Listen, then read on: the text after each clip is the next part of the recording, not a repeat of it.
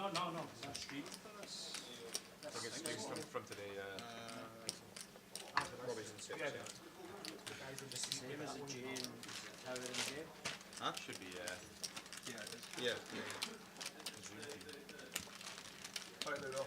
How you doing? I'm good. How are you? Fucking warm. Can I just see some ID? That's Michael Caine, The one and only. famous actor. Thank you. So look at that. Irish Open heads up champion. I haven't changed that much.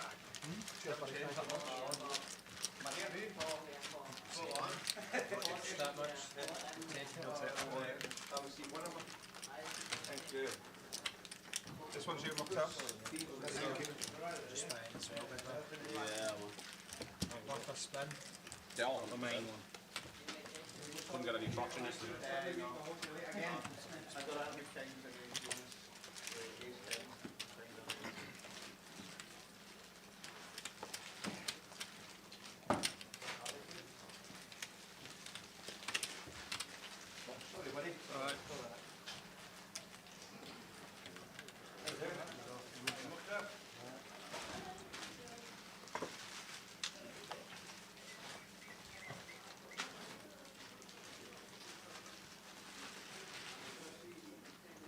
That competition made about 20 past 4 this morning. No, that's insane. That was the one that started in. No, it's not Started at 6. 6. Oh, Thank you. yeah. That's wild, that. Ah, it's fucking madness, that. And then started, got stopped. Oh no, that's another one. That was one group that stopped as well. I don't think it's good this week. Both. In general. Go for it. I mean, at least they got a day off. How long you? I mean, yeah. Like if it starts at 6 p.m. You used to work on Scott? You used to work on the Always been a poker player. I mean, I went to uni and did subsea engineering, but I thought I knew you from an oil rig or something. But nah, nothing to do no, I with thought you from poker. Harry Potter, maybe?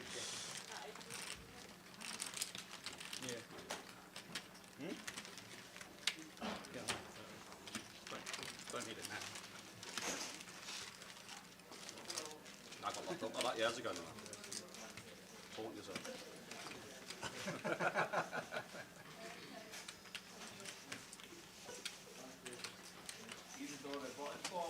Yeah.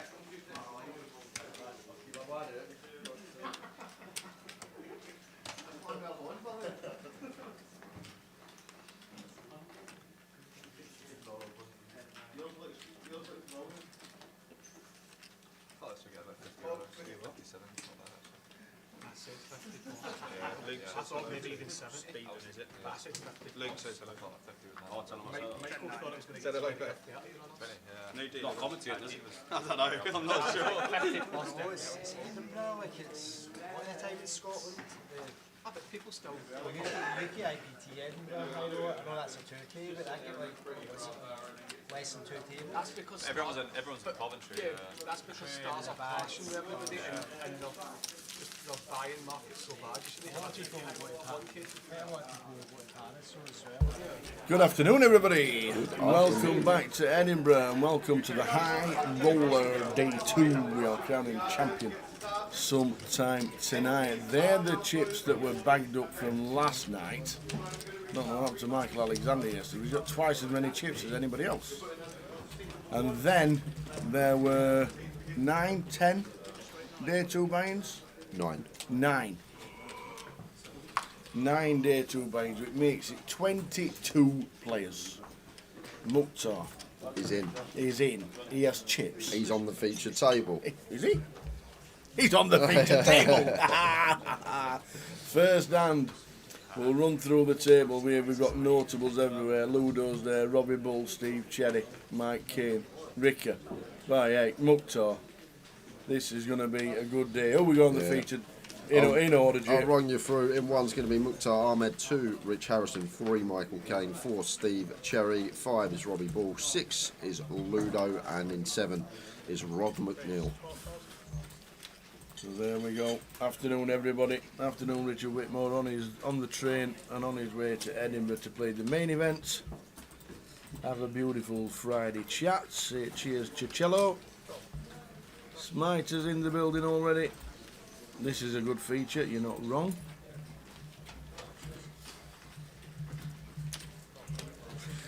Pokemel here to cheer on the gay Gordon Goat. Robbie Bull. GGG. Love it. Just tuned in, they're already asking for giveaways. Yeah. Tickets. Adrian obviously knows what to do when 888 are normally streaming. Get the giveaways, get the tickets. None on this one, Adrian. None on this one, unfortunately. If you want to stay with us, stay with us. Watching on Twitch. And anybody who's on Facebook and on YouTube, it's on Grosvenor Poker Live. And on Twitch, it is on 888 Poker TV. Yeah, and Rod going to continue here. And gets it through. Delay C-bet does the trick after check through flop. Floor, please, feature.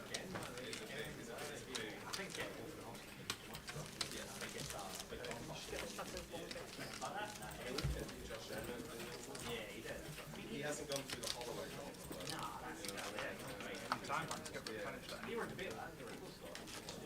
You'll have to have strength.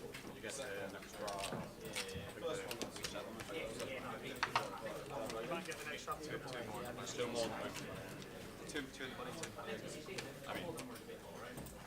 I mean, the first one was not. The second one was So the blind starting at 3,000, 6,000. I thought it was 4.8 for some reason. I don't know why. Has it always been 3.6? It has, because usually we come back, we played 3-6, 4-8, 5-10, and then repeat the 5-10, wouldn't we? Oh, when they had the day two blinds. I got it, yes.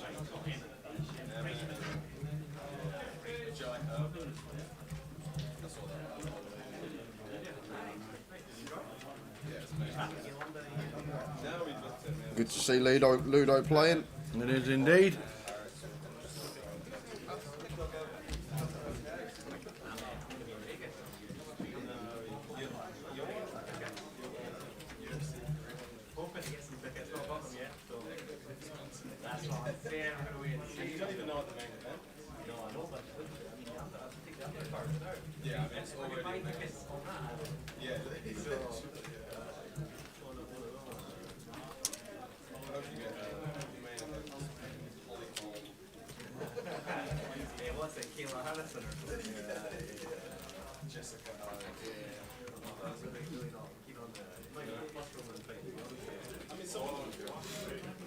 Good afternoon, Damien. Afternoon, Mick the Mod, tuning in on Twitch. This is day 2 of the high roller. We're playing down to a champion today. We are indeed.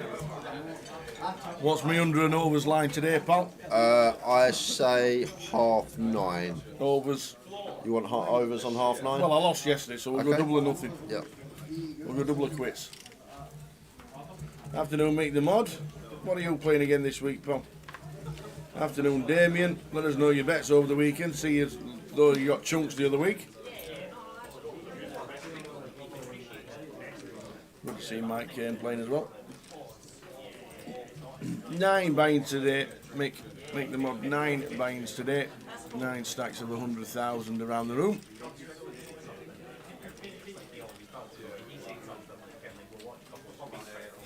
And out of the 22 that are left, 8 will get paid.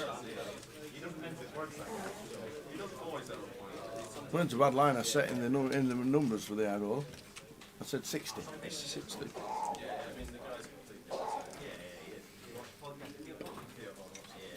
Queen of 5 deuce. Robbie Bull flopping best hit. I think King of Diamonds, 9 of Spades. Michael definitely could continue this one.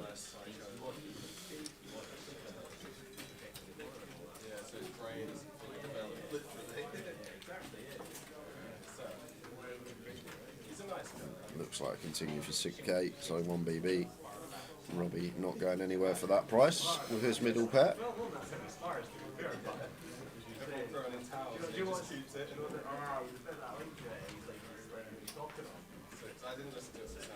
3 o'clock's turn. And Robbie picking up straight draw here.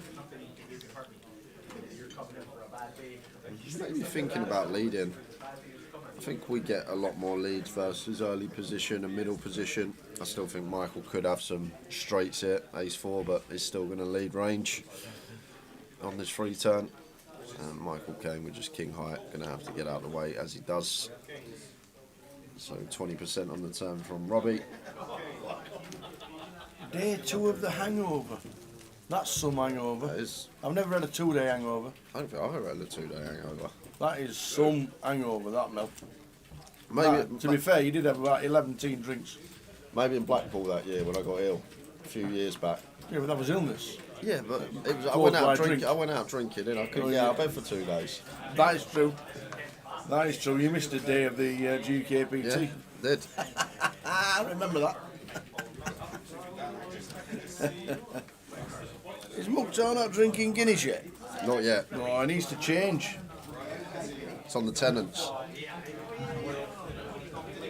We've seen him drinking Coors and come second in the big one, and then we see him not drinking and bust out. Drinking Guinness in Coventry, come 4th or 5th, wasn't Yeah. it? Don't drink in Manchester. No cash.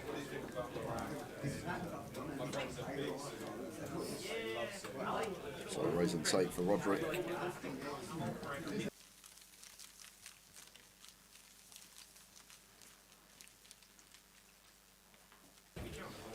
No, Jonathan Brown. That was the first year after lockdown back in Blackpool. The year when I went missing for 2 days, God, must have been 2019. I think 2019. Long time ago. 5 years ago now, 2019. How crazy does that sound?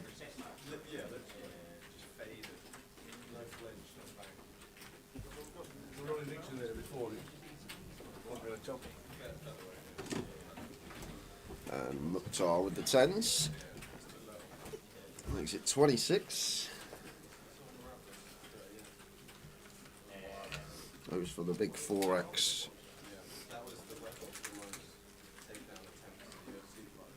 And Robbie can't do anything with a6 suited. Facing 4x in the muck. Nudo does the same, and so does Roderick in the big.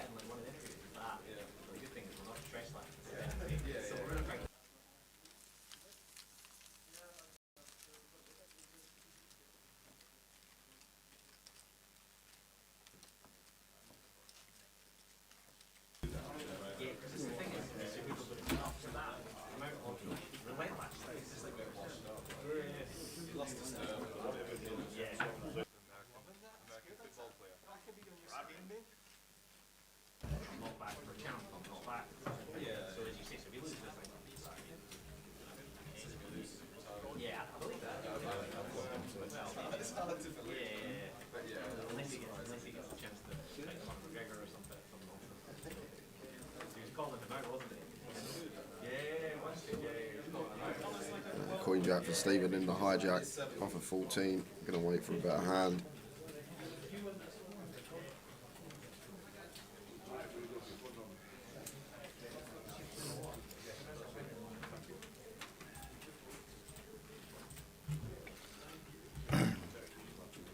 Yeah, we'll get it changed to Rod.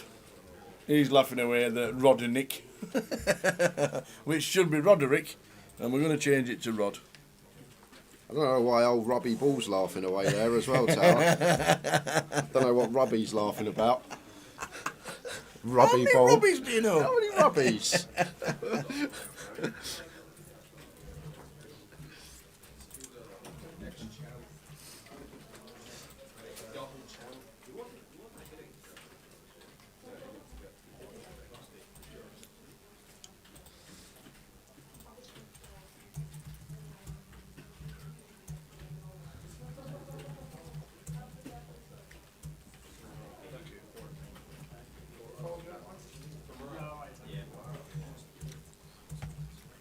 Roderick. How many Rodernicks do you know?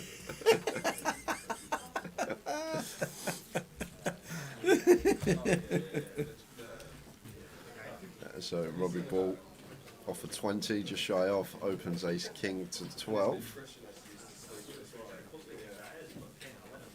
Oh, and Mukhtar can't help himself but get involved with a suited connector. And Rich out the way in the big with the 8-5 off.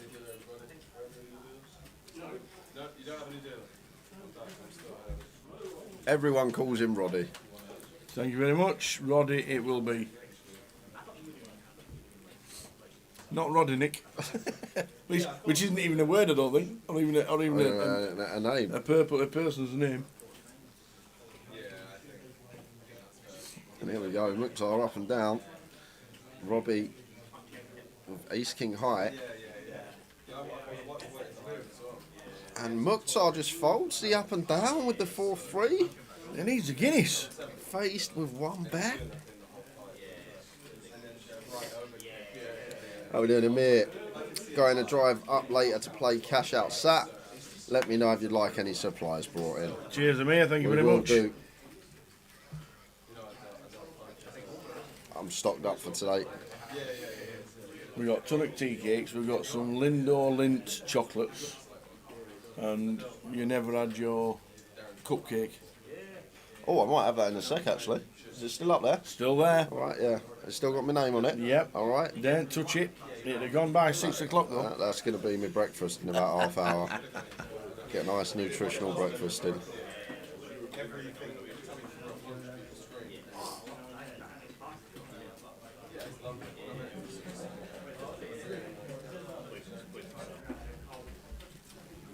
Walk for Michael Caine.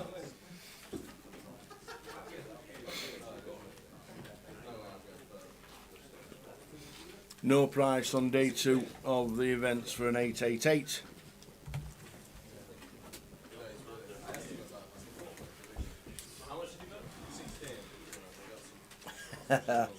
We got the gifts. We got the chocolates and the tonic tea cakes from Elaine yesterday as she came in to play day 2.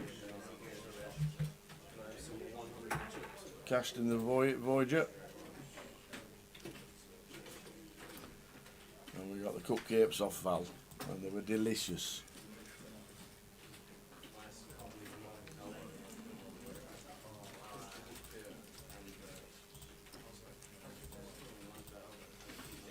So Roddy with the King 7 raises to 15.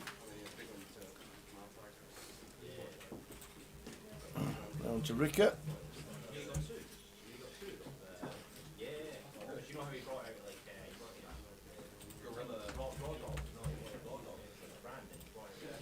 And ace-3 suited here for Michael Caine. Could definitely go with this one if we wanted to. Facing LP in particular, that's just going to take the tighter approach, maybe 2.5x. Sort of deterring him from calling, well not calling but shoving less fold equity. Guess we'd still have a smidge with our stack. Now over to Stephen with the ace-4.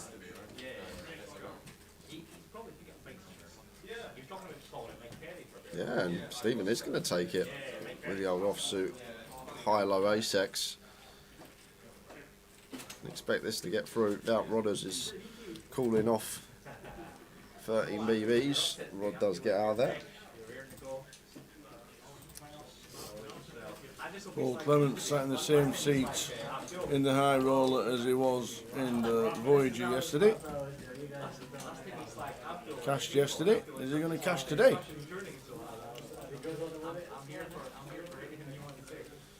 How we doing, Mehmet? Okay, let's get ready for another great viewing. Beer poker and Mr. Towers treble. That's not today, Mehmet. That's tomorrow. That is tomorrow. So yes, it will be some great viewing today. I'll be in a good mood all day. I will today. Hope the weather's picking up, Mehmet. Speaking of weather picking up, bloody hell, it's nice Did you outside see today. your t-shirt weather Yeah, today? it's nice today. T-shirt weather. I got out, walked out the hotel. The Uber was there. I thought, bloody hell, I don't need this coat. Lovely day out there. As Ludo opens the 9s, raises to 15. Stephen should be getting out of here with King 7.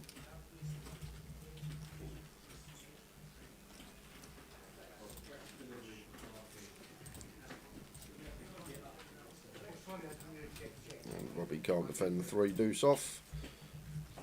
must be next hand.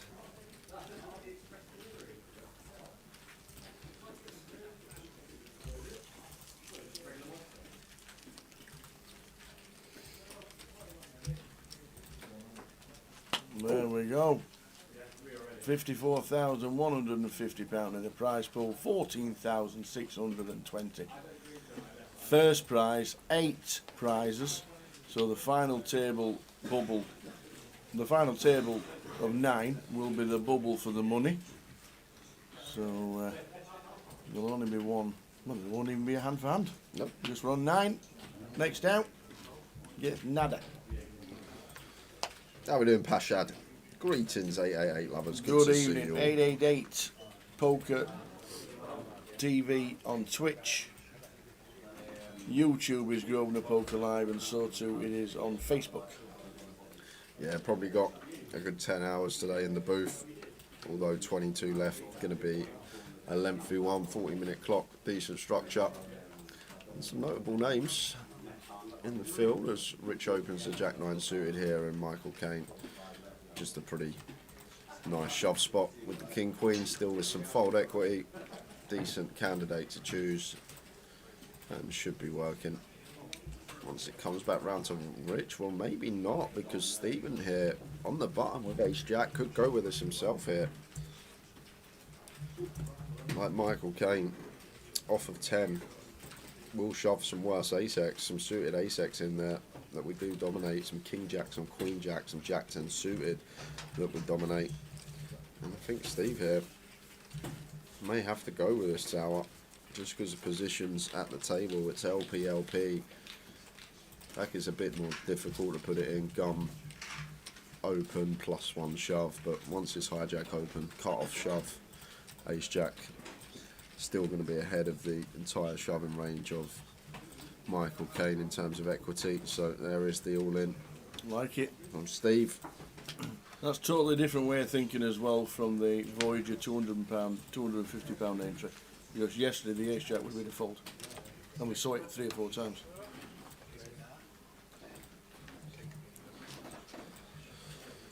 Like King Queen in for his 61,000. Steve Cherry with the ace jack. Who wins the flip? Off we go. Well, a king for Mike. Good. Running diamonds. Yeah, good start.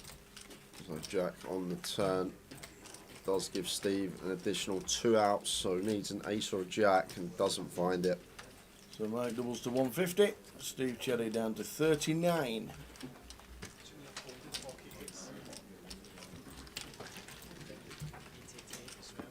Thanks, Pasha. You have a good day too. Good luck with 10 hours commentating, guys. Yeah, we're reckoning about 10. 10's an easy day for us. We've done 18 hours, done 16 We have, hours. yeah. We're usually doing 14 hours. Walk in the park, 10-hour day.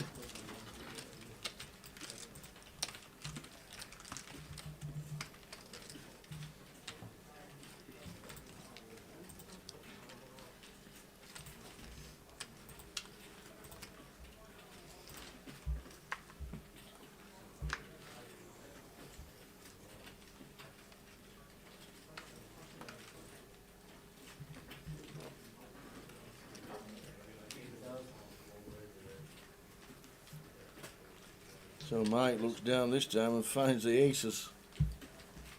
Raises to 12. Oh, Steve Cherry, Mike Caine's going to get all his chips. Literally very next hand. Look at this. Oh, music to Mike Caine's ears.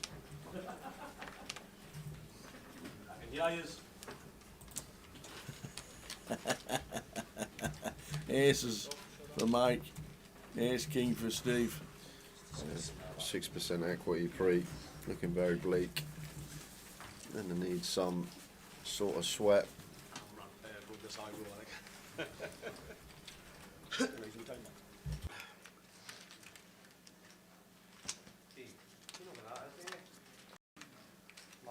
Well, And that will basically do it. Well, we got the running kings. What a way to survive this would be. dead on the flop to running kings specifically that don't find it. Unlucky. So Steve Cherry out, and can let you know about 3 others before him: Andrew Hawksby, Tom Aravara and Yunus Barakat. All busting out. So they're the first 4 out today, Steve Cherry included in that, and brings us down to 18 players, that should be saying shortly. I'm saying I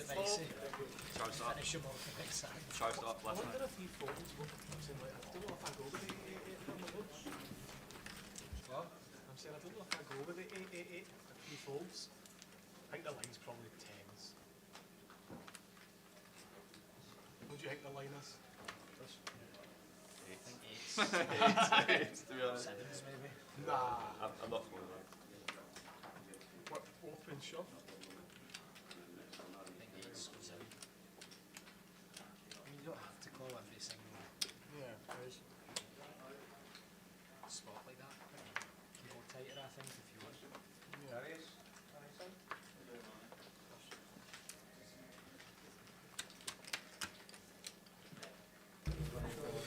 Good morning, Silver on Twitch. Morning, Silver. Hope you're well. Who has the most earnings? Ludo Gaelic has most earnings by a long way. Robbie Bull's got a UKPT under his belt. And the high roller in the GUKPTs. Yeah. Was he 3rd in the league last year? Second in the Second league in the last year, league, runner up. He was chasing Countdown. Oh, Lynn Chen was 3rd. Yeah. Lynn Chen and the Flower Pot Men. Is that another one that's stuck? Is that a bit like Westlife Barry? Westlife Barry's just never going anywhere. Do you know what? If I'm like sat in a car, sat in the back of a car, and the radio comes on, and Westlife come on, he's the first thing that comes to my head. It'll always be the first thing that comes to my head now, and that's good. If people think about you when they hear a song or one specific band, it can't just be only me that thinks of Westlife Barry now when Westlife come on.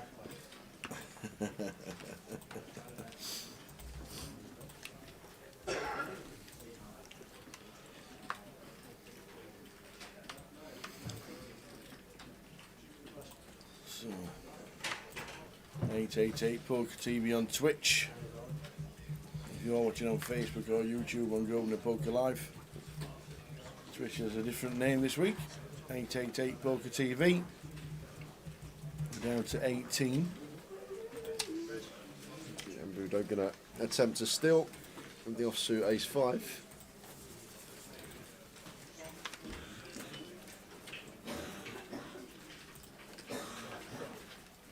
Now Mukhtar's coming along, but you never know with this man. He's going to get out of the way, and quick fold from Rich as well. Just raise and take for Ludo.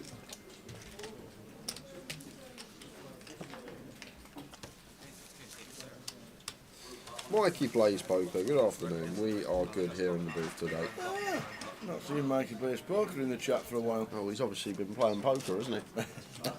Been a bit busy. And now we do Morris Wigan. Afternoon, guys. Looking forward to another day watching the poker and listening to the drive. The drivel. Sorry, great comms. Cheers, Morris. The drivel. Drivel? How dare he? Drivel? Every word, son. Even then, I got told 50 runners and this company down 33.5%. So even that's 7 just obviously once it starts going on 57 runners, you get to pay more runners. Flat out with work and watching Carlisle get beat every week. Yeah, they're not having the best season. Shall I try and change the fortunes? Oh, what, put the other team they're playing in the treble? Yeah. Yeah, Patrick's on his way to Edinburgh, see you in a few hours. We will indeed. See you in a few hours, Gav. Look down at Rickett, who's got the Kings. Yeah, kind of an awkward one, Tar. We don't really have room to do anything but jam here. Can't free bet not all in off this stack of 17. Just got to go all in as Rich. It's annoying because we're not going to get called too light.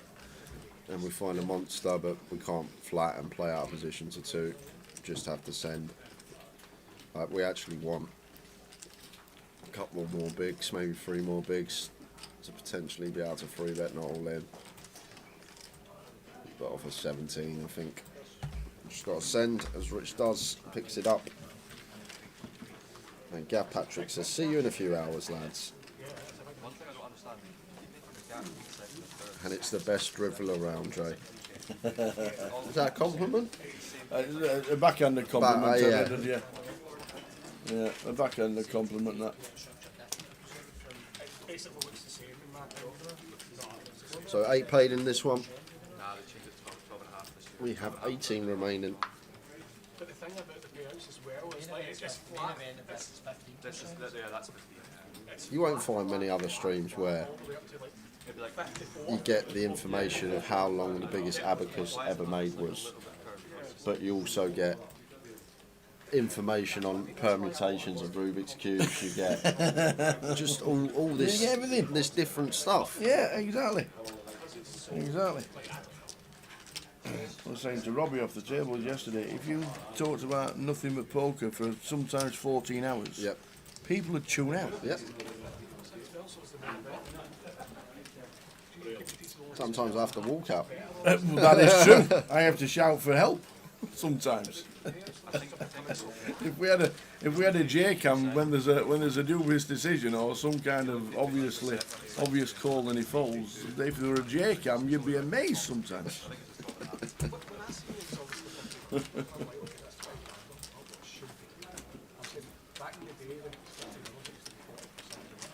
So 18 out of the 57 they've played. Drop one. Oh, he said 58. I think 12 and a half is good. I think 10% is a bit steep. Yeah, I think 12 and a half. I think 12 and a half is a good sweet spot. But like, Oh, yeah, it's a little bit better. George Kelly's awesome, by the way. It'll be good when he comes back. You knew he was injured when you bought him. The thing is, like, Is that not who Micah sang about? Micah? George Kelly. He scored the winner when we got promoted to the championship. He's actually pretty good. When he starts playing for you, Mike, you'll enjoy him. He's good. He's a good striker. So Mukhtar opens the ace-4 and should be getting a defend here from Ludo with a Jack-10 suited. yeah, it's huge. The bubble's the same as the gap between heads up. Let's get 10 bags after. Literally, the bubble chaos is the same difference between 2, 2, 3. bubble cap. Not really the board Ludo was looking for. Thought we'd see C-bet there from Mukhtar, but going to check it back. Take of 3B, 6 on the turn.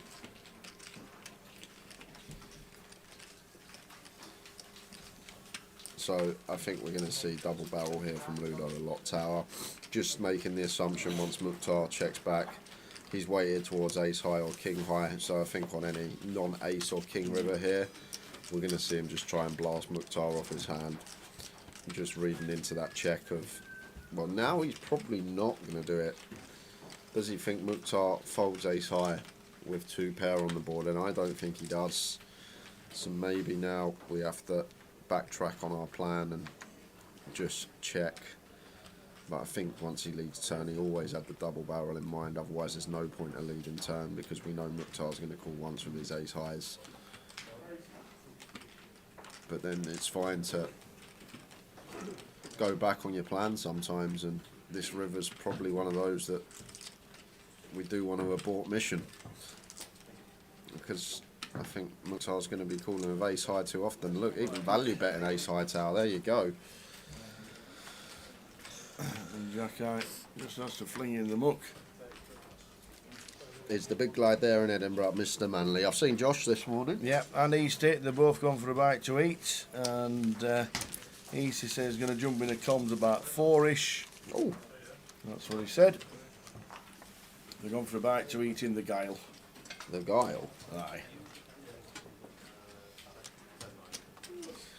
Stephen Hornby says, great coverage as always, gents. Playing 1B, Bolton, 25.50 later. We'll be watching in between hands. Good luck, Stephen. Nice one, Stephen. And if you fancy playing a 25-25 this week, this is what we got coming up in February. Yep. We're on the warm-up week starting on Sunday. And this weekend's 25-50s are in Sheffield, Bolton, Walsall, Reading South. The warm-up week in Coventry. Whatever keeps you 7 happy. days off. A week off. 7 Who days. gets a week off in February these days?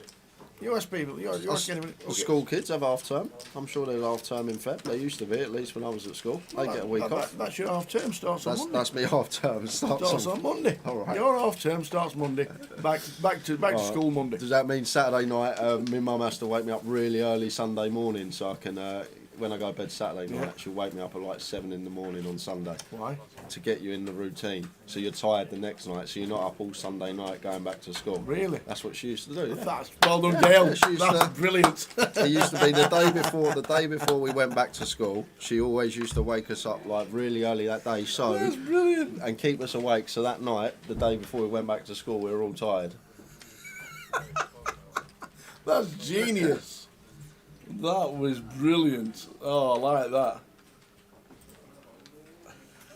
So you'd only get one day at the weekend. Yeah. That was any good. I think I've got my last day off of the holidays. The Sunday comes and my mum's knocking on my room at 7 in the morning. Get up, you got school tomorrow. Get up, get up. Yeah, school tomorrow. Mum, Yeah, not yeah, today. yeah. But so you don't sleep till 1 p.m. and then you're up till 3 in the morning and you can't get up for school on the Monday. Oh, that's So fantastic. she always used to get us up early the day before we went back.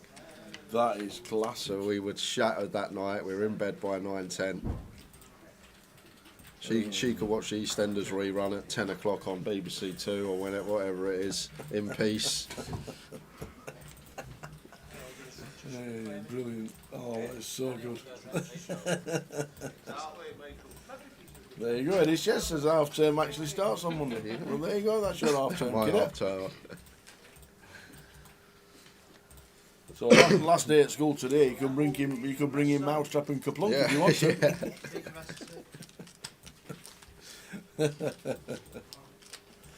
And if you want to play 25-25, the schedule for the year is here. 6th of March will be the next ones after the UK Open. Leicester, Manchester, Berryhill Road, Newcastle, Edinburgh. Back in Edinburgh. 6th. Oh, back in Edinburgh. Where are we? I don't know where we are that week. I think we're in Manchester. We're 888. Luton. Luton. That's when we are. We're in Luton when all those are on. There's plenty going on. Our next leg on the 888 schedule will be in Luton.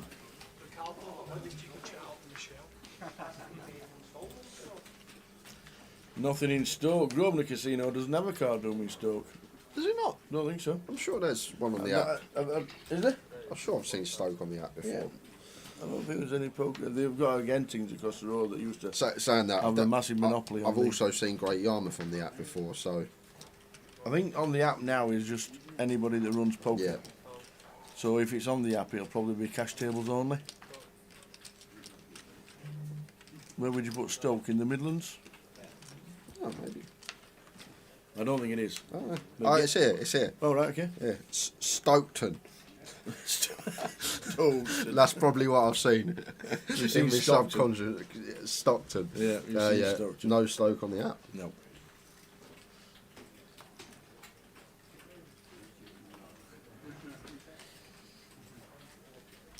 So bottom pair for Mukhtar.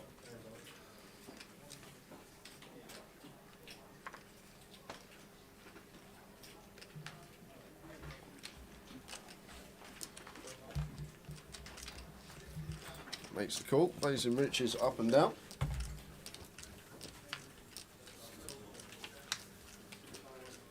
Six of Hearts turn.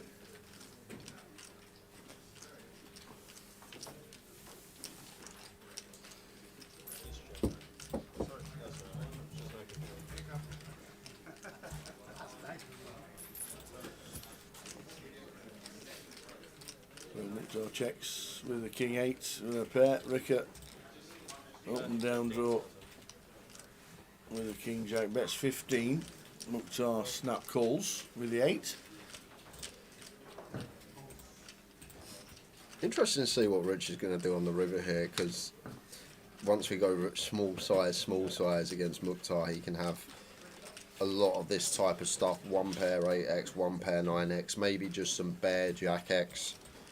So I wonder if Rich has got the triple in mind here, just aware that Mukhtar's range against these two small sizes is going to be a lot of this 1 pair 8x, 1 pair 9x stuff, maybe like an 8 queen, a 9 jack.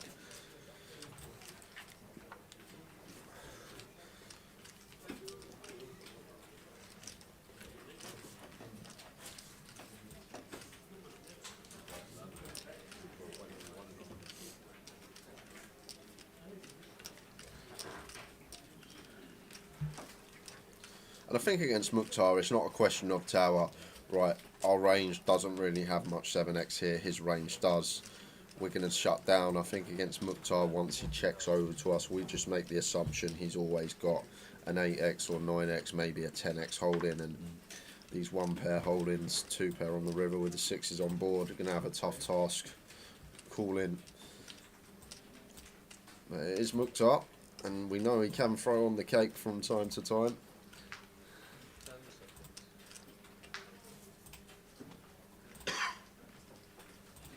But he's going to let that one go. Well played, Rich. Well played indeed.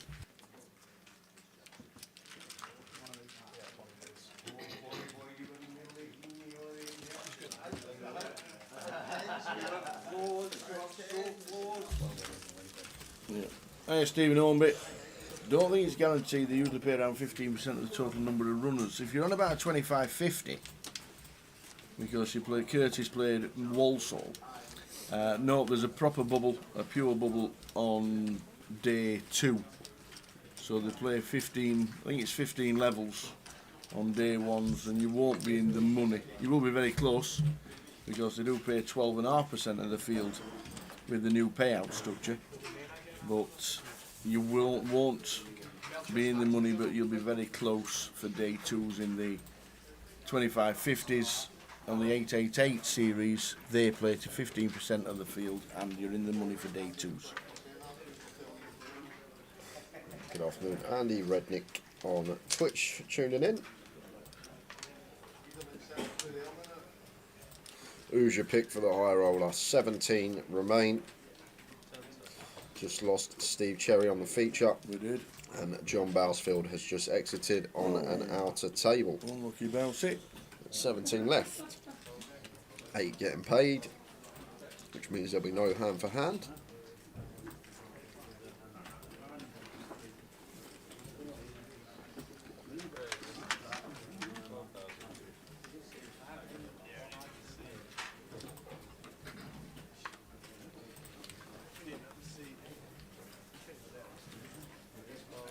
Raise and take for Roddy.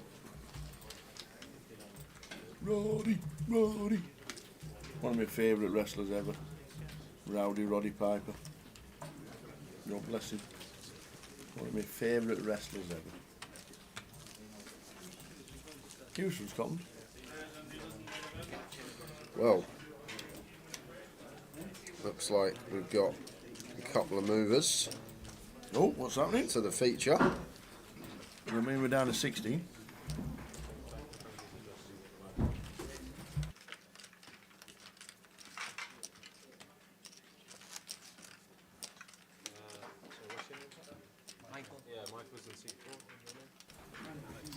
Who's coming to the tables? Looks like 16. Yep, 16 left. And a couple of new faces at the table. So Alexandra Crawford comes in 9. We have Michael Alexander, who was chip leader last night, coming in the 4 seat. And then everyone else is the same. So 16 remain, and that is because we just lost Hao Cheng from the outer table. Hao Cheng out. Do we know how? Cheng, apparently. Oh. The best there is, the best there was, and the best there ever will be.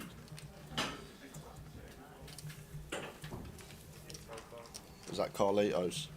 No, that was Bret Hart. Carlito. He's come back, by the way. Has he? Oh, Carlito. He used to be Is on that there the with the hair? Yeah, he used to be on there when I used to. Was he really? He was in the Royal Rumble. The man with the hair. When I used to watch it when I was younger, I remember Carlito. With the apple. Yeah. Yeah, he came back with the Royal Rumble. They must have been desperate or something.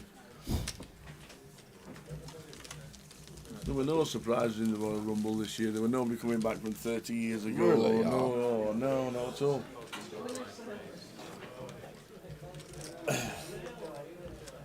CM Punk came back, but that was, everybody knew he was coming back.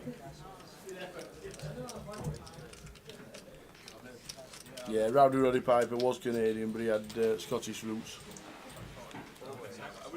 He used to eat Scotch pies, so that's why he became Scottish. What about Jerry? Is he actually English, Jerry the King Lawler?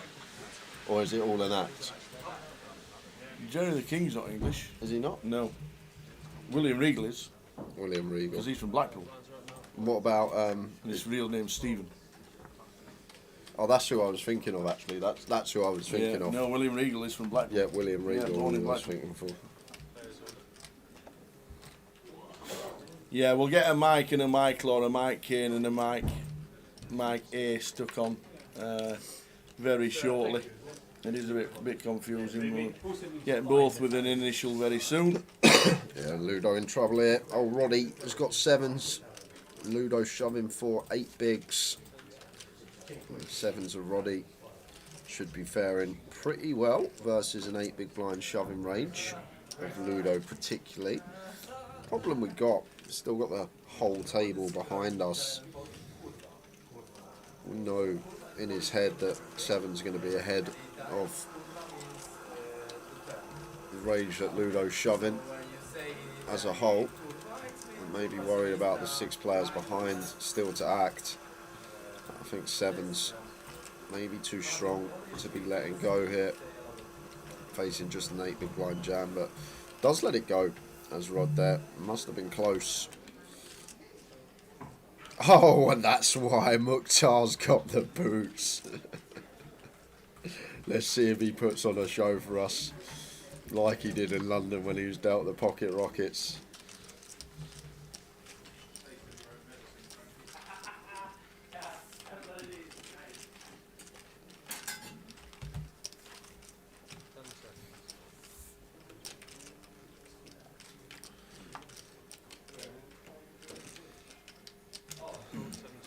Just calls a 71. Love it. Ludo facing the all-in. Mukhtar's got the aces.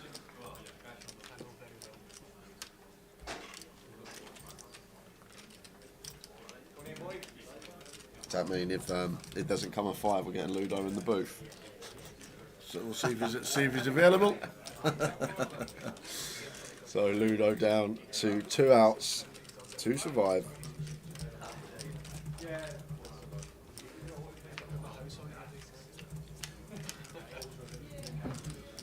Ten, 4, 6, all the way around it. Needs the 5 of clubs.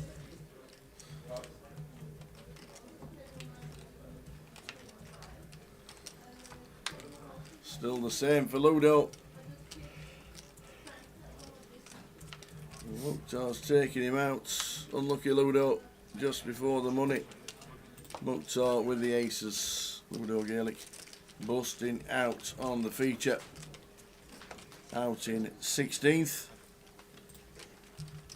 We're down to 15. Seat open 11-6. Ain't getting the money. There's the payouts. 3,300 when we get to 8. So the bubble for the money will be when we hit the final table.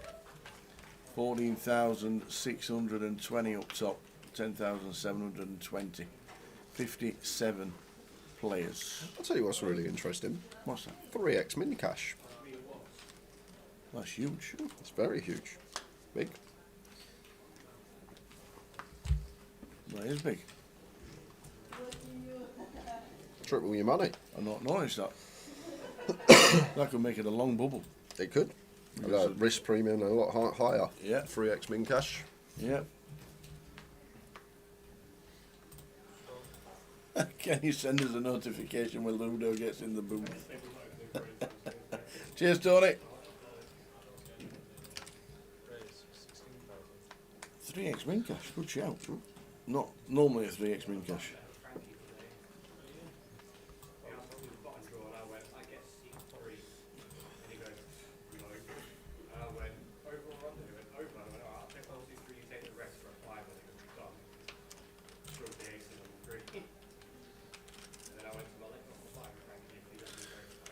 Ace 5 suited for Alex opens to 16. Raise and take. So Mike Alexander chip leader, Mike Kane on 172. Robbie on 13 bigs.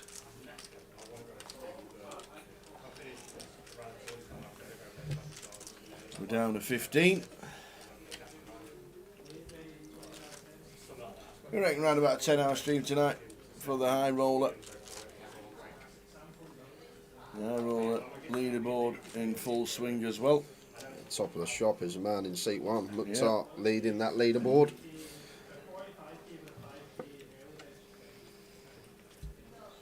The Bret Hart impression sounds like Voldemort, says Ben. Great. Cheers, Ben.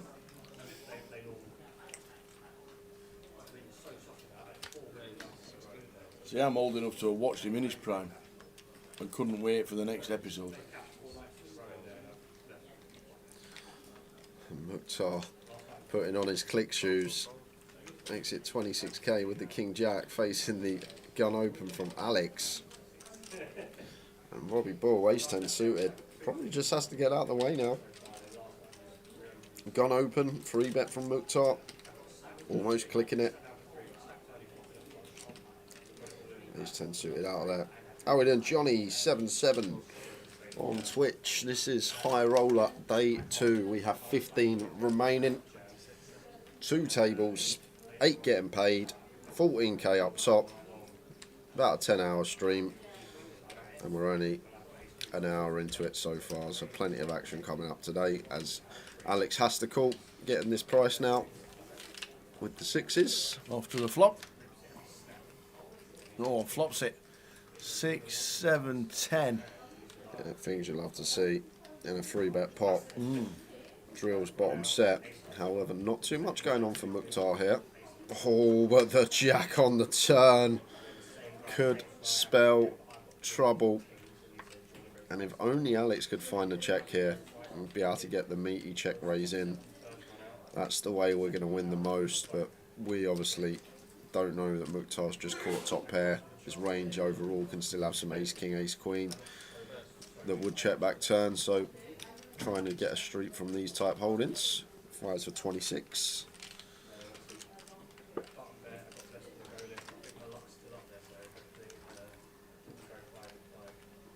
There's the call from Mukhtar. Drawing dead here. Jack on the river, can you imagine? Well, it's not. It's a very wet 8 of spades. Yeah, there's still one that Alex should be going for value for here, Tower. Well, maybe trying to pick off some bluffs from Mukhtar. But if you really think about it, Mukhtar just hasn't got a flush here. Once he snap checks back flop, it's unlikely he's got much 9x once he 3-bets our gun open. So I probably would have gone for some value there as Alex. Not much 9x out there, not many flushes out there. Way the hand's played.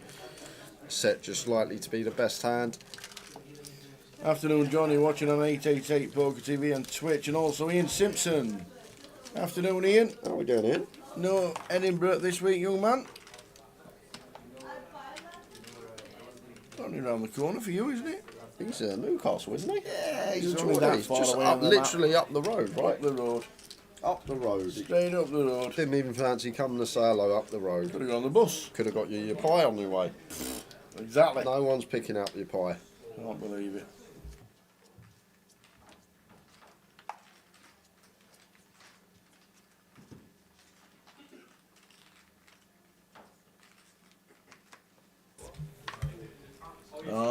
Family do on Sunday, so can't make it.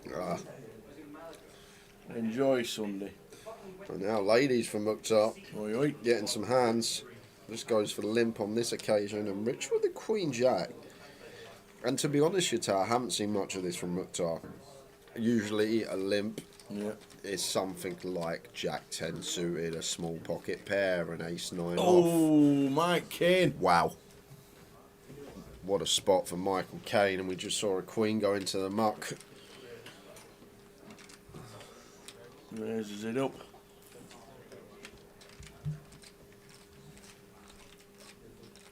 Oh, wow. Ace Jack for Michael Alexander.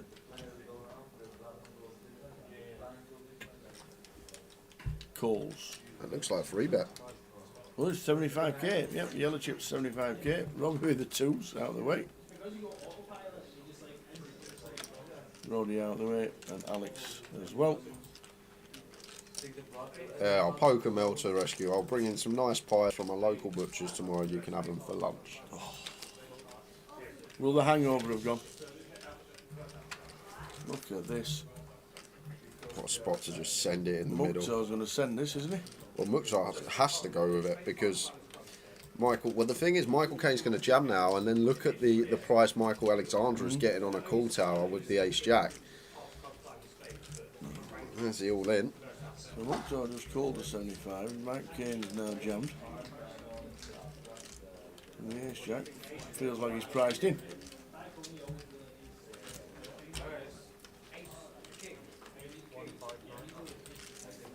What's he in for? 159.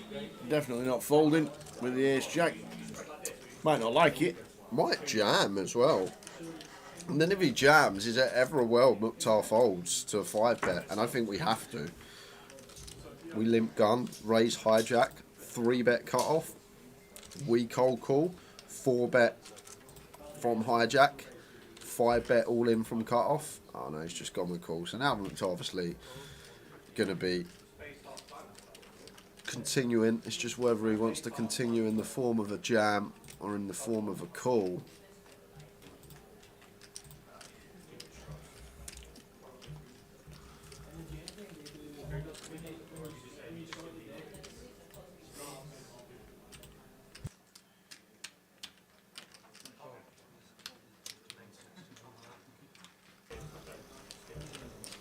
And there's the call from Mukhtar.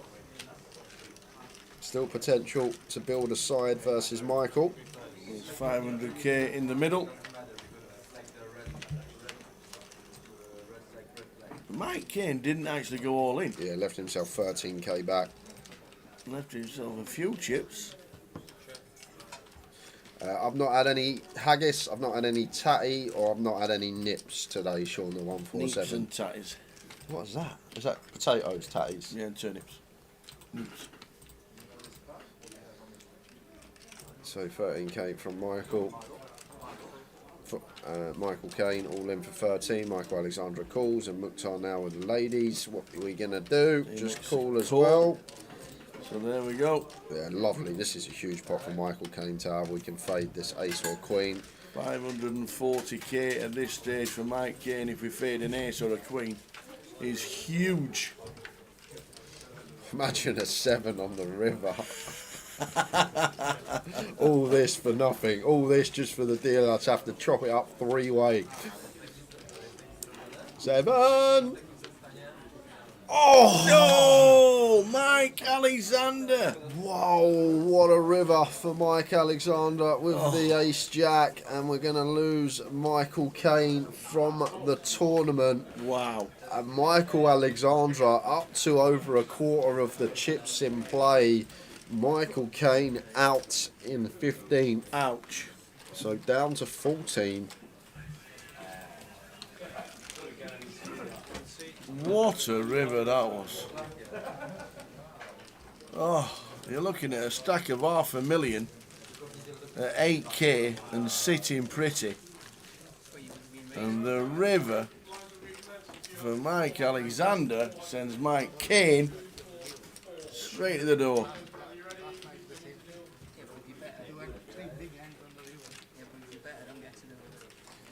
Yeah, Eddie, if Mukhtar just shoves... Actually, to be honest, yeah, it's really, really weird if Mukhtar shoves pre for the ace-jack when it's like 270 to win like an absolute heap.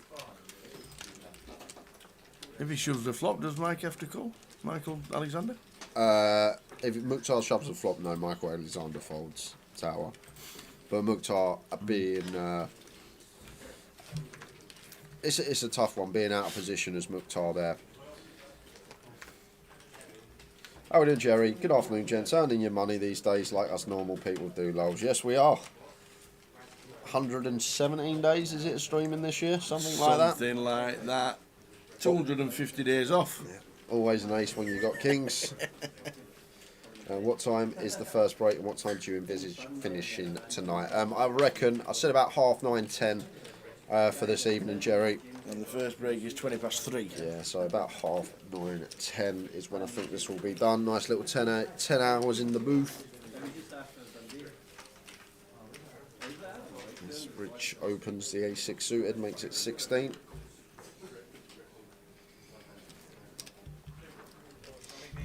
But if Michael Alexandra carries on the way he's been going, Yeah. could be done at 6. Might see me and Tower in old Yates's in Edinburgh City Centre. Have you got a Mark Ellis up here? I don't know. I don't know they've got a Yates's up here.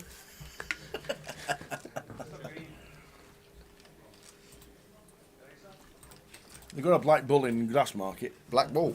The Black Bull, The Black Bull. where they play live music. Oh, Black Bull. Fancy every it. night, every night. Michael gets this done by 7. Black Bull. Black Bull it is. All right. Come on, Michael.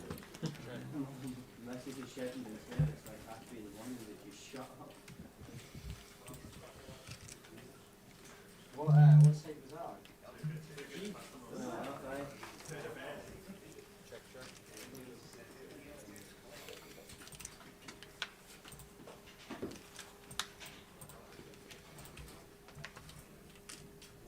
Drinking's not the answer, gent, says Mel, of all people. Who's still got a hangover from Wednesday. It was a birthday, to be Yeah, I fair. know. But You do- drinking obviously is the answer. You do have to celebrate.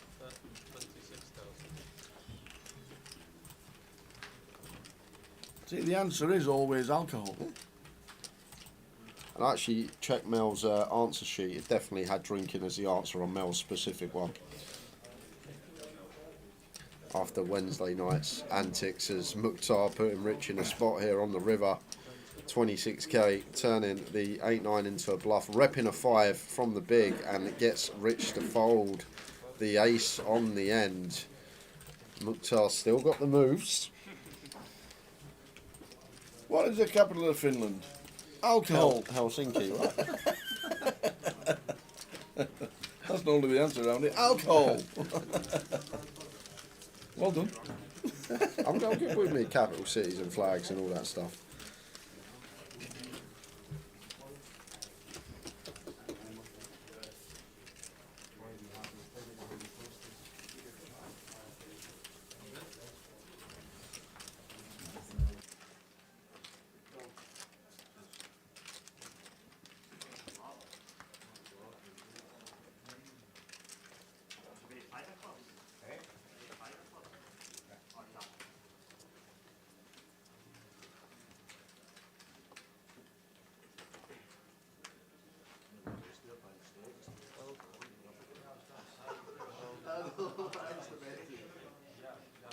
It's Jack for Robbie with 100k at 8,000 big blind. Raises all of it.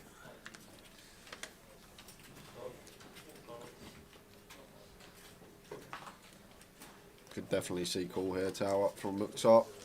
King Queen will dominate some hands that Robbie wants to shove.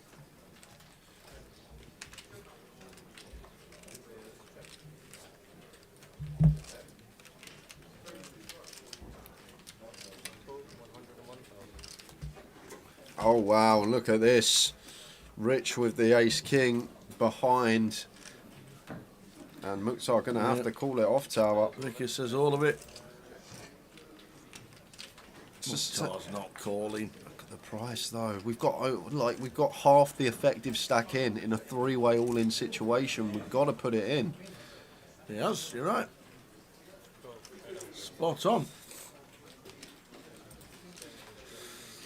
So Rich in very nice shape here, having both players dominated and both covered. Well, sorry, and Robbie covered. But Mukhtar will be down to less than starting unless he can find a queen. Robbie needs a jack. Rich just needs a nice clean board. Stormy Norman on the rail. So I'm on Mukhtar's side. I can't back two horses, I'm sorry. Any hearts about for Robbie? The right horse as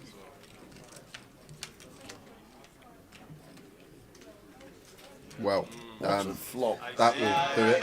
What a flop. How about flopping everyone dead three-way? Robbie's got the chop outs, obviously, with an ace, but Wow. just the one case ace to chop. Mukhtar Otherwise, flops Chip Kings and he's not winning. Or maybe another king. and a 10 on the river. So what a flop for Rich. No sweats there. Flops a boat. We lose Robbie Ball. Mukhtar down to 97k. What a dream flop that was. And on that note, Tower, would you like a cup of tea? I'd love one. Tell you what, it's good job Mukhtar didn't have another 300k or Rick had another 300k, because that gets towards a million chip pot with Mukhtar flopping Trip Kings. Unbelievable. What a flop that was. Mukhtar still in with 97. Robbie Bull eliminated. Unlucky Robbie. And Ricker up to half a mil. What a flop.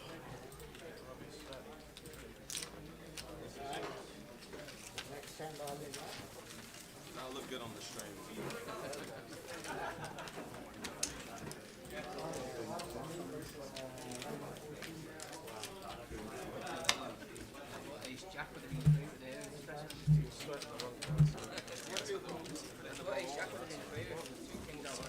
In the seating order, left to right. And you put ace king seat 2 on the left. It should be. Sorry, I've avoided the spot to the right.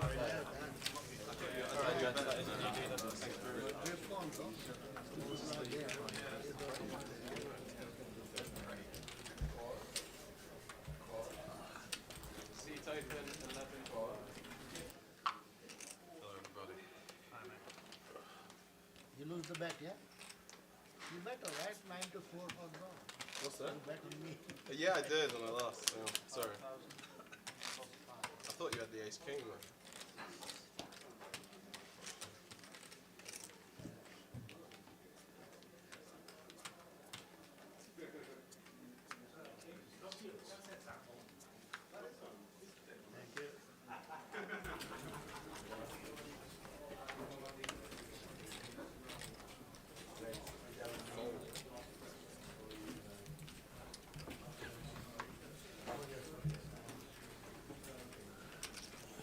Ace Queen for Alex this time.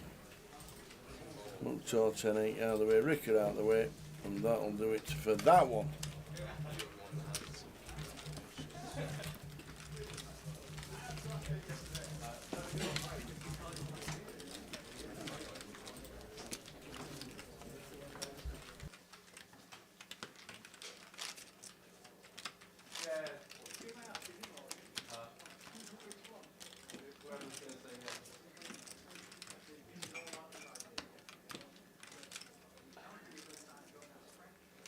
Small one's 8.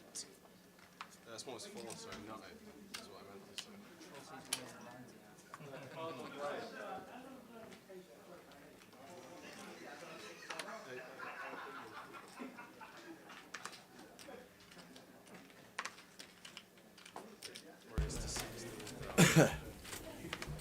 So Roddy with ace 3 this time.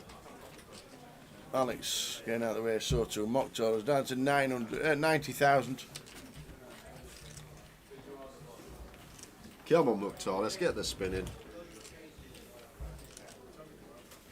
Come on, Mukhtar.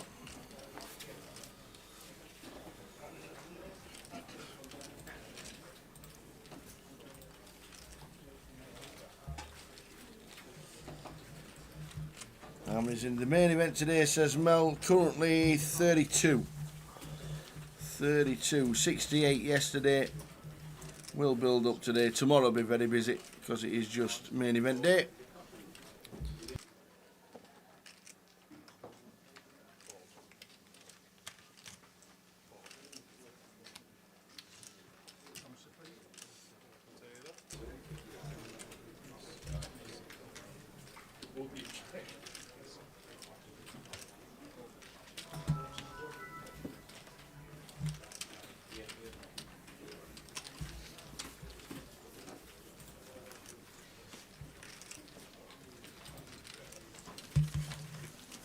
If you are watching today, guys, make sure YouTube, hit the subscribe, Twitch, hit the follow button, hit the like on the stream. Would be great for us here. You can also give our card room director follow on Twitter, Andy_cardroom, with his nice full head of hair. Love it. Don't know where he's got it from, we always say, but top right of your picture, our boss on the right. I don't know, Ted. That's got to be. He must have used the Photoshop Pro. He bought his special. Yeah, literally. This just it looks too good.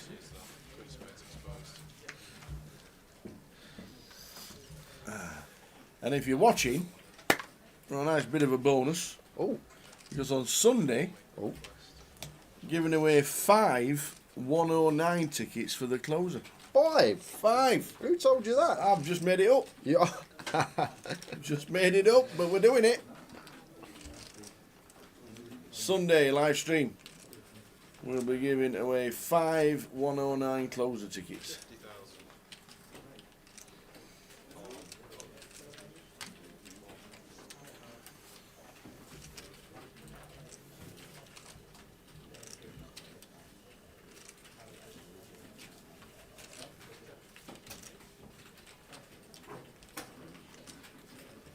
Five Mackems Mackem. Get that. 5.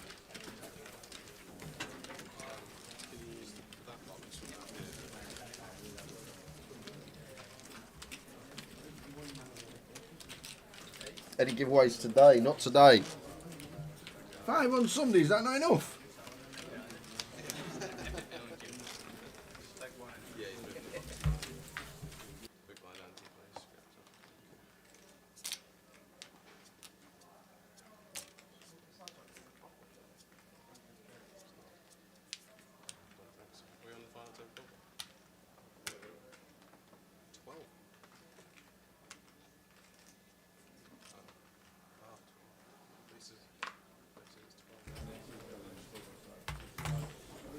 Glad to see 888 in Scotland, says Maroon Poker. Yeah, it's great. It is great. It'll be pretty well attended. We know there's a lot going on around the country. Mukhtar's got aces again. Oi, Mukhtar! I just limped them under the gun. Cheeky little limp.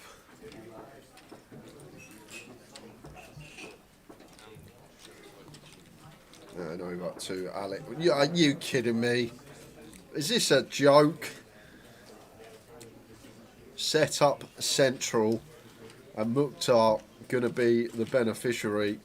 Alex with kings, Mukhtar with the aces, snap jams all in, and a call. And Mukhtar not turning his hand over yet. But the kings, he's not turning his hand over yet. Any time. There you go. There's the aces. Is that all you've got? Mate, he's sitting there with the kings, nice and pretty. Alex is thinking lovely, great chance to knock one out, get some more chips, and then Mukhtar, look at that smile on his face. I've got the aces. Unlucky, mate. And it's a good start for Mukhtar. No runners to fade, so just the king. Can we fade that king? Good turn. One card away for a double up for Mukhtar. And the river's a kick. Oh no, it's not.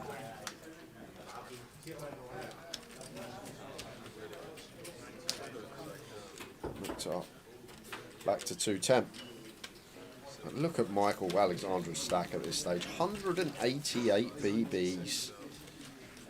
What a guy.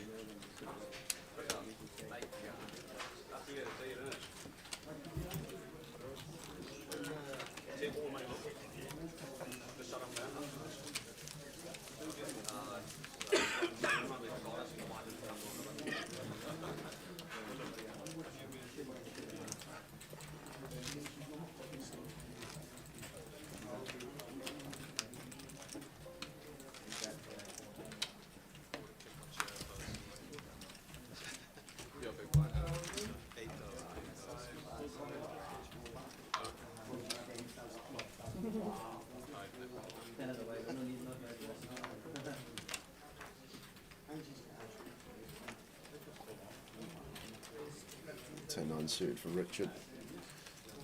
Opens.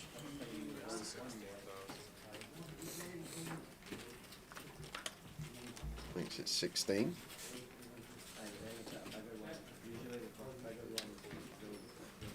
Michael's in with the king queen.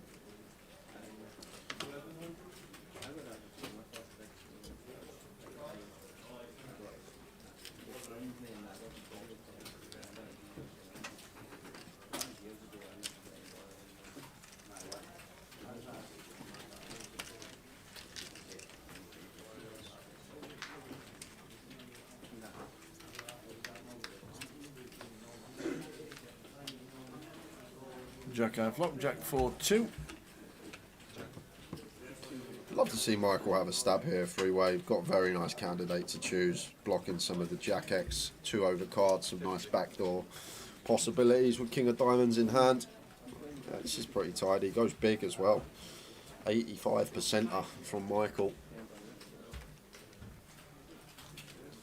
Looks like I've just got to get out of there. Rich will do the same. Nice bit of aggression from the chip leader.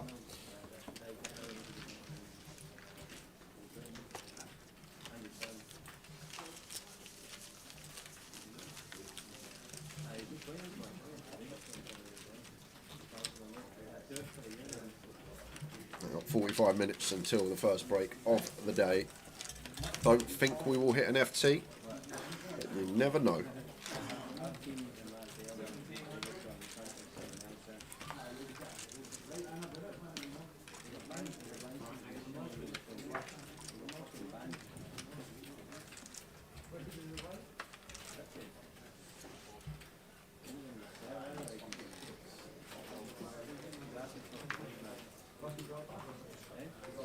And have just seen top right of your screen drop to 12. Have lost another one. Paul Clements has gone from the outer table. Unlucky Paul. Paul Clements out in 13th. 12 remain. Cheers, Mikey Plays Poker. Have a good day. Buy-in for this was 1,100, and up top is £14,000. I'll show you the prize pool right now. Looking There good. we go. 14,620. 3x min cash though, which is Yeah, I interesting. don't know what's happened there with the payout structure, but we're very, well, never do we get a 3x payout for the min cash. So, To be fair, when like you go down the bracket in terms of runners and you actually get fields with very small runners, the Yeah. min cash does tend to be bigger than say Right. for a field than like 300 runners. But 3x is meaty tower. A It nice little payday for whoever wins this, just shy of 15k. We are 3 off the final table, 8 getting paid, so won't be no hand for hand today. That's the bubble will be met well whilst on the final.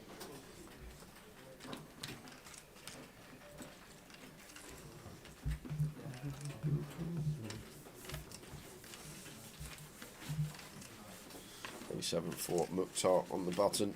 Nice one to open. Attempt to steal.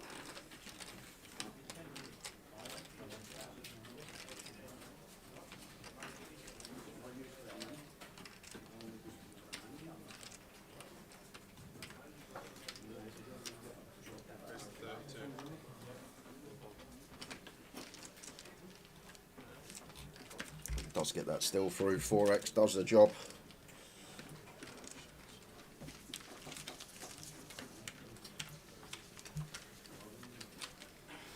all the best, Mikey Plays Poker. See you again soon. Fingers crossed for Carlisle United on Saturday. Who are they playing, Jay? Who are we rooting for?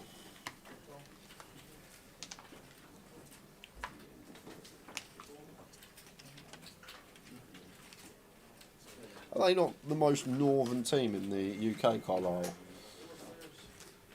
Like football league team? Are they not? If you travel east, is Newcastle not just above? I don't know. I'm not good geographically with the UK, but always thought Carlisle was the And Hartlepool? northernest Could be. football team in the football league.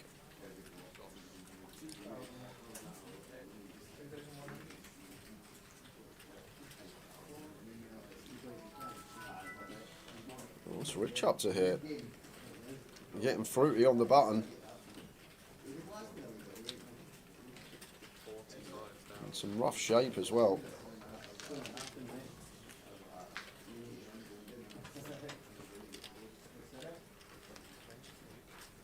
And easy call for Alex. Hijack versus button. It's actually annoying, like if Rich had 100k less, one that we could play some 4-bet rips with. I just think too much effective stack to start the hand 50. Maybe it does do some jamming at 50, but only 4 spots off the money now. I think this is the way we have to proceed almost always. Just play cool, even out of position. Head to the streets. Ace high flop, ace 210. And unfortunately for us, going to have to just give this one up. 8's no spade. Assume we're going to be faced by C-bet on the ace high board, and just going to have to let this one go, Tower. Goes small, does Rich, just south of quarter. And I think 8's with a spade, we take one off, versus south of quarter, 8's without a spade, into the muck.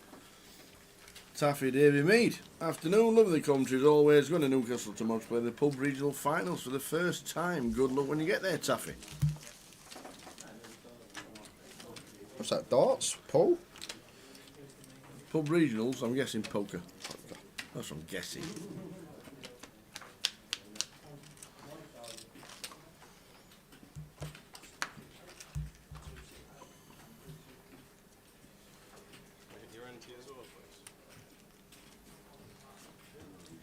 Cheers, Ian Simpson. Got to go enjoy the stream, everyone. Thanks, Ian. Thanks for tuning in, mate. I'm sure you'll pop in over the weekend. All if the you best, don't, Ian. have a nice day on Sunday.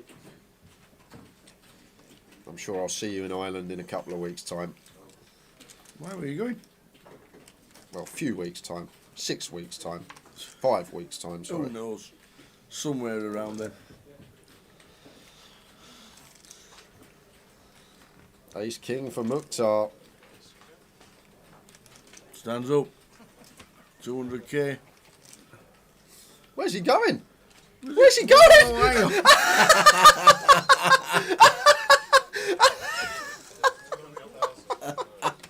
Where's he I going? think he's gone for a bottle of water or a pint. So Where's he I'm going? all in. You can make your decision. I'll be back in a bit, kids. Oh, that's brilliant.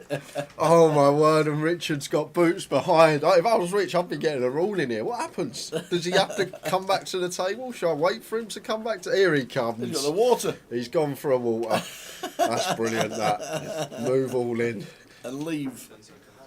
All right, well, at least Ricky waited for him to get back to the table. Oh, God, that's funny, that. It's 200 on the nose. Good old Mukhtar. I'm all in. I'm going to quickly pop to the bar, get a drink while you're in the tank, and when I'm back with my water, hopefully you'd made your decision, and there we go. Ace King going to need lots and lots of help here as Mukhtar, Rich with the boots. We're seeing a lot of aces out today. Hell of a lot.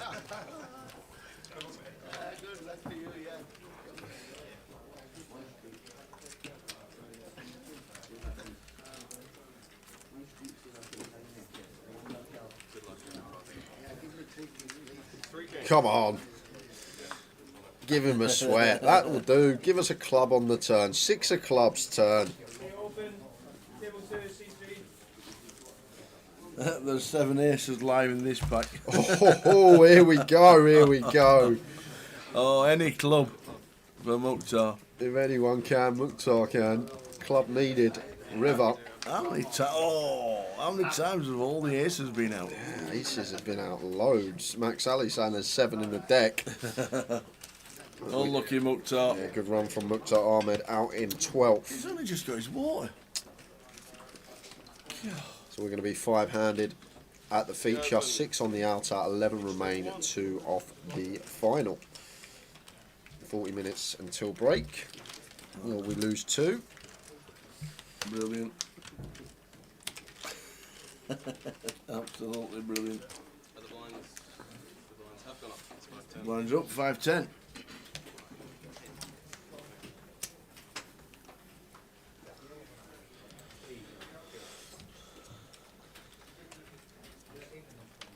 I was going to ask you, but you're always just busy with hands. So we can start good moment. Find the moment.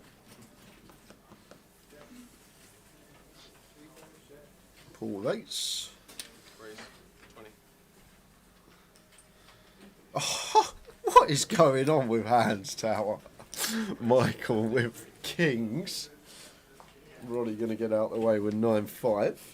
And Paul probably should jam this Tower once it's back on him.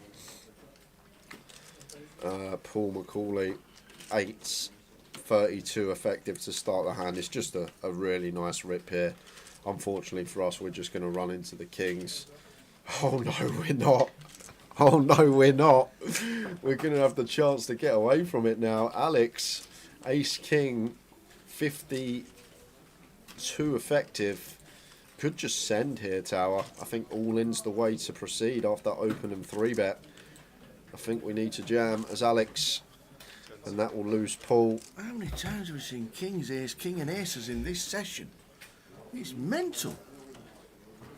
Yeah, and if Michael Alexandra holds here, Tower, he's going to have 2.1 milli with 5.7 milli in play. So that would be good for about 37-38% of the chips in play. Jeez. Yes, does go with jam, as we said.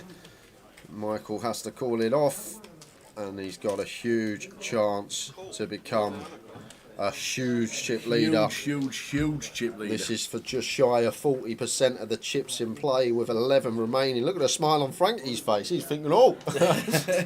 he's thinking black ball. Black ball at 7 o'clock. Karaoke, bit of live music. So huge pot, biggest of the tournament so far. Oh, and there's an ace on the flop for Alex, leaving Michael with just the single out to the king of clubs. Well, does pick up queens now for chops. Queen to chop it. King to win it. It's a 9. So full double up for Alex, sat in seat number 9 to 1.1 mil. Huge double. When average is half a milli, Tower, that is a huge one to win for Alex. But imagine if Michael wins that 2.1 milli at this stage, would be insane. But couldn't find the hold.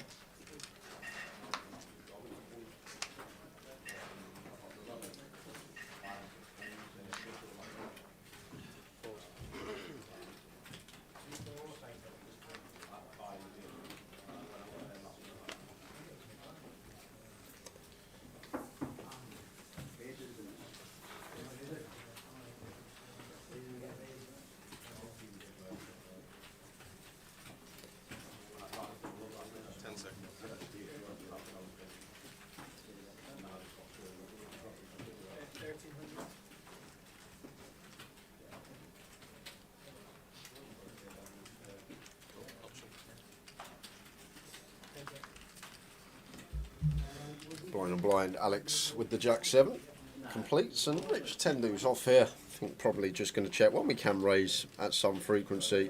Obviously want to be polar. I think we just do more raising as the covering stack this close to the bubble, but is one of those that I'm guessing will be in there. Top and bottom of range, and does get Alex off the Jack 7. So half the field lost, come back with 22, we're down to 11. Cue that, Tower. And the first session not over. Cue that. Is that the live band I can hear setting up with the black ball? Is that a pint of Tennent's I can taste?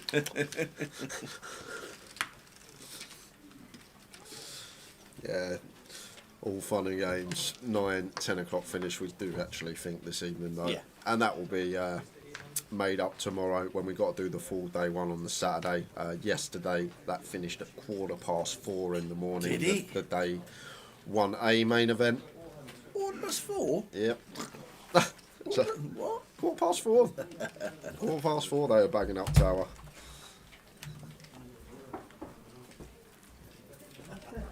Hey.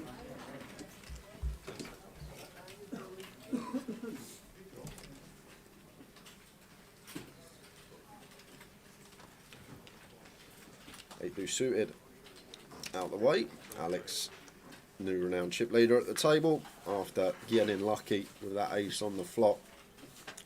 Opens to 20. Got Rich in the small, pondering a decision. Could also be just tanking. Like, okay, seems like Rich actually has a decision, but when we're playing 5-handed and the other table's playing 6-handed, like, it's fine to just take 30 seconds every decision, simply because naturally we're going to post more blinds per orbit than they are. Therefore, we're actually posting more over X amount of hands.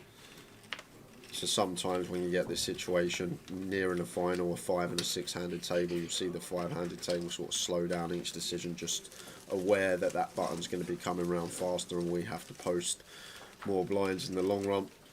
And look at these two stacks, Alex and Michael. That could have all been Michael's chips, every single one of them.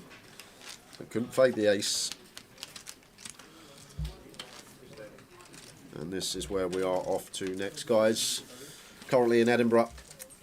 Got today, tomorrow, Sunday, 3 more days of streaming for Edinburgh, and then we're off to Luton in March, Manchester in April, summer break, back at the end of that with London, up to Leeds, back down to London, and then finishing off the UKPL with the biggie at the back end of the year in Coventry.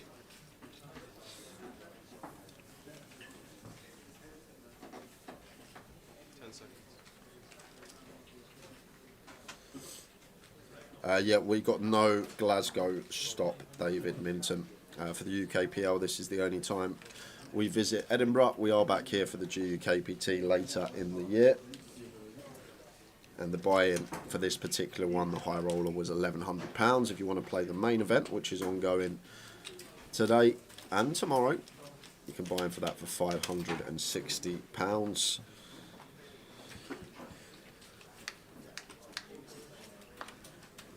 There's 993 rolls off, so Alex with the best of it, and probably just going to be check bet fold.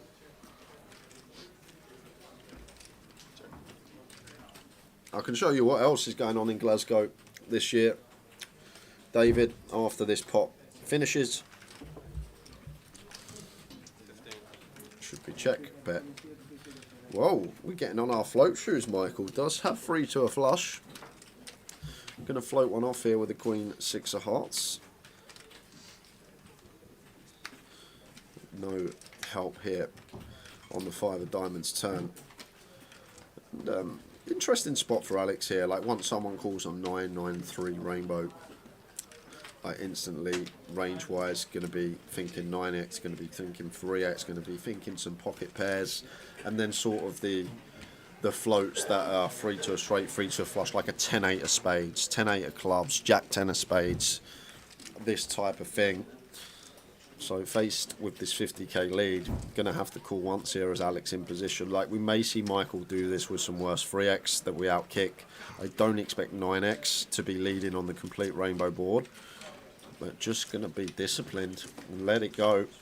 Credit to Michael Alexandra, making the moves, getting the job done. And there is the 25-50 calendar for the year. So let's have a look. Where's Glasgow? Glasgow. 23rd to 27th of October.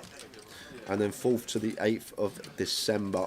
Also one in April. 17th to the 21st of April in Glasgow.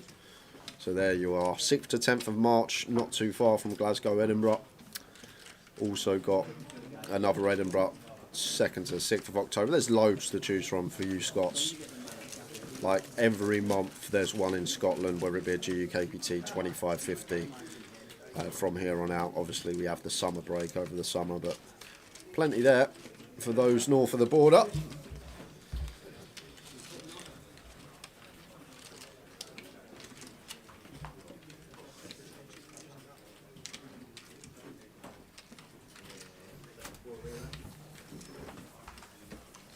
I'll tell you what, while you're there, I'll have the cupcake.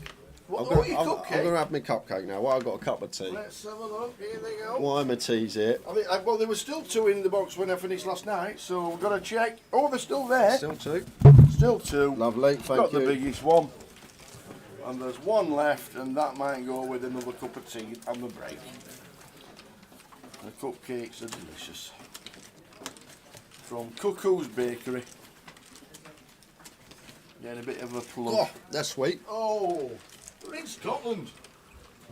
Make They are tablets. bloody sweet. They Go. make, they make tablets I must have with that. 90% sugar in them. 40 grams of sugar in this. Oh, here we go. It's always good for the waistline. Mm-hmm. Do you know what 40 grams of sugar is in teaspoons? Probably like 15 teaspoons. No, only 7. Only 7. Can I have a tea with 7 Right, sugars? sorry, please? it's got about 80 grams of sugar in it. This icing sugar on the top is like, The icing sugar on the top. yeah, is that what they call it? I'm no baker. Yeah, no, it's right. It's right, icing sugar. Like Yeah, it. Yeah. very, very sweet. I'm going to be off my trolley next session. Bouncing around the room and all sorts. Is it worth playing tonight in the Maybury Paul Gupta? Of course it is. Of course it is. Best way to get into any comp is for a fraction of the price. Come and join us, Paul.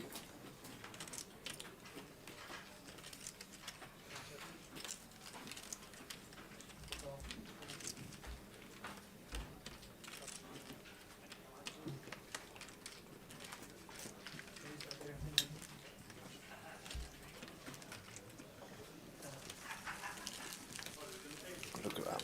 200 big blind stacks, 1 4 big blind stack. Will we be hitting that final table? We've got 25 minutes to get there. 2 to lose. Between Michael Alexandra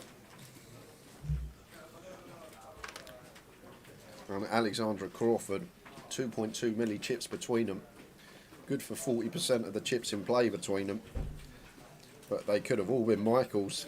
And we could just win that 70-30. Oh, Roddy.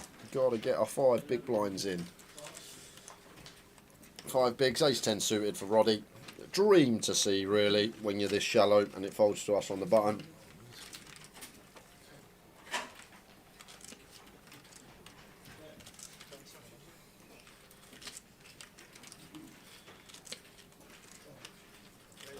Because we're on break in 25 minutes, skin tight hat. We are. So it will be 25 minutes until break, unless we lose 2 and we hit the final.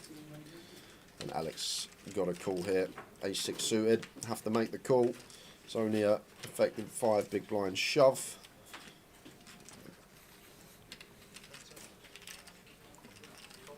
Probably just make this like 75, clickety click, get it heads up, but just going to play call and we'll see the rest of it go in on the flop you expect. Roddy in nice shape to double. 3 spots off the money.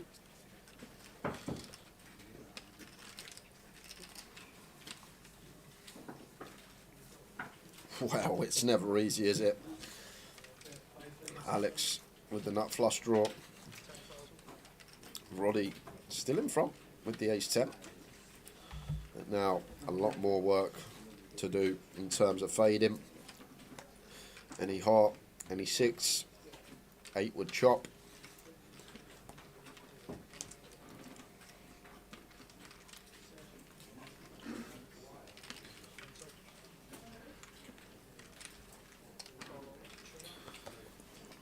It's the ace 6 of hearts for Alex. Roddy needing to hold with the ace 10 of clubs. Slight equity dog here.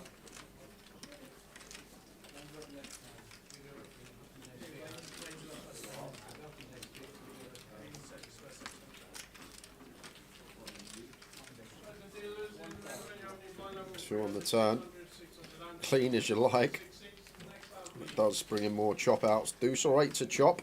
Heart or 6 to win outright. And it's a brick on the river. 17 outs. Every single one left in the deck. Doesn't fall off on the river. And Roddy back to 11 BBs. Michael Alexander, 106 bigs at this stage of the game with 11 left. Could have had 200 on Big Tower if he just holds ace. If he holds ace king versus kings. Yeah.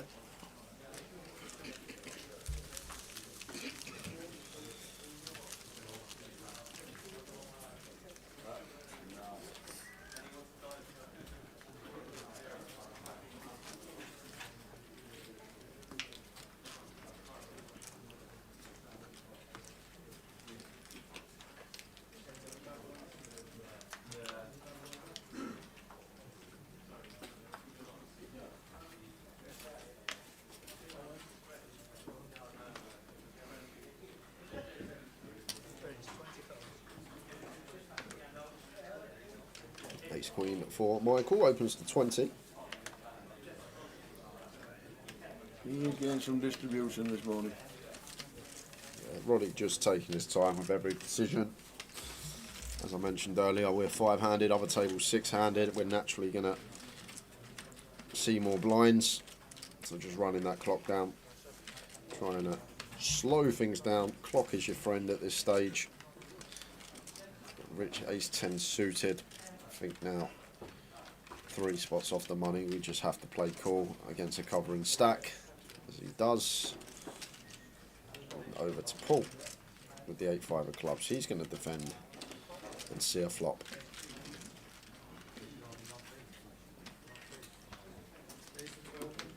Queen high flop, Queen 10-5. Top, middle, bottom.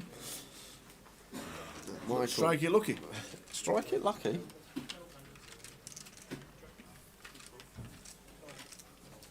Top, middle or bottom? Top, middle, or bottom. What is an hot spot? I have no Not a idea. good what you're spot. going- no idea what you're talking about, Tara, I'll be honest with you. You said top, middle or bottom? Yeah, because Michael I Barrymore didn't say top, middle, or bottom. I said top, middle, bottom.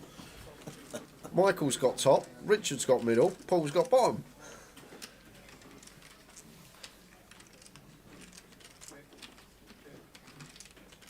That looked like the Golden Nugget advert. Strike it lucky. The golden nugget. Golden Nuggets, they taste yeehaw. Is that not in the Golden Nugget advert? Strike it lucky. No. Wow, look at the turn. Brings a heart flush draw for Ricker.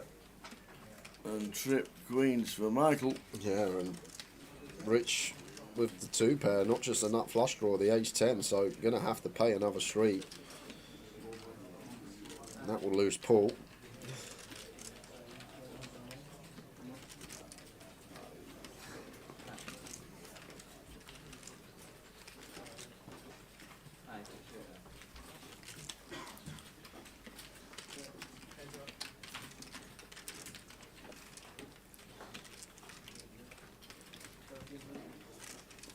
Jack of clubs river here, and going to be a nice easy value bet for Michael with the ace queen, and Rich just knows once he don't make his flush, snap fold.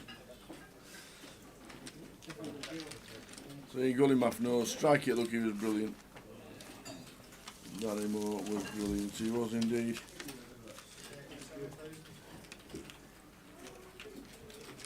Strike it lucky. Just watch Challenge TV every now and again. I used Strike to it watch lucky. Challenge. I used to love Bullseye. Takeshi's Castle. Yeah. What else used to be on there? Remember Bullseye, Takeshi's Castle. I can't think what else used to be on there that you used to watch.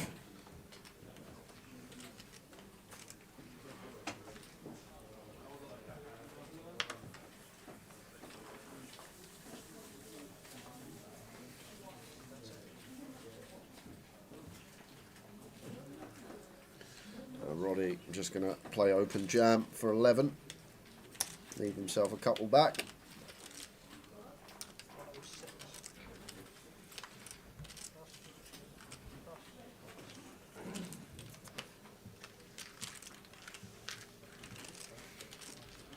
They got like old reruns of The Chase and like Tipping Point and stuff, haven't they, Yeah. on Challenge?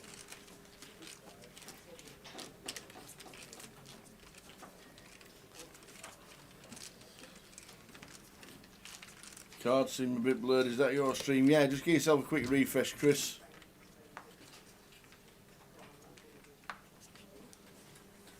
Give yourself a refresh and you should be good.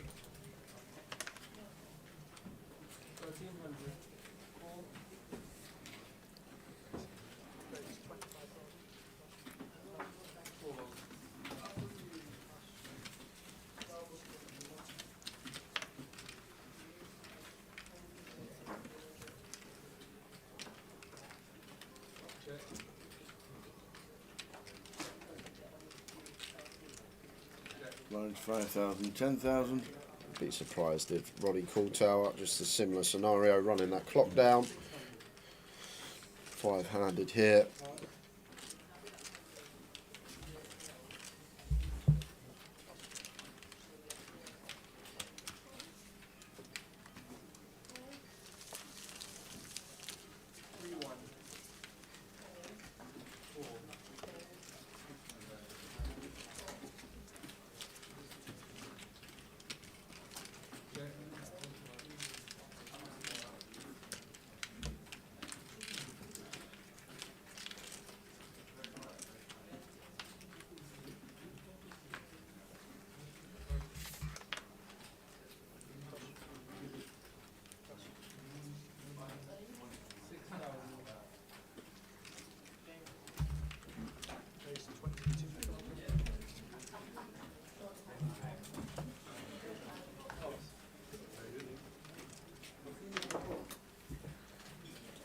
The 10-9 from Michael opens on the button. Roddy going to continue getting his tank on. Good afternoon, Timothy, tuning in on Twitch. We are heading to the first break of the day. We've got just over 15 minutes unless we lose 2 players. Yep. 2 to lose would take us to the final table. 8 people being paid in this. 3,300 for a min cash. 12,400 and change up top. Sorry, 14,400 and change up top. Queen high flop. Queen 7, 3, 2 spades. Alex goes stack up to 9 million.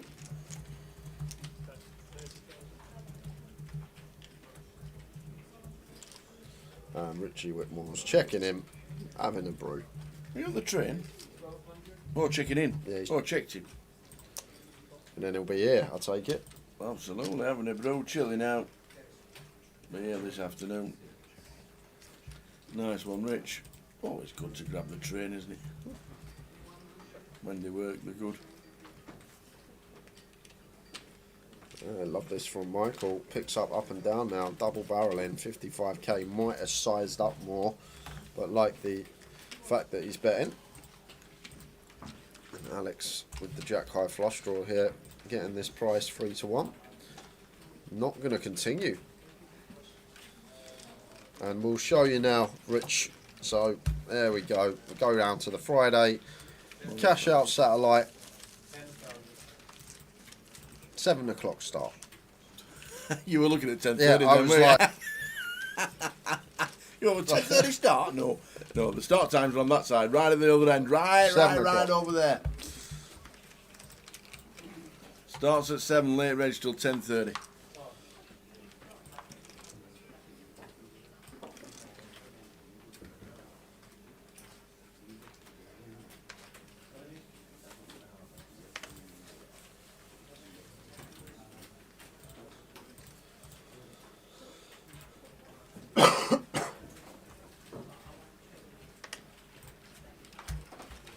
here we go for Roddy.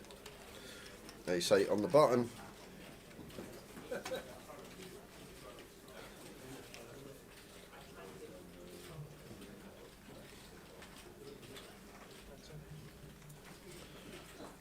Should be all in.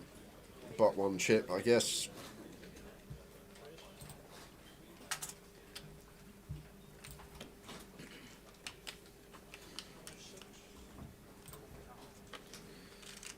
Over to Rich. 7's going to be a call for Rich. And Roddy Going to need to hit an ace or an 8. Otherwise, we're going to be on the final table bubble. Does Rickett survive? He can't. No, he can't get a bust, so. Apologies about that. Ace 8 for Roddy. Rich just setting him in, and Roddy going to need to do what he done before and hit one of these outs on turn or river to survive. Don't fold. No, he's not folding. Just waiting for the clock to run down, and then he'll flick it in. In they go. We need to hit. It needs an ace or an 8 to survive. Roddy, Roddy, Roddy.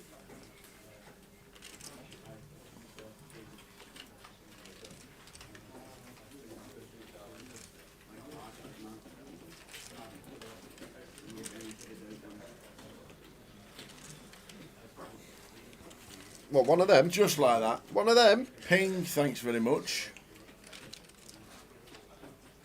There's fading 7s. There we go. And Roddy, who had 48k in his stack, up to 247 now.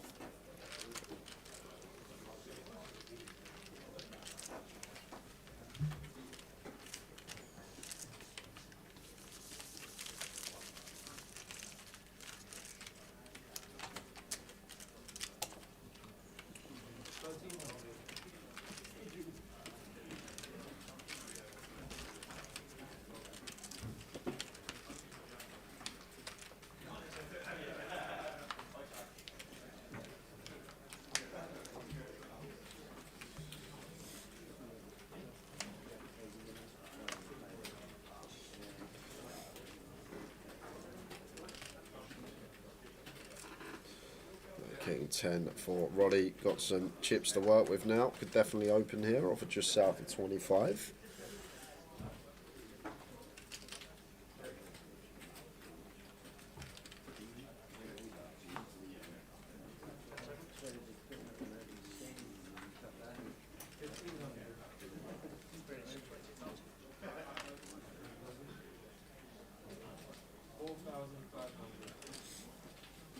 Alex jack 10 off here. Don't think we should ever be calling. I think fold most of the time. If we think that Roddy's out of line, could once in a while go for the free bet. And looks like he's going to take that approach. Much prefer this than a flat. Does get aggressive on the button, facing the cut-off open. And should be end of hand.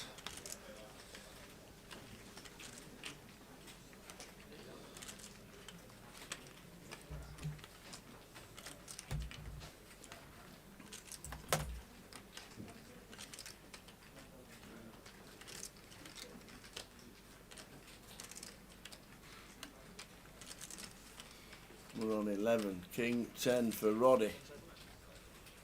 Got himself up to 220,000. Alex 3 bets. He gets Roddy off the hand.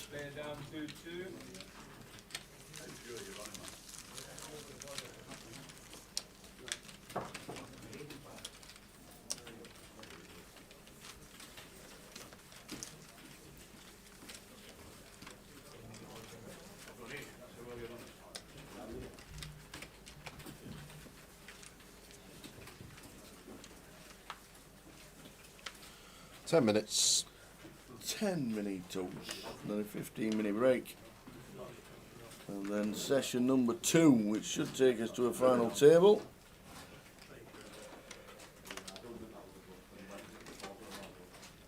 Yeah, we should be losing 2 next session. Be very surprised if we didn't get to the FT next sesh. Roddy ace-8 off from under the gun, not going to open. Rich with the 3s, does get to open button. What we could also, I think, some room for limping here. 3 off the money, reshove stack in the small. Open going to be fine, but I think just some 4 other avenues to approach it. 3's could have potentially been a limp in on the button.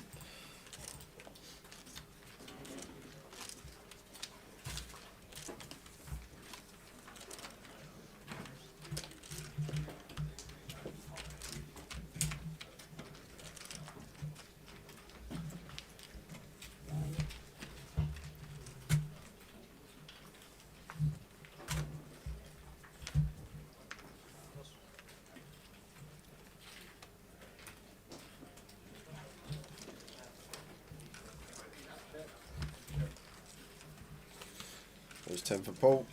I'm just going to send for 19. Oh, and he's getting called.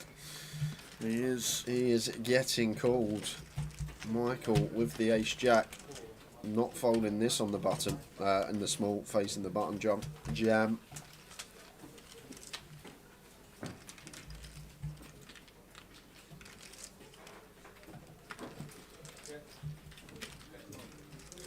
Announcer's call. And we hate this as Paul. Roddy obviously with an easy fold now. But could be losing. Paul McCauley so close to the final table. We also have that one avenue in poker. We can just get there. Some chop chances as well, these two holdings. Here's 7 out of the way from Roddy. So on your backs, please. Paul sees the bad news. Ace Jack against Ace 10. Matt Davenport stands as he's still in. Michael Alexander have not been running too good in these all-in situations so far today with the best of it. Another decent sized pot here. And there's a 10. Beautiful. Yeah, again, gets 3 outed. So now Paul McCauley fading the queens and jacks. And 8 on the turn. Does actually bring in 7s now as an out as well. So queen jack 7 to fade to get the double. Well, it's a 2. So he gets there with the ace 10. Yeah. Up to 400k. Got a feel for Michael Tower. Michael Alexander could have 3 million in chips if he just held with the best hand. Yeah. In all-in situations. He could have like 3 milli if he was just holding today. And as that happens, we are going over to an outer table because we have Is that what my dad was? an all-in and a call. PK was there. And it's Jiang Bin Fu with the Jack 10 against Zek Shuang Hang with the Ace 5 of Hearts. So needs the offsuit Jack or 10. And it's not. And it's the 4 of Diamonds on the river. So we lose Jiang Bin Fu, taken out by Zek Shuang Huang. Glad that was yours. Bin is in it. With 5 minutes to go until break. Yeah, there will be a break. So there's no hand for hand for the final table. The money is 8.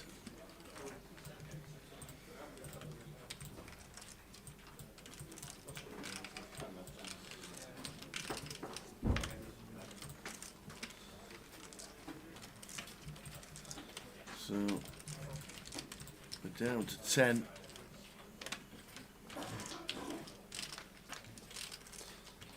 Ace Jack 8 rolls off and probably just going to be Michael's pot with the C bet. And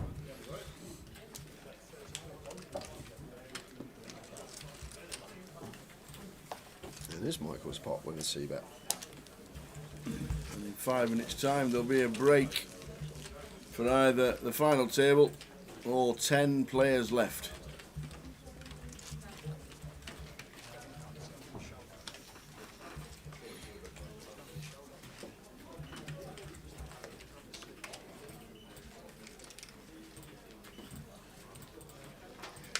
How do you get on the feature table from the outer table? We either have redraws or players moving to balance tables. Other than that, at the breaks, we swap tables around from the outer tables, usually picking named players or chip leaders.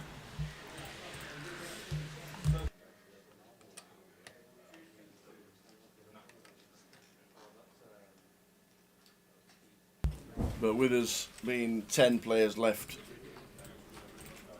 and only 1 place off the money, probably won't change tables this level. But normally what happens in a normal 888 or a UKPT that we live stream every session, when the break comes we will swap tables so players get a chance to play on the feature, text all the mates that are on telly. That's what normally happens. But I think with 2 tables of 5 and only 1 place off, the final table. And then they'll probably leave it as it is. And then when 9 hits, we will be on the money bubble. 3 minutes to go until the end of the session.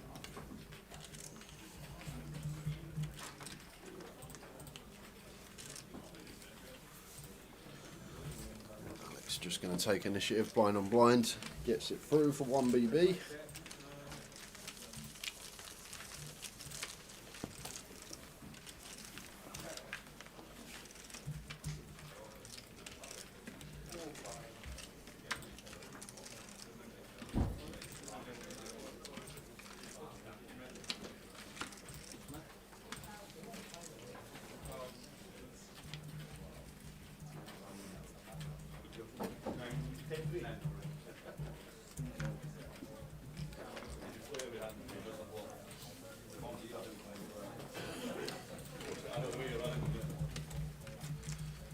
Minute break.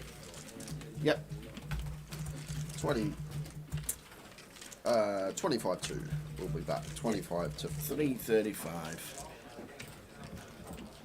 The first table of the day always is random because it's picked out by the computer. So if you make a day 2 or you make it start of day 1s, if we do a first session, it's always random generated by the computer. What if the computer's got favourites? Might have. Yeah. Just might not tell us. Yeah, there you go. Just might not tell us.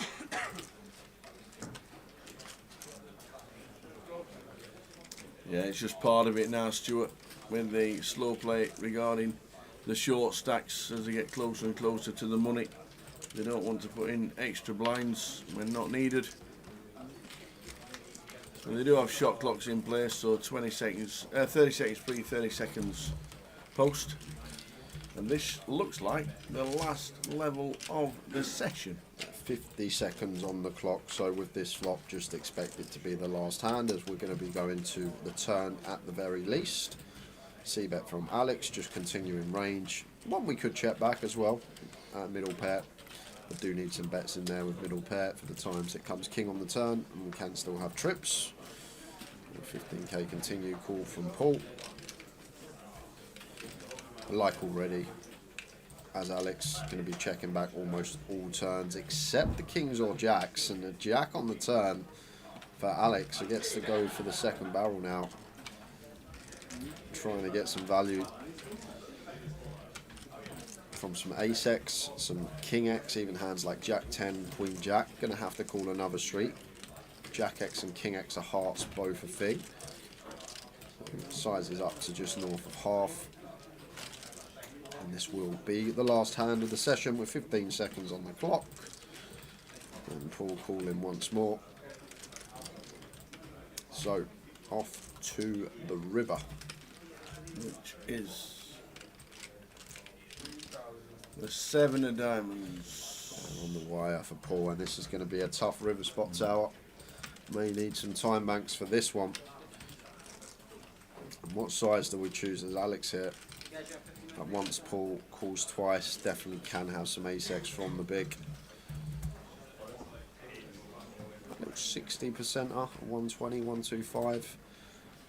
Try and get the maximum from the ace X.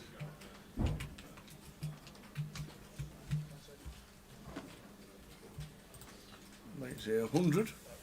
Just for the half goes for. And button versus big, really tough one for Paul, but sometimes you just have to pay in these scenarios. Tower, we've got top pair, we're against a button opening range. Like, this is a board that you just tend to see overbluffed dramatically.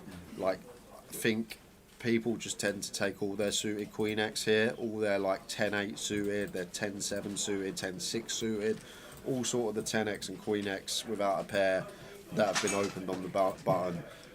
I just see fire in the streets in a lot here, and then value I guess starts like ace queen upwards, maybe ace 10, and when the button opening range is so wide and we block some of these aces up ourselves as Paul, I think we're going to have a real tough time folding this one tower versus specifically button.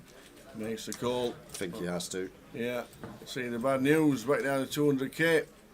Alex on 1.2 mil, seeing 15. Seeing 15. There are aggressive poker players out there that would move all in here. with 9-8 suited. Oh, he did. Wow. Oh, snap. He hasn't really been doing that, and he's run into a monster, and this tournament could be over.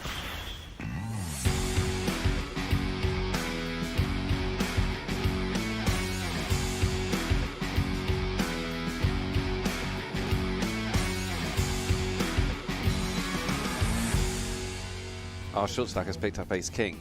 Yep. This is an incredible situation for them. Exactly what they're thinking about. Ah, but it just got more interesting. But Duarte already folded queens. Oh, but this time he's going to move all in. Alonso with the short stack, and he's all in. 5-4-4. Maybe he just knew the 10s were going to hold this time, and the 8 queens would not. Well, let's see if he's right. Running 4s will also win it for Alonso. That's the cool way to win it.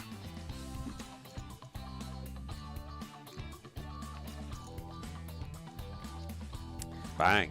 Yeah. Alonso now drawing dead, and he will be our first elimination. Out in 9th place.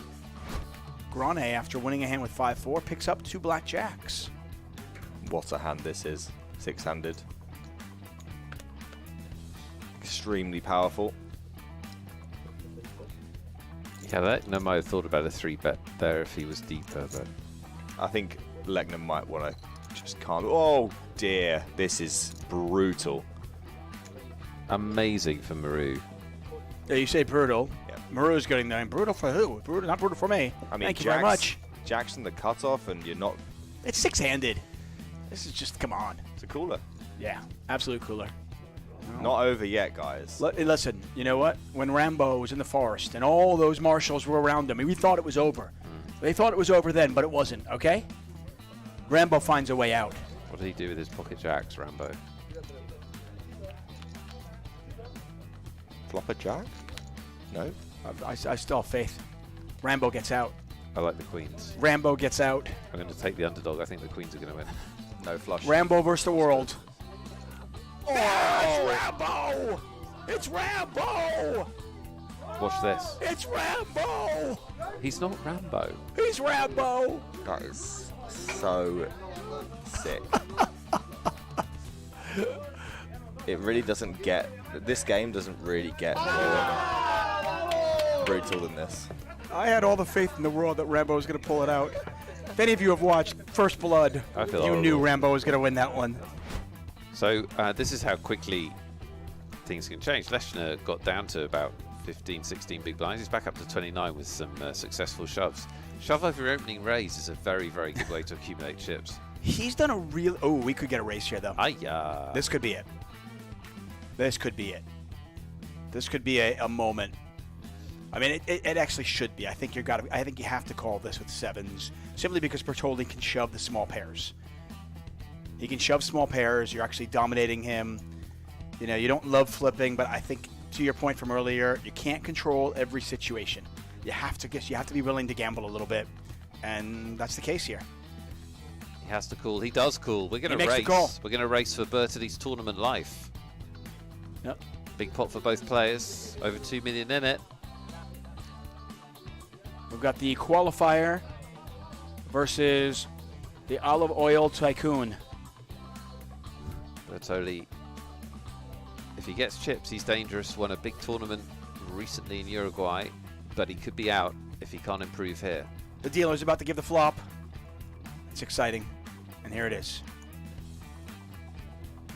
10-6-4, 2 clubs out there. Nothing so far. Yeah, nothing going on. For Bertolli's ace or queen.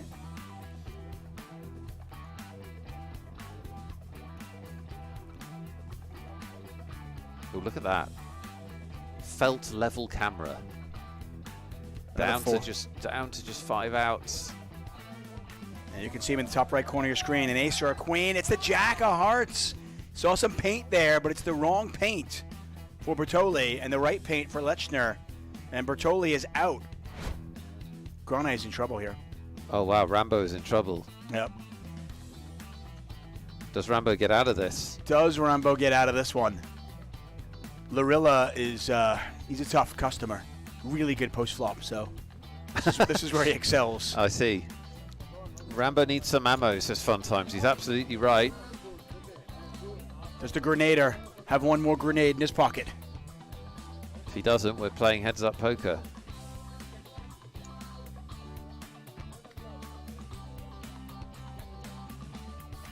Oh, wow. Almost over. Running cards required. Yeah, even Rambo might struggle to get out of this one. Help on the turn. Oh, wait a second. There's always a sweat. Wait a second. There's always a sweat. Rambo, in his last dying effort, can he find the jack? He cannot. Rambo has entertained us. That's not his real name. Grenier is his real name. He's our last Spanish player, our longest Spanish player standing. Kings is a good hand. That's a good hand. Leschner's got a pretty good hand, too. I mean, there is a world. There are aggressive poker players out there that would move all in here with 9-8 suited. Oh, he did. Wow. Oh, snap. He hasn't really been doing that, and he's run into a monster, and this tournament could be over. Oh, that's incredibly unlucky for Leschner. I mean, That's incredibly unlucky. I love the play. Yeah, there's nothing wrong with it. 23 big, shoving There's with nothing 9-8 wrong suited. with it. Just don't do it when he's got kings. Yeah, it's just bad luck. Really bad luck. And this, we could be 5 cards away from the end. Let's see if it holds up. It's not over yet. Oh, what a flop. There's always a sweat. How is this possible? Always a sweat. By the way, if you see the flop, the funny thing is if he just calls. It goes in, yeah. Well, no, I think he might even win it with the ace out there. Maybe. Oh, 33% of the time, he will hit a spade. Oh, now. It can't be the 5 of spades. Now it can't be the 5 of spades. Lorilla with a set of kings. Is this it? Leschner Army praying for one of the 7 outs. The river. It's the 10 of clubs and a full house ends it. A battle to the end. Today is the first day of the main event of the World Series of Poker. I feel focused, I feel great. I'm not nervous. I'll do the cold plunge before my workout. Which way to my table? I feel good. I had a great meal. I'm just trying to soak it all in, and enjoy it. Maybe over there? Hey guys, we are already in the room. So there's nobody here at the moment, but this is gonna be full in like 20 minutes. Let's see. Yes, horseshoe silver. That way. That way. Table 625. When the day actually came and I was walking towards the main event, I had to look for my table for quite a while because it is so huge. It was so many people. When I sat down, I was pretty nervous, but also really excited at the same time. Let's go. This is for all the marbles. I think it's just the allure of the main event. It's the hype around it. It's how publicized it is. Anxious is a good way to describe it. I mean, I've done this for 15 years, but this is a different animal. My initial table wasn't that friendly. Hoodies, sunglasses, professionals, no talking, no smiling. I was hopeful that wasn't going to be the vibe the whole time. I've been playing the main event for, I think this is my 4th or 5th time. At the beginning I would be very nervous, and also when I would bust I would be very upset. Now with a better mindset and more experience, it's just my job. I play tournaments for a living, so I'm just showing up to this one. Business as usual. Well, I played the main event before, but because I did so well in the previous times I played it, I was a bit pressured, like I really want to make it better than the other days, but you just play and try to play your hand the best way possible and be focused and try to make it. I feel ready, excited about this. Hopefully I make good decisions, hopefully I run good, and whatever happens, happens. Poker players, poker fans, welcome to the main event. How's everyone doing? I wish you all the good fortune that I've had, all the run good that I've had, all the luck that I've had. So everyone, shuffle up and deal. My table draw was difficult, especially for day one. I had many good players, I think only 2 recreational players. On my left, I had Nick Schulman, and he's a great player. Yeah, it was a very unlucky draw. I sit down, they announce, the shuffle up and deal. I get the big blind. I think I made some like corny joke about so unlucky, whatever it was, just to see how loose my table was, to see how friendly everybody was. Didn't get a great reaction, but whatever.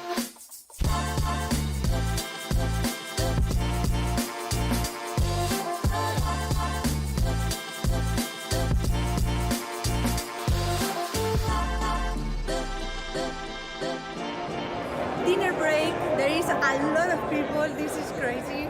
I'm currently with 102,000 chips, so doing pretty good. First 4 hours of playing, I didn't win any pots. That got me pretty nervous. I was thinking to myself, no, this is not happening, man. Then I actually had a set of 8s, which is iconic because I had 888. That's when I won my first pot. It wasn't a big pot, but I felt like, okay, so now let's get this going. First level was very bad. I lost half of my stack already, but I'm going back to second level and just play my game, make good decisions. I just want to keep fighting, so let's go.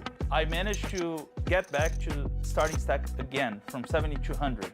And I was feeling like the chip leader because my start was so brutal. And then things started going south again. Well, my day one was a roller coaster. I lost a lot of chips, then it was back to starting stack, then it was down again, back and forth the whole day. Then I changed tables on the last level of the night, got in good with all my remaining chips, and lost. It's the first time I bust on day one. Of course, I made mistakes, but in the most important parts was just like, yeah, things didn't go that well. I had expectations, and when we have expectations and we don't meet them, we kind of feel frustrated. After playing good poker, making good decisions, busting the main event on day one, it doesn't affect me too much. If you focus on the things you can control, I think you get at least more resistant to this kind of stuff.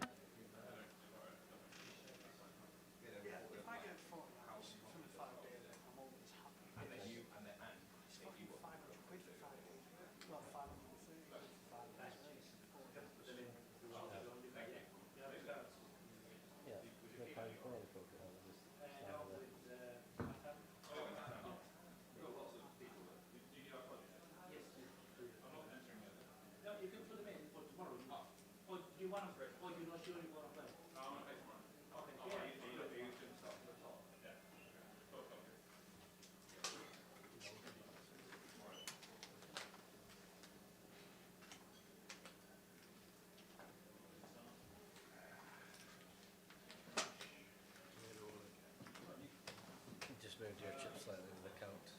Speaking of the count, just in case you're...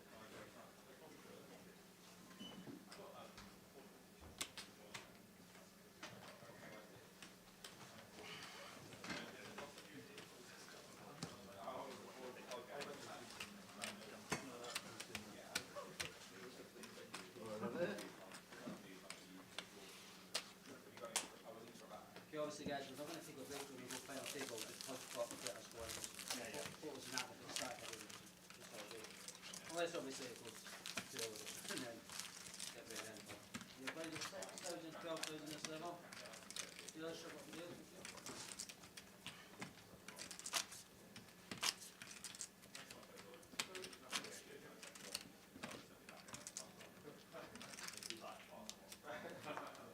Let's do it again.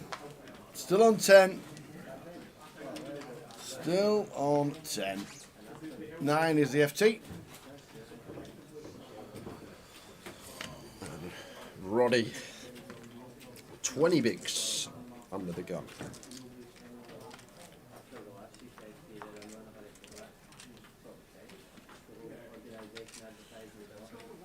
I think Roddy short stacking the entire field tower out of table.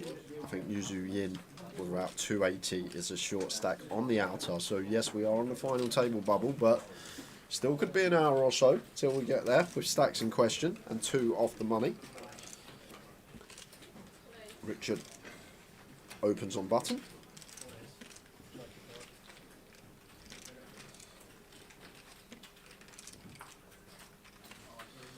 And Paul says, I'm all in. With the king 4 off. Have some of that. Paul not fussed about. the FT bubble, or the money bubble in 2 places. Just sort of sends it in with the king 4. Knows that Rich going to be opening a lot on the button. King blocker in there. In it goes. Who has the most earnings here? I'd probably say Rich Harrison. Would you Tower out of these 5?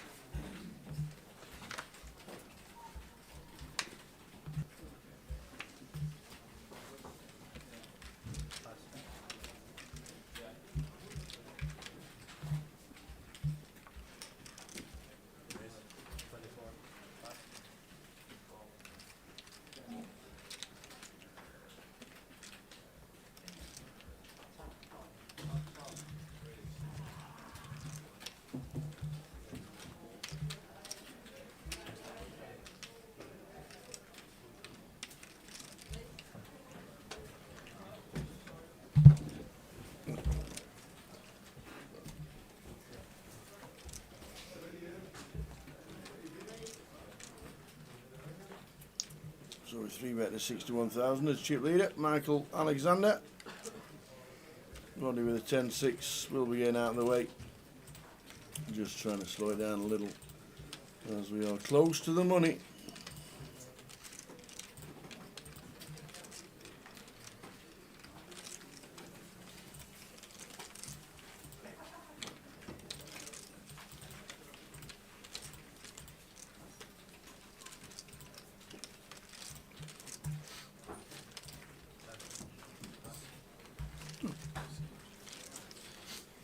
I'll do it, don't worry.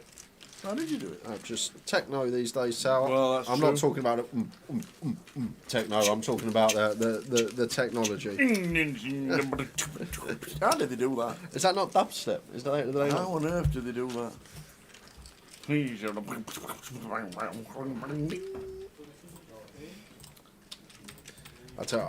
I listen to most music, any music, anything from classical to grime. Literally. Do you really? I'd happily, listen to anything, but drum and bass, not for me. No. Or beatboxing. But some beatboxers are all right. Well, that was my attempt. But that drum and bass just all right. A bit of drum and bass for the lads.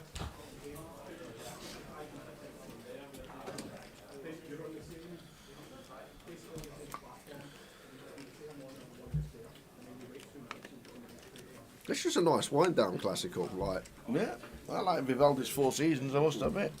I like a bit of Elgar's Pomp and Circumstance. Elgar's a bit depressing, though. A bit heavy sometimes.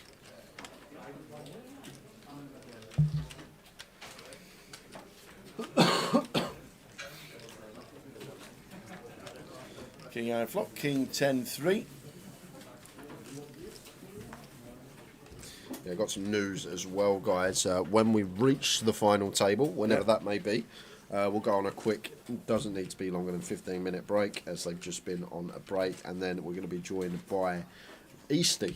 Nick Eastwood's going to come in for Nick Eastwood, Easty 22. A couple of hours, do an hour with Tower, hour with myself, and then he's going to be jumping into the main event at 6 o'clock. Like it, so however long it might be. If this is a couple of hours, we'll just grab him in for an hour. But Easty will come and join us. Because there will be a break for the FT, because obviously we're moving all the chip rounds and getting all the new seating. So it should be a 15-minute break whenever it happens. I don't mind R&B, man, a straw, like late 90s, early 2000s. Some very decent songs out there, some decent tunes.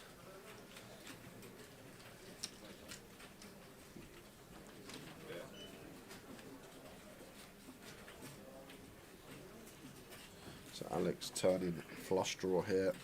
Could definitely put a street in, fold out some jack highs, some queen highs. Potential to double barrel river.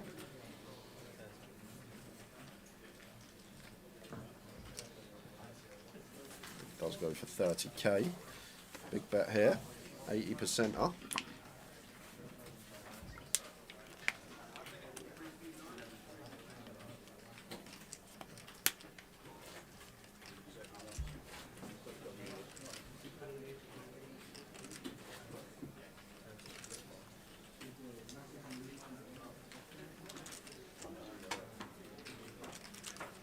Does get the better hand to fold. Nice from Alex.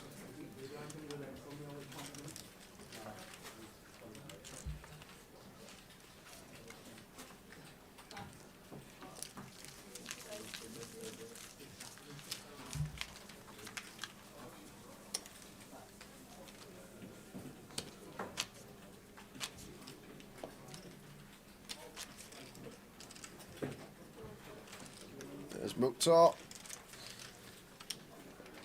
Main event for him later? Probably now. I'm guessing he's probably in the main live right now. Yeah, that's true.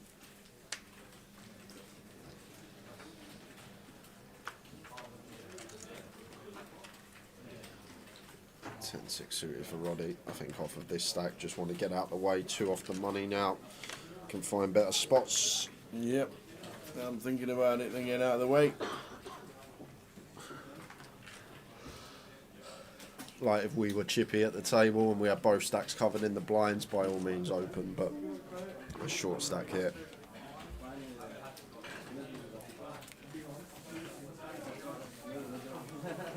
Gets out of there. Now Alex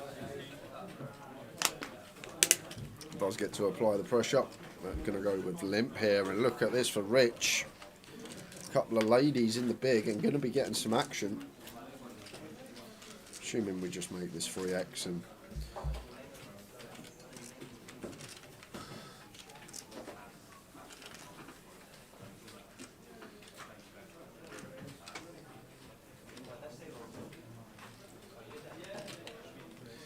so it goes just shy of, oh no, 3.5x, 42 from Rich, and suited ace-6 for Alex. Shouldn't be going anywhere here, blind on blind. Should definitely be continuing the blind on blind confrontation. It's just which avenue does he want to take?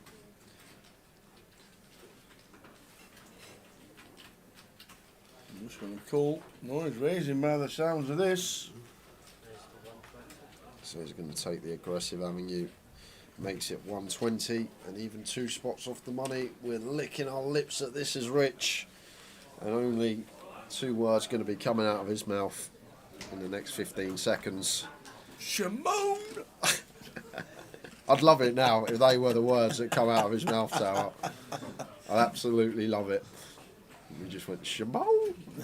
I'm going to use some time, but I think the only thing we can do as Rich is move all in. It's blind on blind. If you got it, you got it.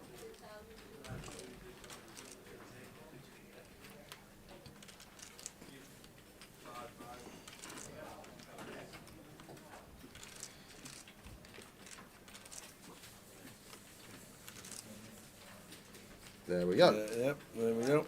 Announces all in, and Alex should be snap folding. Snappity snap. Already knows. That's a massive pick up for Rich. We take those this close to the money. Fine, we're not getting action when our opponent's already 3-bet. Take what's in the middle, up to just shy of 50.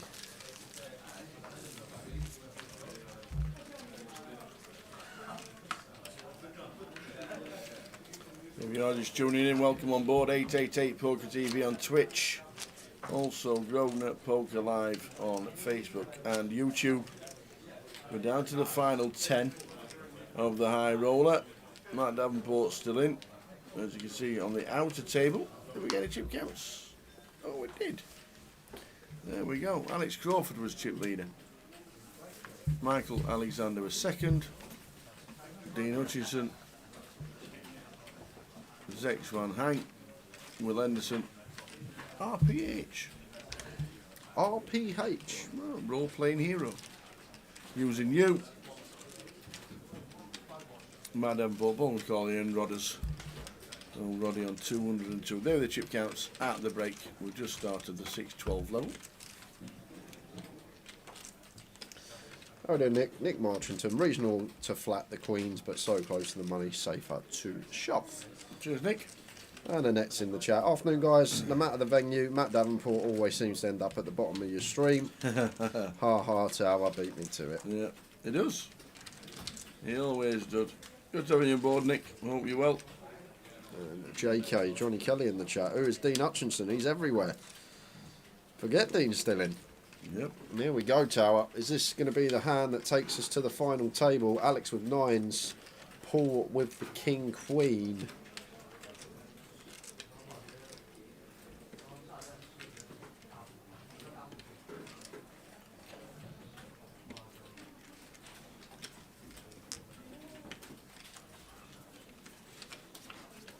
And Queen on the flop. So likely for Paul to be doubling here. Just fading 9s. 9 for the FT. 5s and 10s working as well now. A 5, a 9 or a 10, and we're on the FT. Oh, and it's a flush for Paul. It was a 5, but the 5 of spades, so Paul McGauley doubles up. Few, he says. Couldn't be a spade, and it was.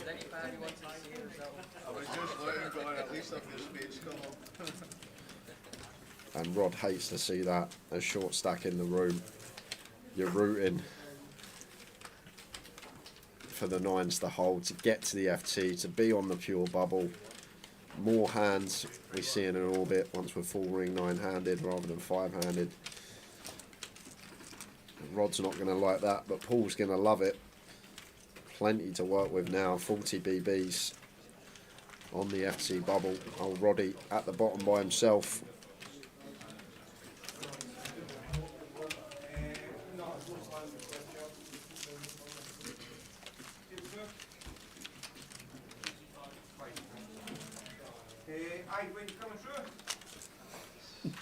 What?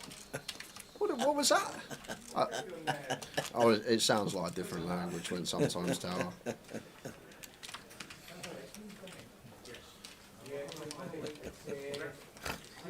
Paul Clements coming to sit back down in the main event.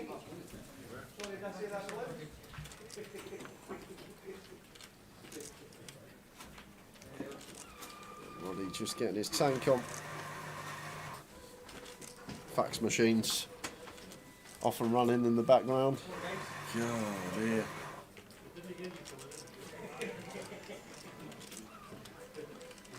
I don't know why they put a coffee machine right there. Right next to the comms booth. Yesterday.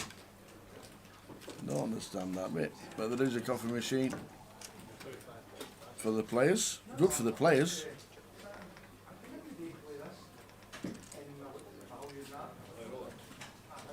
These 4 suited for Paul in the small. Both options available here. Can go for the 3-bet, can go for the flat. Goes for the 3-bet. Like it a lot. May have just put a bit more juice on here, like 3.5x 40 effective to start the hand if I'm being nitpicky. Might have made this close up to 90k. Nice hand selection. To choose. I'm gonna get Alex off the Jack 9 of clubs. Surprised to see that deep. Final table bubble can definitely peel the Jack 9 suited there, facing the 3x 3-bet with position, 50 effective or 40 effective to start the hand.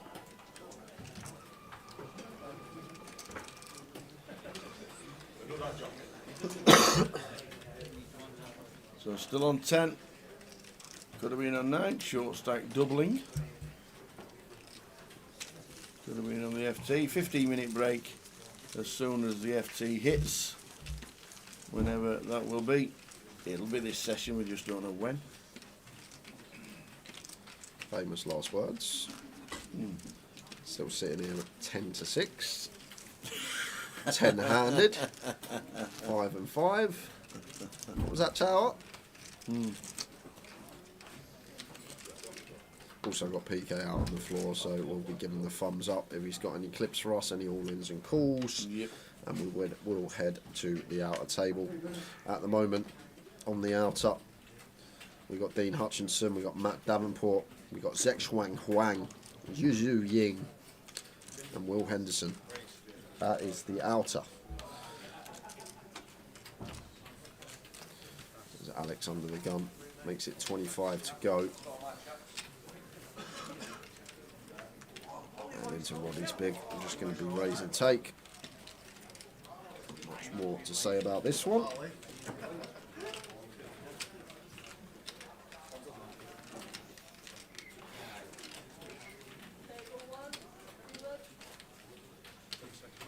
Ten seconds for Roddy to fold. Which he does.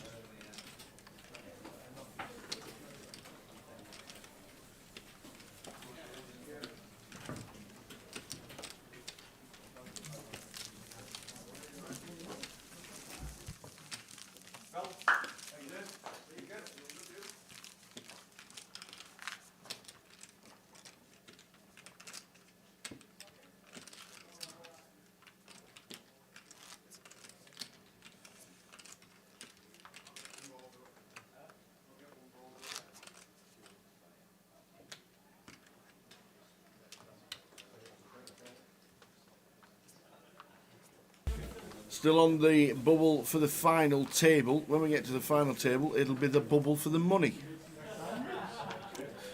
Ace Queen suited for Rich. Nice one to look down at.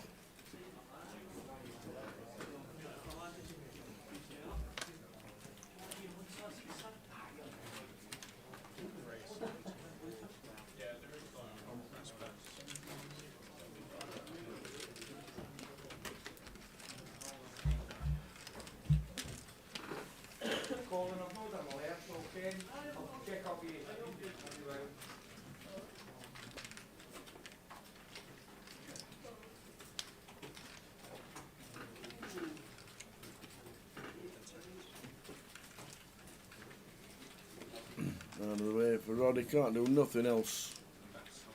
And the blinds at 6, 12, 11 bigs, 2 off the money, 1 off the FT. Get yourself a redraw, and you never know. With it's loading time, we're on 10.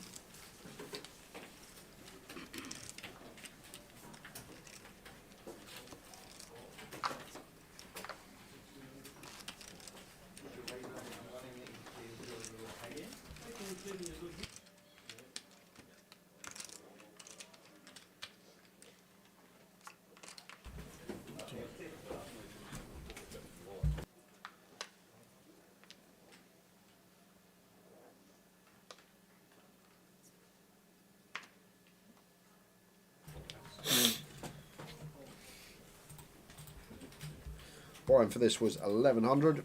Happy Friday, Whopper Supper. Happy Friday. Happy Friday. It's weird, like it's Friday. As a poker player or someone that doesn't work a normal job, like Friday's just a normal day. Everyone's like, it's Friday, you look forward to the Friday. I remember at school always looking forward to Friday. Every Thursday night, it's Friday tomorrow, got the weekend, couple of days with the mates. Your mum set the clock, 7 o'clock Sunday morning. But you lose like the concept of all that, Tal. Like looking forward to Friday. My favourite day of the week's Monday. I look forward to Monday the most because it's the closest game to home. One of the best games I play. And so my favourite day of the week is Monday. I'm in bed on Sunday. Like, oh, Monday tomorrow, lovely. Can't wait. Can't wait for Monday.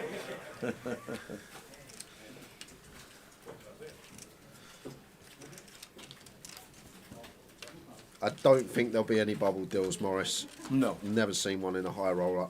No, absolutely not. We'll see when we get there.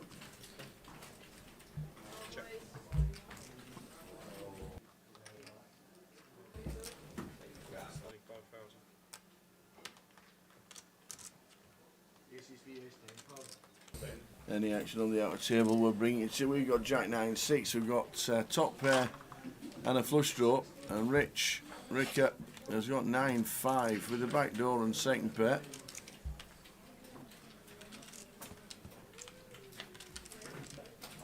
brings the check mark for Michael Alexander.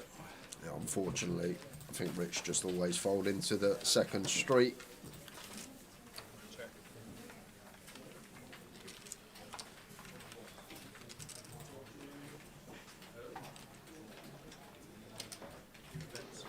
So 55 from Michael, and I think that's just always the end of Rich here, out of position, no spade in hand, can be drawing dead, no kick up, so probably just always going to see fold now tower. Difficult to continue with just a 9, no spade. Probably going to let this one go Michael's way. Does get out of there straight over to the outer table. It's a Yazoo Yin all in with the ace 10 against the aces of Willie Henderson. Okay, how do we get out of this one? We don't on that flop. Need to see a 9, need to see a queen, need to see a 7. And that will dead it. Dead it. 8 on the turn, so we are going to lose Yazoo Yin. He is our final table bubble boy, and Willie Henderson with the aces takes Yazoo out, so that means we are on the final table. We are going to be back at quarter past is when we start the FT. 4:15 when we get back. I'm not going to be here. Nick Eastwood will be here, and then I will jump in halfway through the session and do the final hour with Nick. So we're going to see you in 15 minutes. Yeah, 4:15, the final table of the high roller will start here in Edinburgh. Losing sessions and streaks are part of the game. You gotta keep your expectations low. You need to hope for the best, but you shouldn't be dreaming with the bracelet yet.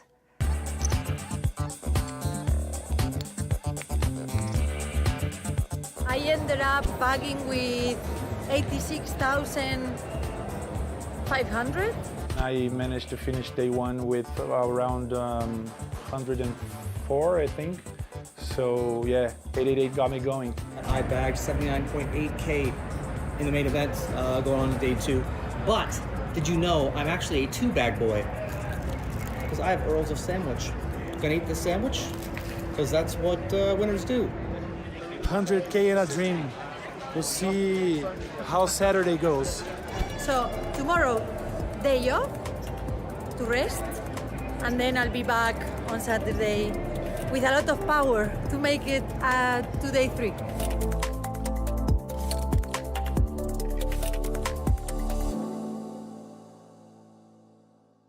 Mystery bounty tournaments are a new sensation that combine the best of bounty tournaments with the surprise factor of not knowing the bounties ahead of time. This exciting new format is a lot of fun to play, but there are a few things you need to know if you want to maximize your chances of a big payday. I am Vivian Saliba, Poker Pro and 888 Poker Ambassador. Here are 5 tips to help you adjust to mystery bounty tournaments. Preserve your stack. Stack preservation is very important in mystery bounty tournaments. The prize pool is divided in 2, with half going to the general prize pool and the other half to the bounties. For this reason, having a wealthy stack when the bounties kick in can generate a lot of value. You might want to approach some spots in a more conservative way, when close to the bounty stage, in order to preserve your stack. A big stack lets you cover most of the other players, and with that comes the chance to eliminate them and win the mystery bounty prize. You may also want to avoid battling other big stacks and don't make marginally profitable plays that can compromise a big chunk of your chips. You can also exclude the bottom of your range when calling all-ins or even jamming yourself.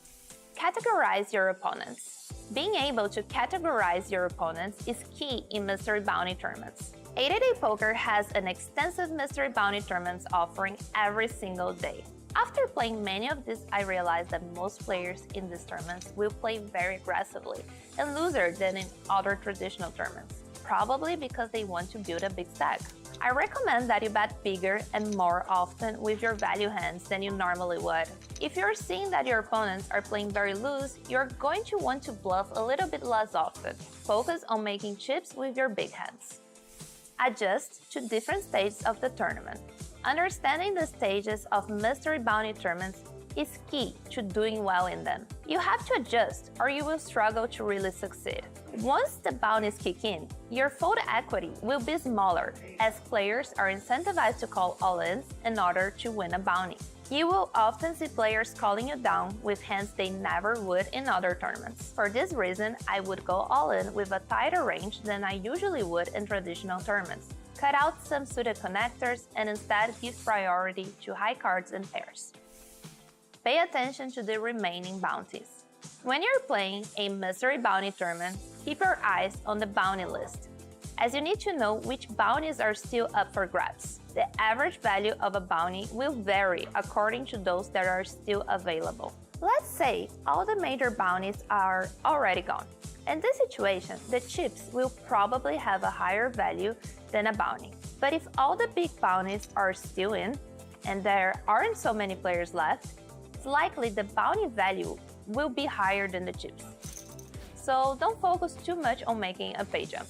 Knowing which has more value, the bounty or the chips in play, will help you adjust and aim for the biggest payday. Don't forget about the prize pool. Don't forget when you're playing mystery bounty tournaments, they do still have a prize pool. It's not always just about winning the bounty in a hand. Don't overvalue knocking out an opponent just for the bounty. I've seen so many blunders from people compromising their entire stack just to win a bounty and forgetting about the general prize pool. Most of the times, you still will need a strong hand to call all-ins. Don't just gamble for the sake of it. You have to evaluate risk and reward. If you bust out with a bad hand trying to take a bounty, you miss out on the rest of the tournament. Mystery bounty events are incredibly fun and can add a new layer of excitement to the game. And don't forget, always play responsibly. You've probably heard that aggression is important in poker, but do you know when and how to play aggressively? My name is Alexandre Mantovani, also known as Cavalito, and today I'm going to share 5 tips to help you introduce more aggression into your poker game. Identify which boards are better for your range. When we raise and get called, there are some boards we can be very aggressive on. Let's assume that we open raise from early position and get called by the big blind. Any board that has 1 or more high cards, jack or higher, is usually a good board for us, and in the vast majority of them, we can bet our entire range. Picture a king, queen, deuce rainbow flop, for example. We have a lot of very strong hands in our range that our opponent simply does not have. We can have kings, queens, aces, and ace-king, which probably all of them our opponent would 3-bet pre-flop. So even if we have a part of our range that doesn't connect with this board, like ace-8 suited for example, we can still bet, and our opponent will have a hard time with a lot of hands they have, even folding better hands than ours, like pocket nines for example. Explore capped ranges. Another opportunity to be more aggressive is when your opponents have capped ranges. This time we open from the hijack and our opponent defends the big blind. We see a jack 10-5 flush draw flop and our opponent just calls our continuation bet. It's very likely that with this more connected board texture, our opponent would raise their strong hands aggressively, because a lot of scary cards can come out on the turn. Basically, any card from the 7 to the ace and any heart would make it pretty unlikely for our opponent to just have called us with a hand like ace-jack.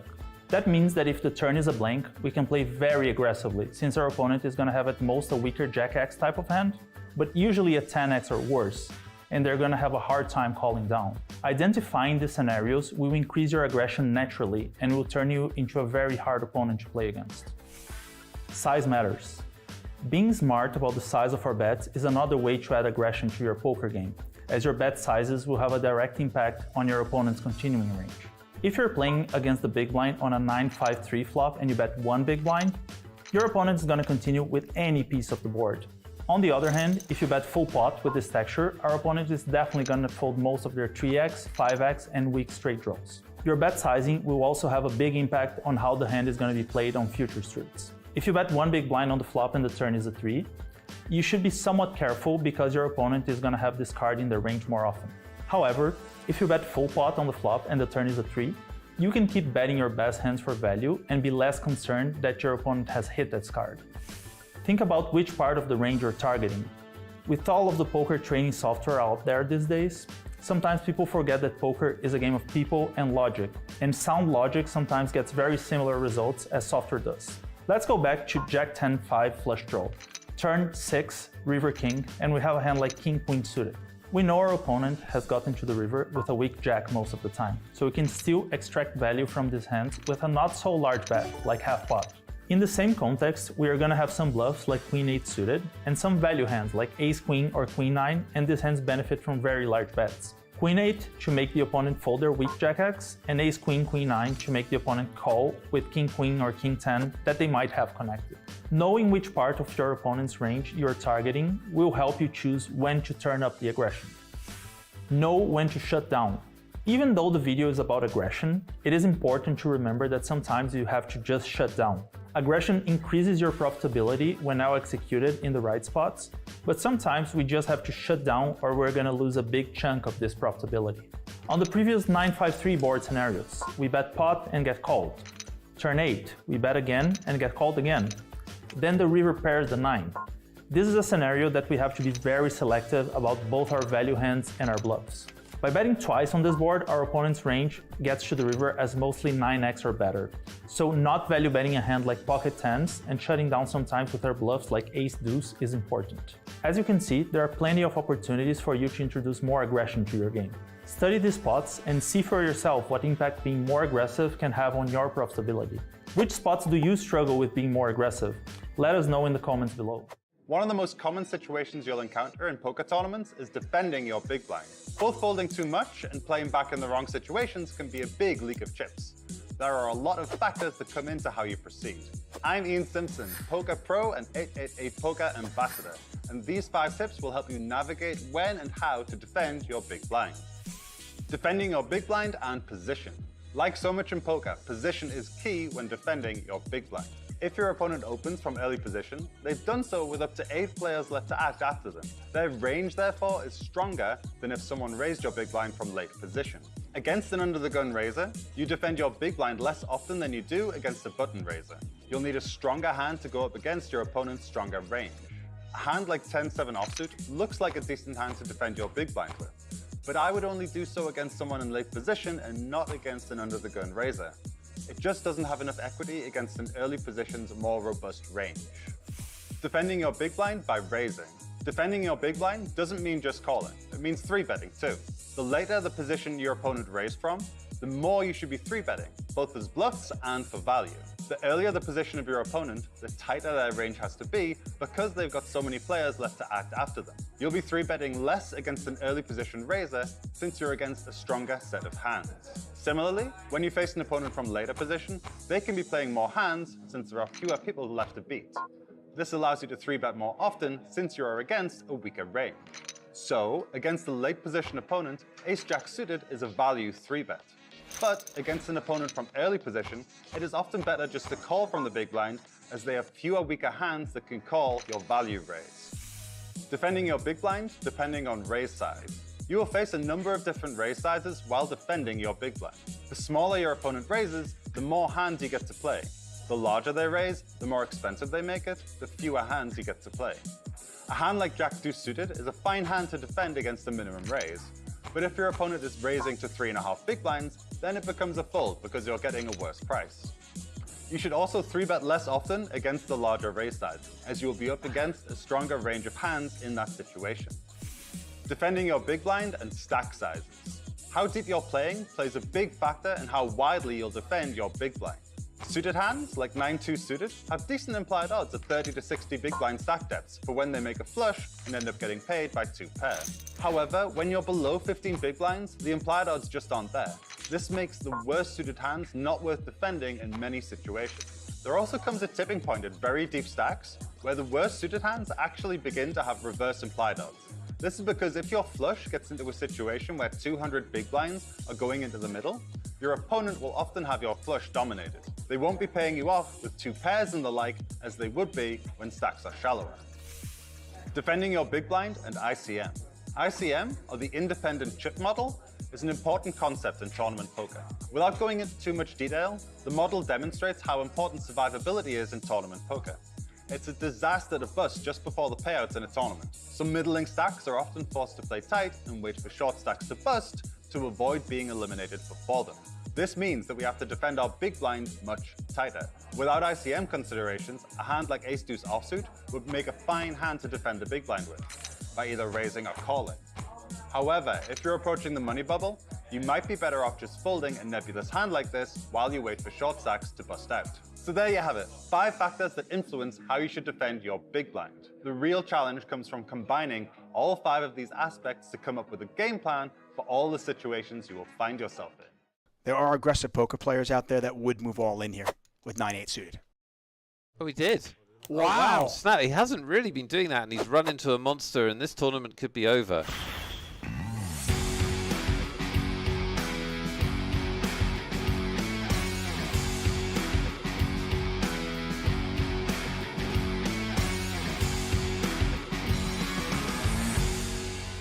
Our short stack has picked up ace-king. Yep. This is an incredible situation for them. Exactly what they're thinking about. Ah, they've just got more interesting. But Duarte already folded queens. Oh, but this time he's going to move all in. Alonso with the short stack, and he's all in. 5-4-4. Maybe he just knew the 10s were going to hold this time, and the 8 queens would not. Well, let's see if he's right. Running 4s will also win it for Alonso. That's the cool way to win it.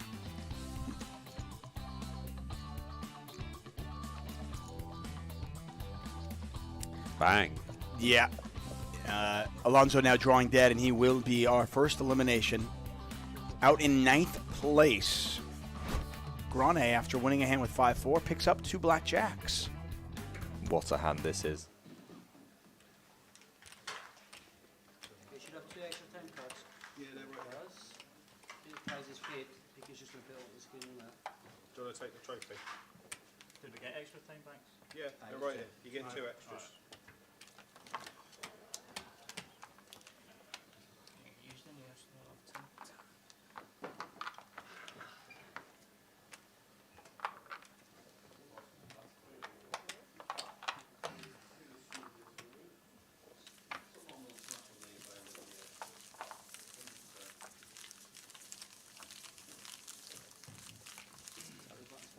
No.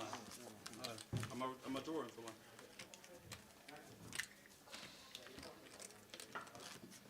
I'm happy with that then. They didn't answer me. Yeah, redrawing.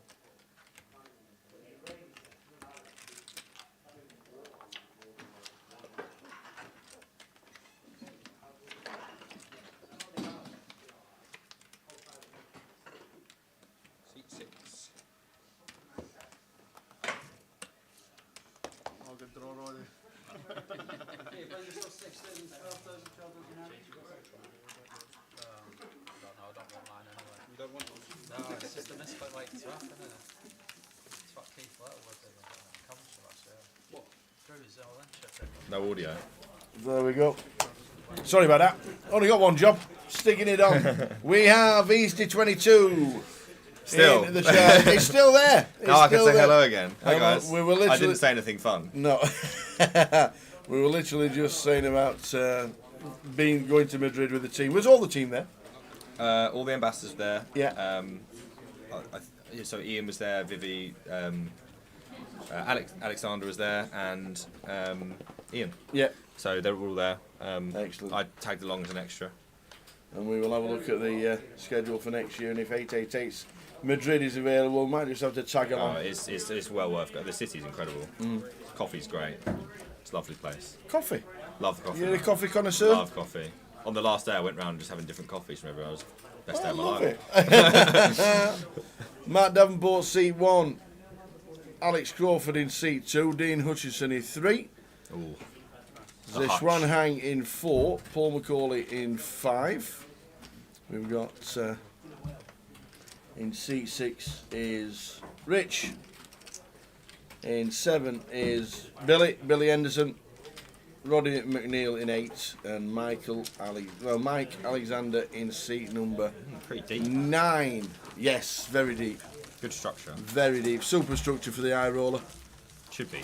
Super structure. And the payouts for the high roller are there we go. Bubble is 9. So we're on the money bubble. So this could play out long, like you say, it's pretty deep. Yeah. One person busting out, and then we're in the money. So This is the money ball, as well as the final table of the high roller. Why Edinburgh? Well, you live. Why Edinburgh? You live down. Well, You live right down south. Yeah, I was in Madrid and they said, "Do you fancy Edinburgh?" And I said, "I'm not going to say no." Absolutely not been in a while. Yeah. We are a little bit out of the city, obviously, but had a little ponder when I arrived. On the train. The train's very convenient, I have to say. I am flying back though because there's obviously strikes, shock on the way back. So yeah, I'm flying back. But the airport's just literally there, isn't it? 5 minutes. Get out of bed and get on the plane and should be home by midday, so that'll be alright. 5 minutes away at the airport. Got a tournament to win before that though, Tower. You have indeed. How is your form? Shocking, obviously. Shocking. I did make day 2 in Madrid, but good. I was the first out on day 2. Oh, okay. I got a nice little setup as I sat down on day 2. Very, very, very good. Ooh, some connection on this flop. We have both connected. Queen 9-6 flop, rainbow. Yeah, and in button versus big blind as well. Both are going to be pretty happy. One of the wider range spots that you can find. Definitely going to see pretty often c-bet on this board, and definitely never folding for Michael. Certainly no raising though. So we're seeing a turn.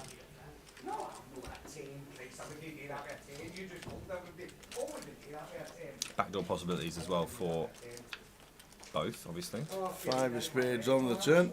Brings in the Queen Paduki. And I imagine another bet is in order for Willie. Shall see. Certainly no lead in here for Michael. Nowhere near good enough for his range, so he does take a little bit of time, but will always be checking. And another bet. Very, very reasonable, and starts to get a little bit close with the 9 now, but in these positions, on the bubble, you've got to imagine that a 9 has got a decent chance of being the best hand still, so coming along for a river card, which will need to be a 9 for Michael. Imagine a 10. A 10 will be problematic. Queen, interesting. Obviously going to go check, and then we're going to see another value bet from Willie. Now the question is, does Michael think that Willie would triple off without a queen in this spot?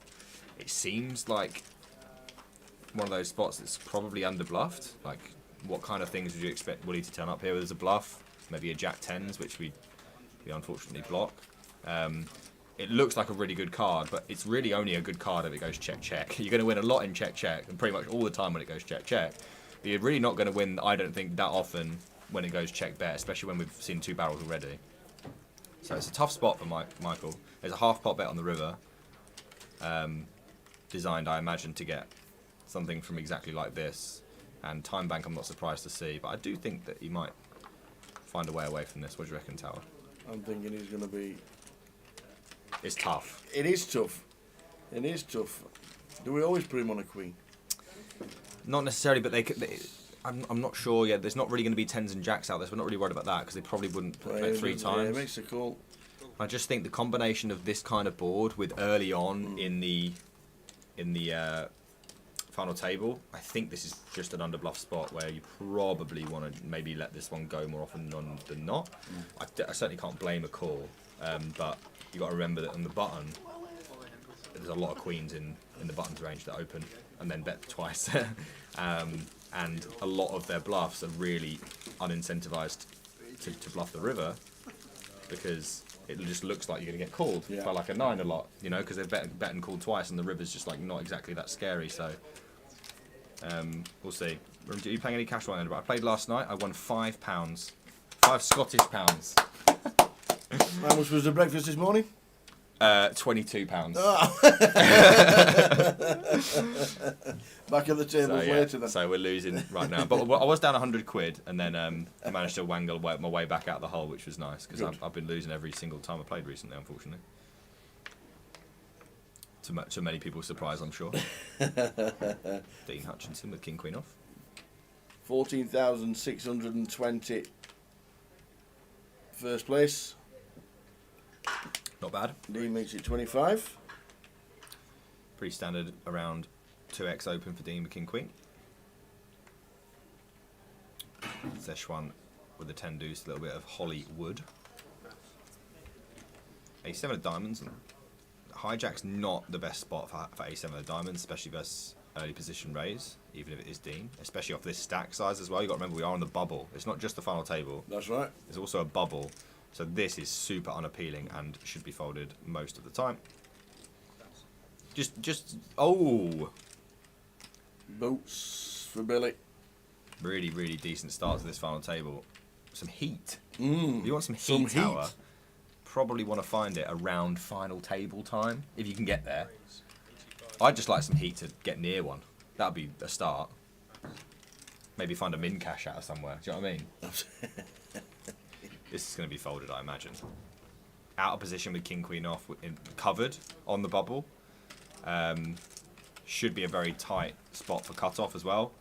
I mean, certainly looser than just aces, but king, queen off against the I think range. he's always wanting to see a flop. You think? I do. I think he wants to see a flop. King, queen.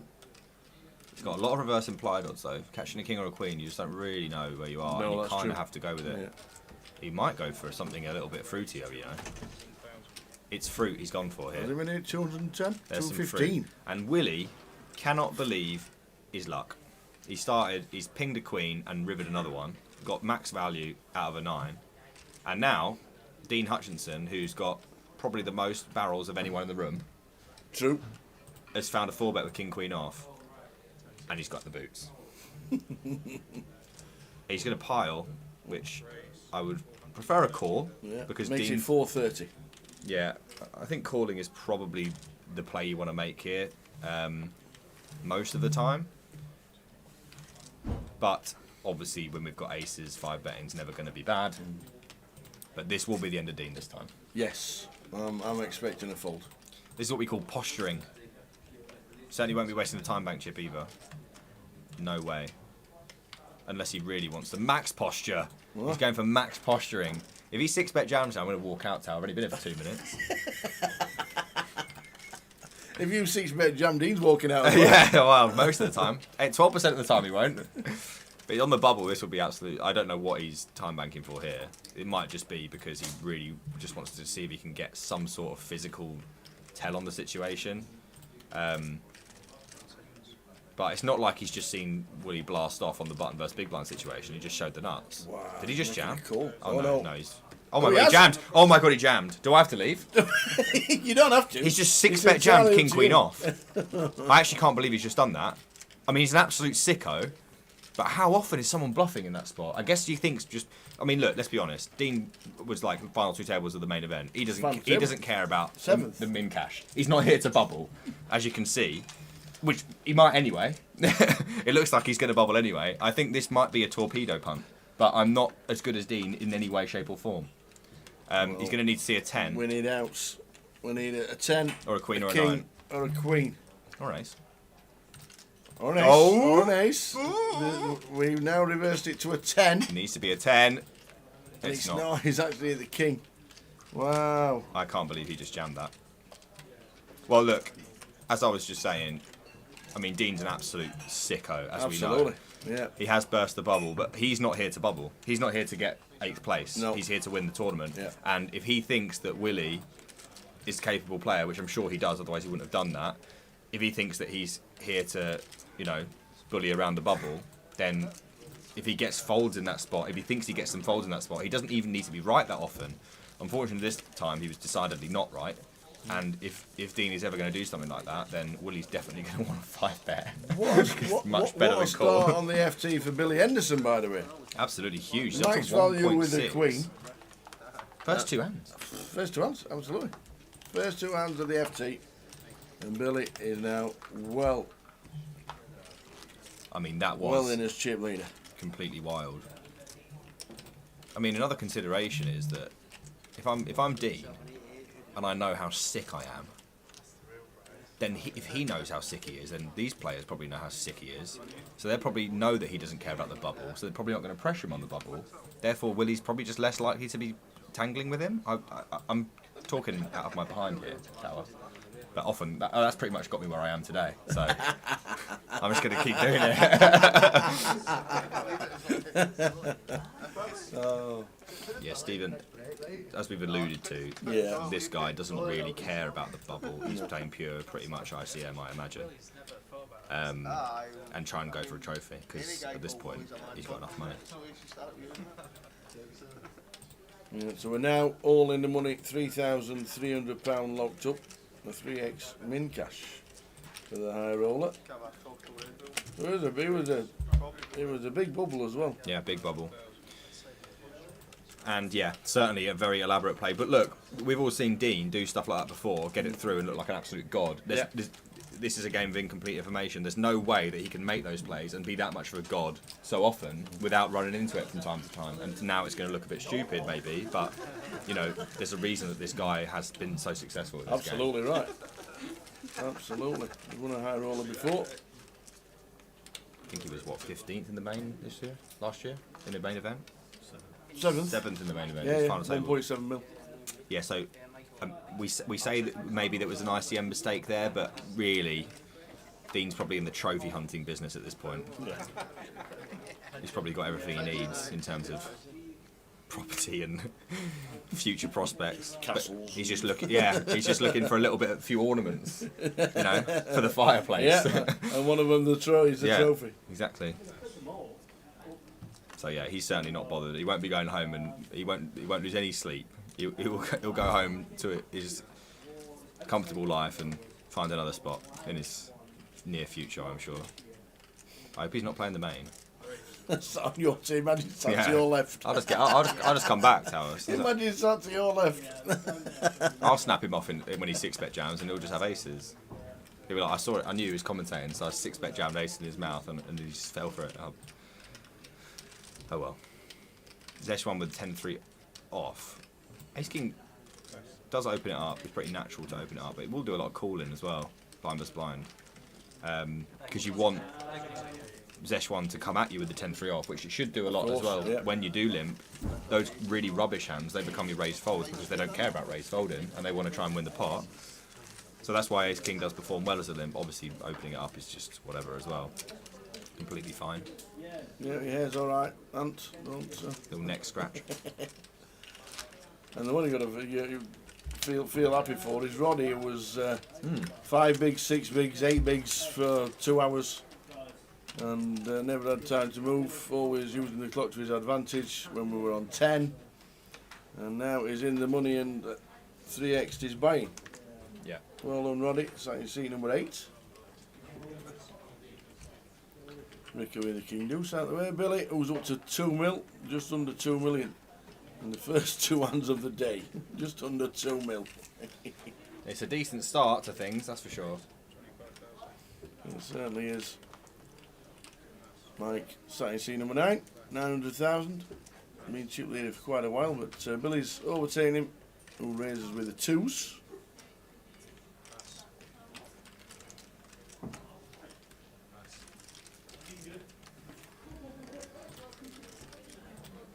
So 2 million in chips, 164 big blinds, with the blinds at 12,000. Very deep, final table. Dean speeding things along for us a little bit though. He cares what time you get to bed tonight.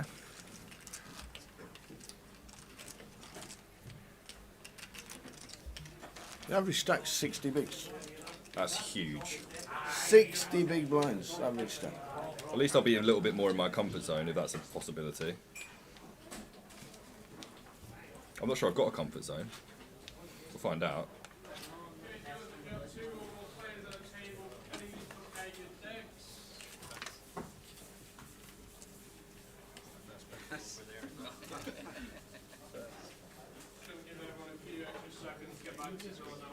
Raise 25,000. King Jack for Alex raising to 25.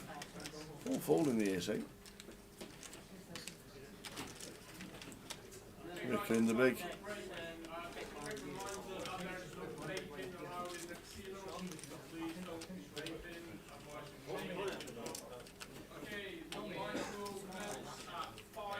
Ricky does call with a king 5.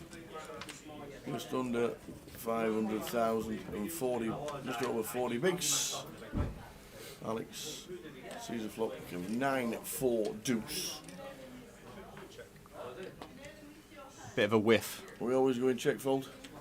With the king 5, yeah, we just don't really have enough going on here. No. No backdoor flush draw, just that little backdoor straight draw. But remember, there is some ladder thoughts that should be coming into Richard's mind, and really, you just have so many better continues than this. I think it's pretty flat, to be fair, the payout. I'll show you the payouts very shortly, but yeah, I think they're very flat until like 4, even 3. Yeah. There's only minimal payout, minimal increases, 8, 7 and 6. Yeah. Even against a small bet there, it's just very unclear. Go 8, 7, 6. There's no, wow. There's no difference. Oh, so we should get some more Dean-like plays in the near future, maybe. This is a high roller after all. Everyone's pretty comfortable with these situations, I imagine. Pretty tough lineup. Willie so far, commanding lead. Yeah, 2 million chips at this stage is big. He's got like 150 bigs, isn't he? Just over. Ridiculous. Yeah. On the FT. Average stack is 60 big blinds. Lots of play. Just how we like it. Well, it depends what time of day it is, but... Yeah, 3 o'clock in the morning, yeah. And the average stack. Lots of play, yeah. They've just had the biggest ever 25-50 in London. Really? Biggest ever. Last weekend. And with 6 left at 3 in the morning, the average stack was 48 big blinds. Oh my goodness. Yeah. No, we weren't there. We weren't working it. But luckily for the floor staff and the dealers, they decided to chop 6-way. So, but yeah, 48 bigs at 3 in the morning. Ridiculous stuff. We've got a pretty premium hand here in the small blind. Pocket 9s. Doing rather well against the button open. So we do 3-bet it. And ace 4 offsuit is one of those hands that you could go full Dean with. But I probably wouldn't recommend it. Then again, I wouldn't recommend shoving king queen off 6-bet on the bubble. Then again, I've won nothing, barely cashed anything in my life. You cashed in Madrid in the last event you played? I didn't cash. You cashed in Madrid? Oh, did they not? I think I'd know if I cashed in Madrid. I was just thinking. I just think it was standard 15% make day 2 kind of thing. No, it was like we were like 100 off the money. Oh. And I came 100th. So didn't manage to get anything, mate. I thought it was 15% all the way down and make day 2 in the money. That'd be nice. I'm yet to. I haven't procured a cash in any ace-8 main event. Not one. Not one. Ever. Today's the day. Is it? Yeah, Edinburgh's going to be I have kind to say, you. there's no real empirical evidence to support that claim. Do you know what I mean? I'm just rooting for you. I'm rooting for me too. It's not helped so far. I don't want to lose, you know. I actually doubled up super early after nit rolling some Spanish guy in Madrid, but I didn't do anything with it. Why is he talking like everyone can see everyone's cards? Not sure what you mean. No. Nick Eastwood and myself in the comms. Towers treble, get me in on that. Yeah, this weekend. We're in it. Because I meant to do it last time and I... And you saved money? Is that what you I said? saved money, yeah. Ace Jack for Matt in seat number 1. Matt Davenport. I don't really care if I lose. I just want to be involved. You know what I mean? Yes. I want to say I played it. Snap fold for the queen 10 of hearts. I guess it doesn't really play that well against this stack size from Matt and an early position raise. Nice cards. these ads on 888 Poker TV. Let me see if I can get rid of them for you. You don't realise that. You don't realise that. Look at you all, Razor Kev, on a regular basis. Grosvenor Poker Live on YouTube and Facebook, and 888 Poker TV on Twitch this week. Loving the Grosvenor /888 collabs. Yes. Yeah. And it's a good year-long tour as well. It's a huge tour, yeah. Going everywhere. Really good. Really are going everywhere. Luton, Leeds, Yeah, Luton Manchester, next. Cov, London. Luton next in March. Down to the Grosvenor Casino in Luton. Big card room. Big casino. I've never been. No. I think I'm going. It's like a super casino. It's not. The pit's massive. Should be a big one then, really. The E-slots are just everywhere. Yeah. And then the card room, you walk in the card room, we've got 25 tables. Wow. It's big place.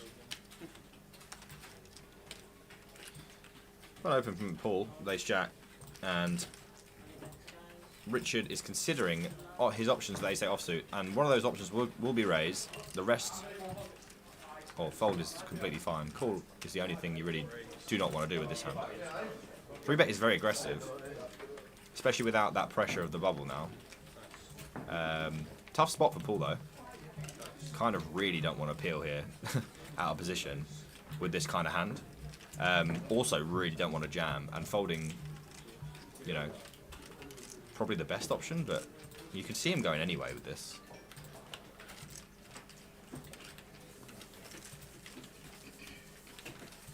Definitely wouldn't mind jam. How many big blinds is this though? 16k. No, it's too many. Folding the best hand. Yeah, it's like 30. It was like 30 big blinds or something. Afternoon, Leeson. Watching on Twitch.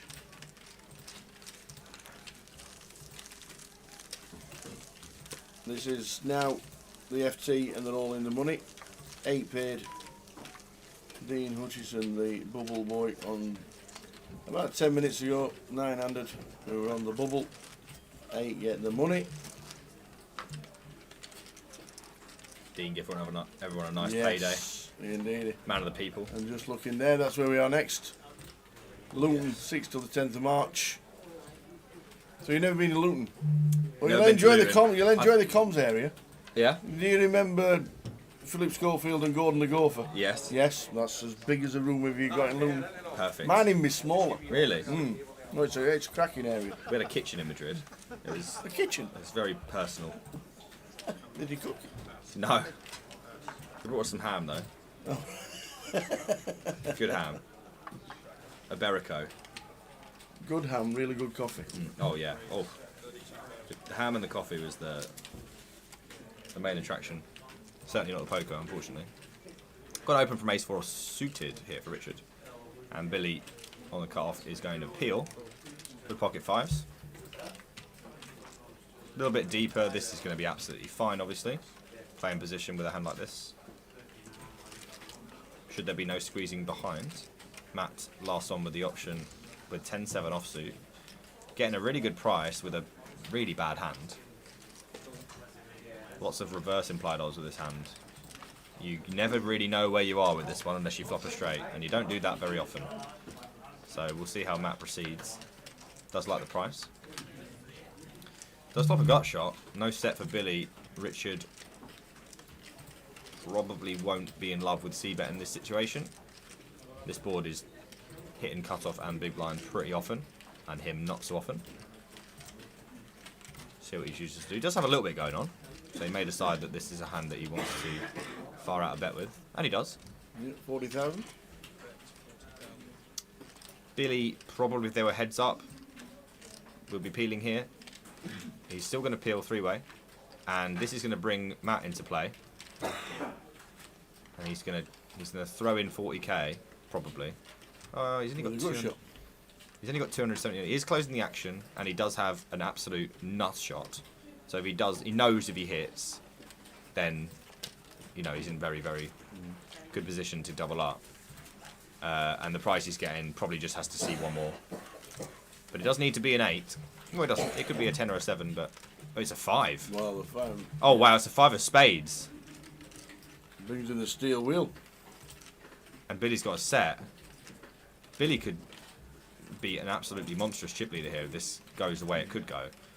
I wouldn't be surprised to see Richard check and then jam over a bet after Matt folds. It's certainly a possibility and wouldn't be completely unreasonable for Richard to check jam in this spot. He could. We're getting a tank from big blind here. First to act. This is a pretty good card for him overall, but this would be wild. Yeah, literally, he probably knows he's drawing to a good shot, right? Well, I hope so. He's at the final table. But I mean, if he's got to get through 2 players here, if he wants to donk jam, this is probably the only option you can really be thinking about here, apart from check fold. I'm actually not sure what's going on here, mate, and I really, he's doing the lot. I really don't like this. Well, this is insane for one, and you got to get through 2 people. Remember, one that's c-bet the flop, one that's called, and now Richard's in an awful spot because he's got the absolute world draw, gut shot, steel wheel, but with someone behind him who could easily have a flop set that they just called the flop with, or something like a turn set. Wow. I have to say he won't be too concerned about Billy. He should be in this situation, but he won't be too concerned. But he'll be wondering now whether he can even do anything. Yeah, and he can't. No. He's had to fold, which is And insane. there's the snap call with a set of 5s. Yeah, it's going to have to be an 8. And Matt Davenport, he's turned his cards over and realised, thinking that Matt didn't have any cards, any chips left. He's got 1k left. I don't think did he turn them He over? didn't. I don't think he meant to do it. He just fell off his stack as he was pushing it forward. That's such an awful. Like, imagine seeing the 5 of spades there and someone saying you're not even going to be able to do it. You're going to have to fold. It's got to be an 8 or a 4. Oh, he pinged it! He's pinged the 8 of diamonds. That is incredibly sick. Wow. I mean, that was for a monster chip lead as well, wow. by the way.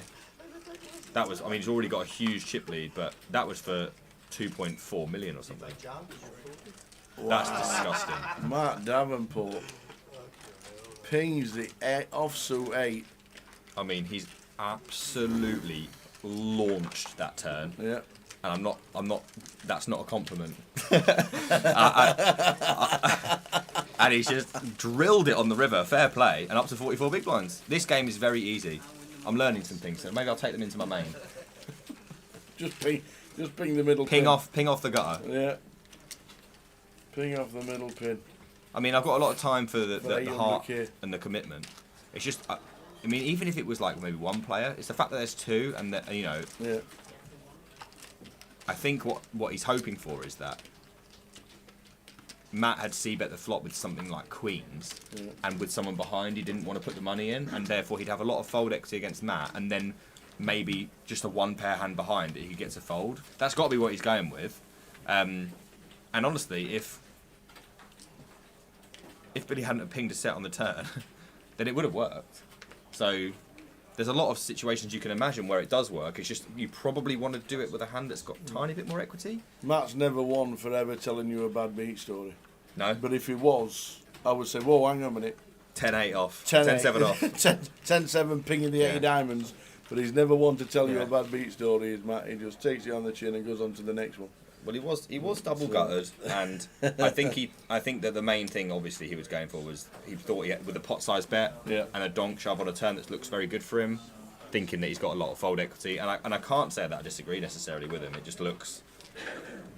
just looks bad when they snap you off, you know. Always looks bad. I mean, Dean's looked bad when he got snapped off. But he saw what was in the middle, and he thought, I could do with adding that to my stack, to be honest. I'm in deep now, after calling flop. The turn's good for me. Let's see if I can pick it up, which I do have sympathy for. You do need to pick chips up if you want to win tournaments, I've heard. It's one of those things that a lot of us don't do very well. No, I'm terrible at it. Get 3-bet. I mean, these players are just at it, aren't they? Queen Jack offsuit with the 3-bet. Richard's got the classic pile hand, and he does go for it, and he's going to get through straight away, unless we want some image protection. Little image protection tank fold for the Queen Jack offsuit, but this was going to be folded. I mean, this I don't really understand. It might won't take too long. You can just snap. Everyone knows that people are 3-bet bluffing on final tables or high rollers. You can let it go without it ruining your image too much. But the Ace-5 suited, a pretty classic 4-bet jamming spot with no real ICM pressure on this current part of the game. When we've just got to hit the bubble, and there's, as you said, the ladders aren't massive. There's a little bit of room to do some stuff, and both players seem to know that there. and a pretty fair and reasonable result. As the ace-5 will take it down. Very interesting. Nicky's comes to join us in the comments box and sees fireworks. I'm bringing the lot here. What a great table so far. Absolutely. I mean, no one's here to make up the numbers, are they? Absolutely not. Pretty much most players on the table so far have done something pretty spicy already. You know, if you look around, everyone's been at it in some way, shape or form, except maybe Zeshwan.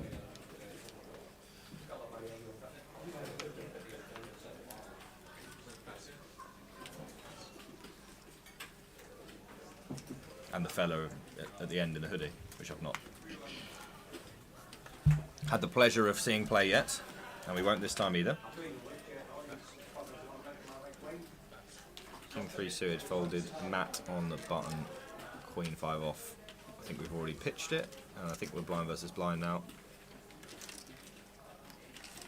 Unless I'm seeing things wrong. We are blind versus blind.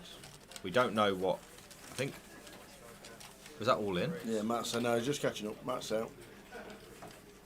Race to 45. And Jeshwan with queens.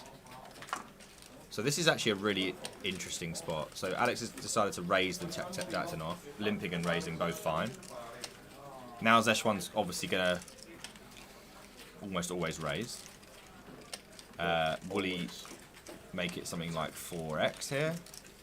He's going to time bank. Seems unnecessary. Those are valuable. They are.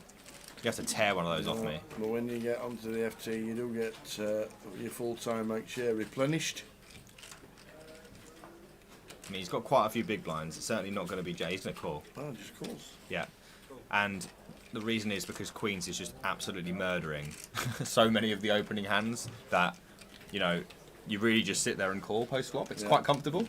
And sometimes you'll just raise and they'll just fold and you kind of lose your action. But the main reason you want to raise is because you might see something absolutely disgusting like this. King 10-5, all spades. No spade for Zeshwan or Alex, though. And he's most of the time going to win this. If it was a situation where Alex didn't pick up a pair, you're much more likely to see a situation where he'd be trying to apply pressure, and that might cause Zeshwan to fold. But because he's got some showdown value, a lot of the time we're going to get to the river in this kind of spot. Unless there's a 4 straight and someone wants to take a 4 flush, sorry, and someone wants to take a stab.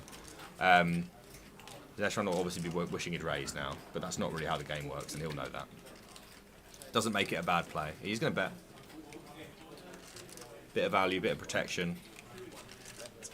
Expects Alex to see better king a lot, and his flushes. That's 33. Lots of continues for Alex, such as a 10, a spade. Any spade's going to have to continue, like pocket sixes with a spade, things like this. So certainly a fair and reasonable bet, even without a spade here with the queens and not having top pair. Now we'll see a turn. Which is another, so this is a 4, now we've got the 4 flush. This may be a situation where one of them has to turn the hand into a bluff. Maybe Zeshwan's hand's a little bit too strong and we'll go check on the turn most of the time.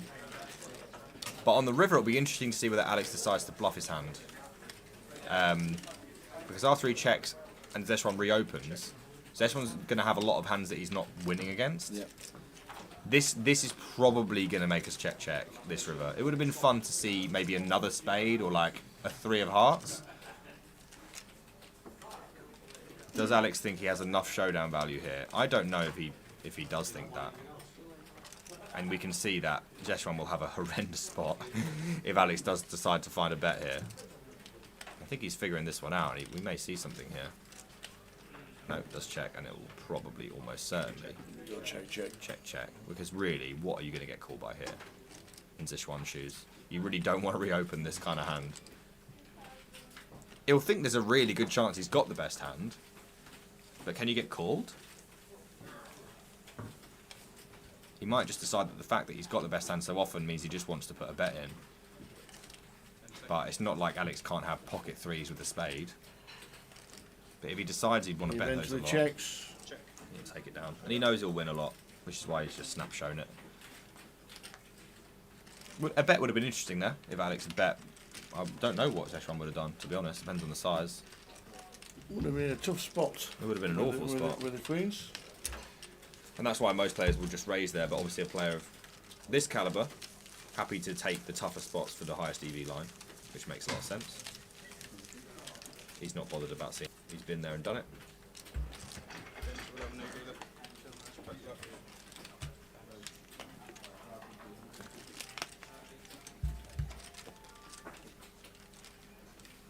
So we're in the money. The high roller, 3,300 first player out. 14,620 for the winner.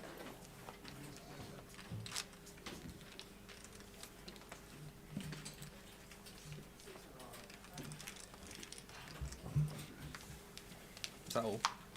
Is 57 played the high roller.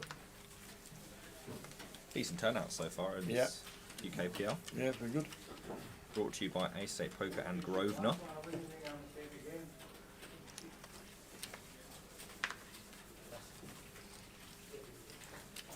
Can't do anything with the deuce four as a short stack.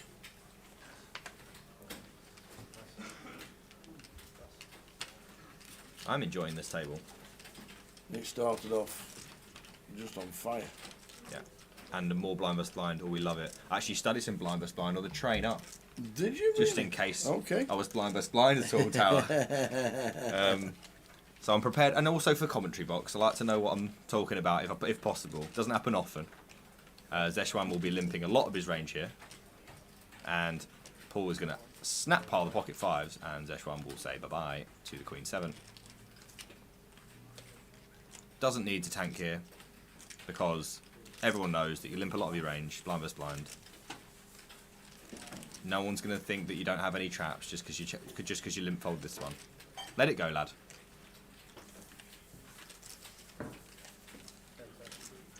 How many big blinds is that? It's just absolutely piled in like 20. I mean, this blinds 16, so 28. Yeah, this kind of hand though, around 25 big blinds. I know this because I looked at it on the train yesterday. It is one of the hands that does become a jam at that kind of stack depth. It starts to pivot towards jam at like 25 big blinds versus the limp, and the main hands that jam are like deuces through fives and like ace 9 off and below. So if you're gonna jam a hand, that's gonna be one of them. Theoretically. And I think you can fairly say that Zeshwan's got a pretty theoretically based game, it looks like. So, definitely a reasonable play, without a doubt. Didn't even think about it, he was just like, yep, all in. All of it.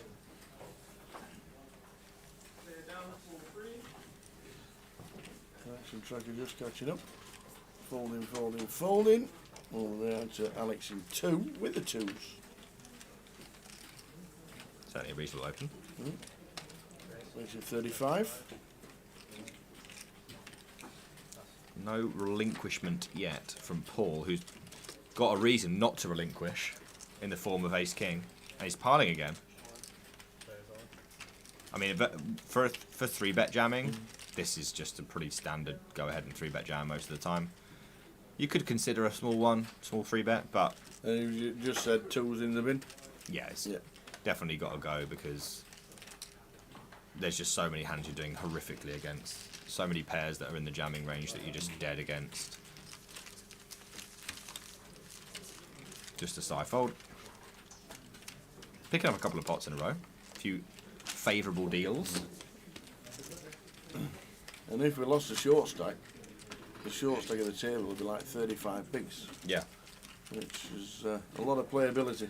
And Roddy is on the struggle bus, he is, so to speak, in terms of big blinds, but still available options. He's not completely, well, here we go. Is this it? Under the gun? Under the gun, though, it's pretty damn close. He is going to jam. Oh, he's going to open to 2. Quite like this. 75. Oh, it's not 2. It's That's 3 yellows. That's basically all in, isn't it? Oh yeah, he just wants to make sure that if everybody on the table goes all in, he can fold. Unfortunately, it looks There's like 4 all-ins before him we can fold. It looks like he might be out because Matt's got ace-king, and he's just going to flat just in case anyone wants a little piece behind, and he can set the little trap The bear trap is in play. Unfortunately, it looks like for him that no one has got any interest in falling into the trap, and they don't. And we're going to see a flop. We are going to see a flop. With about 10p back. Can't see them never going in. Yeah. Well, yeah, Roddy's got no choice regardless of flop. Yeah. He has checked. Matt should check, I think. This is so stupid, though, isn't it? Put in one yellow chip. There's an 8th pot back. He has to call. He's made it 16, so he can leave 5 behind. I mean, Roddy's just got, like, I mean, I've probably just jammed just in case there's any fold equity, but, like, I mean, who cares at this point? It's just whatever, isn't it? You're just all in at some point. You're getting 1,000,000 to 1. Yeah, you're drawing to Jack 10, running kings, running queens. I think you might have spoken this into existence. Do you think this is a thing? Well, before this hand, you said, "Oh, what if we lose the short stack? We'll have 35 big blind short stack." Well, that is and now he's got his coat on. Do you think that's a coincidence? That's it, gone. Dead. Yeah, dead. On the turn. So we do lose short stack. Well done, Roddy. Yeah, well played. Well played, sir. Now he goes in 8 for £3,300. Matt Davenport is nearly on is 850k after starting the final table on about 260. He showed heart and commitment with the 10-7 off. Amazing.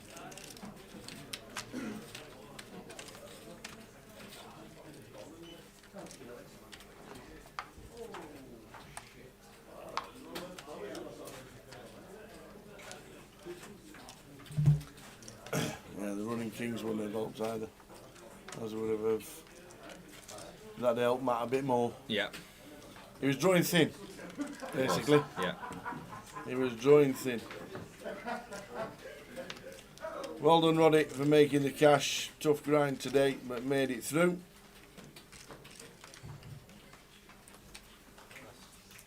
Jack 8 suited for Paul. He's not got the most comfortable stack to open off of from cut off, but Jack 8 suited. Enough to make it 2 bigs, obviously.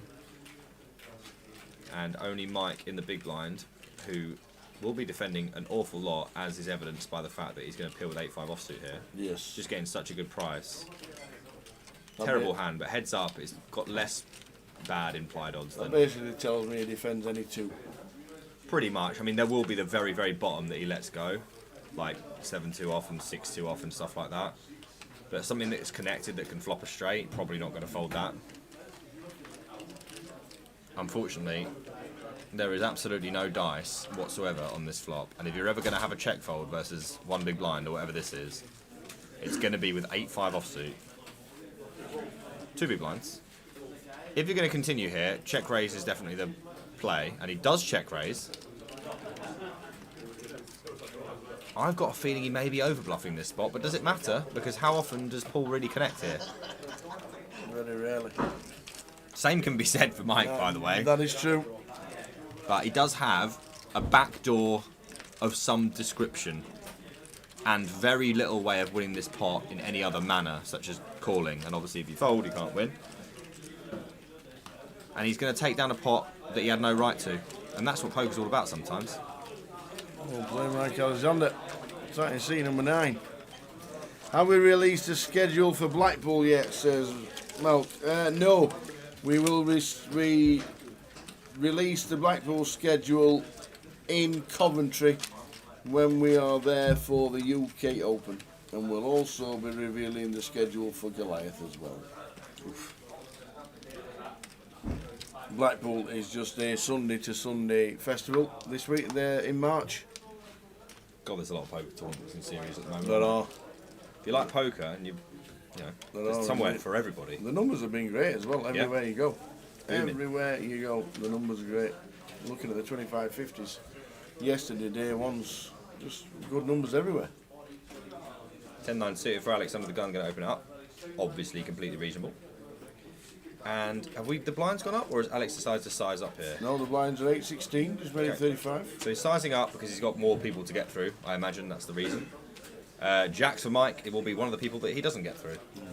Now, what form will Mike not allow him to get through in? That is the question. It looks like, obviously, a mandatory 3-bet versus the 3x. Yeah, almost 3x. It's a little bit more awkward in these positions. All in. And how many? That's a lot of big blinds. I have 40 bigs effective. That is a massive jam. Yeah. That's a huge jam. I've got jacks. I can't be bothered to play this pot. Look how many big blinds that was. 42 big blinds he's just banged in there. Fair enough. Didn't fancy seeing 3 more cards, unless you want to pay the lot. Mike says this is how to play jacks. Pretty sure smaller 3-bet is standard there, but it can't be. I mean, 40 big blinds, you still got a couple of jams, I think. What do I know, Tower?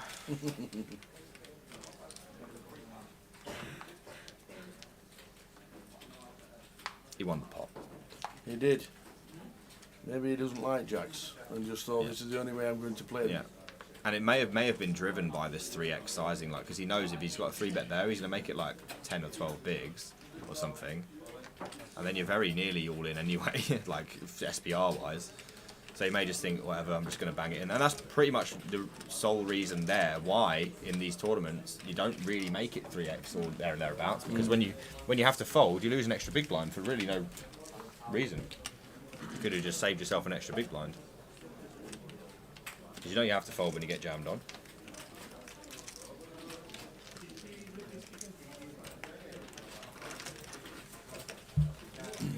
Are we going to see a spadey flop? No, we're not. Ace, ace, 2. Small blind.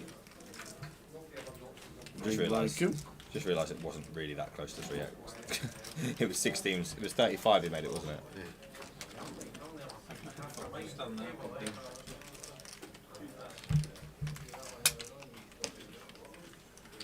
30 big blind short stack. Just as Tower wanted. So Roddy out in 9th, out in 8th, Dean out in 9th. Dean the bubble. You know, chance, didn't he? Yeah, it was interesting. I'll let Nick run through. Oh, it was a very standard spot. I'll let Nick run through the hand very shortly. Dean opens under the gun with King Queen off. Yeah, seems good. Billy 3-bets aces on the cut off. Yeah, seems good. Dean's Dean, so you 4 bets. Seems okay. It's click 5-bet. Okay, now we're probably 6-bet jam. I like it. On the bubs. and he was covered. He was covered. Oh, yeah. Wow. It's Dean, isn't it? You know. When you win $1 million in the summer, Nick, you don't really fussed about these 3K bubbles. Yeah, we were talking about how he's looking for ornaments rather than monies at this point. We've got 15 minutes left of the session, Tal. Do you want a break? Yep, we'll swap it round. We'll get Jay into the comms with Nick before he ends up playing the main event. Oh, getting nervous. It's not long now, guys. So we will swap over. Jay coming into the comms with Nick, and then Nick's going to depart to get ready for his main event. Get ready. What is there? A whole pre? There's everything. Yeah. Oh, there's a ritual going on. Meditate. Yeah. You know, got to have a little snack. Pray there's no bad beats. Oh, pray. I haven't tried that. Yeah. Pray. Absolutely. All right. No bad beats. Tal does it every Saturday half 2. Praise.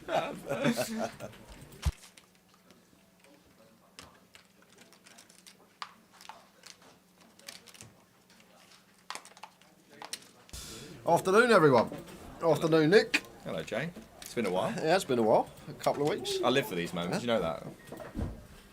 Getting to spend some time with you lot. Was you in Covent Jan with us? You wasn't you? No, I wasn't. No, there, you wasn't. mate. Oh, it has been a if while. I was then. there, you'd remember. It has been a while then. Yeah, it has been. It was probably Cov last October. Cov, yeah. Whole match chipped up. 8-8-6. Oh, we've had some fun. Oh, Specifically, okay. Matt has enjoyed himself. Oh, okay. Found a little donk jam multi-way with a double gut shot. Snapped off by a set. Pinged it on the river. As Matt Davenport does. Yeah. I wouldn't have expected anything less.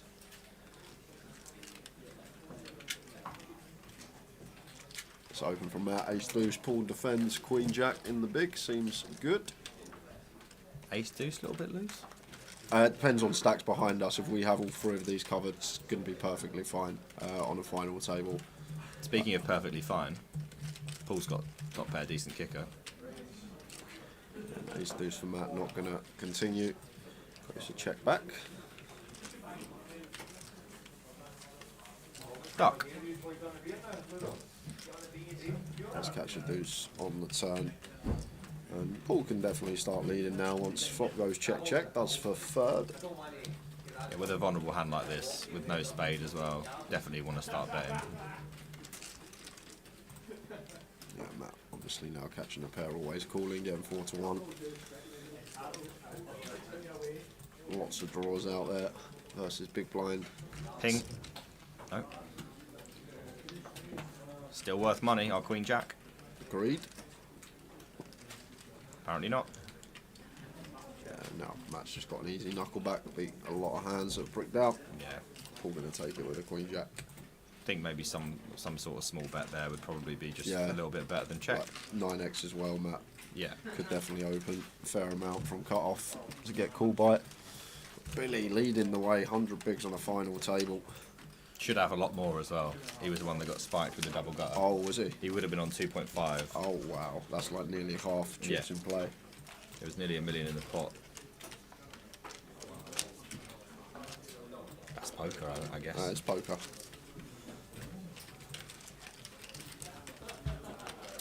Lots of playability. We've got a short stack of 30 bigs.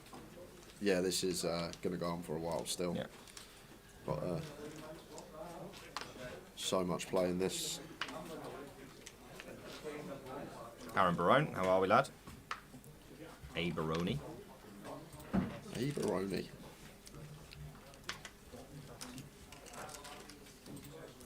Shouldn't you be winning your daily 10 bags?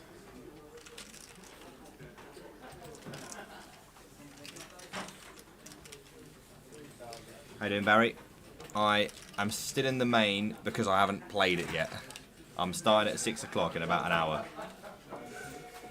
And I expect to be done shortly afterwards. Yeah, this is wide from Zech1, especially with big blind having us covered. I'm guessing Rich has us covered with his stack there. Just got back, so unaware how the stacks are distributed at the moment. And Paul just says, you know what? Let's free bet the Queen 4 suited from the small. It looks tiny though. I mean, this has got to be a product of his knowledge of the player. Like, if he knows that Jess1's opening this wide, this is printing. And you only really get away with opening this wide on the button if people don't know you're opening this wide on the button, and it looks like that's not the case here. As Jess1's going to Hollywood a little bit, or think about the pot odds, and then obviously 10-5. Yeah, really small size from Paul. 2.5x out of position. Could have put a bit more meat on it. That works nonetheless. Thank you, Steve, for the good lucks. We don't want to see you in the booth Sunday, put it that way. We want to see you on the feature table on Sunday. Unfortunately, I'll be there, mate. Well, you get to have dinner if I'm in the booth, mate. That is true. Get a nice little leisurely dinner. Yeah. Nick final table's the main. Heard it here first. Can you imagine the scenes? Yeah. we'd have to give Smith a call. And Yeah, get Smith in the booth. Get him in the booth, yeah. Have you two in here anti-sweating me in the FT? I wouldn't have it any other way. And that is tight from Mike. King 10 suited, even from gun. Do still need some opens that aren't nutted. King 10 suited could have definitely been one we got involved with, but going to let it go. Leaves room for Paul to open on button. Great 5 of diamonds. 7 and the 9 of diamonds we have lost as well, which is going to reduce Paul's equity quite considerably. For what he would be maybe expecting, Billy's got King Queen suited and option. Anything's good here except fold. I think we do a lot of calling versus button in particular, this stack depth, just because Paul's should open any suited king, most suited queens. There's a lot of domination going on against Paul's opening range. And you don't really want to get it in. Yeah, of course, yeah. That's when King Queen suited starts to look a lot less pretty. You just throw up, don't you, when you free bet and get shoved on. As a cash game player, I can't imagine a world in which I don't 3-bet King Queen suited. And I don't like living in the one that I don't 3-bet King Queen suited. But that's probably why I do so badly. To be honest, with you, Nick, they're like tournaments, very high variance, and you don't really play many tournaments online. No, I don't. And it can take years and years to realise live expectation. You might just be running so below EV. Oh, I am. And I definitely am. You're owed hundreds and hundreds of thousands of pounds, and that might be coming Who around owes in the me next that? few years. You? Some imaginary concept somewhere owes you it. Right, okay. We've got an interesting spot here because Paul has got an absolute ball of air, as they say. Now, does he want to start blasting off some chippies here? Probably not, but he is going to do it. I can imagine a few better hands than this to do this Yeah, with. we want at least a gut shot. We need some equity versus hands that can have us drawing dead, like a Jack X suited, a Queen X suited, something along those lines. If we've opened up 4-5 suited, by all means, as yeah, barrel with a definitely, will draw. But with this one, against diamond. chip leader as well, may have been just shutting down. Like the C-bet, but I think maybe one that we're one and done with. But let's see what the river brings. Interestingly enough, Jay, when you get called twice in this spot, you're going to get called a lot twice in this spot because they have a lot of pair plus straight draw and flush draws and stuff. So when this bricks big time, that's not really a brick. Not the most appetizing. Say it was like the 7 of clubs. Yeah.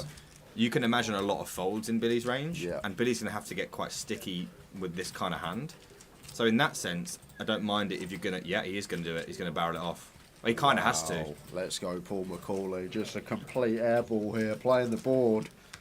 Well, a slightly smaller sizing on the turn keeps in a lot of those Jack 10s, Queen 10s, King Jacks type hands. Yep. That's if you've got all of those hands as Billy, which you're going to have a lot because, like you said before, you're not going to 3-bet loads of them. You're going to end up with a lot of folds on this river. Yeah.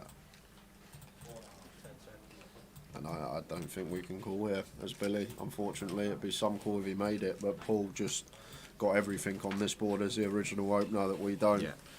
And well played, Paul McCauley. He's correctly diagnosed that there's a lot of folds in his range there. Even if you have an ace, you're just disgusted with life in that situation. Yeah. What snap calls does Billy even have? He can't have a boat. Just, I guess, the Queen X of spades are going to be his snaps. Like some sort of flush with a pair, or a flush that he's obviously made to the river with. And if he's got a flush, we go happy days. But, you know, they don't always have a flush. Sometimes they've just got pair flush draw, and it's so difficult to hang on versus... It was overbet jam. You know, you have to fold a lot of your hands against overbet jam. You should do. Unless you know that they're overbluffing to the propensity that Paul won't be, but... If he's got 8 high in there, then maybe we do need some more calls. Yeah, a sprinkling of them, but, you know, incomplete information, mate. We can't just flick it in willy-nilly. Get it? No, not His name's hand. Willy. Not Willy-nilly? No? I'll see Okay. myself out. Where's the curtain? To be fair, it's better than some of the ones Tower comes up with. Really? Yeah. I do pride myself on pun game, to be fair. To be fair, we've got someone that plays the tour regularly called George Pop.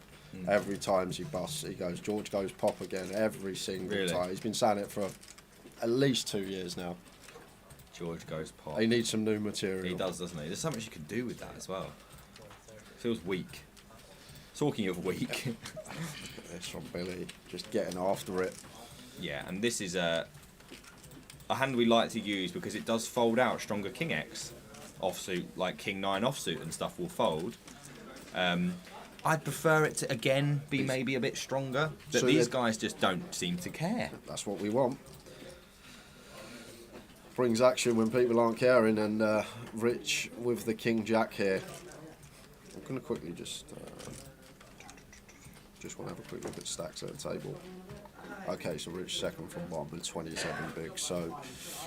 Lower risk premium against a player that you know is getting after it. This becomes a little bit closer than it maybe should be, theoretically speaking. Because once Billy starts ploughing through his King 5 offsuits, tell you what, you don't have a very high density of good hands when you're 3-betting. And King Jack offsuit is probably doing a lot better than it should be. And he knows this, which is why he's laid out all his time banks neatly for the dealer to take away as he goes into the tank. And I think right on the line here for Rich, we're going to see call or fold. I don't think we get to 4-bet this particular hand. Bottom versus small, sitting second Well, he's from gonna bottom, jam. He is going to go for it. Yeah, he's not going to small No, 4-bet. no one cares, do they? I mean, Well, the fact that no one cares means that no one can care. And therefore we've just got a bunch of people that don't care. And it's making for a great game of poker. There we go. Well played, Rich Harrison. I care a lot. 4-bet rips the king jack off. I'd get absolutely rinsed at this table. Into the chip leader. There's some absolute nonsense going on here. Yeah.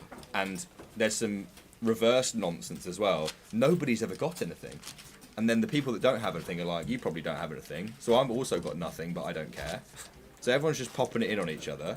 I don't think anyone's actually had a good hand. Nah, They're just all over each other. I haven't seen a good hand since I sat in the booth with you. This is proper poker, lad. That's what we came for. Who's in the comms? Asked Jerry. I'm joined by Nick Eastwood. 888 Pro, going to be jumping in the main in about 40 minutes time. Have you played in Edinburgh before? Have you played in Scotland? I played a cash game last night. Have you played any tournaments in Scotland? No, I've not been to Scotland for a long time. You're in for a treat, mate. Really? Day one, you are in for a treat. A bigger treat than in you're in Coventry. For a treat. We done comms on the day one 220 Voyager on Wednesday, and there was some fun stuff in that. Mate, Madrid was an absolute treat as well. I got absolutely blown up into level 1 of the main. And obviously I was like nit rolling because I was scared, because I was like, who does this in a 1k? And apparently this random guy was all over me. Just snapped 4-bet the ace queen off level 1 and then check jammed an 8 high flop. With ace queen? Yeah. And I was sitting there with kings like, this guy's got aces. Apparently not. Matt Davenport doing Matt Davenport things, flops trips. And probably going to get c-bet out of Alex here with ace-jack on this particular board. Obviously, can scale down sizes on final table, so quarter seems fine. 30 between quarter and third. I mean, this is just value bet in many ways. And sometimes, like, you're going to get called by worse ace high. They're going to have to defend like some backdoor, like maybe 7-8 of spades or something's going to have to come along against small. And Alex won't mind that card, but I tell you what, Matt is a pretty big fan. It does mean he'll chop with some weaker Queen X, but when Alex opens under the gun, there aren't loads of those anyway. Yeah, so should go check from Alex now. 6x getting there, not folding. Queen X obviously not folding, and we're ahead of all the other calls in Matt's range. The floats, maybe 7s, 8s, 9s in there at some frequency, but just all makes for a plausible check in position. This is actually just such a good board for Matt. Sorry, it's actually not very good for Alex at all. He's gonna have a lot of ace highs here. Matt has to bet because of that. There's so many checkbacks for Alex in this spot that you just have to go ahead and go for value here.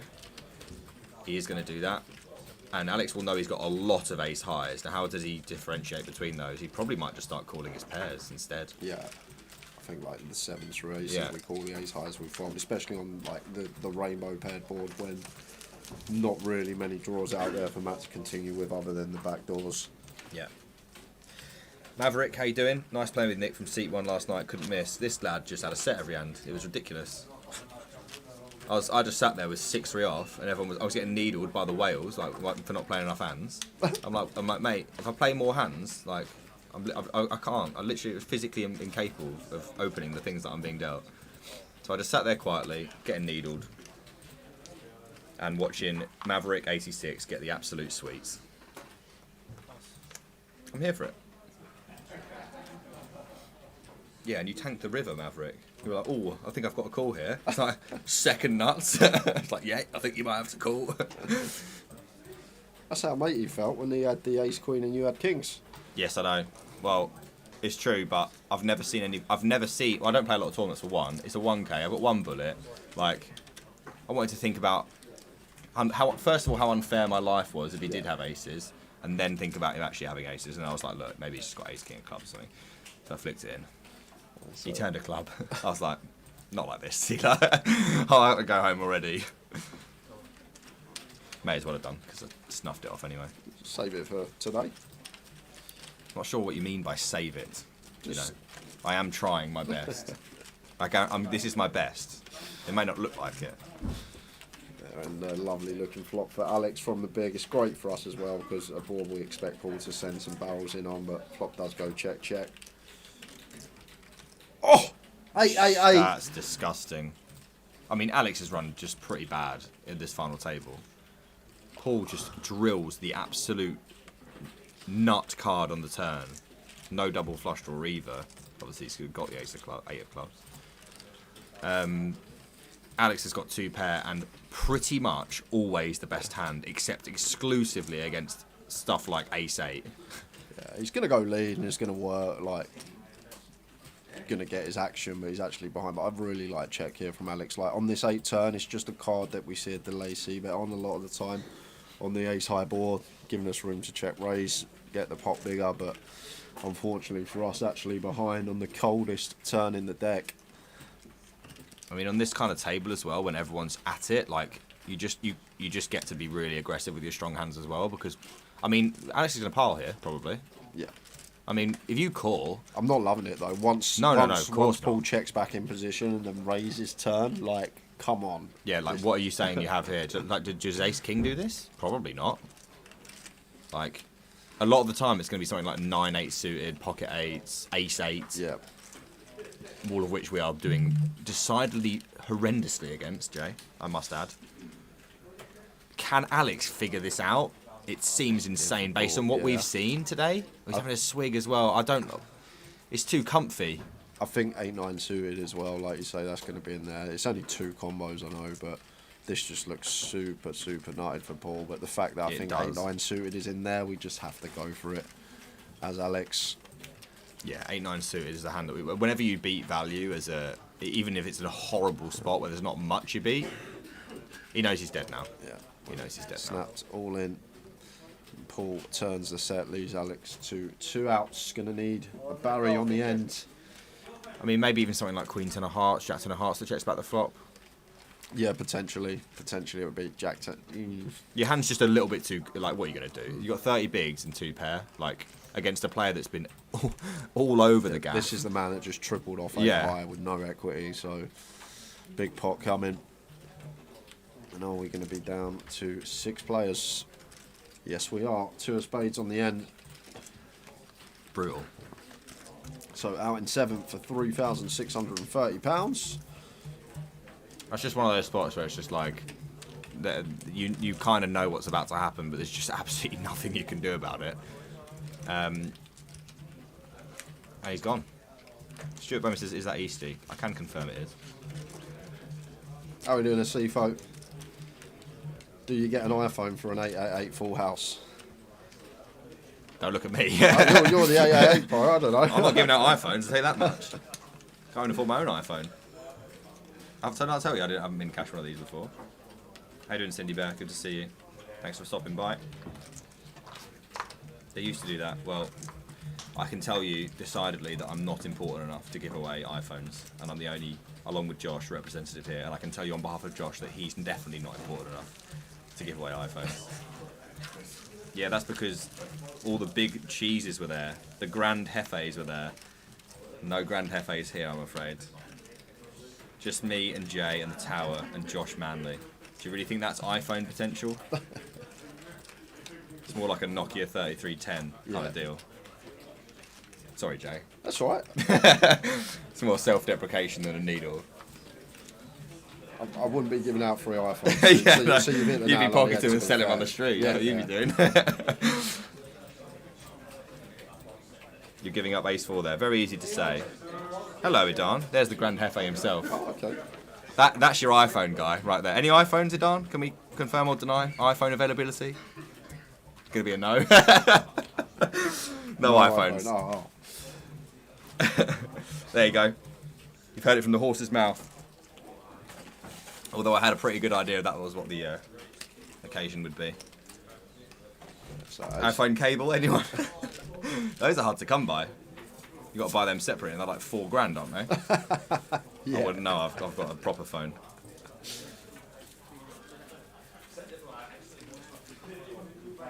Section 1 here in the big blind. 9-7 off facing open from Billy.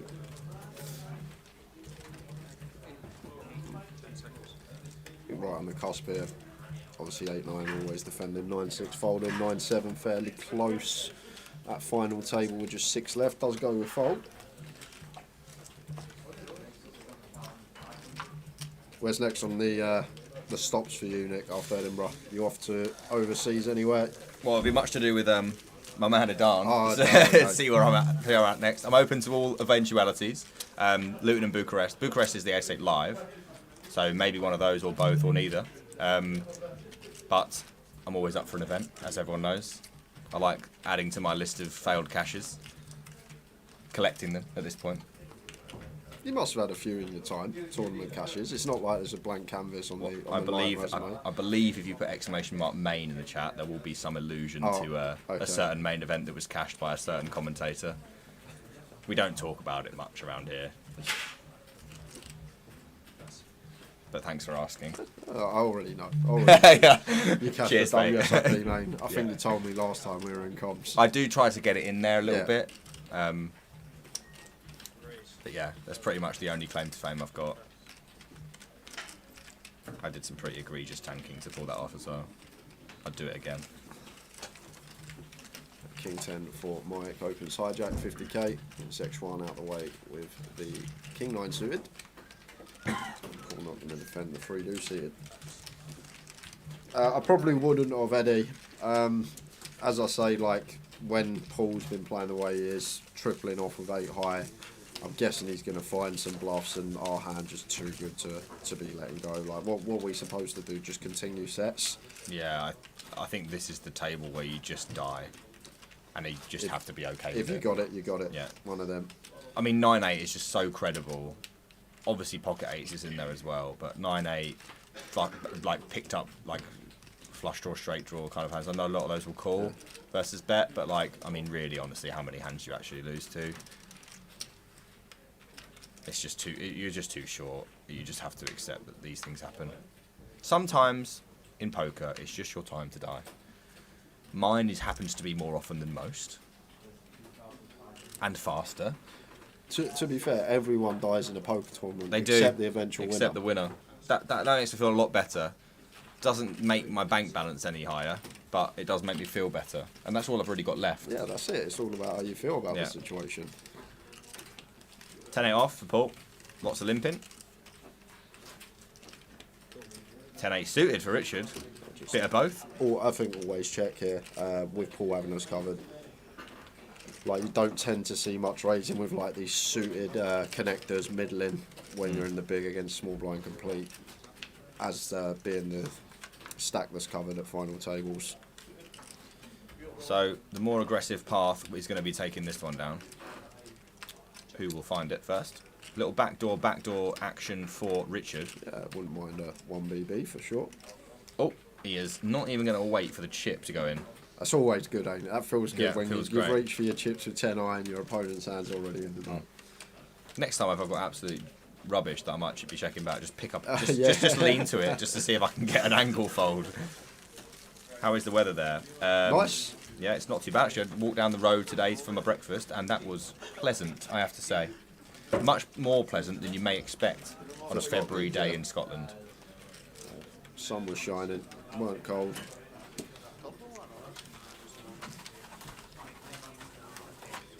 Are you asking what to know more? Insiders Jay's very clued up. Cheers, mate. At least someone He's thinks right, so. though. Don't know the other guy commenting. Don't worry, that guy's got no idea. He's just here to fluff things up a bit. He's the cash game multi-table streamer. Yeah. All about the 10 NL cash for the man on the left of me. It's quite hard to have less final table knowledge than me. But if you need anything known about the offsuit 4 gappers, this is your man. That get there. Remember, they've got to get there as well. Queens, I know this is a good hand. Is that enough for you, Edelweiss? Whatever your name is. Edelweiss. We just call him Eddie. Eddie. Okay, Eddie. Regular in our I'm going to chat try and box. impress you, Eddie. But do know, Ali Bang says we can tell by the comms. Well, that's not very nice, is it, Ali? He's gone for the little sort of Kappa sarcastic smile, which is making me feel slightly I think that's better. a winky face. Yeah. I think that's what they call that. Look, I'm all about the ribbing. You can let me have it all day long. It's a three-way action, and Queens and Mike gets a nice looking flop here. Doesn't really get much better than that. Some potential for both opponents to hang on him, potentially, versus... Depends what sizing Mike goes for here. Sevens probably. I mean, with someone behind, maybe not. I think just bet, call Rich, fold Billy. We don't get to float as much once we go freeway to the turn. Like, gonna float more in heads-up situations. Not sure we're gonna see Billy overcall, especially versus this size. Ooh, I don't even like sevens anymore, to be honest. That much. We've got Sequity. You always can ping off a set on the turn, and we are deep-ish. Do you make that up? Sequity? Sequity. I've never heard that before. Yeah. There's Boatquity as well. Oh, Boatquity. Like if it was Jack Deuce Deuce and you got sevens, that's Boatquity. Okay. Because it's very disguised and you can just ping it off and it looks really safe. You get paid a lot on it. It's a crossbar. Yeah, Diamond's turn, and Mike just gonna want to go for another street hit. Big bet here. Yeah. 2 for something like 200k or something. Seems good. 175. Finds that 60% off. And now Rich out the way. Not the most complicated line in the world, but Mike executing it pretty well. And a pretty standard hand overall. Nothing. I mean, there's been some untoward happenings. Yeah, what's happening? You give me all this big up when I sat down in the booth. Mate, this you missed, was happening here, you missed the this was happening spice. The Dean just sat down and was like, yep, I got places to be.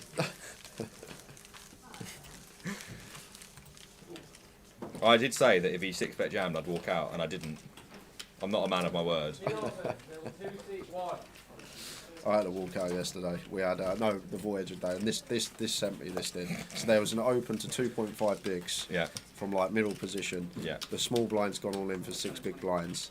Where it then folds back round to the opener. He has a good 2-minute tank and then folds ace 10. What did the other guy have? King queen. He walked out. I had to have 5 minutes. Sometimes you just got to have 5 minutes to yourself. Do you ever just sit there and think, my job is commentating on people open folding ace 10 off to 6 big blinds? It's not that. You've raised to 2.5 bigs. Open and then folding. It's just crazy stuff. Sometimes it happens, Nick. You see a hand and you're like, I need 5 minutes. Oh, I know what you mean, mate. I'm live to the world. I don't want to say anything that could make me lose my job. I need to go for a little wander, a little fresh air. I try not to think too much about that because I wouldn't say much.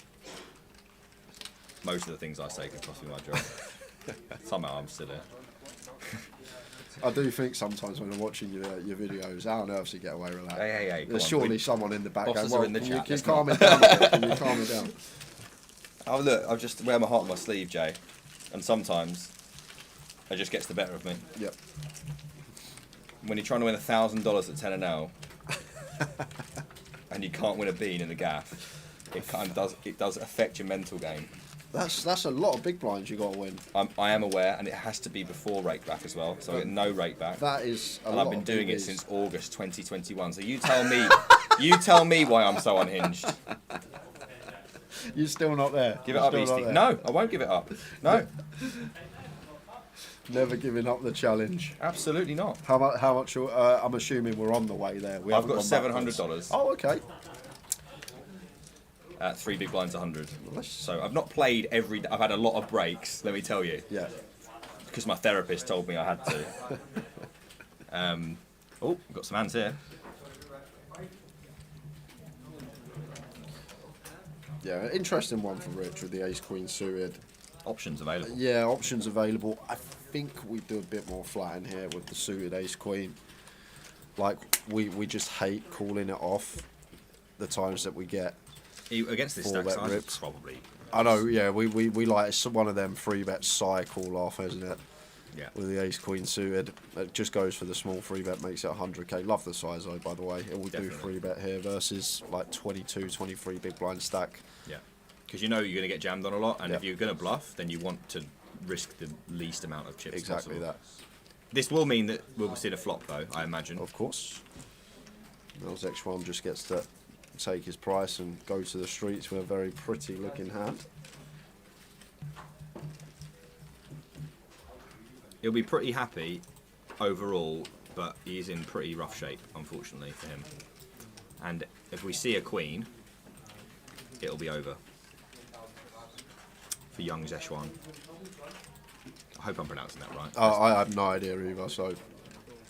Sounds cool. The last bit Schwan, we know that. It's just Z Schwan or maybe Z Schwan? Yeah. Anyway, flop. We shall see. King High, which he will be very happy about. And this is just really not a great flop for Richard. Probably do some small betting most of the time. Yeah, Checking here at all? I think in we this will. situation? I think we will have some checks here with the nut high, but we don't need to go bigger than 20% if we do elect to continue. Like I even like 10% here. Yeah. From Rich, 25k. Designed to just get continues from worse hands and check back some turns, which will be his main plan. Zeshwan may put a spanner in those works. Probably want to be accepting your fate with this kind of hand, so raising does seem to make some sense to me. If your opponent's betting 10%, they will have a lot of, probably some bet folds in there as well, obviously. And our hand is kind of invulnerable, but not super invulnerable. Like, there are some very disastrous turn cards, Ace of Clubs being the main one, but it's kind of like, in this situation, there's not really that turned of rivers you're going to end up folding on anyway, so you may as well just check call and let him do his thing. Richard's going to check the turn, though. I imagine. Yep. Nope. No. We don't know what we are talking about. So, just go for another bet. I guess this could be a function of the small size we go pre. Once we go that 100k size in, Zexwan has to continue basically his entire opening range that he's opened. Yeah. So maybe sort of designed to fold out 7s, 8s, 9s, 10s, this type of bet. And get called by potentially worse in the form still, of like... still some club draws out there. Okay, Zexwan calls another street. But this is not with the design of bluffing river. I wouldn't have thought. It just seems a little bit too strong showdown-wise. Yeah, I'd be very surprised if Rich went for it. I think that would be an overplay. I can't say it's not going to happen because I've seen some stuff today. But 2/3 pot back versus call, and you beat clubs. The only club you don't beat is Jack X of clubs. Yeah, not the most appetizing. Or 5/4 of clubs, which is also possible, but it's not a lot of hands. Literally Queen 10 of clubs. I don't know what Ace this 10 takes of for, clubs. because this is just obviously a check. Like, you're never going to lead this card. Unless it's designed to make Richard think that he doesn't want him to bet, when he does, potentially. But other than that, just check. You know? It's just check. He is thinking about this. I do think that you probably beat just enough, but the jack may tempt him to jam. Would he be able to, does he beat enough stuff? Does he beat enough, Jay, when he checks back? I don't think we do. Ace 10 of clubs, Queen 10 of clubs, 10, 9 of clubs. Probably like 4 or 5 combos that we beat, and then you've got all the King Queen in there, you're all the King Jack in there, King 10 suited, King 9 suited even has to call pre-flop because of the size. There's so many more hands that are going to be calling this river jam than folding, in my opinion. And yeah, we are looking at a very narrow range of hands that are going to fold here, I think. You're right. It's going to, even Jack X of clubs might find a way to call. You know, I wouldn't put it past these players. I think that is one that would have to fold. It would have to fold, yeah. Rich does check it back and sees the King Queen, which is good for Zexuan, and up to 740.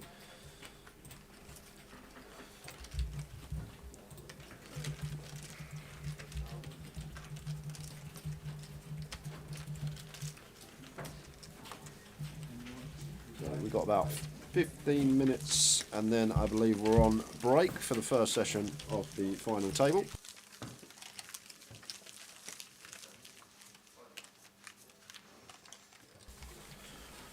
And I've got an important job to do. Important. I've got to do off 30,000 chips in the main.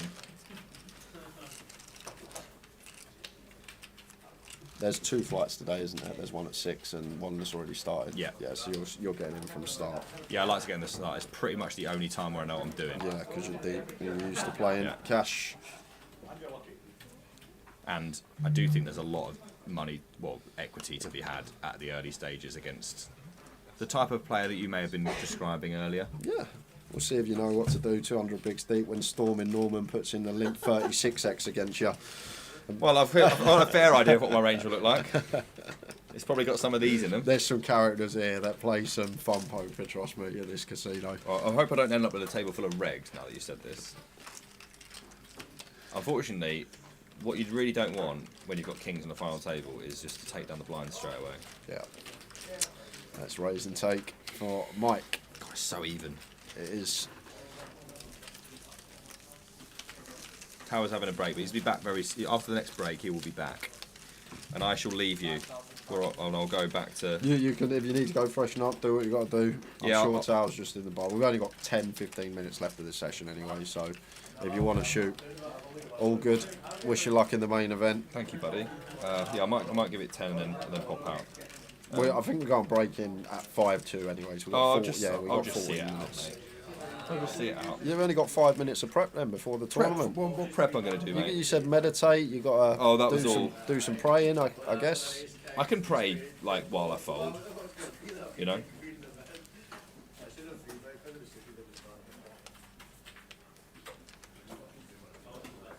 You might be right though. So, Billy, 1.3 milli. Still near the top of the pack, coming as chip leader. He was Willie earlier. Yeah, Willie Henderson is his name, but I guess Willie's short for Billy. Billy short for Willie. Who knows, mate? Willies and Billies everywhere. Who knows? Willie or Billy is going to make it 45k from the hijack with pocket threes. And the cut-off is going to peel with a suited ace. And we have two of our largest stacks in the mix here. As 3 has been folded, as I just saw. King 7 off. Rubbish hand. Actually in okay shape, but rubbish hand. I learned that there's some situations in the solver where you can shove King 7 off as a squeeze jam for up to 40 big blinds from the bigs. I'll be leaving that one alone. Yeah, it's pretty. You've got to rely on the other ranges being a bit probably quite accurate. Of course. So I wouldn't be taking that in the 560 you're about to play, Nick. I wouldn't be taking that. I don't need that from you, mate. I'm actually fine not jamming King 7 off. Don't worry, I wasn't planning on doing that. That's good to know. None of the videos I watched on the way up here on the train included jamming King 7 off for 40 bigs. And remember, I've got to put this on the internet afterwards. That's correct. If I do that and I say, "Oh, it's in the solver," Jay told me it's in the solver, I'll get rinsed. I'll get rinsed even harder than I already do. I don't need to give them any excuses, lad. Hello? Wow, what is this? Oh, I mean, this is just here. If there was a diamond on board, I wouldn't mind this. It's actually going to work. Like, Billy is actually meant to play pure check here, 9-7 deuce. Yeah, absolutely. Hijack versus cut off. This is outline, this bet. We aren't meant to have any C bets on this board, but once we get it, I guess we're just folding to the raise now. I mean, maybe. Oh well, we're peeling. I mean, these guys are just playing out of position as well to someone that can do damage to our stack. This is a product of just Mike just knows that Billy shouldn't be able to see but this board. This was my board. Have some of that. Billy goes, I know you think this is your board, so I know you're up to it as well. So have some of that. And that's where we're at. But the thing is that Billy's out of position. What do you think good things are going to happen? The only thing I can say is we do have a heart, which is less important for the flush draw. But if you do ping an offsuit 3 on the turn, it doesn't complete a flush. That's the only thing I can really stretch to. Other than that, just fold, man. Or check call. Do you know what I mean?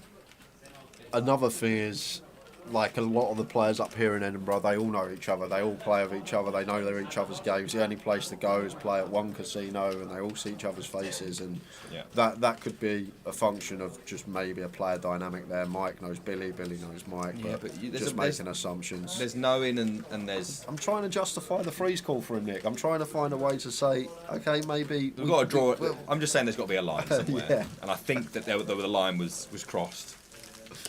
If it exists, who knows where it even does exist? I don't know, but well played, Mike. Anyway, raising the ace-8 on the flop, continue barreling after picking up and down, and does get Billy off of the best hand.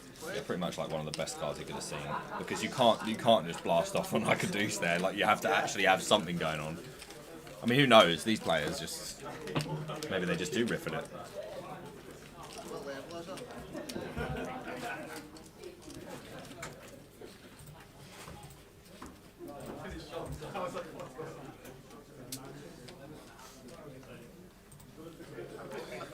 With threes, 6-handed, sitting top of the pack, fairly close, could open, fold would be fine as well.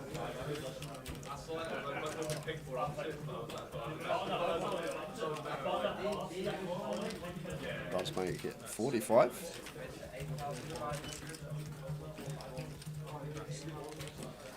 And Paul, with 10s in the small.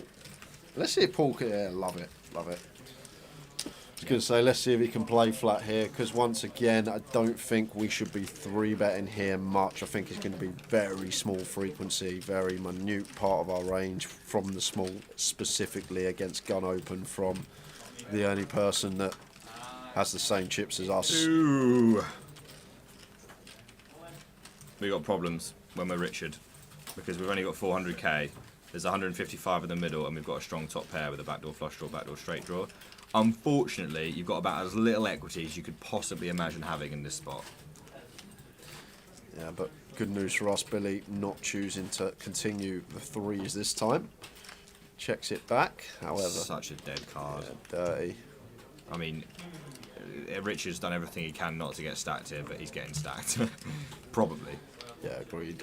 Because it's going to go bet and then it's going to go jam. I mean, there obviously are rivers where, you know, there isn't an all-in. Maybe some block rivers like Jack of Diamonds might get blocked. But, I mean, if this river bricks off, Richard's going to have a really hard time not busted from this tournament. Especially versus small blind range that has all this king, queen, queen, jack, king, jack pure as well. Yeah. I mean, we may have already got to the point where... In our head, we know that we're calling most rivers. Richard may already have seen that 8-5 of diamonds as well. Like, the stream may have caught that already. So this is a card where we are not going to go broke. I think now the best play is block as pull rather than all in. Something like 100k. Yeah, I think third's nice. I think it's nice that we get to have the 10 of clubs, so maybe 200k. maybe we get to go bigger with 10 of clubs in hand, because 10x of clubs obviously not a thing. Yeah. Obviously one of them backdoor flush draws. And like range of big blinds still going to have like all this 10-8, 10-7, 9x suited. Still some king, queen, king, jack in there for the big to get paid by it. But Rich now in a real tough spot here, facing 2/3 on the end from Paul. And I guess first thought from Rich is going to be the front door diamond draw, bricking out. We have the queen of diamonds in our hand, not the best card to have. Went to fold and then realised he'd already used the time bank, so might as well use an extra 30 seconds. Imagine if he finds the call. Yeah, I mean, I can't imagine you end up finding call after going to fold. You may as well just sit there and think about it a bit longer because you've got the time. But like, what would have to go through your mind in 30 seconds to go from fold to call? Yeah. Like, it's just not going to happen, is it? And a good fold, and he got saved there. He doesn't know it, but he got absolutely rescued. Lost him in, literally lost. The worst card of the day. I am probably going to take my leave now, mate. That's fine, mate. That's just fine. So that I can... We're on break in, I think, 3 minutes. So okay. 3-4 minutes, something. Is it like 3 minutes? I can get an exact time with the poker live app. Let's have a look. Look at this.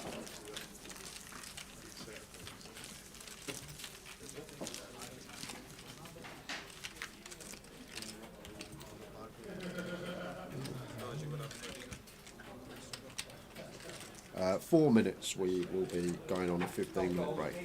4 minutes time. Go on. Yeah, I'm gonna. I can see you want to do your rituals. I'll do the last 4 or 5 minutes by myself. Cheers, mate. Nick Eastwood joined us for an hour and a half to start the final table. Good luck in the main, mate. We'll see you over the weekend, and hopefully we won't see you back in the booth this weekend. In an hour's time. If you are, you are. Yeah, I mean, look, it's a wonderful consolation prize. Yeah, if it does happen. Thanks for the good lucks, guys, and I'll see you in a bit. Maybe this is our time, Jay. Yeah, it could be your time. I'd love on Sunday if you're on the final table when we're doing the comms. I'd also like that. Can we maybe fix something up? No. Okay. See what never we mind. do. Right, cheers, Nick. Thank you Cheers, very much. guys.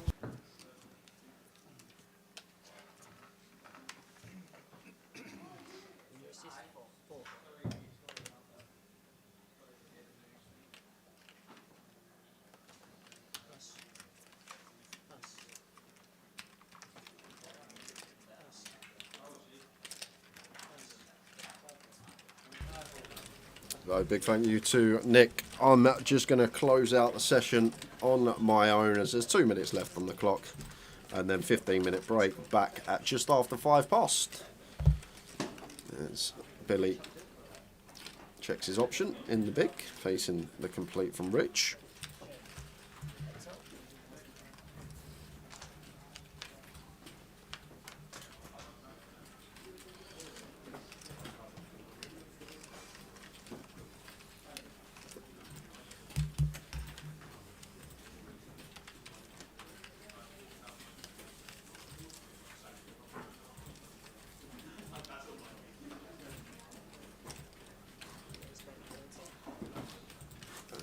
stage with a pretty tidy candidate to go for the stab with. Through to a flush, through to a straight.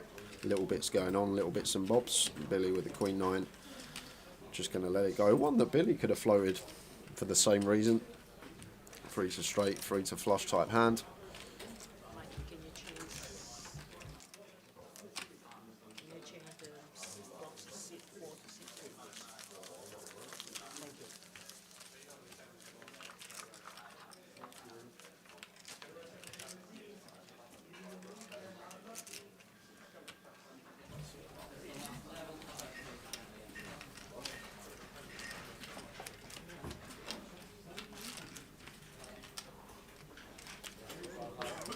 So going to be one more hand, guys, and then a 15-minute break. So actually back closer to 10 past, 9 past 5, 9 past 6. We'll come back around 5 past. Anyway, as Matt Davenport going to be opening with the King Queen.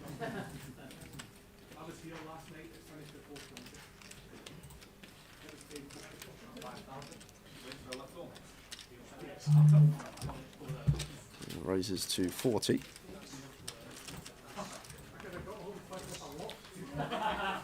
And Mike with ace-jack in the big is going to defend.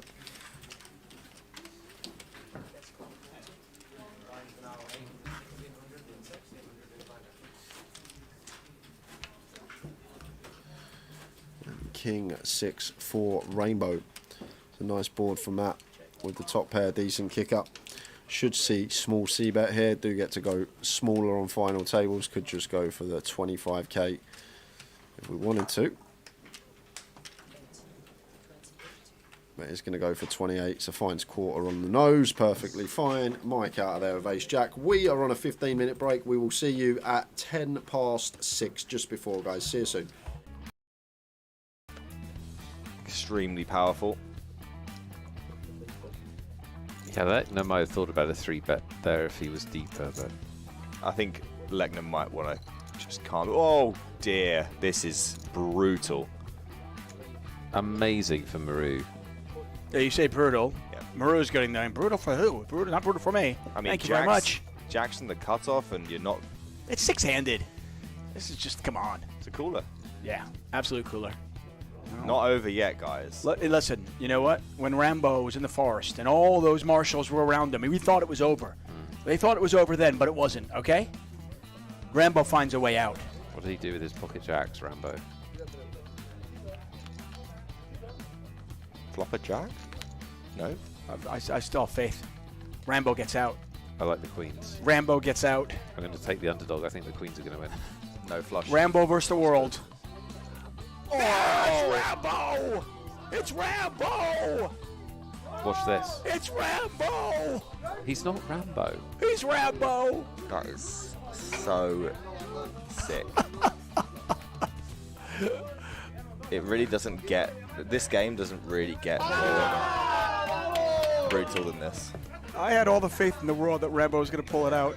If any of you have watched First Blood, you knew Rambo was going to win that one. So this is how quickly things can change. Lechner got down to about 15, 16 big blinds. He's back up to 29 with some successful shoves. Shove over opening raise is a very, very good way to accumulate chips. He's done a real... Oh, we could get a race here, though. This could be it.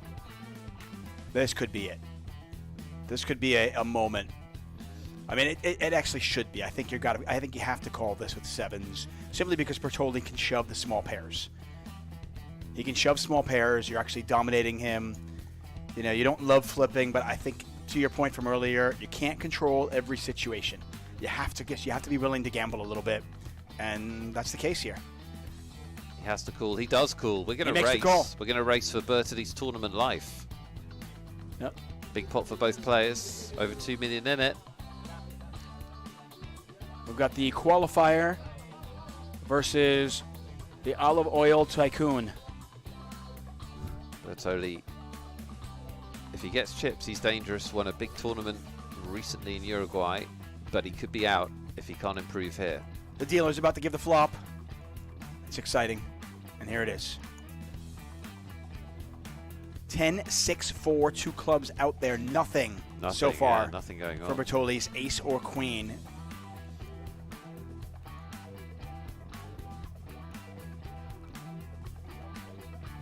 look at that. Felt level camera. Down to just 5 outs. And you can see him in the top right corner of your screen. An ace or a queen. It's the Jack of Hearts. Saw some paint there, but it's the wrong paint for Bertoli and the right paint for Lechner. And Bertoli is out. Grane is in trouble here. Oh, wow. Rambo is in trouble. Yep. Does Rambo get out of this? Does Rambo get out of this one? Lorilla is, he's a tough customer. Really good post-flop, so this is where he excels. I see. Rambo needs some ammo, says Fun Times. He's absolutely right. Does the Grenader have one more grenade in his pocket? If he doesn't, we're playing heads-up poker.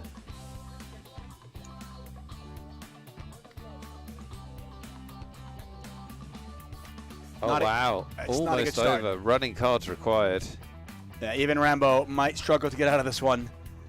Help on the turn. Oh, wait a second. There's always a sweat. Wait a second. There's always a sweat. Rambo, in his last dying effort, can he find the Jack?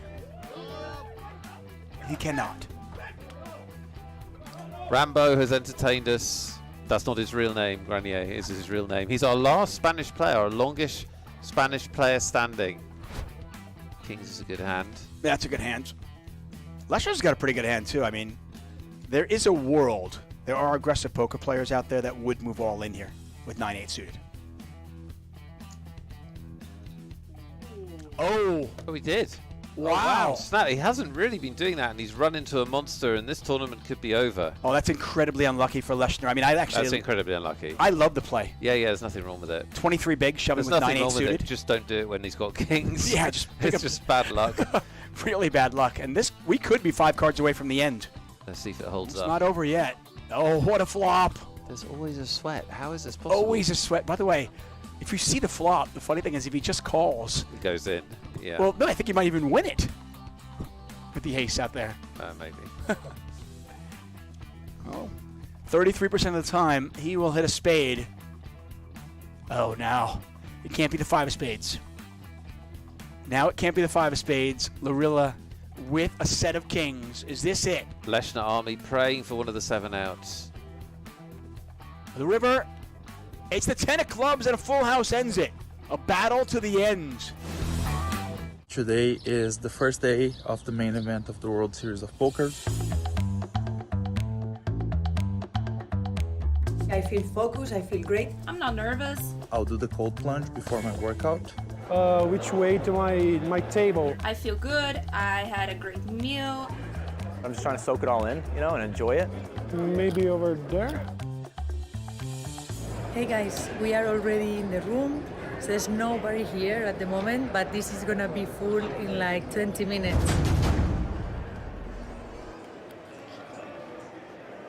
Let's see. Yes, horseshoe silver. That way. That way. Table 625. When the day actually came and I was walking towards the main event, I had to look for my table for quite a while because it is so huge. It was so many people. When I sat down, I was pretty nervous, but also really excited at the same time. Let's go. This is for all the marbles. I think it's just the allure of the main event. It's the hype around it. It's how publicized it is. Anxious is a good way to describe it. I mean, I've done this for 15 years, but this is a different animal. My initial table wasn't that friendly. Hoodies, sunglasses, professionals, no talking, no smiling. I was hopeful that that wasn't going to be the vibe the whole time. I've been playing the main event for, I think this is my 4th or 5th time. At the beginning I would be very nervous, and also when I would bust I would be very upset. Now with a better mindset and more experience, it's just my job.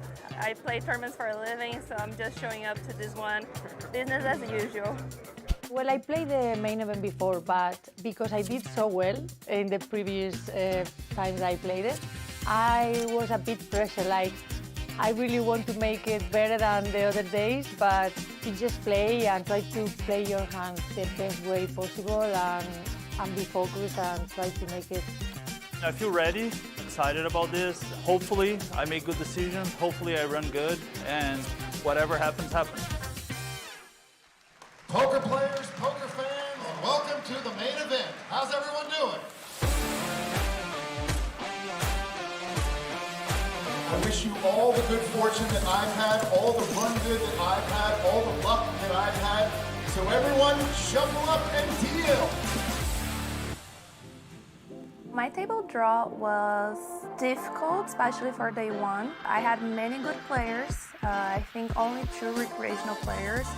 On my left, I had Nick Schulman, and he's a great player. Yeah, it was a very unlucky draw. I sit down, and they announce, the shuffle up and deal. I get the big blind. I think I made some corny joke about so unlucky, whatever it was, just to see how loose my table was, to see how friendly everybody was. Didn't get a great reaction, but whatever.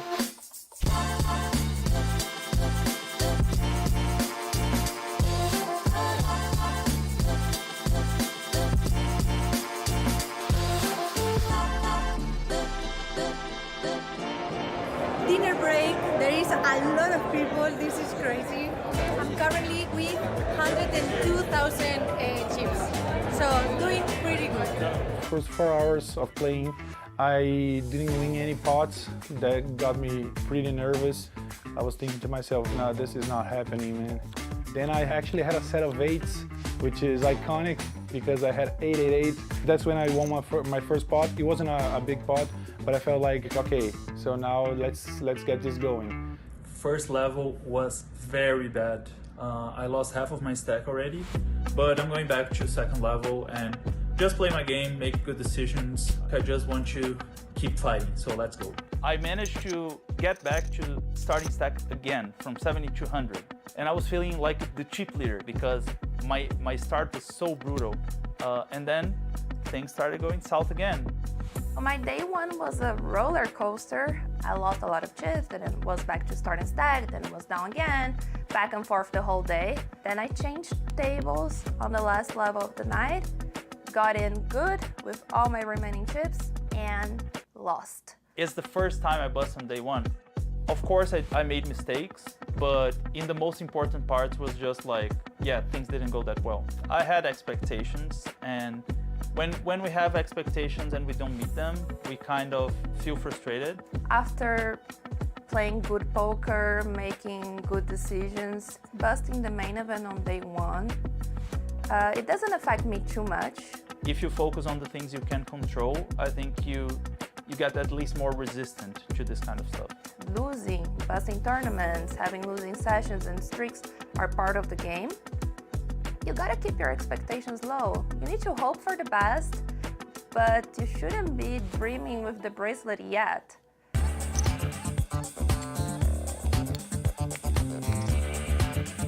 I ended up bagging with 86,500. I managed to finish day one with around 104, I think. So yeah, 888 got me going. I bagged 79.8K in the main event going on to day 2. But did you know I'm actually a 2-bag boy? Because I have Earls of Sandwich. Gonna eat this sandwich? Because that's what winners do. 100K in a dream. We'll see how Saturday goes. So tomorrow, day off to rest, and then I'll be back on Saturday with a lot of power to make it to day 3.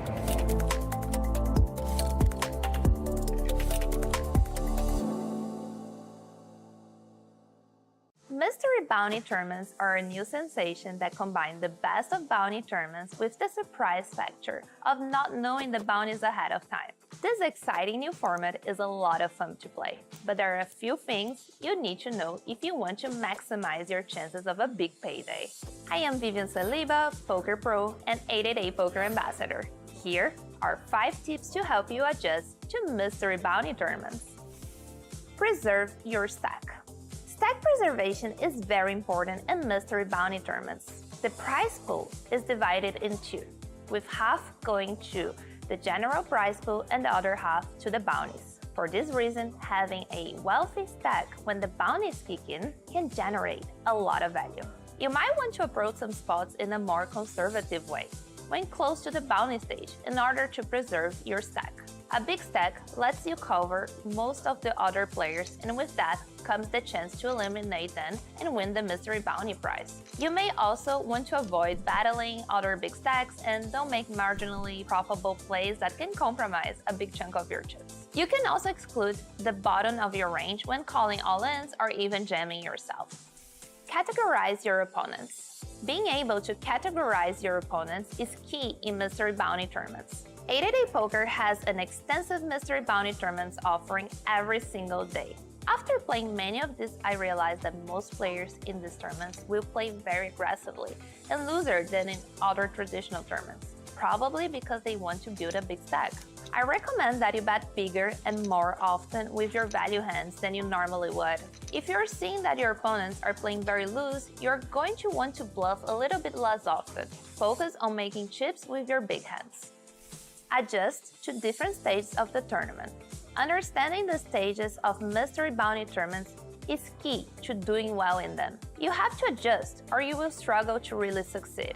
Once the bounties kick in, your fold equity will be smaller as players are incentivized to call all-ins in order to win a bounty.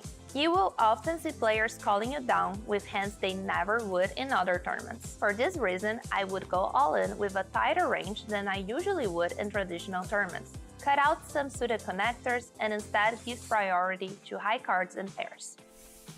Pay attention to the remaining bounties. When you're playing a mystery bounty tournament, keep your eyes on the bounty list, as you need to know which bounties are still up for grabs. The average value of a bounty will vary according to those that are still available. Let's say all the major bounties are already gone. In this situation,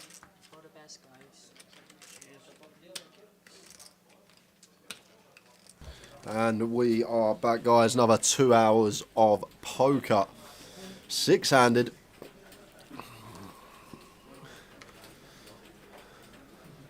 Matt Davenport in 1.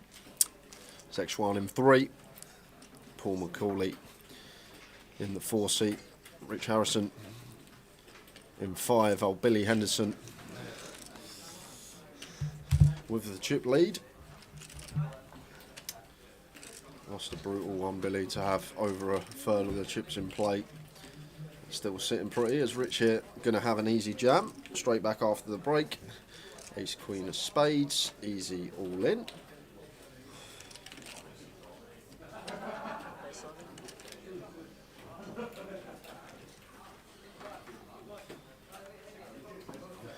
It should be working for Rich, assuming no one wakes up with anything behind. Oh, but Matt Davenport has got the ladies in the big. And with Szechuan stack, just going to ISO, you assume.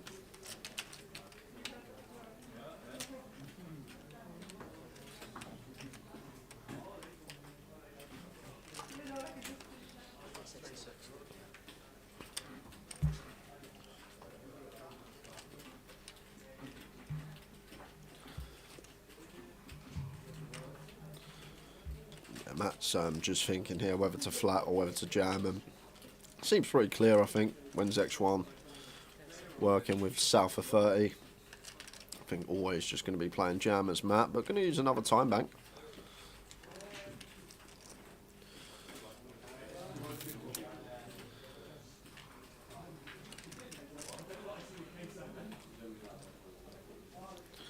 Yeah, Rich hates this, absolutely hates this once Matt goes into the tank. Like, Matt never tanking ace-jack here. So, Rich just hoping that Matt Davenport doesn't put any chips in, because he'll know once chips are in, best case scenario, we're up against jacks, and a lot of the time going to need to find a 3-outer.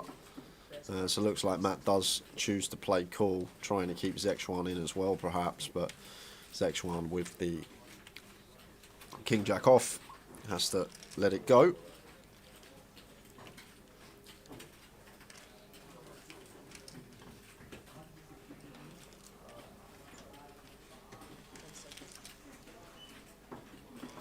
And here we go. First hand back after the break. Rich Harrison, ace queen suited. Matt Davenport, couple of queens.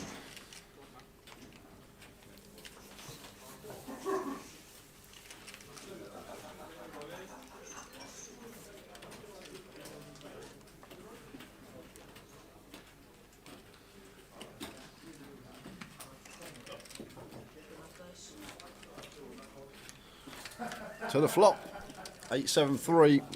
Great start for the Queens of Matt. No runners for Rich now, so needs an ace and only an ace on turn or river. 9 not changing anything.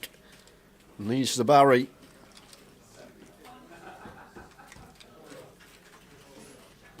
And doesn't get it. So Rich eliminated first hand back after the break. He's going to take home £3,950. And Matt Davenport up to second in chips.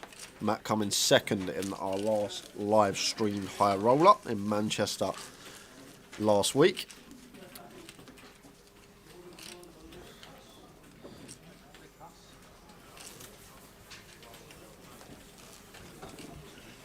And Gully says, tuned in to see Matt scooping a big one. Shock. Dave Blacklaw's here. Oh, Blackers. Been back in the building, doing his thing. So down to 5. And although we are still on a 40-minute clock for this level, the clock usually does get reduced slightly when we go 5-handed, and that's just down to the players going to be seeing more hands.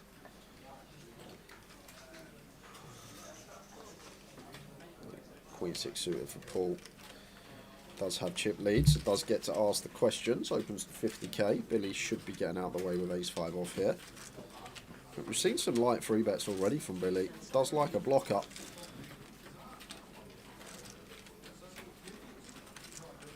I think's better of this one.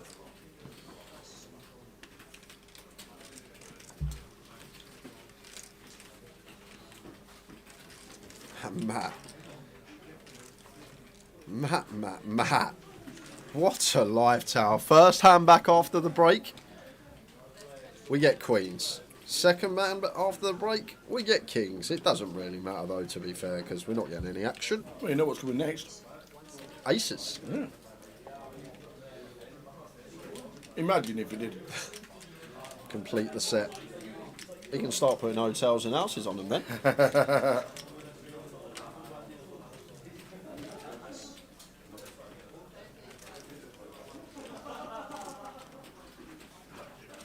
Wow, Paul, he's in against the 3.5x with Queen 6 suited. Are we sure? Wow, top pair, flush draw. What a flop for Paul. And these are the two biggest stacks at the table, first and second in chips. Carnage about to ensue. So Matt just going to be c-betting here. With the kings, even out of position, I think we get to just put chips in the middle. Don't need to go large. 100k would be fine. 100k is what he opts for. Now Paul. It's Paul McCauley. Won't play as standard as everyone else. Like, we should just be calling here once we get here. With Queen 6 of hearts, because we've got top pair and a flush draw to back it up. We want to keep some bluffs in of Matt. So if Matt's got a black ace king, we want to give that a chance to barrel on turn or river, but there is the raise from Paul. Makes it 350. And now Matt with the Cowboys, not loving it, but going to have to call here. And this is a real difficult one, Tower, because like in terms of range here, Paul shouldn't have 5s. He'll probably have 7s at some frequency. Queens are probably just going to 4-bet. So what on earth is Paul supposed to have for value here? But then we step away from that, because if he's got Queen 6 suited, that opens gun and pills a 3-bet, I guess he's got Queen 5 suited, he's got Queen 7 suited. So suddenly he's going to start having value hands that other opponents may not have in their range. Oh, wow. Look at the outs at the top. How many outs do you need? Paul McCauley. People watching on the 30-inch telly can't see all the outs, Tower. There's that many. 19 outs for Paul. And this is going to be a tough spot for Matt, because Paul just sends it in and Matt hates it. He hates it. Wow. And now this is hard. But I think a key component in this hand is the Queen of Clubs being on the flop. If this was Queen 7-5, Queen 7 of Hearts, like makes it less likely that opponent has like this pair flush draw hand. But the fact that the Queen of Clubs is on the flop here, we then can start giving Paul this Queen 9 of Hearts, the Queen 10 of Hearts, the Queen Jack of Hearts, the King Queen of Hearts, although we block from Matt's perspective. Maybe a hand like Ace 6 of Hearts, some sort of nut flush draw here. King of Hearts not the best card to have, but what on earth is Paul supposed to have for value tower? Do we think a set raises flop in position? I'm going to go and make the assumption and say no. Surely a set's going to flat in position. What two pairs does Paul have that open under the gun and calls a free bet from the small blind? And there's none. There's actually none out there. I know we can see he's got Queen 6 suited, but like theoretically, Matt's not going to think Paul can have Queen 7. He's not going to think Paul can have Queen 5 suited. So then it just comes down to the bluffs, and when we start adding in all this Queen 9 suited, Queen 10 of Hearts, Queen Jack of Hearts, maybe Ace X of Hearts, he actually has a lot more bluffs in here, Tower, than he does value. His bluff combos are outweighing his value combos drastically. Can I call with a 6-8 pre? Well, if he's got Queen 6 of Hearts in there, I'm guessing he can have 6-8 suited. We do get to defend wider as the chip leader, but Queen 6 is a bit outrageous. But now we're here trying to get Matt off of a big hand, and does get Matt off of a big hand. What a move by Paul. And if Matt could just flick in the call there and hold, he would have had half the chips in play. But now Paul McCauley in the driver's seat. A nice bit of leeway between us and second in chips.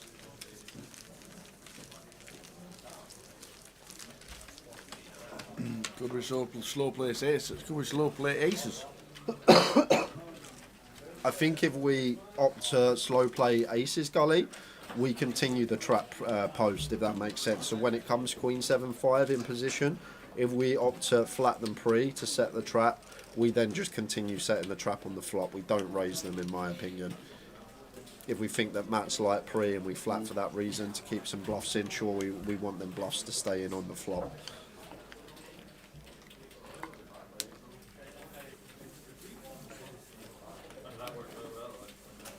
Paul McCauley getting a big bluff through. Let's go. What we like to see, power poker at its finest as the chip leader, putting second in chips in the mud, on the river, on the turn. If he's got it, he's got it. TM, you know. If you got it, you got it. I call. Like, it's easy when we can see the cards and you can break it down as much as you want, but the whole cards are still there and we can still see those whole cards.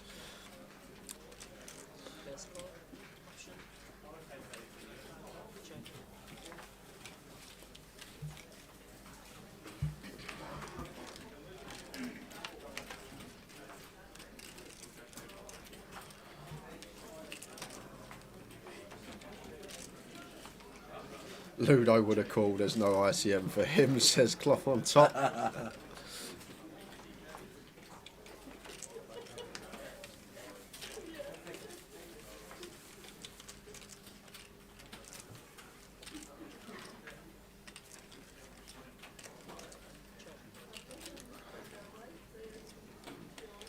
So X1 after flopping the other down, up and down, checks twice, and going to be check calling here, I assume, faced with this 30k sizing.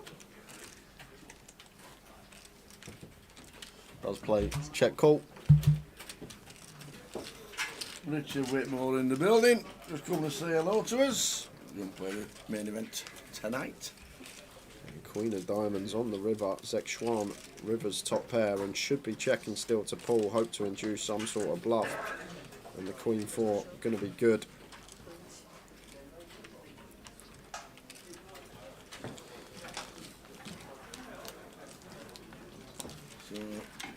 Alex was 7th, Rich.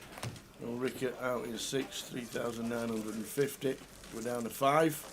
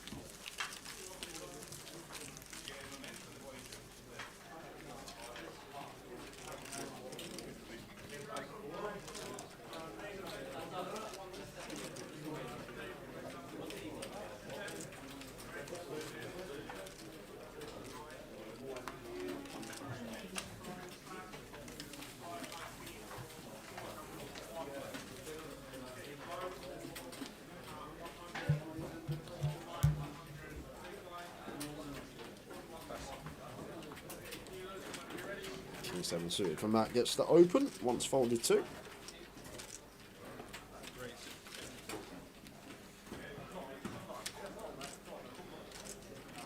Open he does.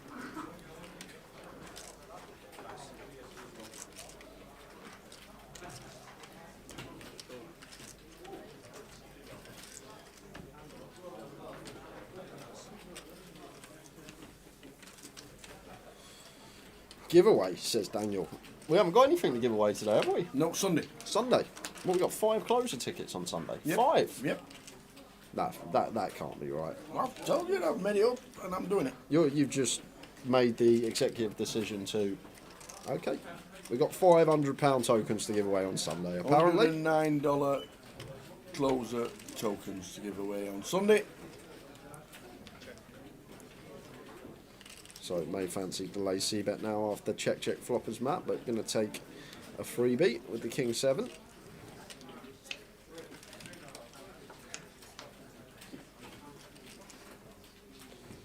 Jack on the river.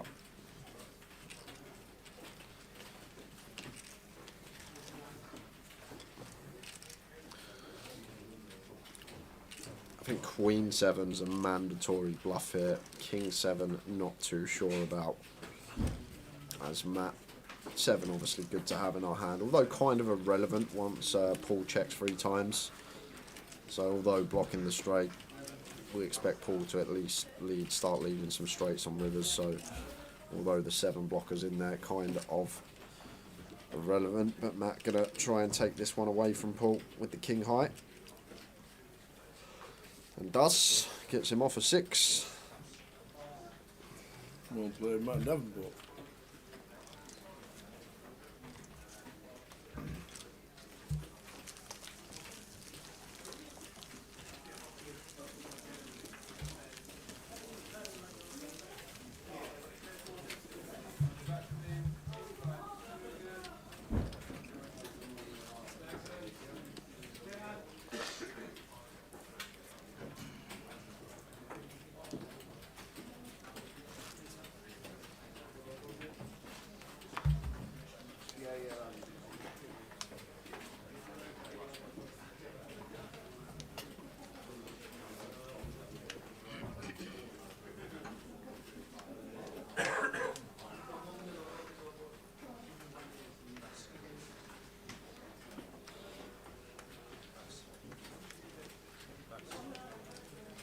King 8 for Billy here, blind on blind. Ops 2 complete, and Mike King 6 off here. Tidy little one to raise up here. Love this from Mike. Really nice hand selection. The old offsuit high-low King X, one that we can attack with from the big. But Billy says, you know what? I know you got me covered. I know I'm sitting pretty with 40 bigs, but I'm happy to navigate here out of position with my King 8 offsuit. Blind on blind. Queen 2 flop. It's now over to Mike, and could go for like 1BB here if we wanted to. Mike don't need to go bigger than 20%, so 35k tops, but I'd love to just see the 1BB, but goes for check back with the King 6. Ace of diamonds on the turn after it's checked. So check from Billy, should see the lazy bet from Mike.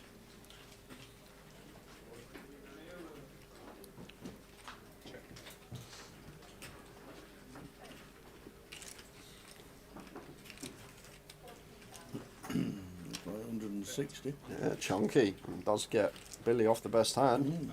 Nice from Mike.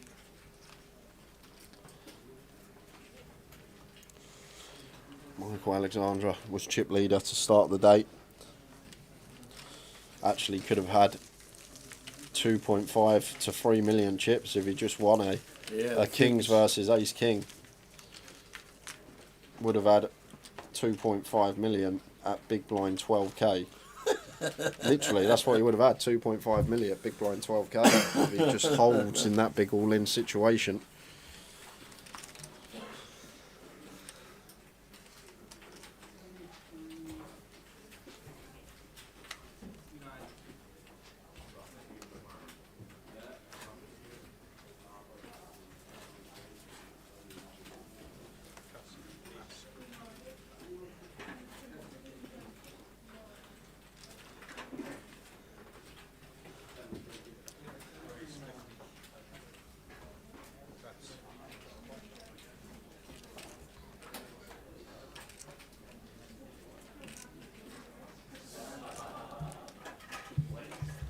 the ace-9s, very similar stacks. Billy opens to 50, Matt defends from big.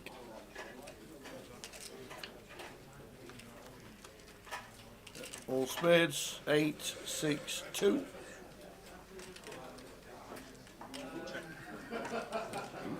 Check or small size from Billy. Mono board can even go for like the, once again, 1BB if we wanted to, a little 25k. Puts a little extra juice on it, 35. And does get Matt off the same hand.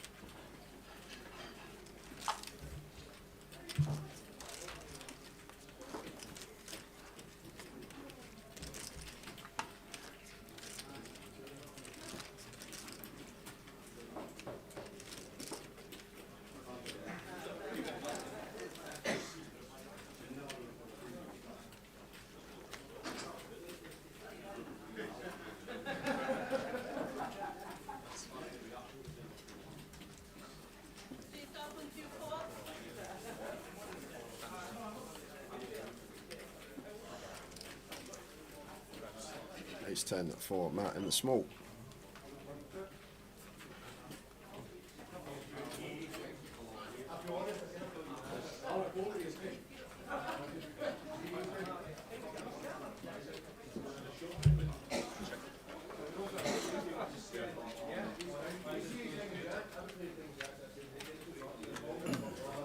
Eight, 4, king.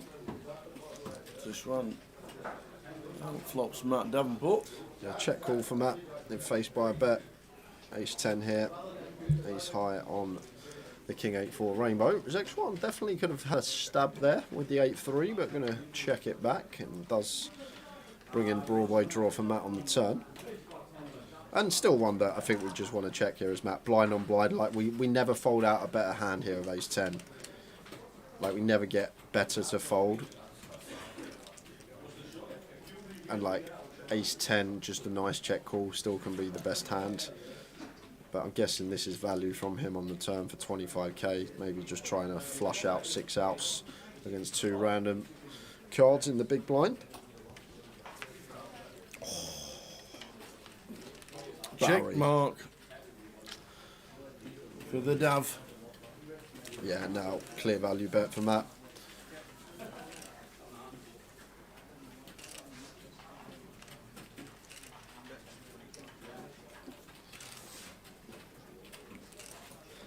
Tough one for X1 because we don't ever really expect people to bluff this size.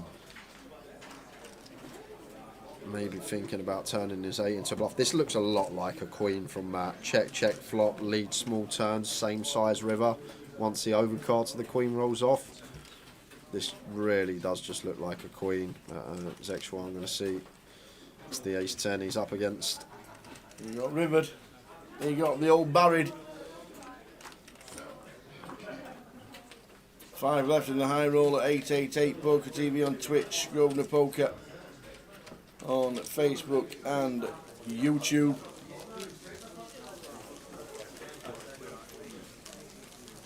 The rest of the festival looks like this. Cash out satellite tonight starting at 7. And then day 1 continues. Tomorrow it's day 1D, which will be starting at 12:20. And then the big shot starting as a side event at 6. Main event day 2 at 12. That's what we're concentrating on. The big shot will give you the results of that. And then the poker series and the closer to finish off. That is what we're going to be doing for the rest of the festival here in Edinburgh.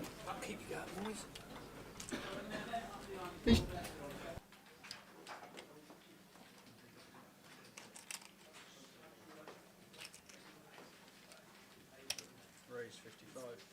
Pass. Pass. Pass, pass.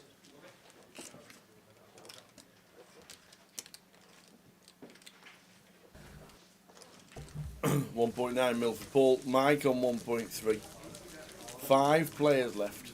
Who wins it? Who wins it from here?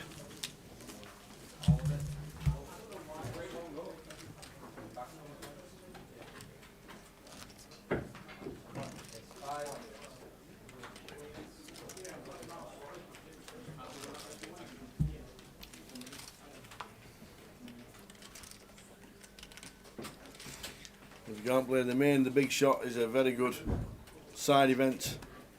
2-day, Saturday and Sunday if you want to play it.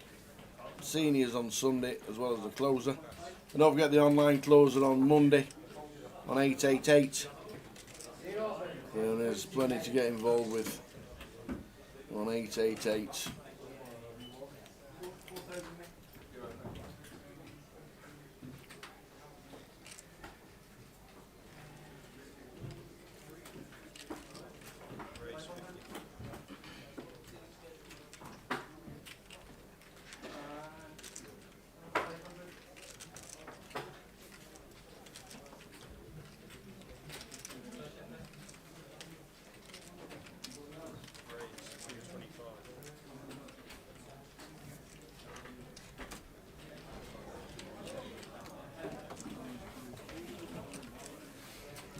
Three bets to 225. Just Paul with the ace 9. Love it. 3 betting to call off against his stack size. And going to be working versus his X1s. Certainly is. Totally changed his game, hasn't he, now Paul's got chips? Got the moves. Paul Macaulay. Very nice indeed, a chip leader and 2 mil.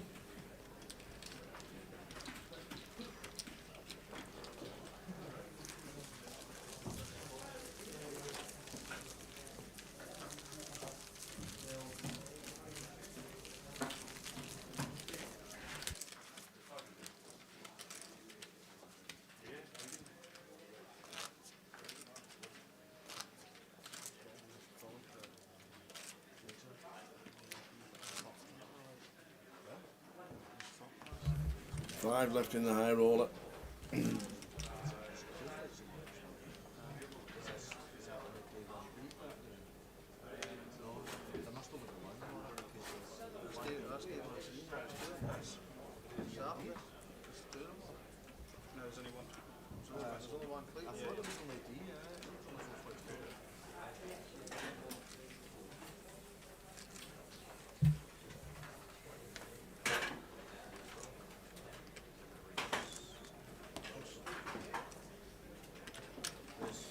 Really can't do much with the 8 deuce, just gives Mike a walk. Everyone locked up £4,280. 14,620 pounds to the winner. Very You nice are indeed. coming to play, guys. Still got some events over the weekend. Can get in the main event tomorrow, and also the big shot day 1A running as well. 2-day event, that one. And then on Sunday, we got the close up and the Old People's Comp, which starts at 2 p.m. God, I said that. Why can't I? You're in Scotland. I got the news here, haven't you? Tell you, they'll be on you. Ring the bit. You'll be going round it. Should be busy on Sunday. Where are they going to fit everyone? Ooh, everywhere. Book tables, everywhere there will be. Disney have a clue. What age? Disney have a clue. What age for the seniors? 50 plus. Disney have a clue. That's good. I like that one. 50 and above. Disney have a clue.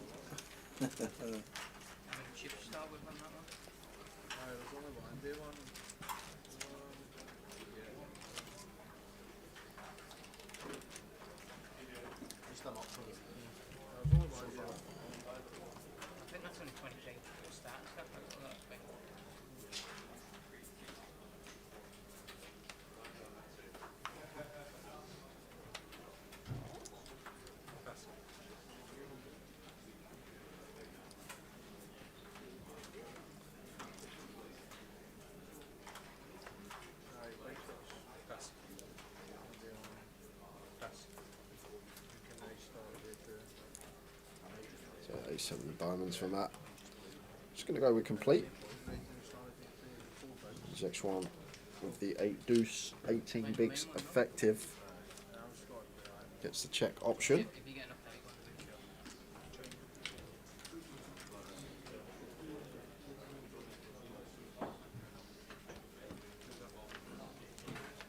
Ten out of flop, 10-8-3.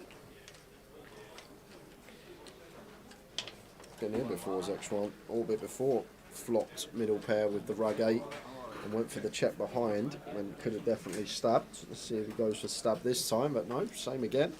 Checks back the middle pair. 5 of spades turn.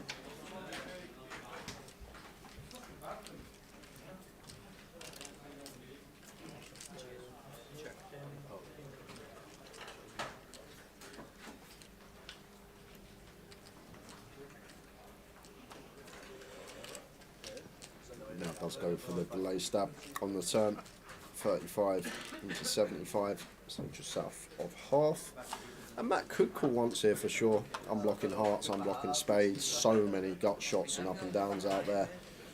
So I think ace high going to have to take one off and see a river as he does.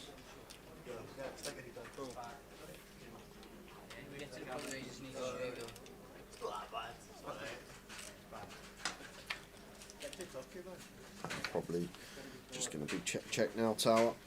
Be surprised if we saw anything else. Check.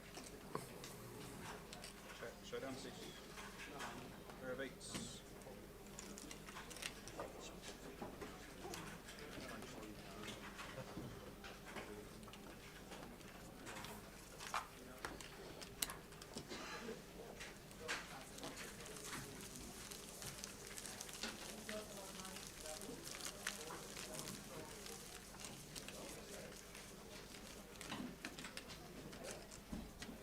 Sounds busy in the club.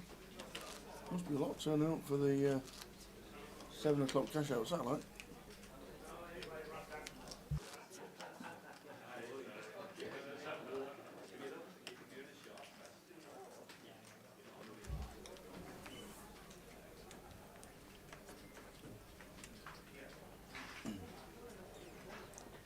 Big question. Is his Eastie still in? He's been playing 40 minutes. Is Eastie still in? 40 minutes. $1 million question, that's out. Yeah. Well, actually, 560 quid question, but I'm guessing we would have heard if he was out. I think he would have been back in the booth. Yep. Letting us know what happened. Yep. Who got him.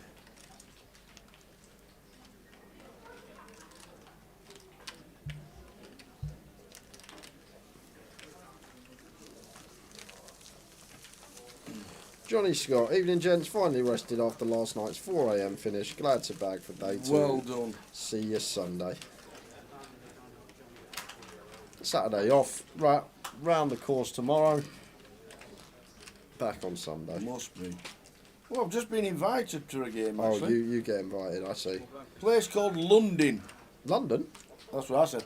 London? So that's a long way away. London town? London. London. Lundin. London Links. What's he like, Johnny? April seems to be full of golf. If I bring the sticks up. Aberdour, North Berwick, London. Oh.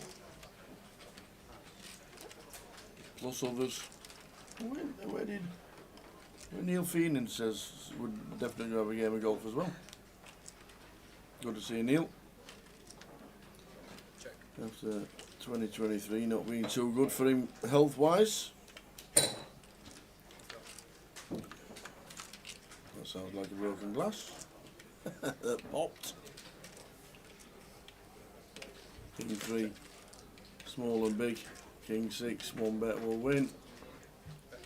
Check, bet, fold. There you go. It's a great course, well worth a visit. Further up the course from Aberdour.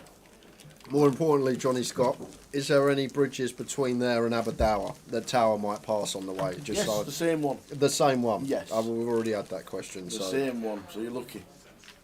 Where's the 5th and the 6th and the 3rd and the 2nd? Where's just the bridge? I'd love to know where the original bridge is. The original bridge? Just the bridge tower. Okay. Obviously the 4th bridge is in Scotland. Where's the 1st? Where's the 2nd? Where's the 3rd? Well, Johnny, it looks like we'll be playing London in April. Put you on the list.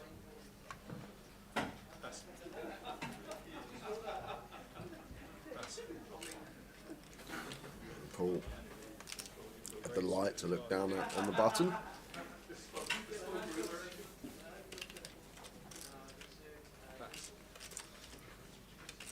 We get a defend from Mike.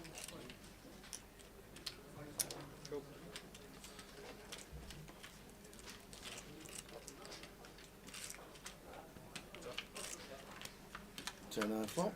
There again, 10-3-3. Yeah, one we get to see bet relentlessly as Paul, and just reason being there's not much 3x that wants to defend from the big blind on the final table. Like even like the suited 10-3 should be folding against the covering stack. It's only really like ace-3 suited, king-3 suited, queen-3 suited that continue, and then like all the ace-3 off through to 3 deuce off should be folding from the big. So although it does bring a paired board, the fact that it's 3-3 very nice for us as Paul, and goes quite large here. 40% up, could have gone for the 1BB continue if he wanted to. Either way, Mike out of there with a queen 4 suited. Johnny Scott says, yep, you'll have all the bridge chat there that there is. Would love to get tower on the Swilcan bridge. That'll take some doing. I'd love to be on that bridge, mate. Love to stand on that bridge at least once. I was meant to be on the Golden Gate Bridge. Okay. In New York. Never got to see it. Went on a school trip. We went New York, school trip. Yeah. I got lost in New York. I've done a Kevin from Home Alone.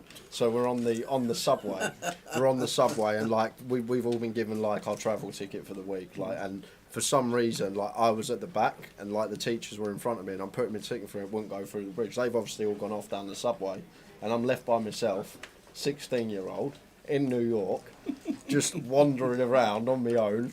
Made my way back to the hotel where we were staying, sat there all day. Eventually one of the teachers walked in the hotel. Here I am, they'd all been saw Golden Gate Bridge. Here I am, sitting in the lobby, not knowing what to do. Got lost in New York when I was 16. Wow. Oh, wow. Never got to see the Golden Gate Bridge. Maurice Wiggin, just to confuse even more, there are 2 4th bridges. There aren't. There's only 1 4th bridge. That's called the 16th bridge, Morris. There's only 1 4th bridge. The other 2 bridges have names.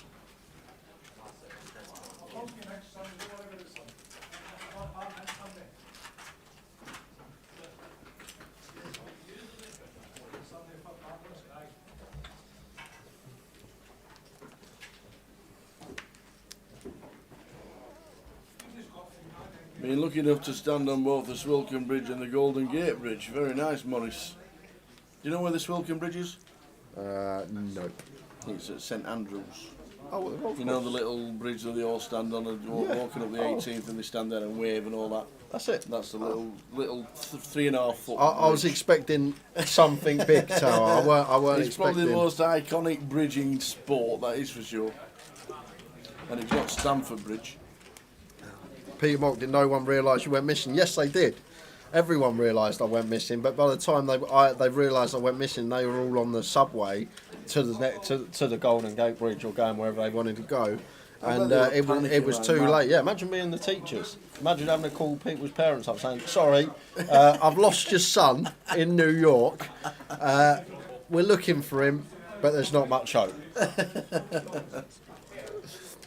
But it's great because my teacher, Mr. Troke, when my little sister went on the same trip like 3-4 years ago afterwards, they obviously do like meetings building up to the trip where you go in with your parents, they tell you what's going to happen and that. And he now tells the story of when I got lost in New York for like the students. Don't be this man. Yeah, don't be the bloke that gets lost in New York. Steve Nicol been over the bridge hundreds of times. Yeah, used to caddy at St Andrews, is Steve. Years and years ago.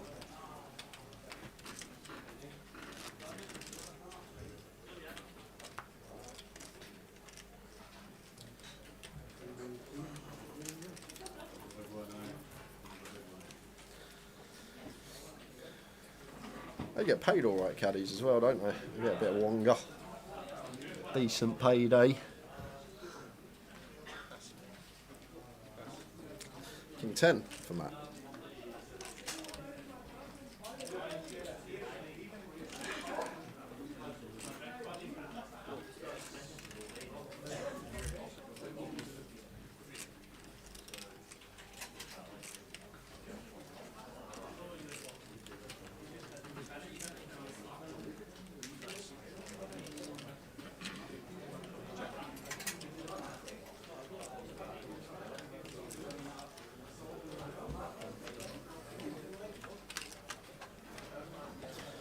At 9-5 with Rainbow.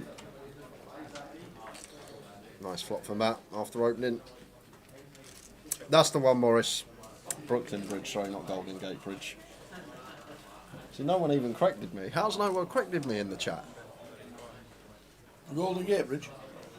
Brooklyn Bridge. Oh, the Brooklyn Bridge in New York. Golden Gate. I knew Bridge it was in a San big. I Francisco, knew it was. isn't I knew Yeah. it was a big bridge. Yeah, it's Golden Gate. Golden Gate's in San Fran, isn't it? Yeah, no wonder I got lost if it was in San, if it was in San Francisco. A good 14 years ago now. Brooklyn Bridge is the one. There's a lot of bridges around. I just know it's the big one in New York.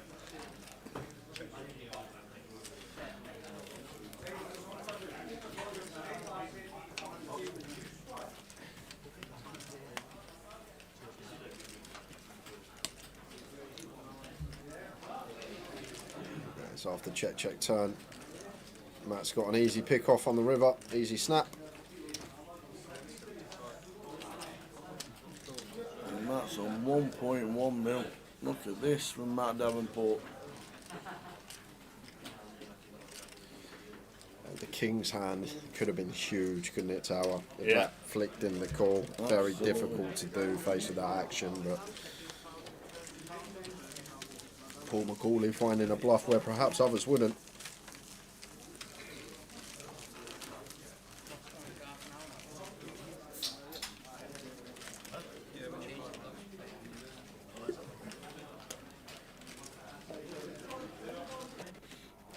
The teacher sent you on a wild goose chase, Yeah. Jay. Go and find the Golden Gate Bridge.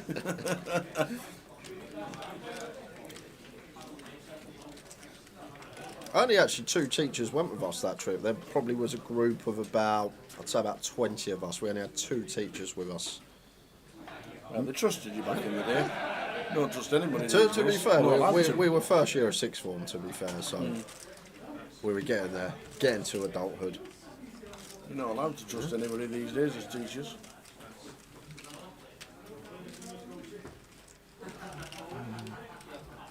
I'll tell you what, the Empire State Building, if you've ever been to the top, like the top floor, you can go like the public. When you're in the lift, it seems like ever. Going up there in the lift, it just seems like forever.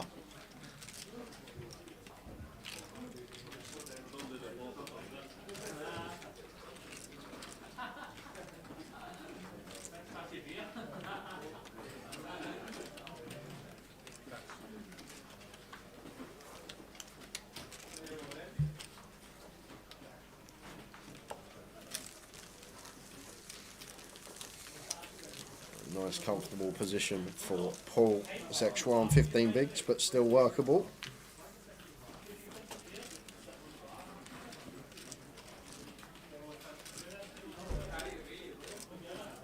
£4,280 locked.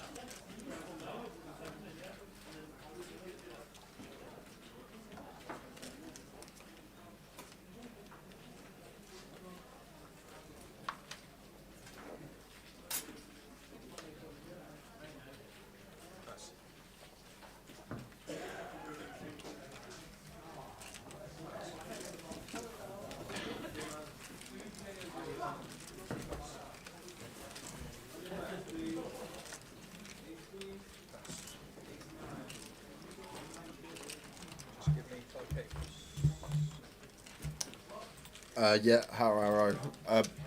Ground Zero, Empire State Building. It's meant to go to the Brooklyn Bridge, but I was the only one that didn't get to go. Done like Little Italy, obviously Central Park. It was just like every day there was like an itinerary of places that we were going.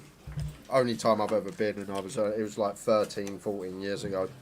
13 years ago, I think, actually. It was actually, I think it was this 13 years ago to stay, because when I went there, the New York Giants just won the Super Bowl, and everyone was walking around in New York Giants jerseys. So actually it was 12 years ago, it was 2012. 2012 would have been the year New York Giants won the Super Bowl. You never would have expected me to know that, would you? No. But I only know because I was in New York at the time. Nice. That really great atmosphere. They held it in New York once, the Super Bowl. Is this the minus? This is the minus, might never ever get played and never doing it again kind of scenario. Yep. 5 foot of snow on the field and all around the stadium the day before the Super Bowl. The Black Bull is not looking like the now, boys. But Whistle Binkies has always been his favourite for live music. Whistle Binkies. It's a great name. Usually 3 sessions from 7:30 till 3 a.m. Well, there you go. Whistle Binkies, wherever that is. I think it's actually next to one of them McBookies. You know the old McBookie? I can't believe there's actually a betting firm up here called McBookies. I still don't believe it.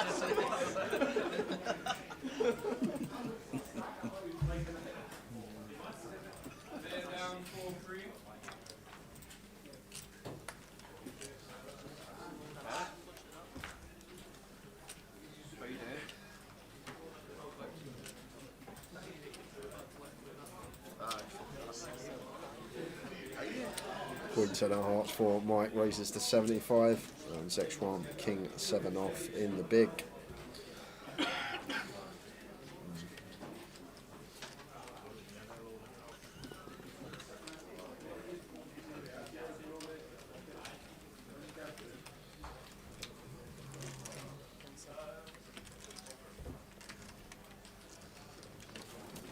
There is the defend.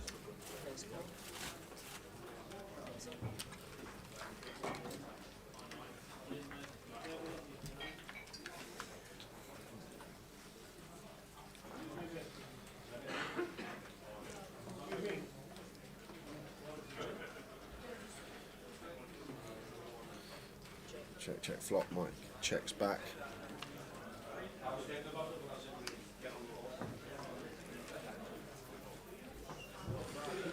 Jack of hearts on the turn, so probably check, bet, fold, hand over.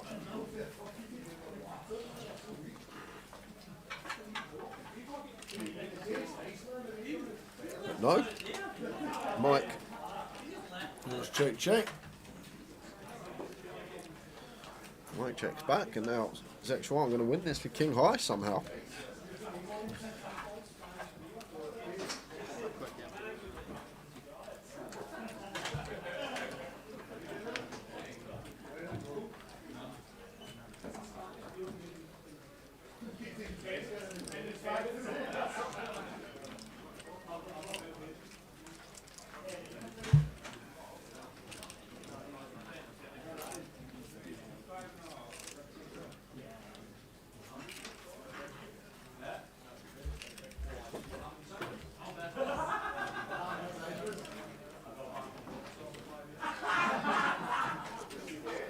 This one, 560k and 18 big short stack out of the 5. 30,000 big blind. So he's got 18 bigs.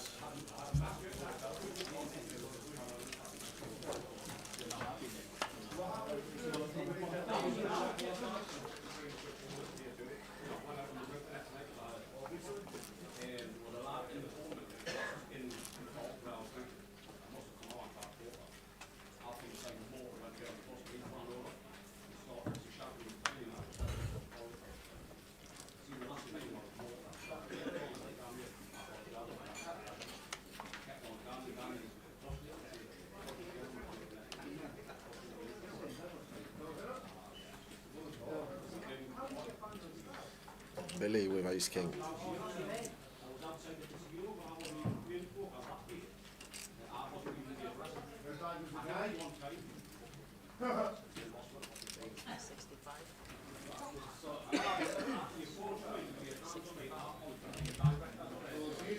Maybe makes it 65 with the ace king.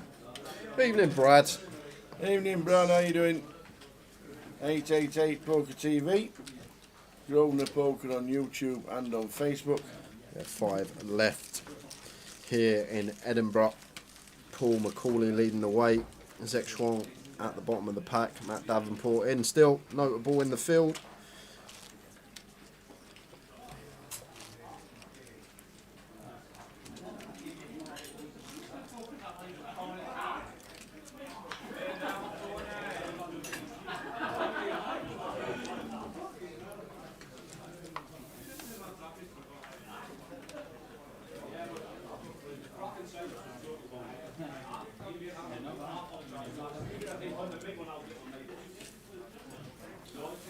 Pocket jacks for Mike under the gun.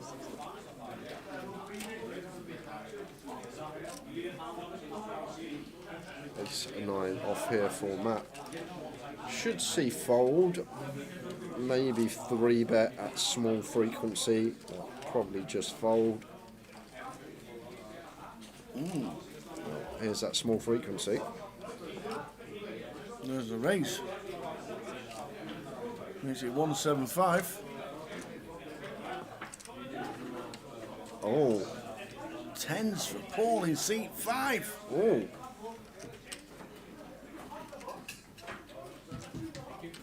What a fold. What a fold. Didn't even take long either, Tower. What a fold. What a top-notch fold from Paul. 6-handed, just tosses 10s into the muck like it's 7 deuce.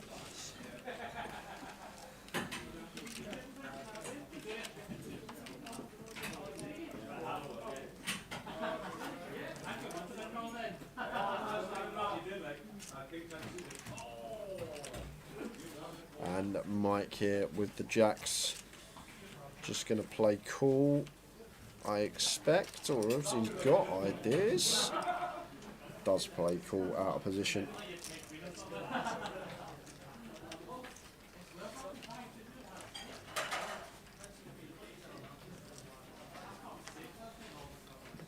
Oh, what a flop. Jack 6-6 for Mike. Mike Alexander. Yeah, that's going to be a graphic error. 65k open, not 55k. Can't open to 55. That's true. So there's an extra 20k in the middle, 445 in the pot. As Matt going to take off here with the ace 9. 85k. And once we get here, do like the C-bet. No 6x in Mike's range. We still got the advantage of aces and kings in the range that wants to 3-bet. And obviously, as Mike here, no questions asked, never raising, just calling, keeping some traps in of our opponent.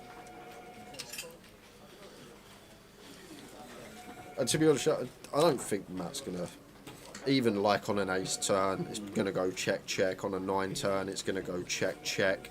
There's the 9 turn. Yeah, so check, check. And then decision on river for Matt, facing a lead, which will probably let go once someone calls on Jack 6-6 rainbow. Like range condensed to pocket pairs and Jack X and...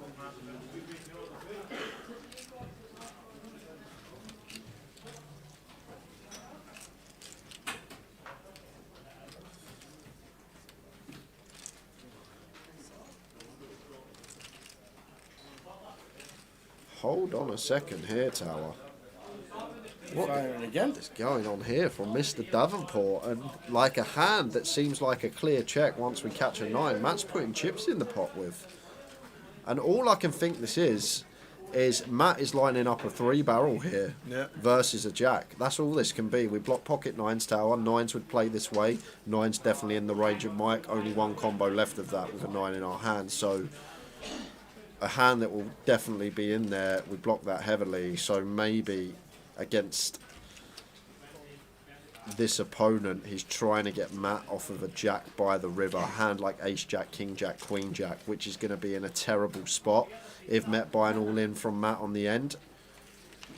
So here we go. Yeah, the 8 of clubs. So 8's in there. 8's would just fold turns. 8's aren't part of Mike's range. So Mike's range now basically going to be hands like Ace Jack, all the way down to Jack 10 suited, Jack 9 suited, maybe a thing. So Matt's aware of that. Matt knows that, well, is he going to lead? We've lost our customer.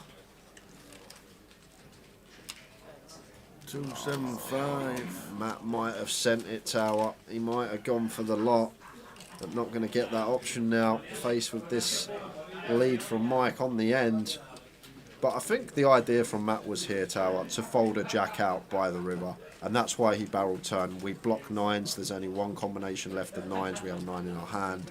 Therefore, our opponent's range is like 90% Jack X, Jack 10 through Ace Jack, and then once in a while he has the 3 combos of Jacks, the 1 combo of 9s, but 4 combos versus like probably 16 to 20 of all the Jack X. And now, different type of decision. Are we going to hero this off, or are we going to fold? And personally, Tao just always fold. This is just never a bluff from Mike. Never ever a bluff. Jack 6-6 rainbow. He's check called. He's check called. It's a jack at the very worst. So, wow, what's Matt doing? Can't pay. I can't. Oh, he's doing that again, leaving 1 chip behind. Wow, he moves all in and gets snapped off, and he's got 1 chip left behind. He left the 125k chip behind. So went for the bluff once again, blocking the 9s with the idea that our opponent can't have pocket 9s. Maybe expects jacks to 3-bet as some 4-bet as some frequency pre as well. So maybe not giving him all 3 combos of that. But the price we'd be giving Mike on the end was great as well. Like, look at the price Mike was getting there, Tower. 300k to win 1.9 milli. Covered, so 685. He's left himself 1 chip.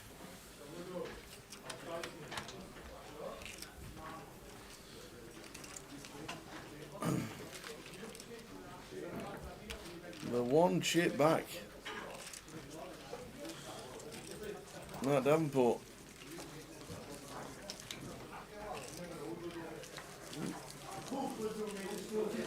Got a smile on his face as the satellite players come through the door. There's Sinead, who's probably just seen what's just happened, leaving Matt to it. And surely next hand the 1 chip is going in. The 1 5k chip, the green chips. Weird one. Good luck, Maurice. All the best when you play this weekend.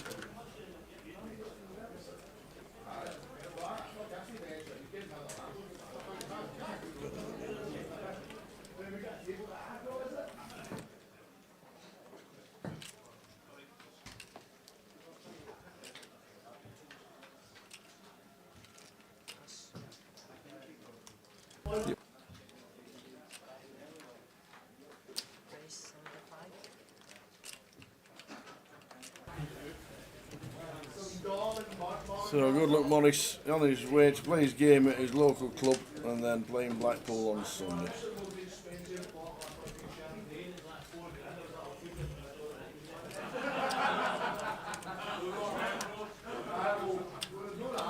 So Matt's in for his 5k.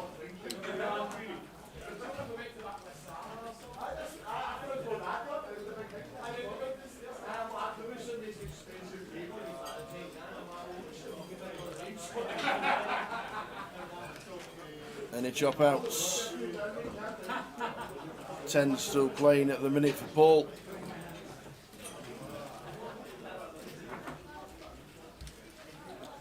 Paul McCauley looks like taking Matt out unless we chop it with a 4 and a 5 or win it with an 8. And it's not. Matt Davenport 5th for £4,280. Well done, sir. Well done, Matt. Points to the MPL. Points to the High Roller League. Sure he's jumping in the satellite as well for the main. And be pretty sure. Might have half an hour. Or just flicking in the main tomorrow.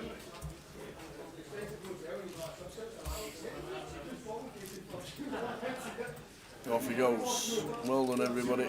They're down to 4.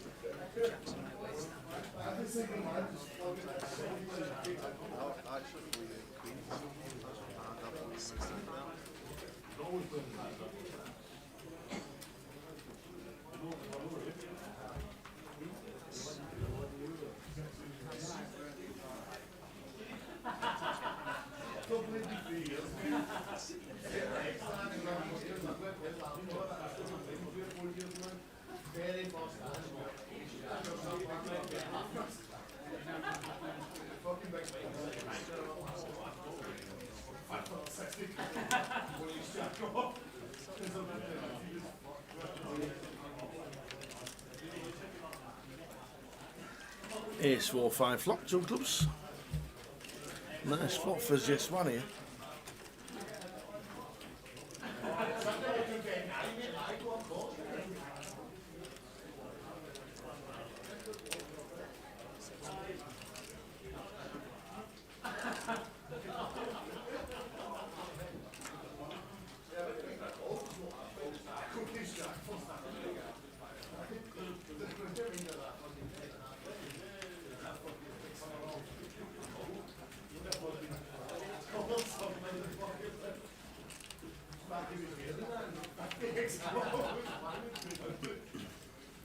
Check call from this one.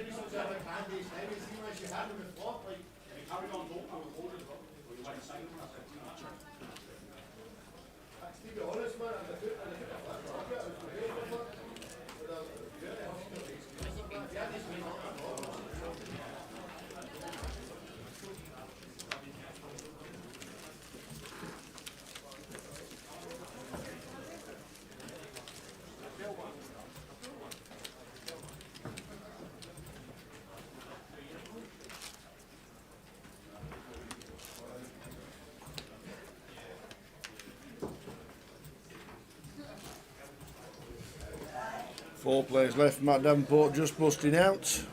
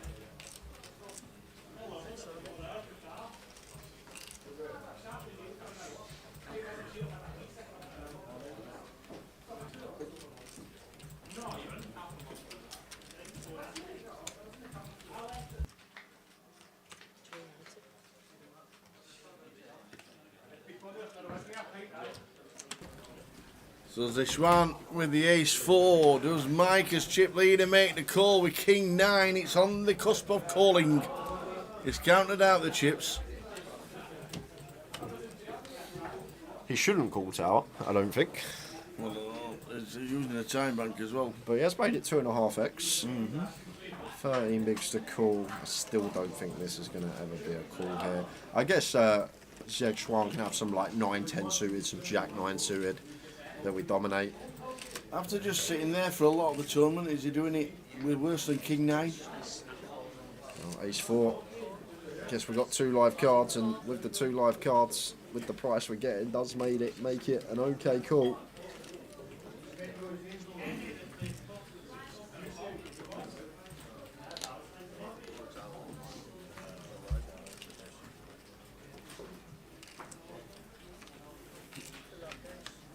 And that will do it. That is very nice indeed. Clean as you like. Dead to runners. 1 and 25 shot. Locked up on the turn most of the time. And there you have it. 7 of clubs. Zeshwan, been patient. Gets rewarded with his double. 840,000. Sit there nice and patiently double up.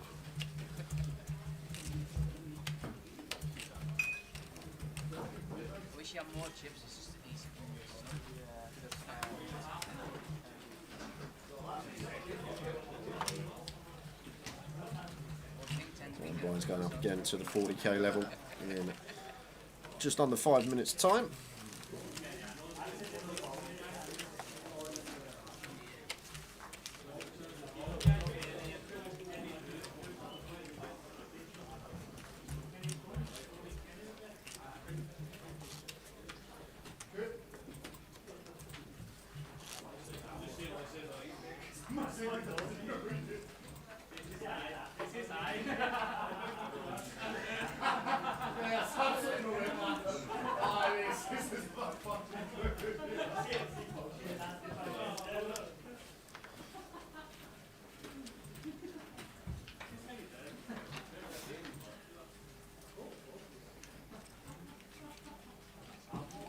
This is 75.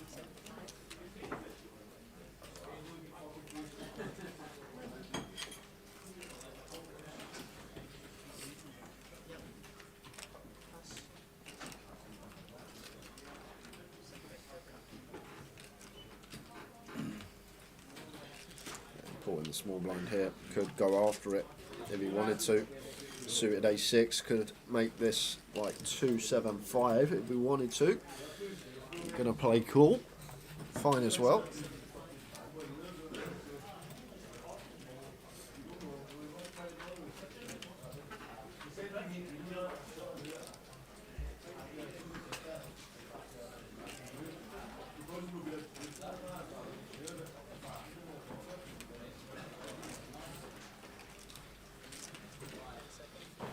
Billy says, have some of that with the 9s. Yeah, have nearly all of it. Pretty easy jam spot four-handed. Leaves himself a few chips back. Going to be getting through pool. We don't know what Mike's got, but there's the fold from Mike. So Billy picks up a nice one, uncontested. And if you're enjoying the Edinburgh coverage and you fancy a UKPL of your own, these are the stops for 2024 Coventry done. Edinburgh in progress. Have you found out if Tottenham are playing Luton Town that weekend? I haven't. Luton Town. You found out if they're playing Manchester? I haven't. Well, you've got 2 chances Have you seen our last our run-in for the season? Yeah, it's like Sheffield United, it's like Everton, it's like Burnley. City, Liverpool, Arsenal. Did you really? Yeah, back end of the season. Yeah, we got to play City, Liverpool, and Arsenal in the space of a couple of weeks. They just sat there and they just sat there in front of the computer saying, "Whose season can we knack it up? Who's we going for?" I know what we'll do. We should have the League One by then anyway, so it shouldn't matter. League should be done and dusted. But there's the dates, guys. Hope to see you on tour for the UKPL. Plenty of stops. Come and see us. 560 main.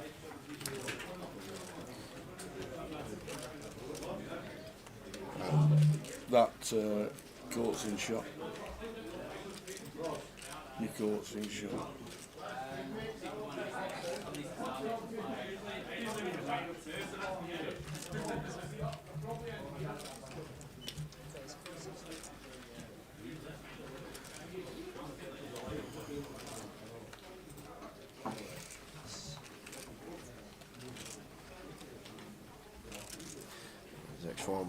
hit sevens, raises to 60. Look at this from Mike, squeezes the fours from the big, getting after it. Makes it 255, and now Zexuan with sevens. Four-handed, such a big hand, but Mike just making it 255 here, and now Zexuan, do we want to send for like just south of 30 effective as the short stack? Because I could just see fold happening here, and there it is, there is the fold. So Zexuan out the way, over to Paul. Unknown holding on the button. We will be getting a new deck on the table as we have a couple of hands that have gone unseen. Let's go, Mike. Mike Alexander.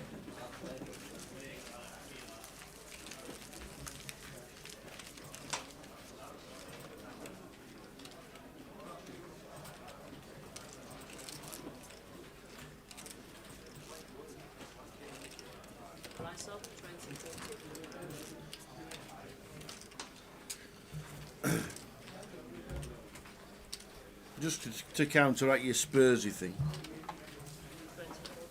Go on. Have you seen your last two games? I haven't seen the last two. I know. In the back end of April, May, we've got City, Liverpool, and Arsenal. Who's the last two? Burnley, Sheffield United. Okay, yeah. But what? If you need 6 points to win the league, okay, you couldn't wish for two better teams to play ever. All right. But the thing is, that's the thing. If we have a good back end of the season, nick points off Liverpool, nick points off City. Don't have to worry about Arsenal because they're not winning the league anyway. But we're there. Can't wait to celebrate. We'll be celebrating, Tower. Don't you worry about that. So Mike in the small complete. Zexuan gets the check option. Got some action flops with these two holdings. And that's not one of them. Nothing going on for Mike. Zexuan with the top pair. So probably just going to start firing.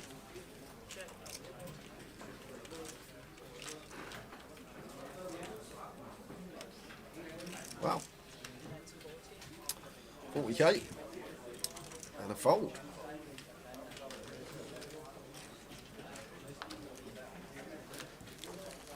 Blinds are up, guys. 20k. 40k.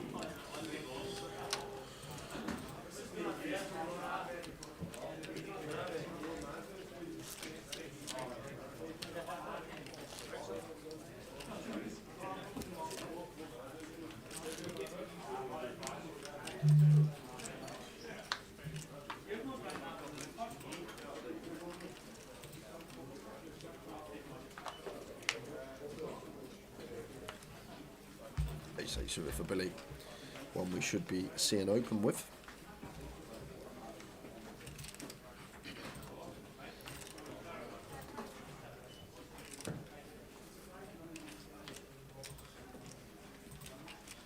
Does choose to open, raises to 80.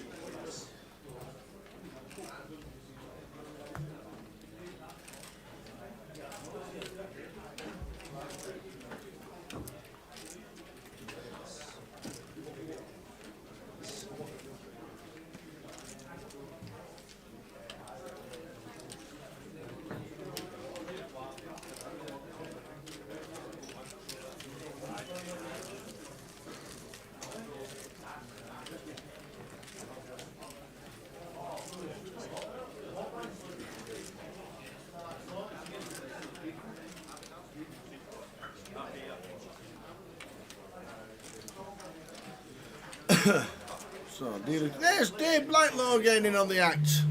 Hold on a sec. Look at Dave's hair. Just look at the top of Dave's head there. Yeah. Now have a look at the top of Dave's head there. And Andy's hair, actually, as a matter of fact. Where have they got that hair from? Follow us on Twitter, guys. Andy_cardroom. Makes the finest poker tables out there. Brings all the live streaming coverage. You can find us on Twitter. Andy_cardroom. And if you drop him a DM, you might be able to find your own hair transplant specialist. God, that's how I say hair transplant specialist. Bit of a tongue twister. Look at that. Full head of hair for both of them.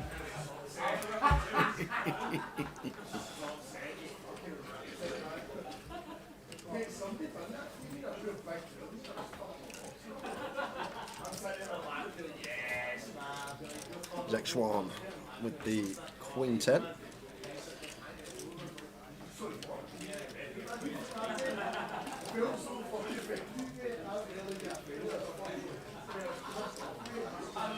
Makes it 80 and going to be raise and take. Billy can't do much with the 10-4 offsuit.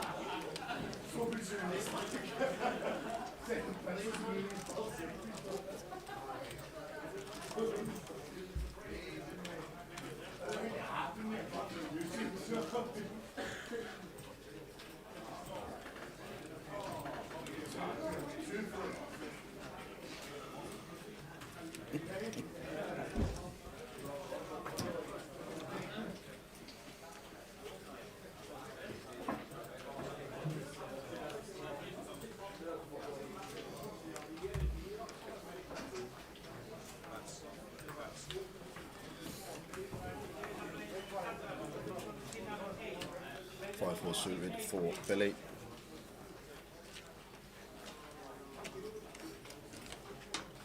One with it, we're going to complete.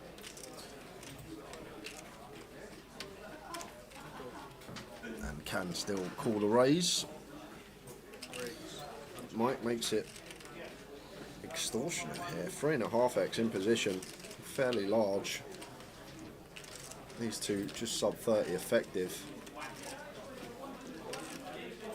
Just not going to be able to fold the 4-5 suited to one raise even against 3.5x blind on blind, but Billy does. Such a good candidate with nice playability. Get in the mix with it, not wanting to navigate out of position, just lets Mike as chip leader take that one down. 22 big short stack, 48 bigs. Big stack.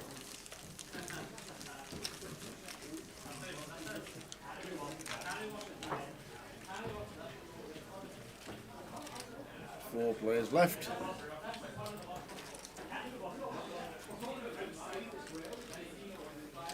How old is Zexuan? I'm not sure.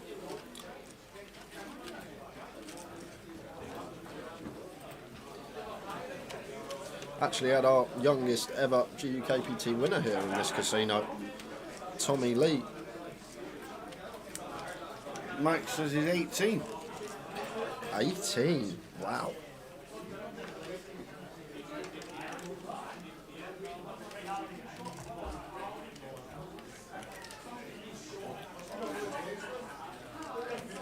Tommy Lee was also 18 when he won GUKPT Edinburgh here 2016, maybe 2017, one of those two. So check option from Zexuan with the 8-9.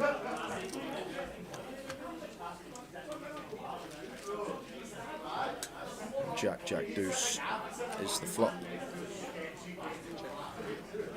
Sounds like a £10 rebuy. Oh, they're loving it. They love it, the Scots. But it sounds like a £10 rebuy in a different country because you can't catch a word that they're saying. I cannot make out a sentence, Tower.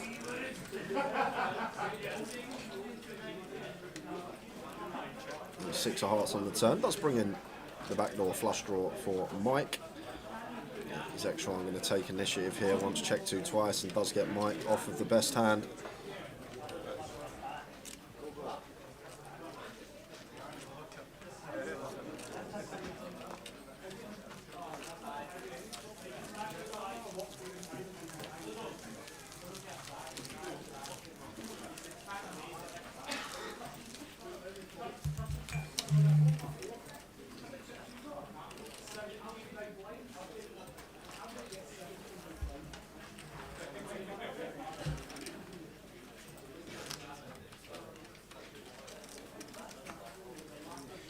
Oh, Max Atkinson puts in the chats, I don't actually know, I'm just a guy from the internet. So he was guessing he was 18. Cheers, Max. But does look young. We're gullible enough to just agree with everything that's said in the chat.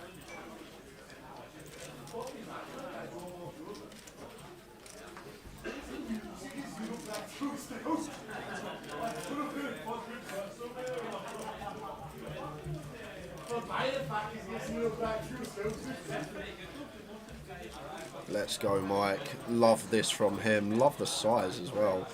Just goes for 2.5x at 25 effective. Mike's playing some real tidy stuff.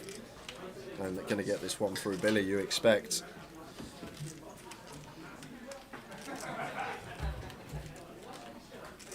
Yeah, this should just be fold from Billy. With the A6 off.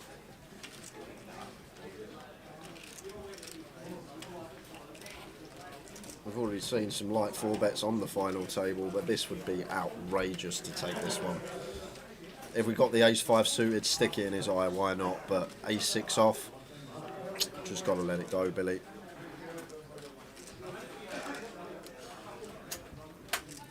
Eddie says, J/Tower, how old were you when you started playing poker? That's a good question. How old were you when you started playing poker? 7. 7? We played 7-card poker, 13-card poker. We played 3-card poker, which was like brag. So you've been playing since you were 7? We played cards. Cards. As in poker, as in this form. The first time I went into a casino to play a game was 2004. 2004. So that would have made you 36. That was in Circus. Circus. In Vegas. I sat down at a, get this, I sat down at a 2-4 limit, because that was the only game there was. There was no limit ever. Okay. The only no limit game in the history of the world apparently was the main event. Okay. So I sat down at 2-4. Yep. And my first winning hand was a straight flush to the jack, and it's gone downhill ever since. Yeah.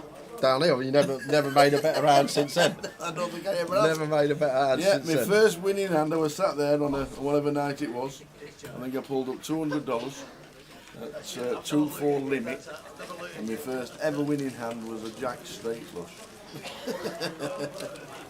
1 bet, 2 bet, 3 bet, 4 bet. Aye, nice. 2004. I was probably around the same sort of time. No, 2006 would have been me. I was 12 when I started playing Hold'em. 12. Literally, I was 12 when I started playing Hold'em. We were in a place called Harlow. We got the train to Harlow. A few kids, second year 8. We're going around Harlow. We were in a few shops. We're in a shop and we see a poker set. We're like, oh, what's that? We all chip in our money, get the poker set. We go back to my mate Mark's house. Got a huge house, got a palace, got his own games room. We go in there and sit there and play. We all love it. And then every Friday night, we used to play a £5 sit and go. Go around Mark's house, play a £5 sit and go. Texas Hold'em. Love it. Got hooked. I then taught my older brother.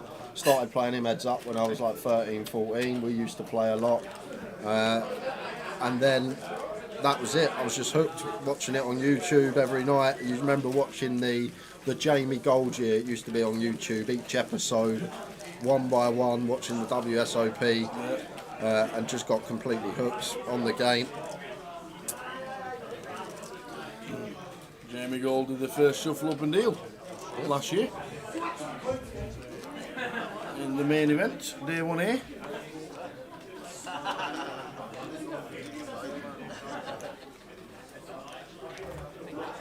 I thought Joe Saunders taught you how to play. I taught him how to play, Kev.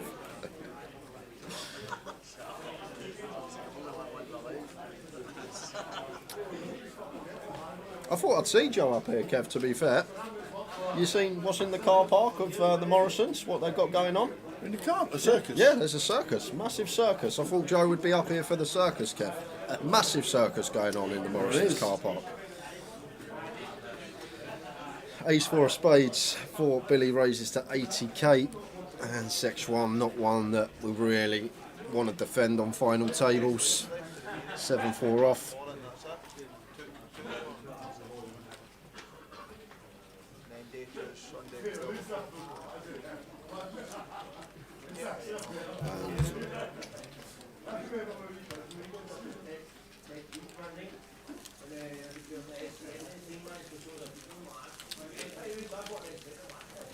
Yeah,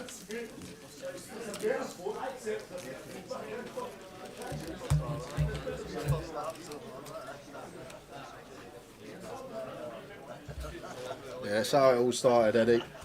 Ran me luck along the way, I'd give it that. Like when I was 18, 19, I obviously ran well above expectation when I wasn't very good, but I thought I was very good, and I was just running pretty hot at the time.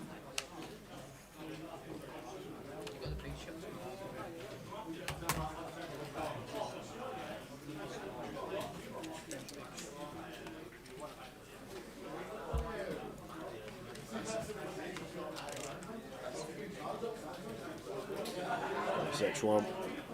King 5 suited here. We'll want to be continuing, and I like the decision to complete. One that we can just comfortably complete and call a raise if met by one with Paul. But may not get that option. Paul's going to go for raise. Could have jammed this here, Paul, for 20. A7 off.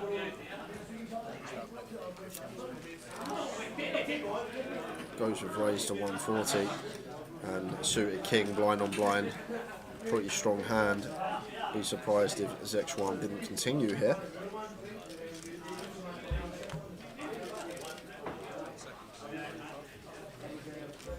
Oh wow, that is tight.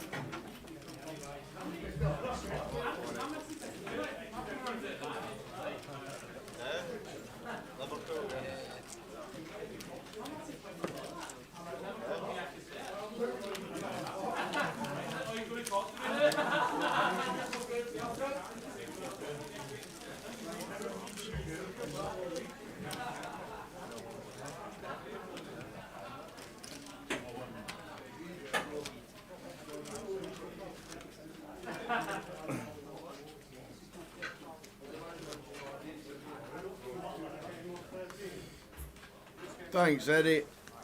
Eddie says, I couldn't be more happier seeing and hearing such awesome people like Jay and Tower doing very well in life. Much deserved, big respect.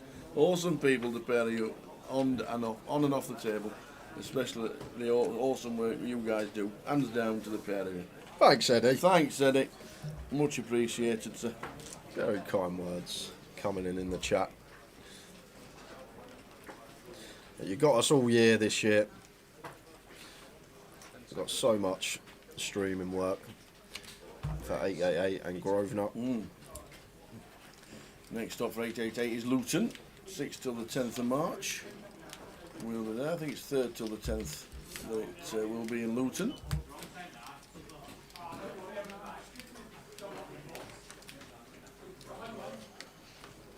Oh, where's everyone going? I don't know. What's happening? I saw Paul run off. It's probably a quick little break. Alright, there is a break soon, isn't there? Coming up, yeah, I think... 20 minutes, 25 minutes? No, way less, Tower. Way Way less? less, No. Yeah. No, let's go 25. Let's go. Let's go. 4.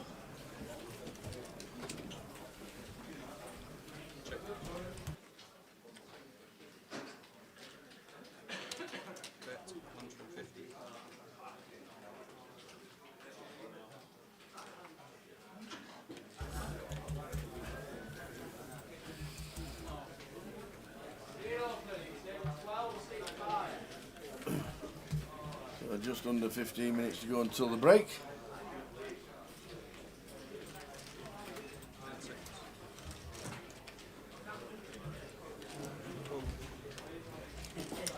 Good job, Brad. Good job, Chef Brad, on our side as well. Cheers, mate. Thank you very much. I was looking at Tower's treble while Easty was in the chat. Oh, I thought I'll just start and have a quick flick, and then I thought, as we're in Scotland, I might have to do a Scottish team in it. Yeah. And then I thought, I wonder have a look, see how Southend are playing. And I didn't actually realise that the 2 points off relegation again with about 10 games to go. Who? Southend. Yeah. They could actually be out of extinction and not even in football soon. I know.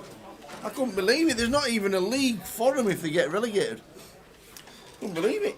So Mike going for double barrel here with 6s, and Billy with trip 3s. May just choose to check shove now. We reckon 10ish.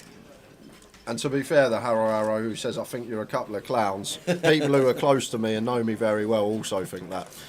My close friends and family would agree with you on that statement.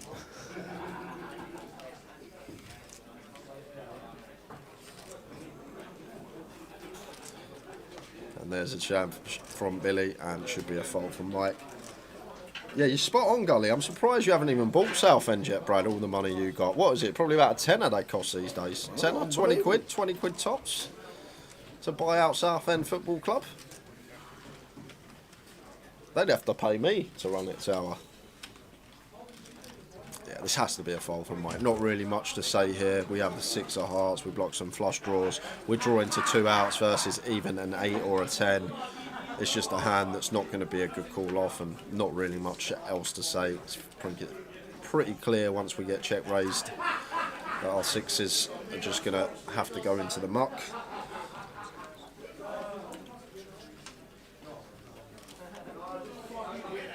Indeed they do.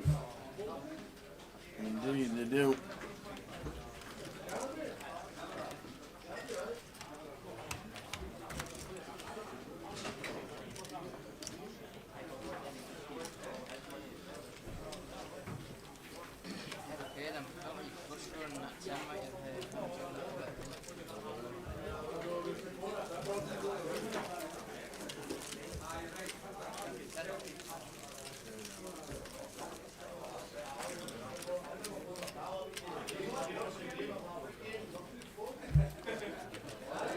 I have been told it is a break after this level, so just under 10 minutes. Gonna head on another quick 15 and then back for another session. Said this would finish about 9:30 this evening, Eddie. I'm gonna stick with that prediction of 9:30. When we come back playing 50k big blind level, if somehow we reach the back end of that session, it means we'd be playing the 100k big blind level, which means there'd be 60 bigs in play. So do think we will get it done and finished before 10.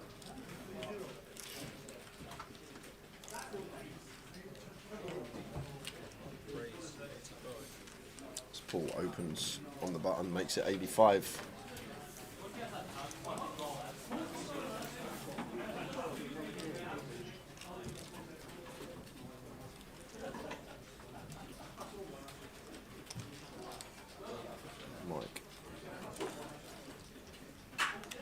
Defense.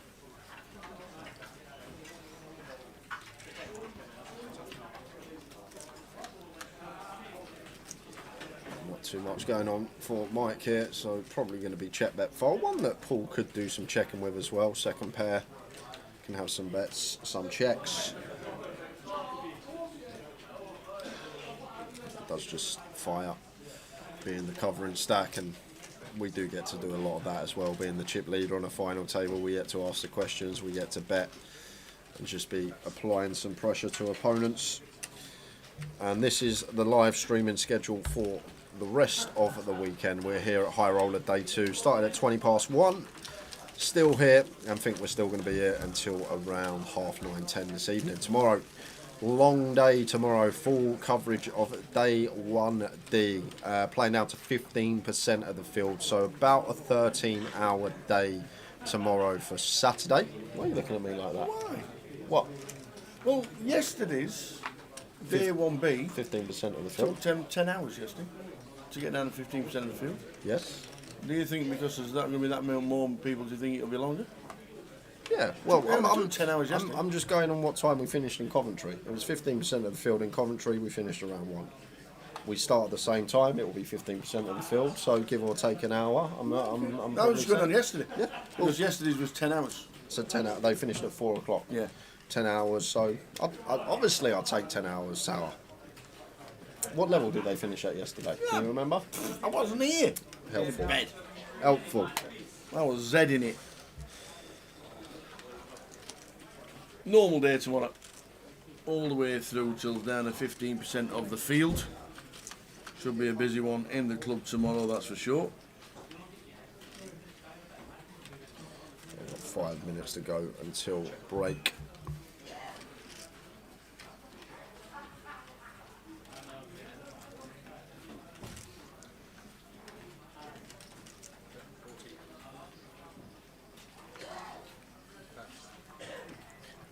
They can't be that bad. Remember meeting Tower and TK at one of the first GUKPT. Seems like decades ago. In fact, it was decades ago. Says BB. He does realise I'm not TK, right? Yep. Yep. Good old TK, still doing the Sky Poker Tours. Cheers, Eddie. Be right back. Nipping to get a few beers and a kebab. See you after the break, guys. Nice one. That's something of we don't hear in Scotland. We know there's great pie shops. We know we can have battered Mars bars. Kebab? But nobody talks about kebab. Yeah. Nobody. It's a food that's like forgotten in Scotland. Not. There's a bigger food forgotten in Scotland. Battered Mars bars. No, forgotten. Not That's forgotten. remembered. Oh yeah. It's just fruit. Fruit. Just fruit. Just fruit. Fruit? What's that? Max Atkinson says, no way, we love a kebab. You just don't, something you don't hear people say when you either stood at the bar or say, I'm going for a kebab tonight. You don't hear them. What's the go-to Scottish takeaway up here? What would you say the go-to takeaway is? You're sitting at home from Scotland, Friday night. I would say pizza. You'd say pizza. Pizza. What's pizza crunch? Fried pizza. Fried pizza? Yep. You know the deep fried pizza? No, I'm not. Pizza crunch. I haven't had pizza crunch. Oh, you got to try it. I've never tried. Haggis supper, deep fried burger.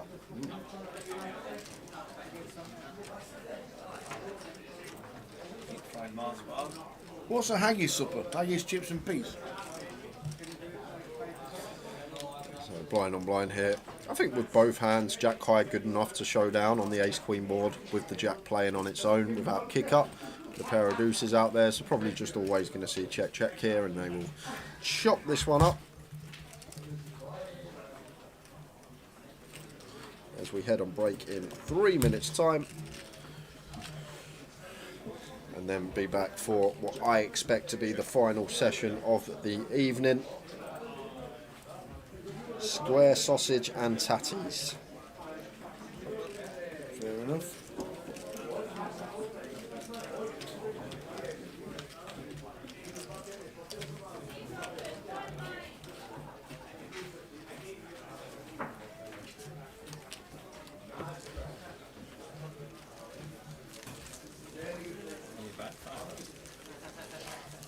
Yeah.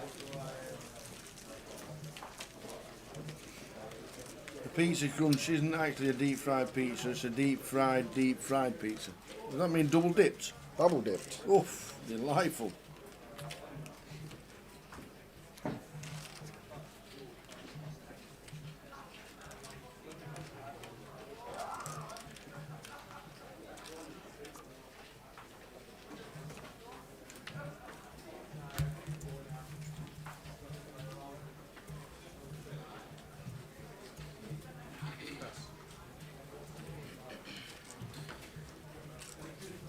Probably fold here as X1 on the button.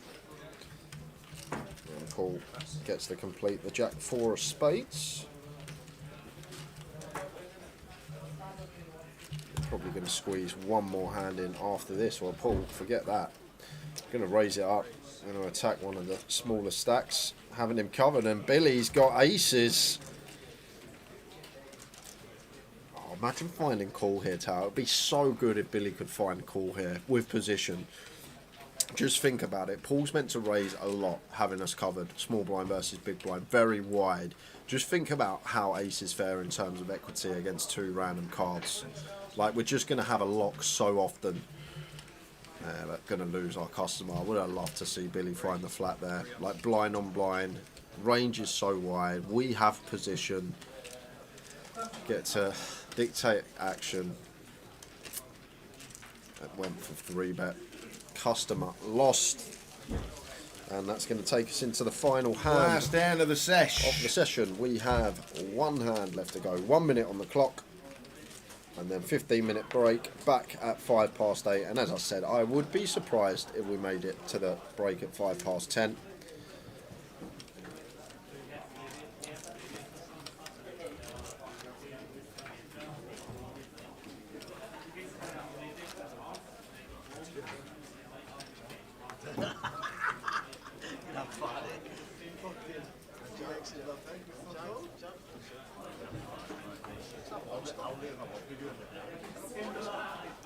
Next one will take his 15. Certainly will. Paul McCauley will do the same. Over to Billy. Gets the complete. I'm going to defend, and that's it. Check. We're going to see a flop. The old 9-3 gets to see a free flop.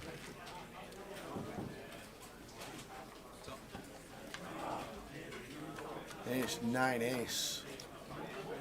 Could lead here for one big as Billy. Like it. Definitely a hand that will fold out better, so it makes for a viable lead.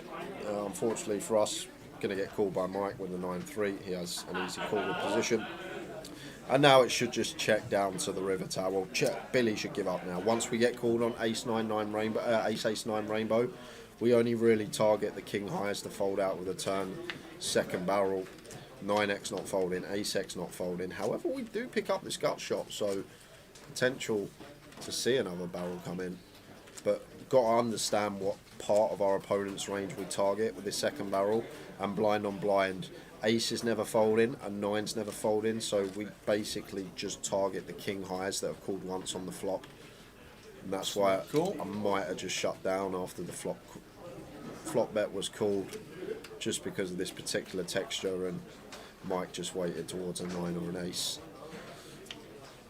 Yeah, and now we can't bluff. We just can't bluff, because now ace-x obviously can't fold. They got a boat.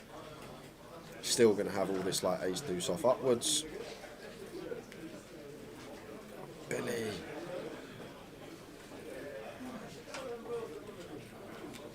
Take a brave man to bluff this river once this ace card rolls off tower. There we go. Check, check. I like the check from Billy. Think we have to shut down. We're on a 15-minute break. Back at 8:05, guys, just before. See you then. Higher value than a bounty. But if all the big bounties are still in, and there aren't so many players left, it's likely the bounty value will be higher than the chips. So don't focus too much on making a pay jump. Knowing which has more value, the bounty or the chips in play, will help you adjust and aim for the biggest payday. Don't forget about the prize pool. Don't forget, when you're playing mystery bounty tournaments, they do still have a prize pool. It's not always just about winning the bounty in a hand. Don't overvalue knocking out an opponent just for the bounty. I've seen so many blunders from people compromising their entire stack just to win a bounty and forgetting about the general prize pool. Most of the times, you still will need a strong hand to call all ins. Don't just gamble for the sake of it. You have to evaluate risk and reward. If you bust out with a bad hand trying to take a bounty, you miss out on the rest of the tournament. Mystery bounty events are incredibly fun and can add a new layer of excitement to the game. And don't forget, always play responsibly. You've probably heard that aggression is important in poker, but do you know when and how to play aggressively? My name is Alexandre Mantovani, also known as Cavalito, and today I'm going to share 5 tips to help you introduce more aggression into your poker game. Identify which boards are better for your range. When we raise and get called, there are some boards we can be very aggressive on. Let's assume that we open raise from early position and get called by the big blind. Any board that has 1 or more high cards, jack or higher, is usually a good board for us, and in the vast majority of them, we can bet our entire range. Picture a king, queen, deuce rainbow flop, for example. We have a lot of very strong hands in our range that our opponent simply does not have. We can have kings, queens, aces, and ace-king, which probably all of them our opponent would 3-bet pre-flop. So even if we have a part of our range that doesn't connect with this board, like ace-8 suited for example, we can still bet, and our opponent will have a hard time with a lot of hands they have, even folding better hands than ours, like pocket nines for example. Explore capped ranges. Another opportunity to be more aggressive is when your opponents have capped ranges. This time we open from the hijack and our opponent defends the big blind. We see a jack 10-5 flush draw flop and our opponent just calls our continuation bet. It's very likely that with this more connected board texture, our opponent would raise their strong hands aggressively, because a lot of scary cards can come out on the turn. Basically, any card from the 7 to the ace and any heart would make it pretty unlikely for our opponent to just have called us with a hand like ace-jack.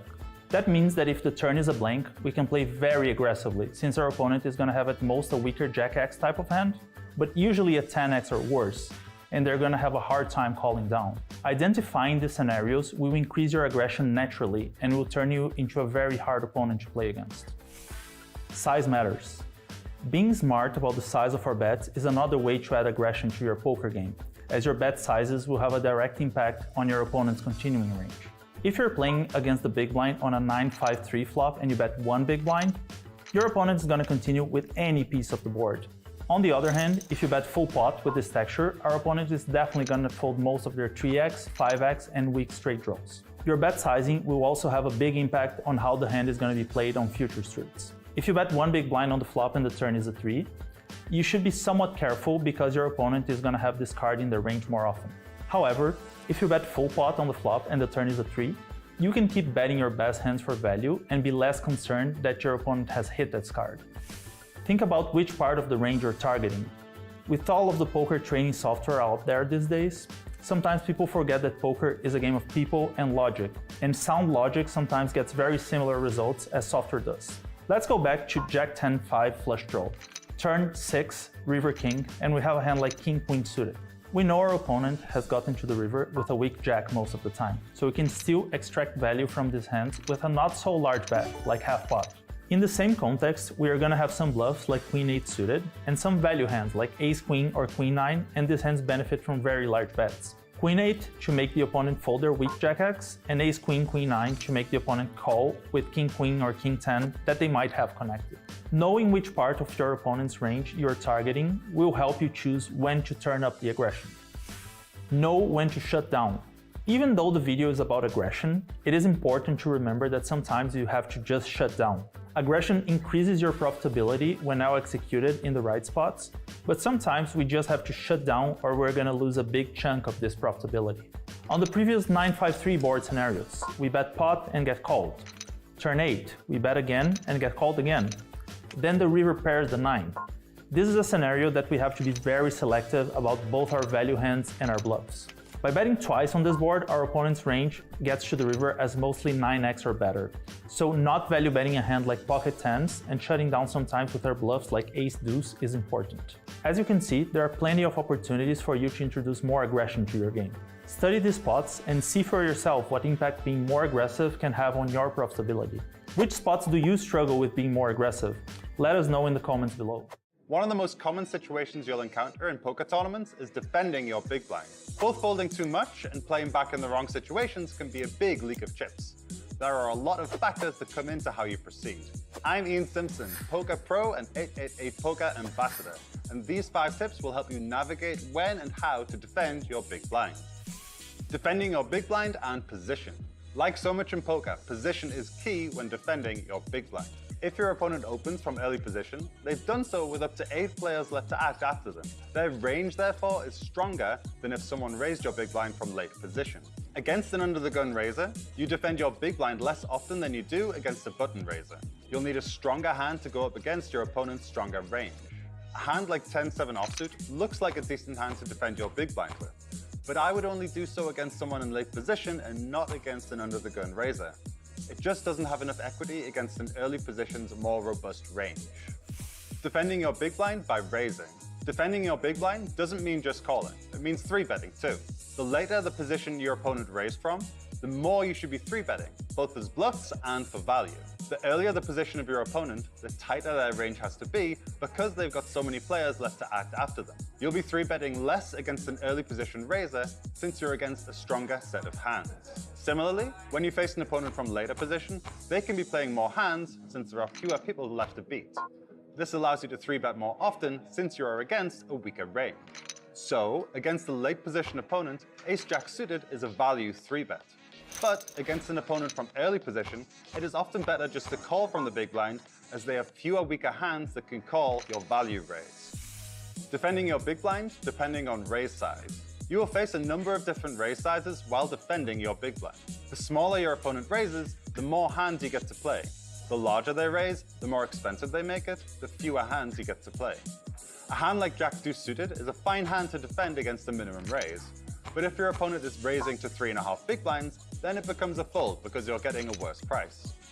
You should also 3-bet less often against the larger raise sizes, as you will be up against a stronger range of hands in that situation. Defending your big blind and stack sizes. How deep you're playing plays a big factor in how widely you'll defend your big blind. Suited hands, like 9-2 suited, have decent implied odds at 30 to 60 big blind stack depths for when they make a flush and end up getting paid by 2 pair. However, when you're below 15 big blinds, the implied odds just aren't there. This makes the worst suited hands not worth defending in many situations. There also comes a tipping point at very deep stacks, where the worst suited hands actually begin to have reverse implied odds. This is because if your flush gets into a situation where 200 big blinds are going into the middle, your opponent will often have your flush dominated. They won't be paying you off with 2 pairs and the like as they would be when stacks are shallower. Defending your big blind and ICM. ICM, or the independent chip model, is an important concept in tournament poker. Without going into too much detail, the model demonstrates how important survivability is in tournament poker. It's a disaster to bust just before the payouts in a tournament. Some middling stacks are often forced to play tight and wait for short stacks to bust to avoid being eliminated before them. This means that we have to defend our big blind much tighter. Without ICM considerations, a hand like ace-deuce offsuit would make a fine hand to defend the big blind with, by either raising or calling. However, if you're approaching the money bubble, you might be better off just folding a nebulous hand like this while you wait for short stacks to bust out. So there you have it, 5 factors that influence how you should defend your big blind. The real challenge comes from combining all 5 of these aspects to come up with a game plan for all the situations you will find yourself in.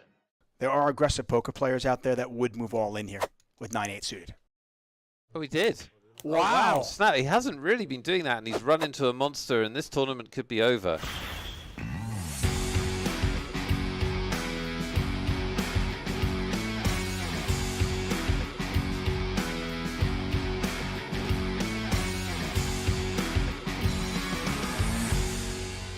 Our short stack has picked up ace-king. Yep. This is an incredible situation for them. Exactly what they're thinking about. They've just got more interesting. But Duarte already folded queens. Oh, but this time he's going to move all in. Alonso with the short stack, and he's all in. 5-4-4. Maybe he just knew the 10s were going to hold this time, and the 8 queens would not. Well, let's see if he's right. Running 4s will also win it for Alonso. That's the cool way to win it.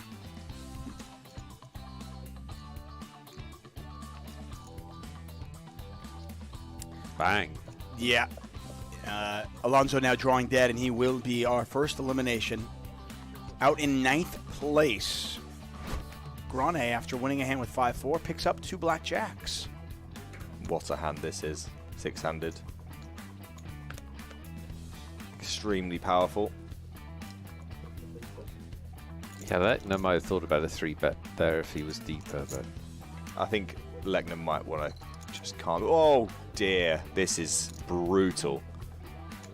Amazing for Maru. Yeah, you say brutal. Yeah. Maru's getting there. Brutal for who? Brutal, not brutal for me. I mean, thank you very much. Jackson the cutoff, and you're not. It's 6-handed. This is just, come on. It's a cooler. Yeah, absolute cooler. Not over yet, guys. Listen, you know what? When Rambo was in the forest and all those marshals were around him, we thought it was over. They thought it was over then, but it wasn't, okay? Rambo finds a way out. What did he do with his pocket jacks, Rambo? Flop a jack? No? I still have faith. Rambo gets out. I like the queens. Rambo gets out. I'm going to take the underdog. I think the queens are going to win. No flush. Rambo versus the world. Oh, it's Rambo! It's Rambo! Watch this. It's Rambo! He's not Rambo. He's Rambo! That is so sick. It really doesn't get. This game doesn't really get more brutal than this. I had all the faith in the world that Rambo was going to pull it out. If any of you have watched First Blood, you knew Rambo was going to win that one.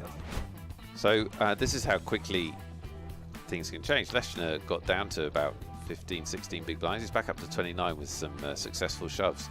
Shove over your opening raise is a very, very good way to accumulate chips. He's done a real... Oh, we could get a raise here, though. This could be it. This could be it. This could be a moment.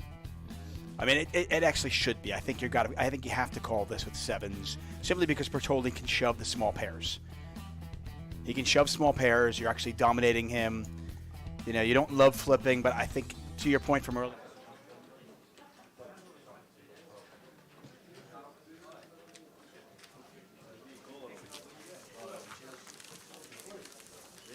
Strain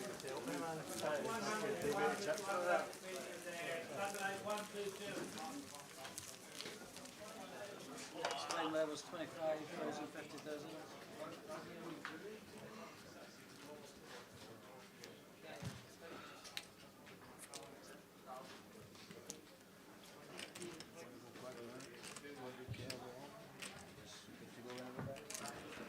Small blind piece, 25, we are 25 and 50 yards. By mistake at some point.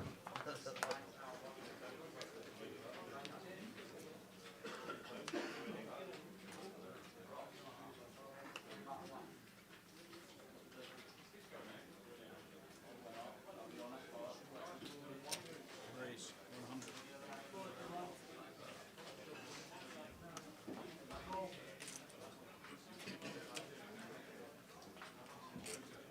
100. Off to the next. Here we are back for another session. All the players were back ready before the clock hit 0, so fine to start. And straight into the mix with Paul and Billy here.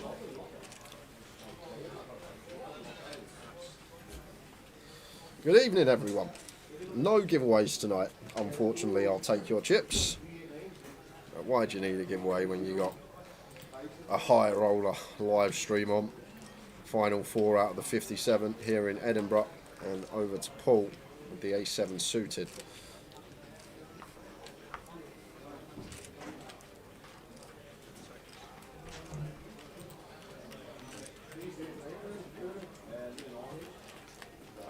Gonna use a time bank here, Paul. Four-handed, suited A7, strong holding. Depends what we think of Billy on the button. Is he one that will find some capable 3-bets as a bluff? Is he one that is only going to 3-bet his value? Going to make a disciplined laydown, and it's a good laydown. Was in the dominated spot.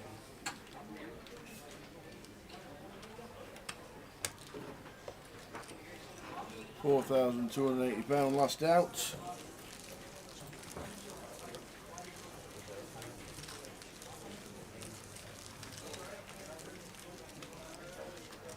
Well done to Matt. I saw Mr. Ironbrew on the break. He's here. Double vodka Ironbrew. Sean. Yeah. Oh, Sean's here. Supporting the local.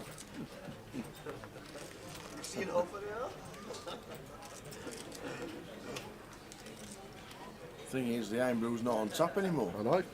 I bet PK gutted when he found out. Oh, it's not on tap. What do you mean? I heard they've only done it for this week because of the amount PK has. Just to save. Don't want a shortage of Ironbrew in Scotland. What's the best stop on tour, PK? Edinburgh. Why is that? Free Ironbrew. Ironbrew's on tap. There's X1 here. Could go with shove tower. 14 big blinds, blind on blind, A7 off. Definitely one we can move in with as the short stack at the table.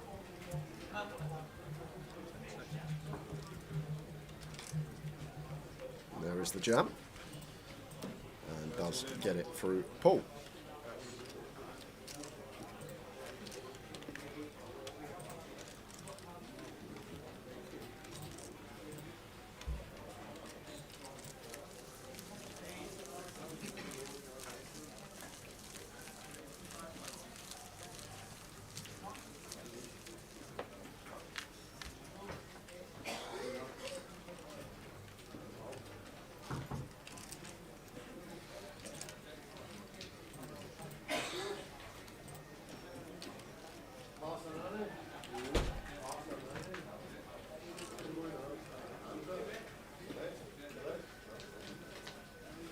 How are we doing, Vanessa? Good evening to you.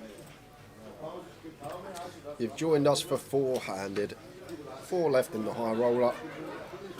We've got Zexwan Hong in 2, Paul McCauley in 4, Billy Henderson in 6, and we got Mike Alexander in the 8 seat. All locked up. £5,740, playing for 14,400 and change. Evening, Vanessa. And Raphael. Good evening. Raphael? Is that not one of the Ninja Turtles?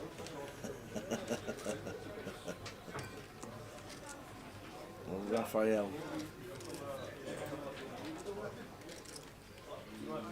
So his next one on button opens to 100. Billy defence.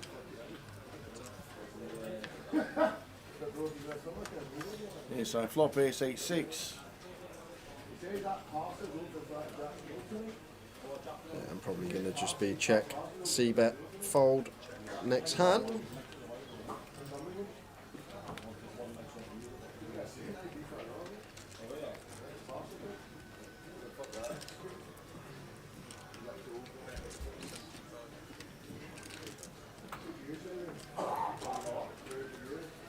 So it continues for 75. Gets it through.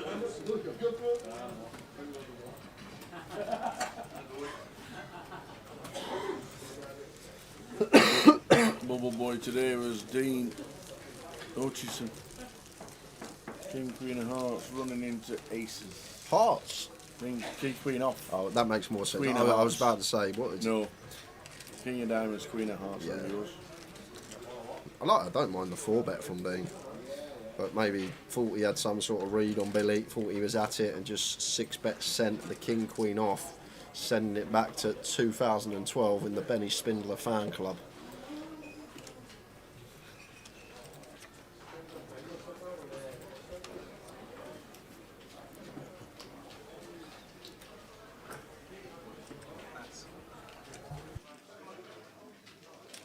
Raise 100.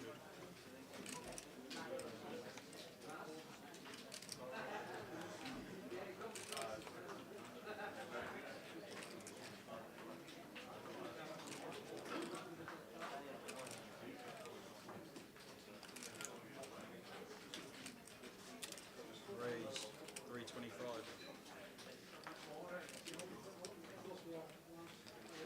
Pass, pass. 35 big chip leader, 20 big shorts. This one wins one hand and he's chip leader. He doubles up off Billy or the other two.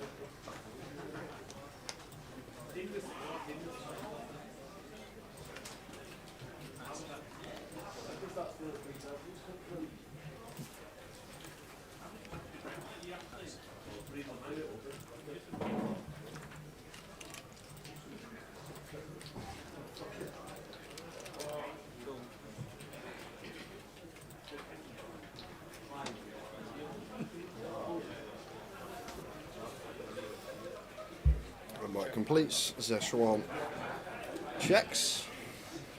The buy-in was 1,100, Raphael. £1,100. 9 deuce, Queen deuce, see a flop. 7-10 jack.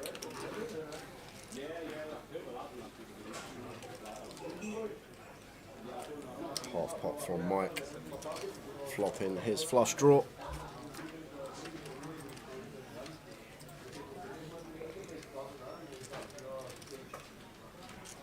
This one with gut shot is going to take one off with position. Can have some ideas down the streets to take this away from Mike as well. 5 of spades turn.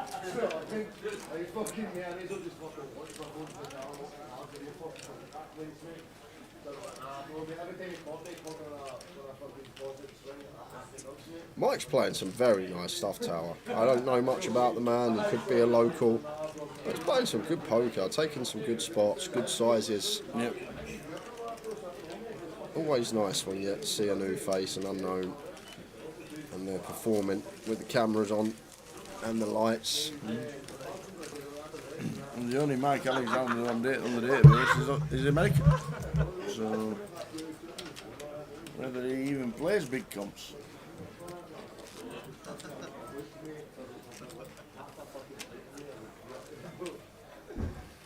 Is he 3 barrel bluff in there, 1185, aye.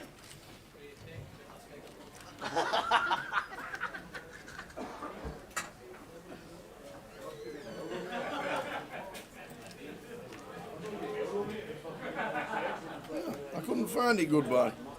Goodbye, ulcers. I couldn't find it. You played the Northwest Cracker with him. Here he is. Oh. Michael Alexander. Mine wouldn't come up. Scottish, 60k. His best live cash. Very nice. 120k total in earnings. And won the Northern Christmas Cracker in Manchester this year. Fantastic. And got a bit of a thing for high rollers. Last year in Blackpool Tower, ended up coming second in the high roller. I know he said if he did well in Manchester at the Christmas Cracker, he was going to turn a lot more attention to poker. So maybe that's a super bankroll to start with.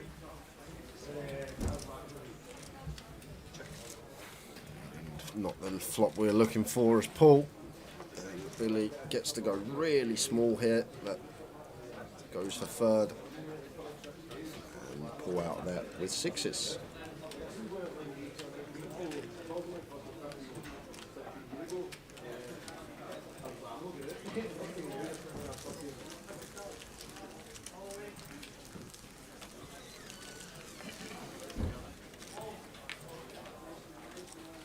Shout out to Zexuan as well, Tower. Whole final table, he's not really had chips. He's been the short stacks, sitting at the bottom of the pack. He's picked his spots carefully, just keeping his head above water and laddering up slowly, efficiently.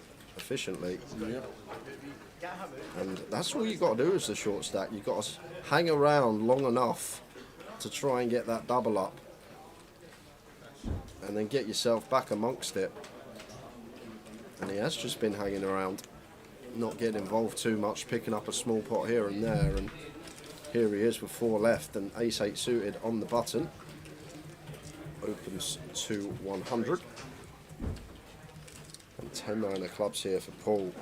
Not going to be folding this one. I think we just want to play cool here. If we 3-bet and get ripped on, it's really annoying because we essentially have to call off here, Tower. If we get ripped on because of the price we get. We made it 325. If Zexuan wants to shove for 835, that would then give us 500k to win like 1.3, so it'd be like 2.5 to 1 on a call, only needing like 27% equity versus range, which 10-9 suited would have. There's the all-in. So now what? Now this is why I don't like 3-bet, because look at the price we're getting, Tower. As I said, 2.6, 2.7 to 1, 28% equity needed. And versus range, we're going to be getting that with 10-9 suited. And this is why I think 3-bet is the wrong option here, and we should just play flat, because when that happens, we essentially price ourselves in. Paul just gets out of there, and now is the short stack. And just as I mentioned, Zexuan, he finally makes a move. Great timing with the ace-8 suited, and picks up a lovely pot without having to go post. And up to 25 bigs.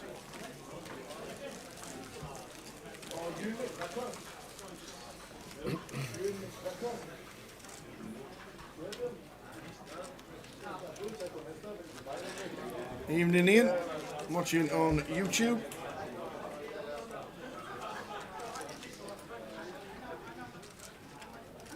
To be fair, goodbye horses. I know you said he was on Hendon 1 second, you were going to check it.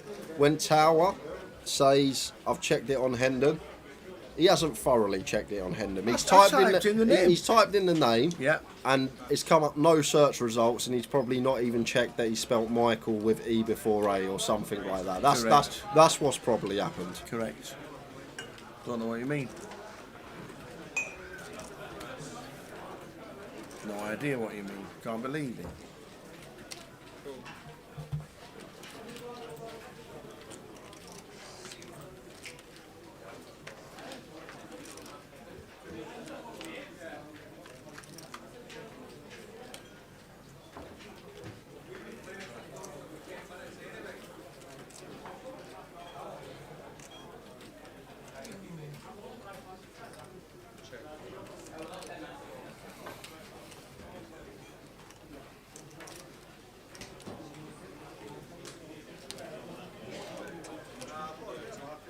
King 5 suited for Paul.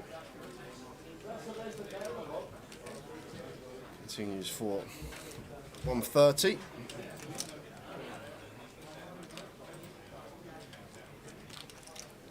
So we'll be firing some barrels here as Paul with the King 5 of hearts, and now it's just time to take off tower. Have to on this turn as Paul. We're against big blind range. Like, Mike's going to have all this 10x and 7x. Like, 10x may still hold on for another street, but we blast that off with the third barrel. We start folding out the 7x. We start folding out some King Jack, some King Queen, some Jack 9, some 8-9. So much of our opponent's range we get to fold here with a double barrel on the turn as Paul, and potentially line up a triple on some rivers, but it's just going to go for jam. Overbet jam for 810k.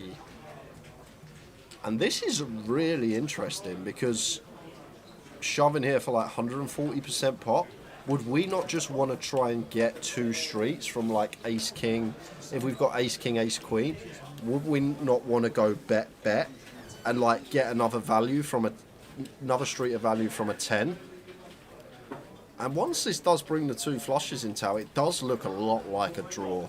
Some sort of combo draw here that wants to put 1 pair holdings of Mike in the absolute blender. And Mike with the Jack 10, no spade in our hand, no heart in our hand. And maybe he might read into this overbet. 140% pot here, all in on the turn from Paul, was just very bluff heavy. Doesn't expect Paul to ever have a value hand that goes this size. And if you think about it, I think he's right. Would Paul really shove ace king here? Would he really shove ace queen? Or would he just not bet a legitimate size in, try and get called by a worse ace or a 10? What a call. What a call. What a call from Mike. What a great call from Mike. And he's in front. Still needs some fading to do. Every king and heart is in the deck. What a call. Mike Alexandra. This could send Paul Macaulay to the rail. And it's a 5 of diamonds, so it does. Yeah, Mike Alexandra take a bow. What a call. What? 140% pot on the turn tower. To call off with second pair. That's some nice poker. Some nice poker. All right, I love the bet from Paul. I just don't love the jam. Like, we have the double barrel, but maybe it's a hand that we can double barrel turn, triple barrel river. Give ourselves like the ace king, the ace queen. Make it more believable that we have ace king, ace queen. We'd go for 3 streets with these hands. So maybe if he did go for that option. Carl Lakeland said he played with Michael in Blackpool last festival. Great player. Some cool tower. Yep. And it's just the fact of taking your time as well. Sometimes just taking a step back from the hand and really think about it. Because some people there, they'd see the 140% and they'd just instantly fold second pair thinking, oh, okay, this guy's got an ace. But when you really delve into it and think about how our opponent's going to play his ace-x holdings, it's very unlikely he's going to shove them for 140% pot on the turn. So then his value becomes a lot more condensed, less combinations, and then when we start adding in all these spades, these hearts, these 8-9s, these queen jacks, suddenly it actually makes for a decent call, especially when we unblock both the flush draws as well. Well played to Mike. Great call. Chip leader 2.6 mil. 3 left.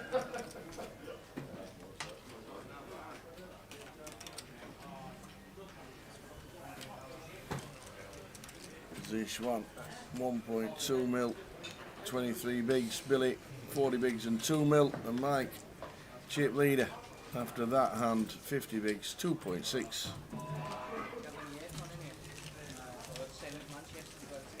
This is definitely Britney Spears. I know I said a song was Britney Spears yesterday, that wasn't, but this is definitely.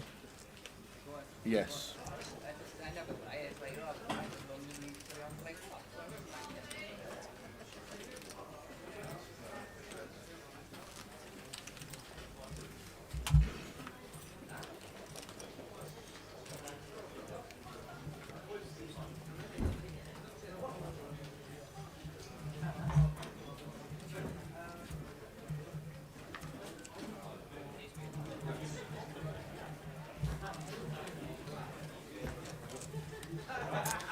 Could be one that we go for complete jam with here as X1.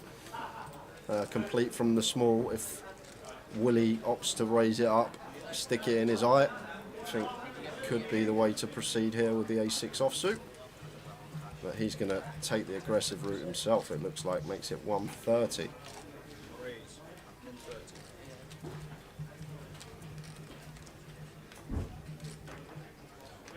And it is a nice hand to get aggressive with the ace-6 off, with the ace blocker in there. Oh, Billy, can he find the centaur? Ace-3 off. Such a lovely candidate to choose. Yes, he can. Well played, Billy. Billy Henderson does. Oh, he didn't jam, but gone for Half a mil, 500k. 400. 400. It's now gone for the free bet. Not all in, but once again, if Zexuan shoved, we'd then be getting 600, like just calling 600 to win 1.7 milli. So it's another situation where we essentially price ourselves in. Why would prefer to just see jam here from Billy for 20 effective. Either way, it's going to work. Zexuan out the way. Well played, Billy. 7,910 next out.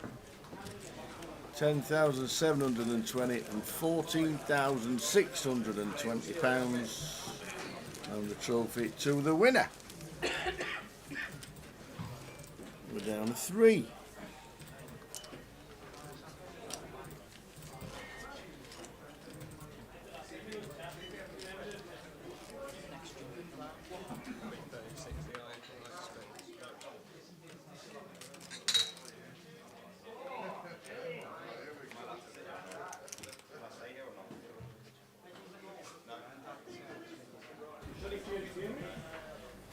No deal, Sonny. It's rare we see a deal in the high rollers, to be fair. As this one, 5-4 suited. Now, this is one we could play limp with, Tower, if we wanted to. But important when playing a limp strat that we do balance it and we have some strong hands in there as well. Down to yourself how you set those frequencies, but like we can't just play limps with all hands that would fold to a raise from the blinds. We need some calls in there, we need some 3 bets as bluffs, we need some 3 bets as value. And does just choose to open here with the 4-5 suited and family pot, 3-handed. Nice.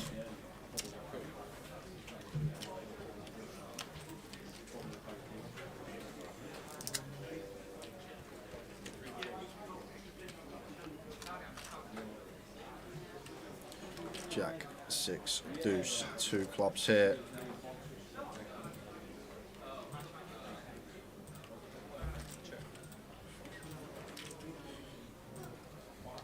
And seems like a pretty clean continue here as a Schwan.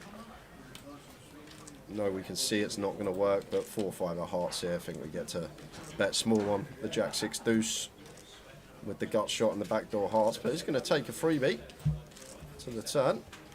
Oh! Any 3 of diamonds about. Smokes it in. Boom.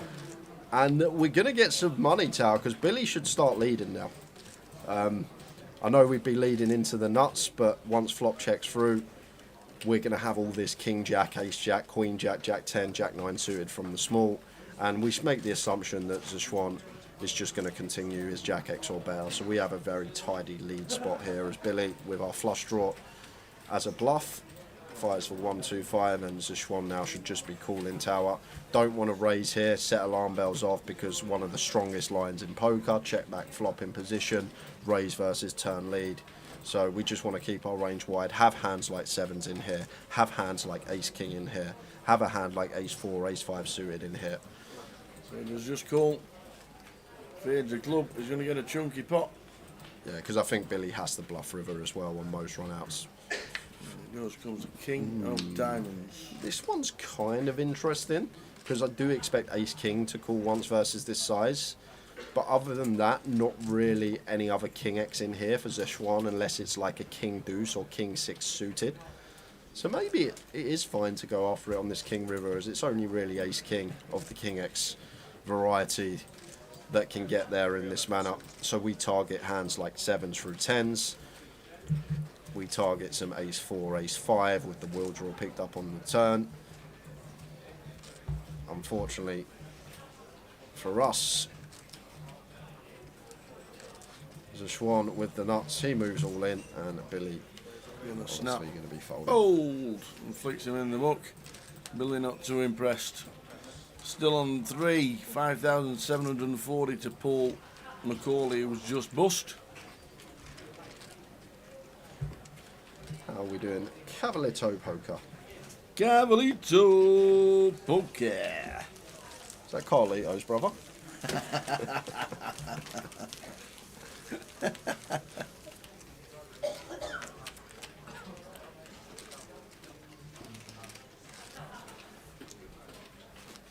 No giveaways this evening, Fifi. The next giveaway will be on Sunday on the live stream when we are covering the final day of the main event. This is the high roller. Started today at 1. We're still here for 3-handed action. 57 whittled down to the final 3. We have Zeshwan Huang. We have Billy Henderson. And we have Mike, who has impressed me. He's played well as Mike. Mike Alexander. And now with the 10s. Raises to 1, 2, 5, and there's this one here with the Queen 3. Peak chip stack for him. Is this live? Yes, we are live. We are in Edinburgh Casino. It is 16th of February. It is. 2024. 8:30 in the evening. And West Brom are losing. And West Brom are losing. There you go. That's as live as you can get it. Your second team. Are they still your first team? Oh no, they're second now. They're still second. Is it Darren Huckabee still play for him? Darren Huckabee? Does Darren Huckabee still play for him? That's some blast from the past. Any Rob Earnshaw's about? Rob Earnshaw mixing about in the Scottsdale Tower? I don't know. You're going to send Matt Letizia next to Southampton, aren't you? Jack 8-3. So we've got some action. Mike continues for 2-2-5, and Zeshwan should be calling with the bottom pair, Queen of Clubs. And to be honest with you, probably not versus this size, the 2/3 pot sizing, but I think we can do some raising with this hand. Particular combo, Queen of Clubs, 3 of Spades on this particular texture with the suits out there, what they are. I think it is one that once in a while we can put on our raising shoes, but versus this size is just going to let it go versus 2/3, which I don't mind versus 2/3, but if Mike went like 1/4 there, maybe food for thought, one we could raise some of the time. Wow. So 2 minutes to go. Yep. 0 registered for the Discord free roll. Yep. 1 minute to go. 100 registered for the Discord cool. free Nice roll. one, well done. The Discord free roll, 90 seconds. Yep. 644 registered. Was the only 2 minutes to register? That was it? I have no idea. Registration open 2 minutes before the free roll? I don't know how it works, Tower. I don't even have Discord or have ever used it. Wow. The Discord free roll. I'm guessing that's on 888 Poker.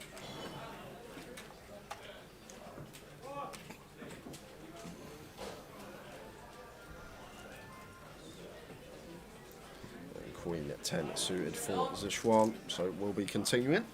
I think the suited Queen 10 we just want to play complete. Happy to call a raise if met by one from Billy. Such a pretty hand, like it's just horrible if we raise it up and our opponent 3 bets, and now we've got to navigate with it in a much bigger pot out of position, whereas we can just comfortably call any raise size that isn't all in from Billy. It does check with 4 deuce though, Billy.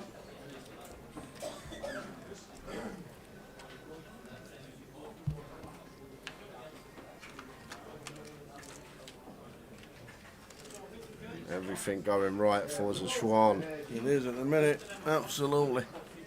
What's a flop? And checks. I'd like to see bet here from Billy. I know you're probably watching at home if you're new to the game. What you're talking about, he's got 4 high. Zeshwan's got trip 10s. Why on earth would we bet? But just thinking about all the hands the Schwan would complete from the small blind sitting here with 4 high.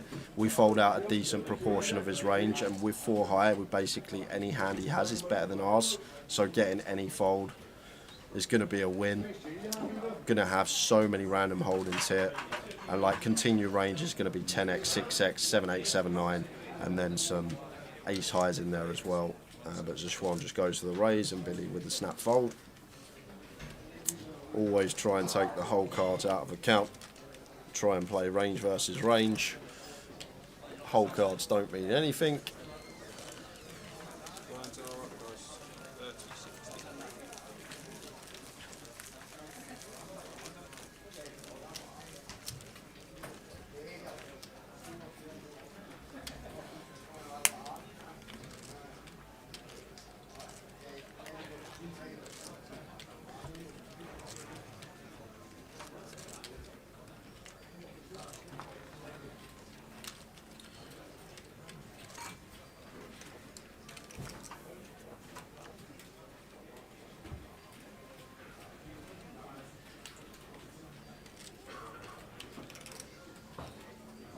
Well, if anyone who wants to play the Discord free roll, we know the password. Yes, we do. We know the password.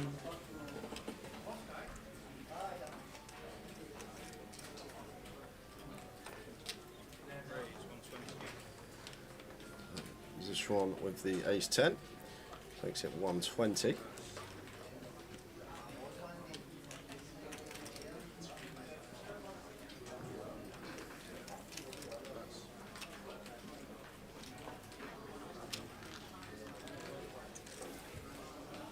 Bigs for Billy. Mike, chip leader. 2.5 mil.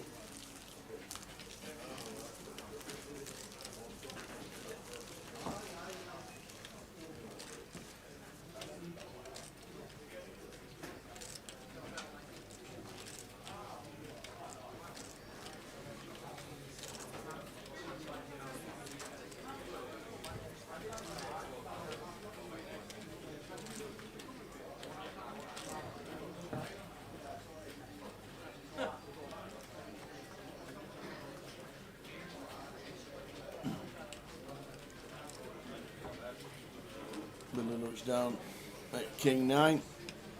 Can attempt to still. Yep, I'm likely to be raising up with this one. Makes it 125 with the big blind at 60.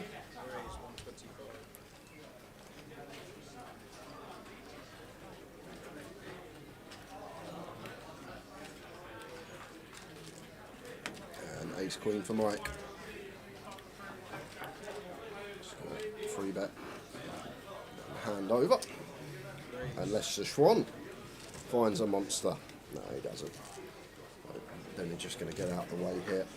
I can have some 4-bet rips with some King X Tower, but genuinely, like, we want some suited broadways in there. We want some King Queen off in there. King 9 off, just not going to be good enough unless we have some specific read that Mike is getting way out of line, and he must be thinking Mike's getting way out of line because he sends it into the middle. Wow. And we're not folding ace queen for 21 bigs free-handed, I hope. And there's the call. Mike with ace queen. Billy would like to see that he's got 2 live cards. Are we going to be heads up here?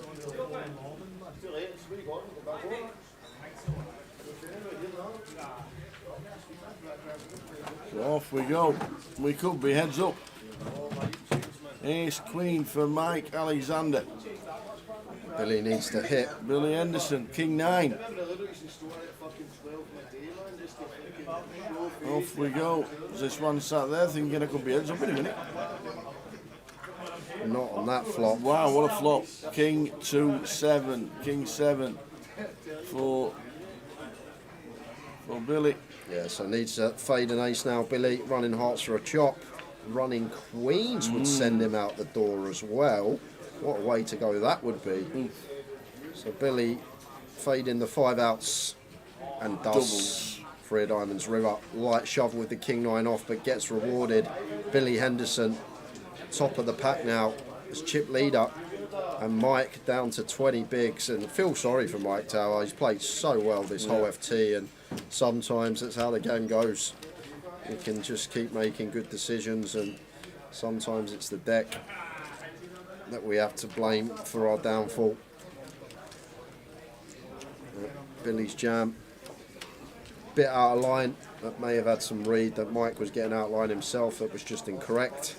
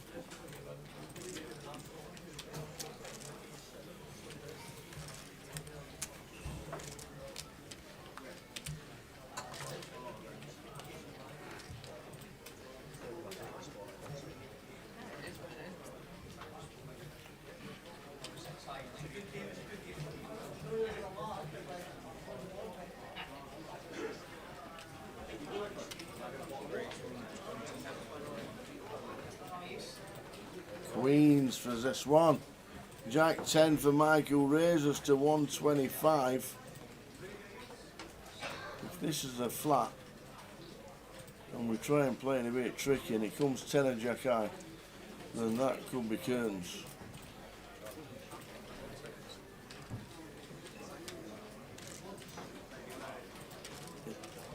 Yeah, I don't think we get to flat tower. No. I really don't. 4.5. Like, why on earth would we flat and give Billy, who has us covered, a great price in the big, and then split equity three-way out of position to 2? Like, there are some scenarios where, whoa! Wasn't expecting that one, and the snap call with Queens. Oh, no! Mike just thought, I just saw Billy do it. I just saw Billy 4-bet bluff on the button. I'm going to give it a go myself and see how it works out. But we've run into the ladies of Szechuan. Doesn't look like the kind of guy to go on tilt. But they're in the middle. What looks like the kind of guy to go on tilt? Do you know what? I'm going to come back to that question. I'm going to come back to that. So Mike needs lots of help here, Tower. 14%, no direct outs at the moment. Going to need some sort of help on the flop, and that is going to be that most of the time. We've got the running jacks and 10s. Got the running Broadway. Oh, never a better time to get your opponent to turn a set. We've suddenly picked up 8 outs here now. Ace or 9, what a way to get there. Can he moonwalk his way into a straight? No, just quads. Just quads for Szechuan. Death by quads. Heads up. Death by quads. Michael Alexandra, Well done, Mike. great run, third for £7,910. Played great as well, to be fair to Al. Really watched Mike playing today. Yep. Unfortunately, just the way it goes sometimes. Quick 5-minute break. That is it for Heads Up. So we will be back before 10-2. But before we go, what looks like the kind of person that's going to tilt? The kind of guy that sits there when he loses hand and he's like, Oh, okay. Like, and then he goes, I'm all in! I thought you Like meant. that. I thought you meant like visually, like you see someone in the street. Oh, you hear the yeah, steam yeah. coming off his out in his ears and stuff like no, Right. just the kind of guy that sits there and hates losing a hand. That makes sense. Right, guys, quick 5 minutes. We will see you in 5. We'll leave the pictures on. See you in 5.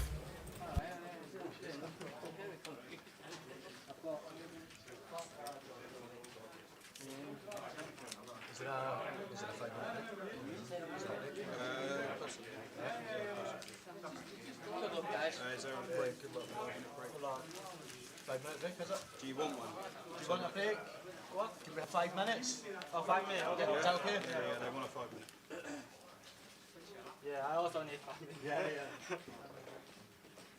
Floor feature. They just want a 5-minute break. Yeah. Yeah.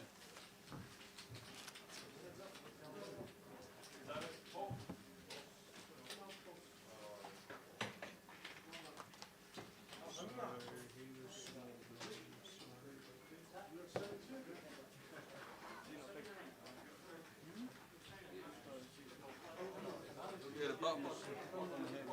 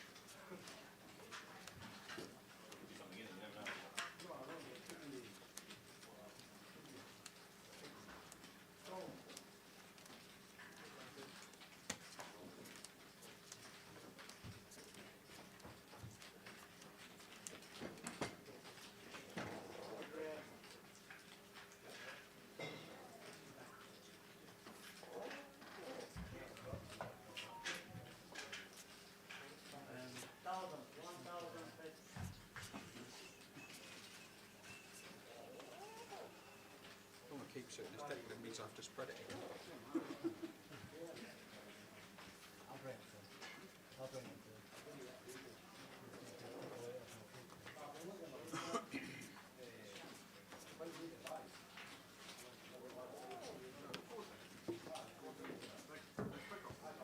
Moving.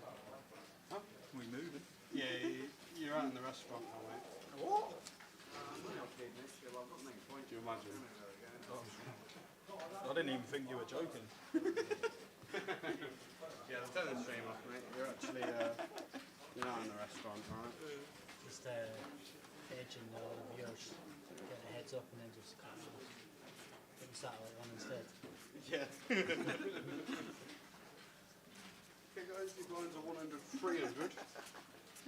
Right,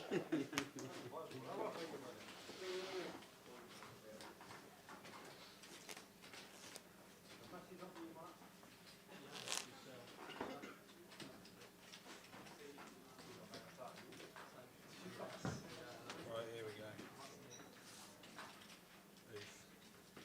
I don't think you're going to perfect that. Huh? I don't think you're going to perfect that, but make it shape. That's Billy and don't know his name. James. Should know his name. Zipswan.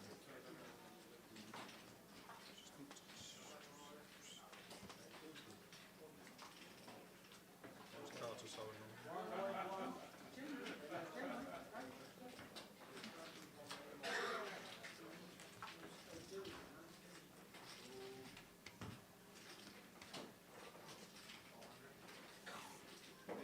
Never gonna get it right.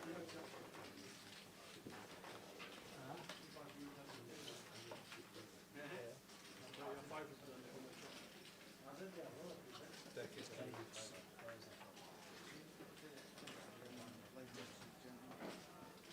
That's what I'm trying to do. I want to go. I want to play as well. Yeah, loads of them are there.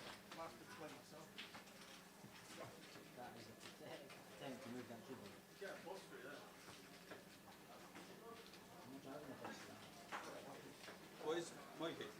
Mikey, what's the time?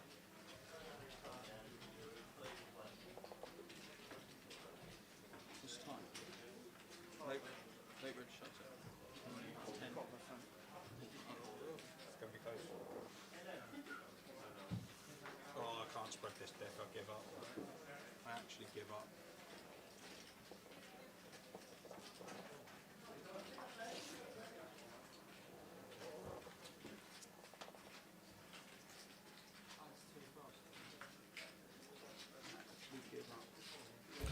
Hi Eddie. No, they made a deal. No, they made a deal. They, they've gone for a break. There's 2 players left, and we lost Mike Alexander, sat in seat number 9. Mike bust out, so we're just waiting for them. We'll move them into seats 3 and seat 7.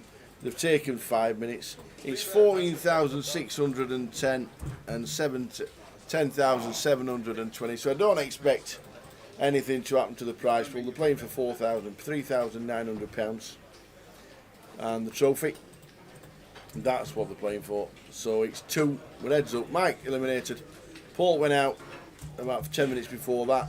Matt Davenport, Richard, Alex and Roddy making up the money, and Dean Hutchison was the bubble boy in 9th when we got to the final table.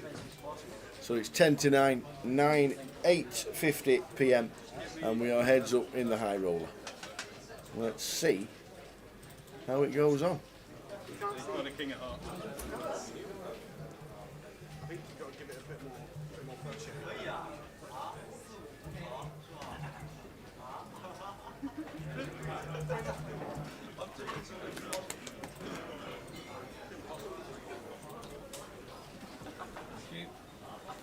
Thank you very much, Jem.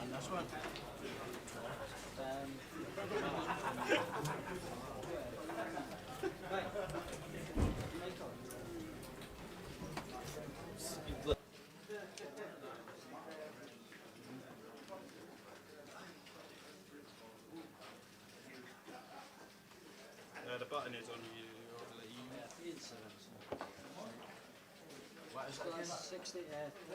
So here we go. Let's do it. Let's do it. Who is going to be champion? Oh, what's happening now? I don't know. What is happening now? I have no idea. Oh, just working out the blinds. Working out the blinds. Let's do it. Are we having a Scottish treble or an English Football League tomorrow? Remember, Jay told you to avoid the Premier League at all costs. We might be having a combination of both. We might be having a combination of both. I potentially have 6 teams already sorted. Ah.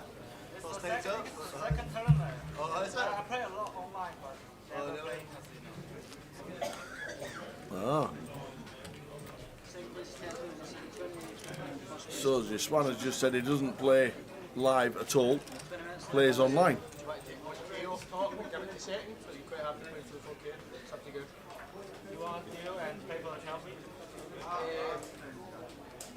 Just make second place 11-7 and make first place 13-7, and then we just play for 2K.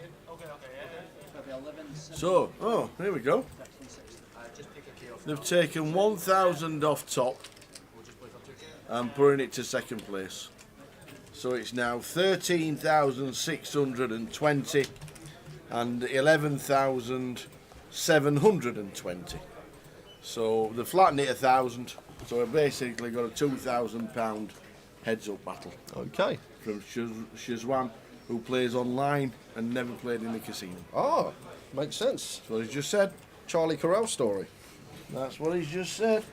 I don't play in casino, I play online. In his pretty decent broken English. Because my pretty decent Chinese is not very good.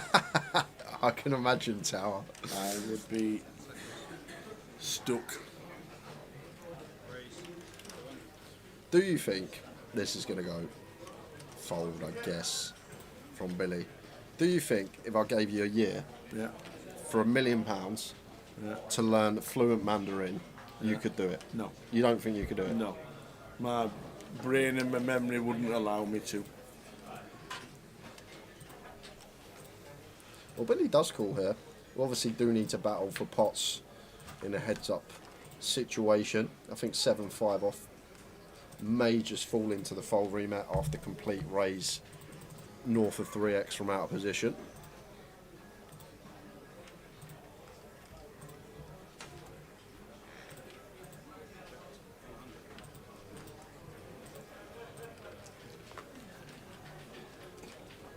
I'm not going to say yes, it'd be easy if somebody put the bet up because I know I wouldn't be able to do it.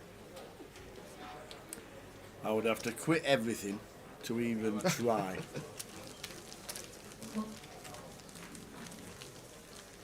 It's not meant to be the most difficult though. Apparently the most difficult, what I've heard to learn, is Hungarian. Oh, right, okay. I've heard Hungarian's meant to be like, you've got no chance. If you're not Hungarian... Czechoslovakian's very hard as well, Don't because bother. that's a single language. Whereas the rest are all obviously surrounded by Germany and Hungary and all that. That's a separate language. Which is why a lot of the Czechs speak English. Are the stacks correct? I'm pretty sure they are. Yeah, they will be. We've just come back from after break. Yeah, I think it was 3.3 and 2.6, was it? They look spot on. I've just counted Zhejuan's visually, and it looks about 3.3. So yeah, they've not chopped the money. They've basically just taken 1,000 off top and put it onto second. no giveaways today, guys, on the stream. Once this heads up finishes, we will be closing up shop for the day and back tomorrow with a full day of main event coverage on stream. And what a flop for Zhejuan. And Billy's got one here that wants to continue here, Tower, like heads up, poker, these free to a flush, free to a straight hands. Like, you want to be continuing, you want to be battling for pots. Got to understand how wide our opponent's range is as well as ours, and need to get amongst it, battle away.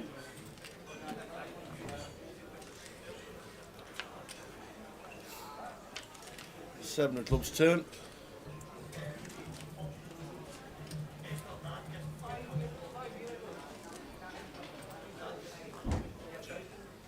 Alex Todd didn't play this one, Eddie. Haven't seen him here in Edinburgh. No, there'll be a lot this week playing the local 25-50s all around the country.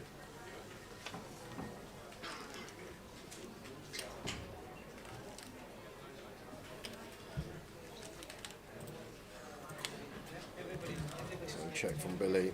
There's a Schwan here. Target ace height. Make the assumption here that Billy's going to start leading 7x or 10x. So target some ace highs and deuce x, although we block it. So wants to be going for some value. That should be end of hand, as Billy can't call with hands. Oh no, Billy's rivered a 4 here. I actually missed that tower. Billy's rivered a 4, so cool. Cool, have to. Once turn goes check, check, and everything brooks out. Didn't even realise Billy rivered a pair. Goes the 190. Unfortunately wrong. There's a Schwan 3.6 So against 2.1. So when two cards match each other, that's a pair, right? That's a pair. Okay. Yeah. I'll get the hang of it eventually. It's not mathematically impossible to flop a pair, but you can flop a pair. Can flop a pair, okay.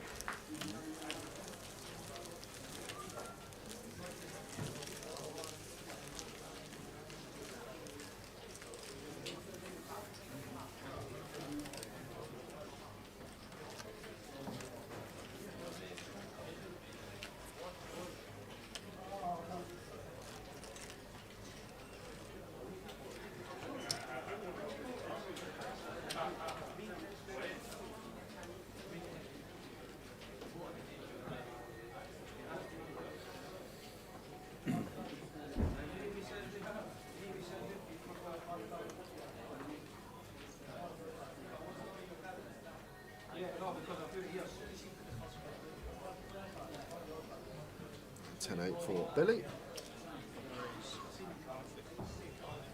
Makes it 150.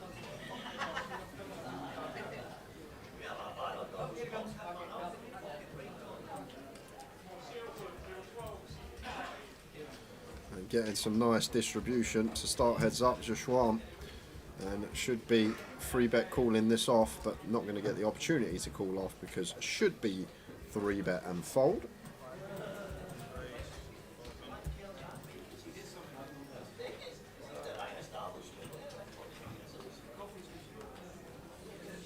Chipping away at Billy, but has had some nice hands to start. 2-1 chip lead advantage now.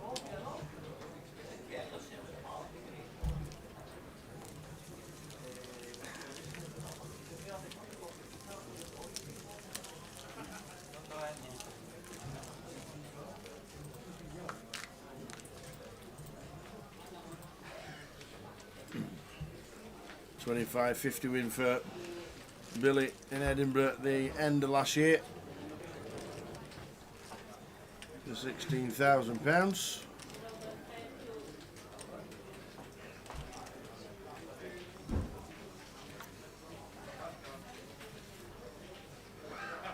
$500 entries though. 500. Oh, turn it.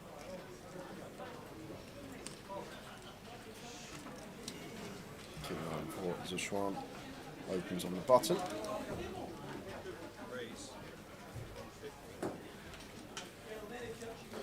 Billy defends from big.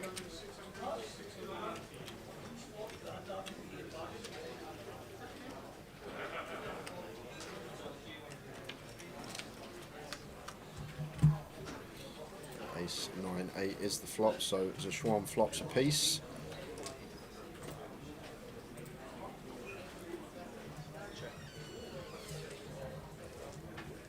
And I think a middle pair we're happy to just bet.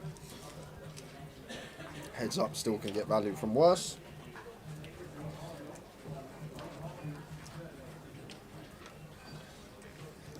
Billy just going to get out of there, so Schwan taking every pot at the moment, and this heads up bar one. And now Billy just down to 30 BBs, and blind's going to be increasing in the next couple of minutes. So then 30 BBs will become Just north of 20. Heads up title, heads up battle for the title of High Roller Champion here in Edinburgh.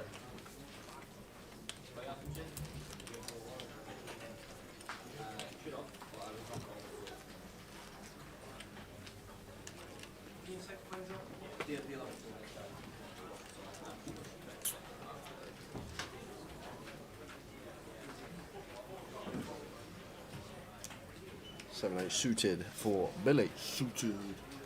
And either way, Tal, like we can limp hands on the button, heads up. You'll see a lot more limping, but open going to be fine as well.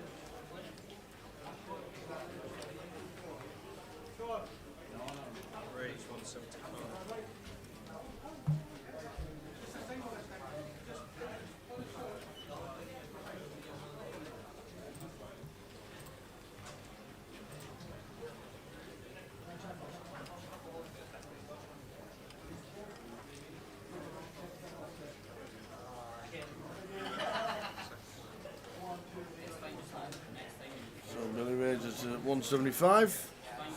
This one calls with the 8-5.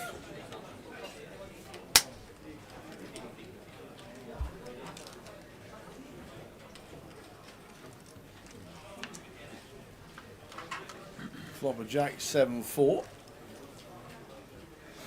Billy takes the lead. Oh, it should get a continuing from Zhuan with the 8-5.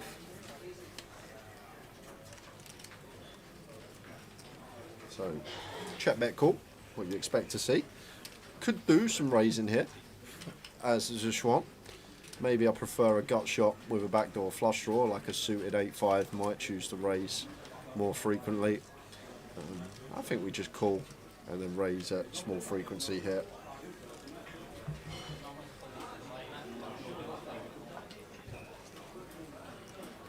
Does play cool.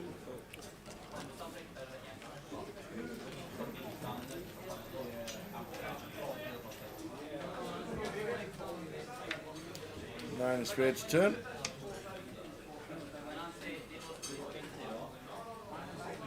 Yeah, so Zhuan, gut shot turned double gut shot. Billy picks up gut shot to go with his pair. Nice one to check behind.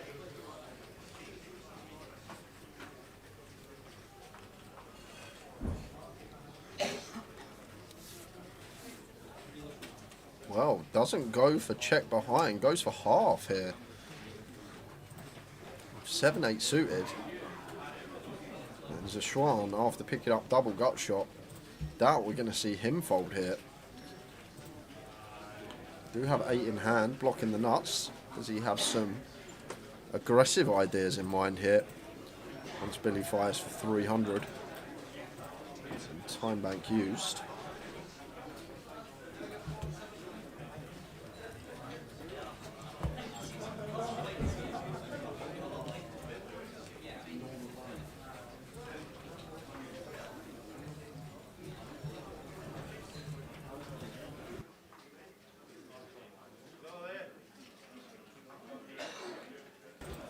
Whoa, Zhuan. What's that, about 800? Goes for the check raise with the double gut shot here.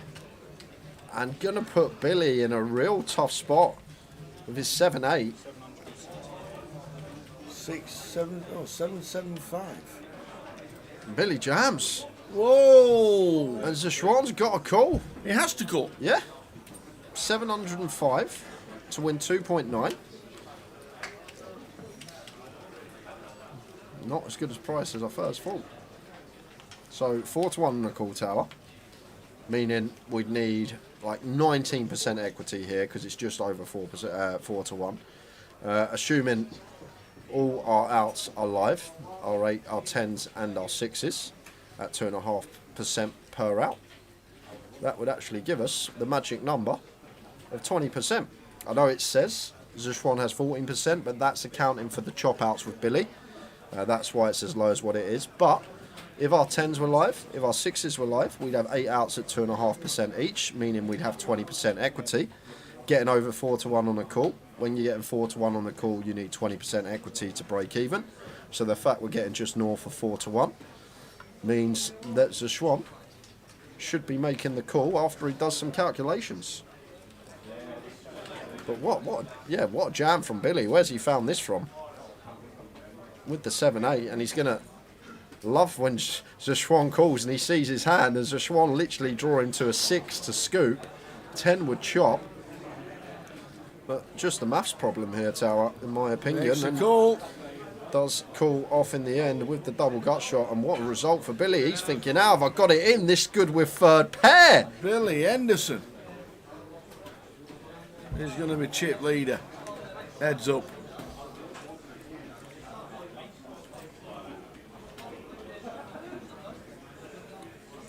Six to end it all. 6 wins it. 6 and the black ball. Here we come. It's a 2 of diamonds. Billy gets a check mark. What a hand. Oh.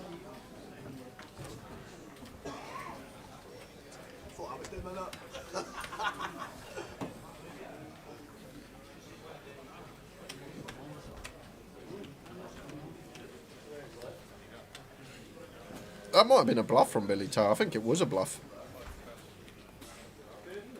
But not advised bluffing when our opponent is priced into call. But he's actually got a tidy candidate to turn into a bluff, a 3-bet bluff candidate, blocking the straight and some 2 pairs and sets. It's actually a very tidy choice from Billy to 3-bet bluff with. Only thing I will say is the stacks there. Just need to sometimes be aware when bluffing, is our opponent priced in form of a raise, that is. Do I give our opponent a correct a price to just call any hand that he's raised originally? 5 minutes after this level. It worked out a treat there for Billy. And the heads up continues. No deal with stick. Deal was made. One time.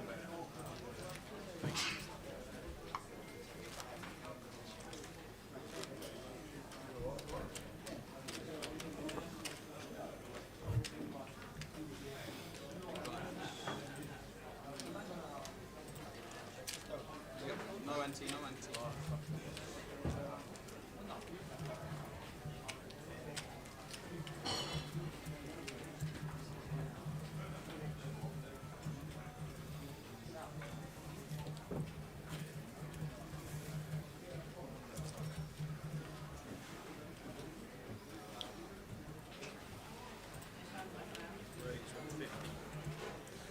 So, Zhuan back to second in chips. Billy started heads up, second in chip lead up. Zhuan doubled up through him, had the chip lead, and now Billy just doubling back up through Zhuan, goes back to the chip lead.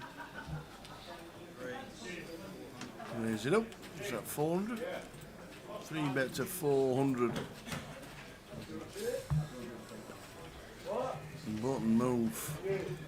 3.7 to 2 mil.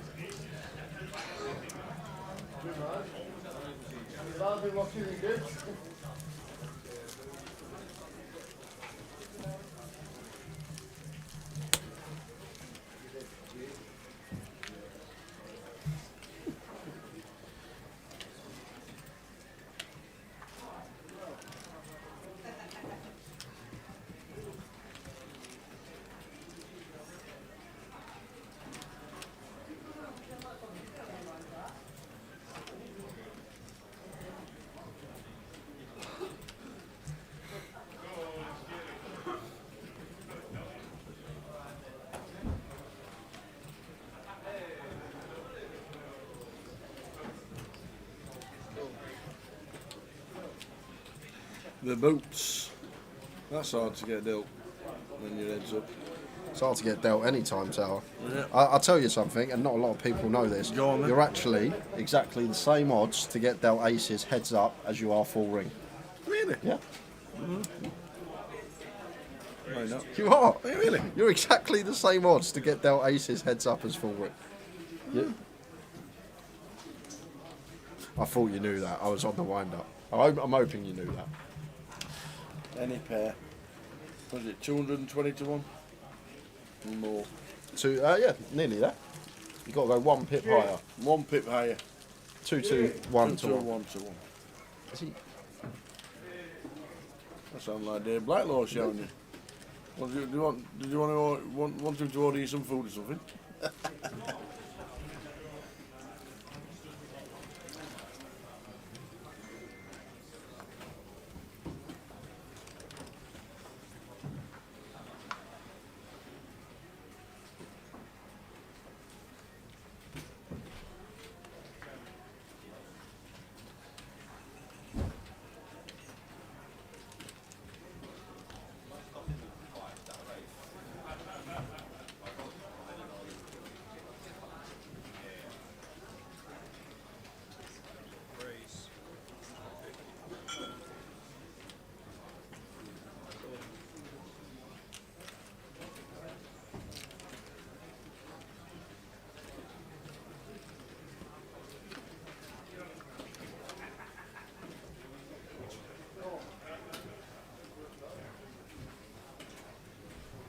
Ace, Jack, Jack, Rainbow. And I think Queen High one we can start knuckling as Jushuan trying to get to showdown in a heads up situation. Does opt to take aggression and does flush out 6 outs.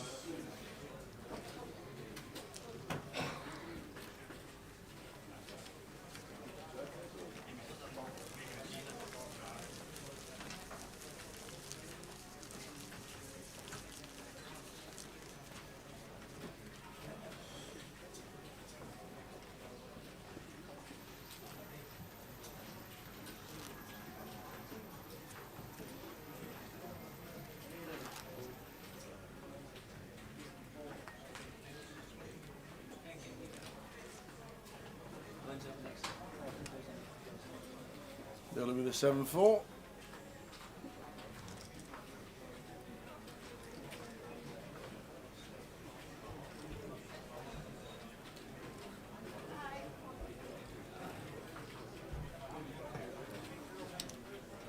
Here's just a 1-7-5. Jack 8 will see a flop.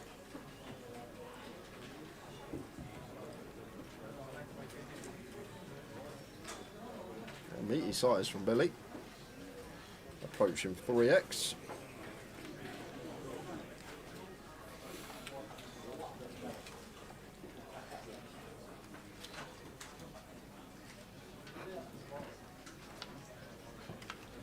Nine out flop 9-3-2.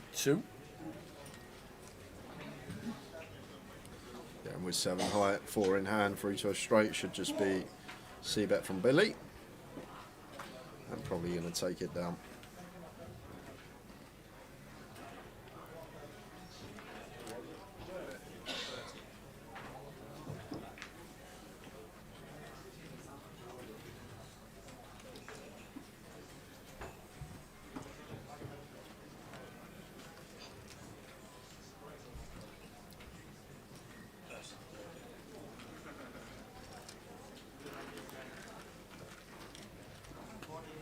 There's the money chop, 13-6-20 and 11-7-20. 1,000 off top, put it on the second.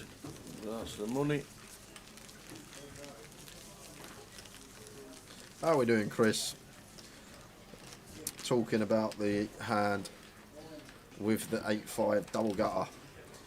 He knew he was going to make the move as soon as just one check raises with time back, etc. Looks bluffy after check calling flop. No, he may have knew he was going to 3-bet shove. He may have made that decision when he originally bet, but it's definitely not a value shove. What are we trying to get called by? Why are we shoving a 7 to get called by what? Double gutter specifically? 16 combos of 8-5 in a heads up situation with 1,300 combos out there? It's not value, Chris. I don't care. You can say what you want. There's not a value jam. He's not jamming third pair for value. 3-bet jamming third pair for value on the turn. I think it's a bluff from Billy. And somehow we've been called by one of the hands that we're in front of. The only hand we're in front of on a rainbow board.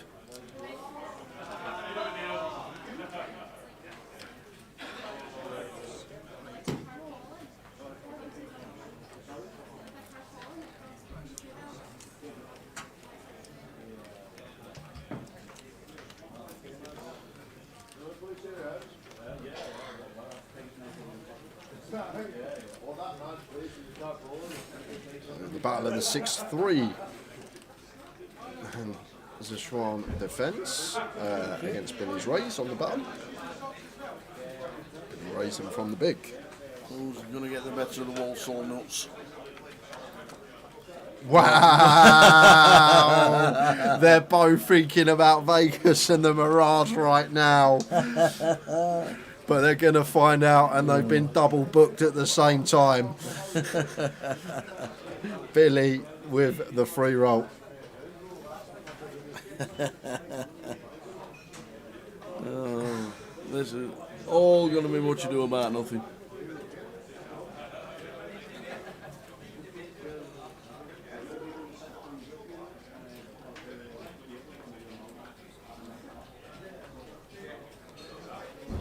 Looks back down. Seller just flat. We don't use that line on this stream, Rob. Do you want to take it away, Tower? We're gonna chop it up. Don't you know we'll chop it up? Yes. Just in case. So there's the raise, here's the all-in, here's the call, and Billy will have the spade free roll.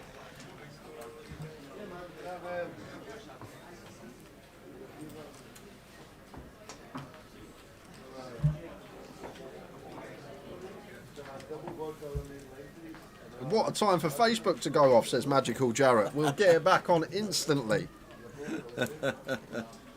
See, it's back on.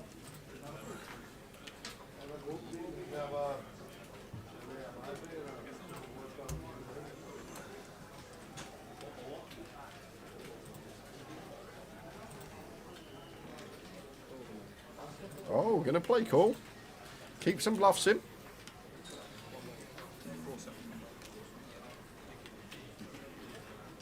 To be fair, once we raise from the big, does look like we have the overpair here, and we haven't really got much going for us on this particular board. And at 4 on the turn, not going to change much. Can't be worried about boats.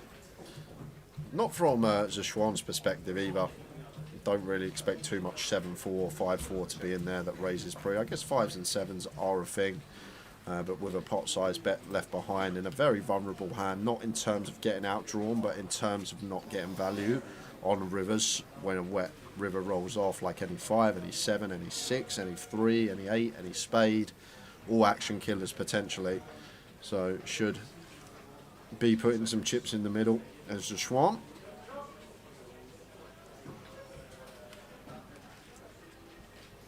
We'll chop it up. Let's see what hand you got. Oh, I can't believe it, says Billy. Oh, look at that, Billy.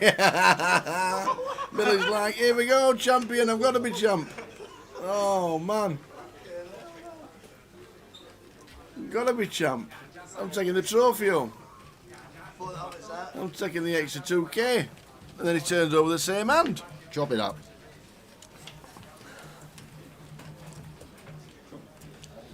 We're gonna chop it up, don't you know we'll chop it up.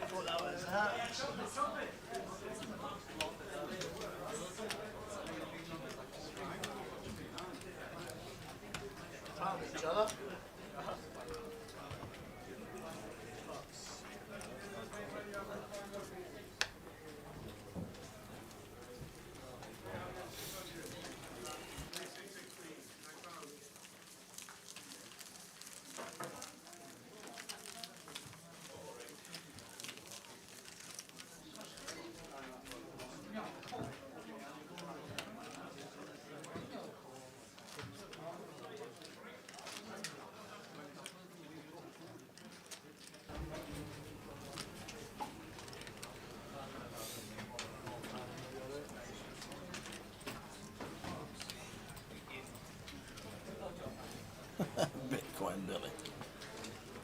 I've learned you don't believe anything Barry Whitehead says in the chat. Barry Whitehead started Westlife Barry. Multiple winder-upper. Westlife Barry now is known as Westlife Barry because of Barry in the chat.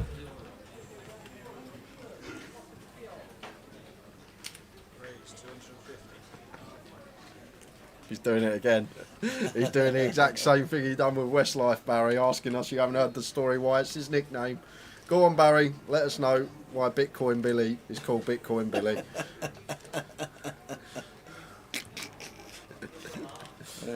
I hope he's got 500 of them.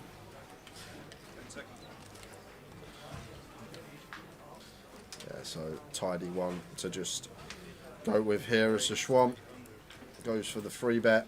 Billy goes all in, and Zeshwan not putting in 800k to Fold Tower, going to call it off, and he's in great shape. He certainly is. So could be a switcheroo yet again for the third time this heads up. This is the third all-in and call we have had. Fourth all-in and call we've had, because one was a chop, so...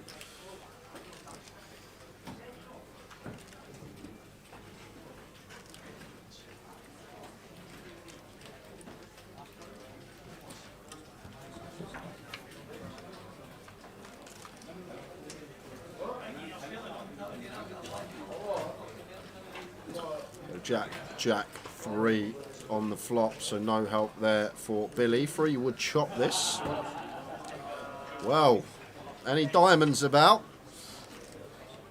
If it's a diamond. A 9, a diamond to win outright. A 3 or a 5 to chop. Is it a diamond or a 9? It is not. It is the ace of spades.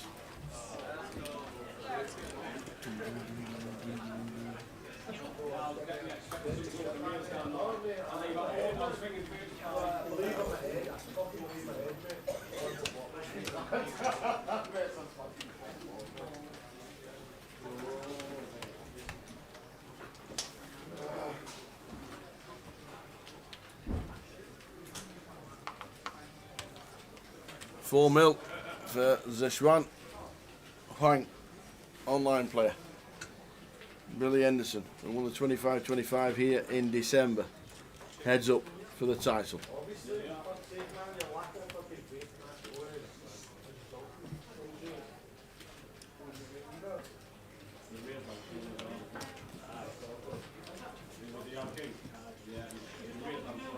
Eddie says, Town and Jay, what's your opinion on Guinness? Yeah, Guinness is fine. Guinness is the drink I will be drinking if I go over to the Irish Open. I do prefer a stout, to be fair, especially one like, if you went into Brewdog and you end up with the old Black Heart, or a flavoured stout like your double chocolate stout. I had one in Vegas that was port, that was made in port barrels. Oh, watch it. It was made in port barrels, and it was 13.9%, and it was served in a 180 ml glass, and that was it, and it was $15.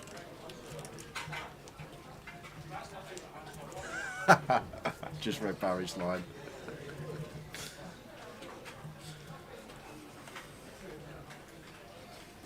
And Westlife Barry merchandise is on the way, according to Barry Whitehead. Yep. We don't want it on the way, Barry. We want it now. What about now? Oh. In they go. A shot from Billy, gonna get this one through. Obviously, Zeshwan can't call off 4-5.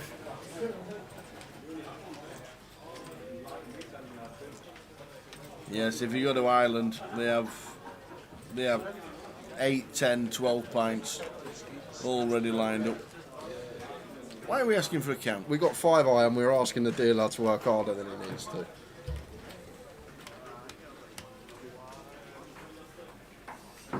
This one's got a 7-9 in his hand, and he's just turned around to his caddy. He says, "Can I hit this 412 yards?" That's exactly what he's done. And the caddy says, "No." He went, "All right then."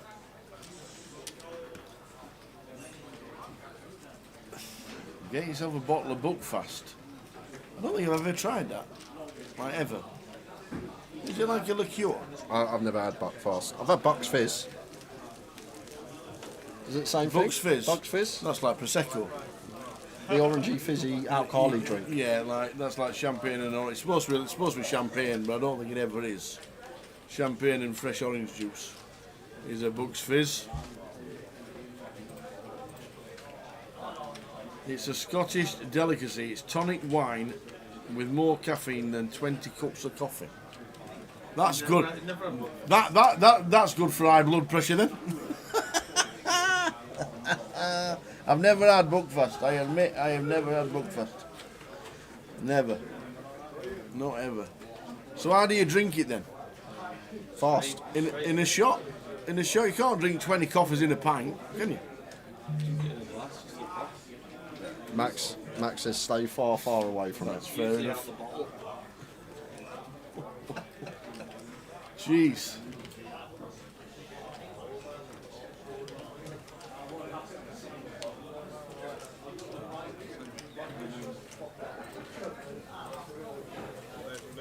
Buckfast says I'll come and have an interview with you on Sunday night.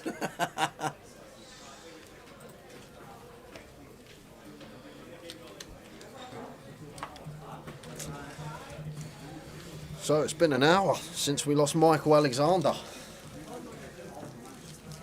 We've had 4 all-ins and calls in this heads-up bout. Yep, 4 short stack wins.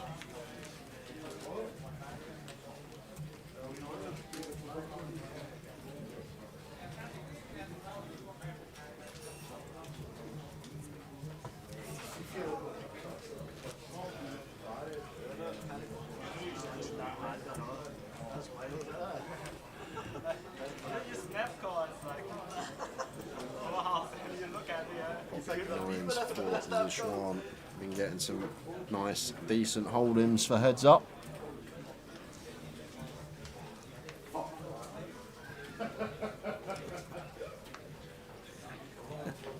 It tastes like the slops with a dash of vinegar. Oh dear.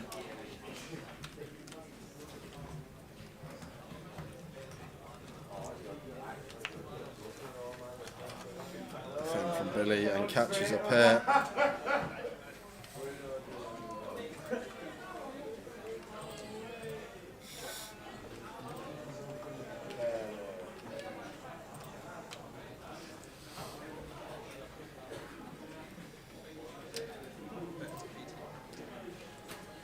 Better 1BB from Zhuan.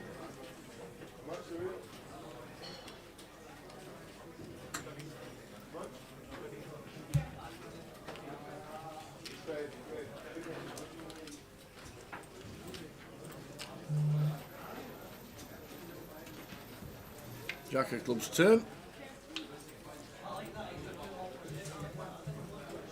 Brings up the up and down for Zhuan. Third pair for Billy. You could see check behind here from Zhuan. He's up and down now. Could go with his pair.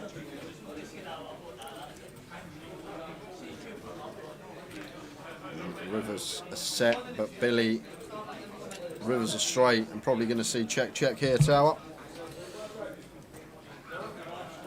4 to a flush is out there, not getting called by worse.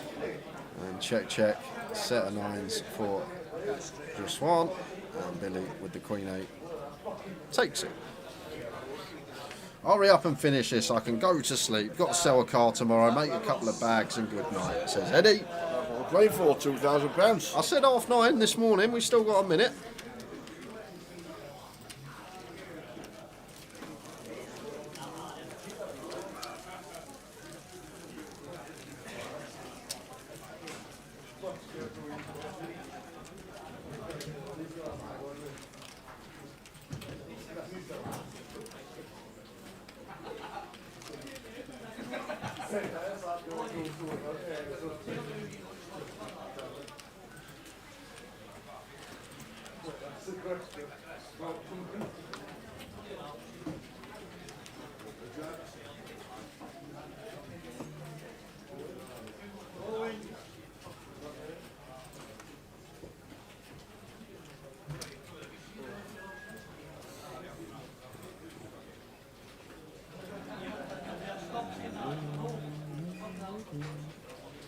Six for Billy this time. Makes it up. Jack 2 checks. Off to the flop.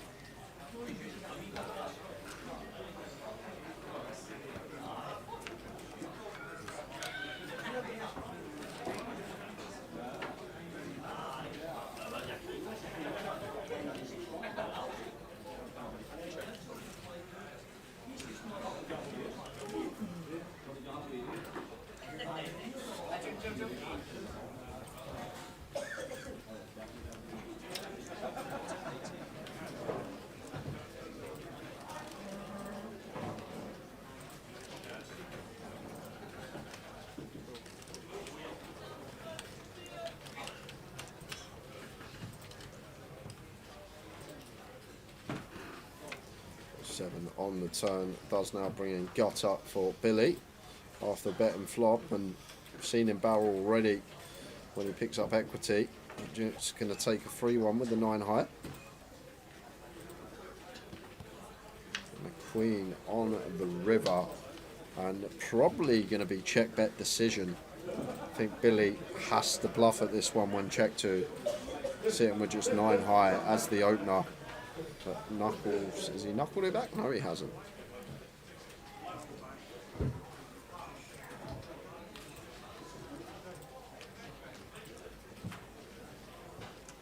How are you doing, Diana? Tuning in from Facebook. Good evening. Good evening, Diana.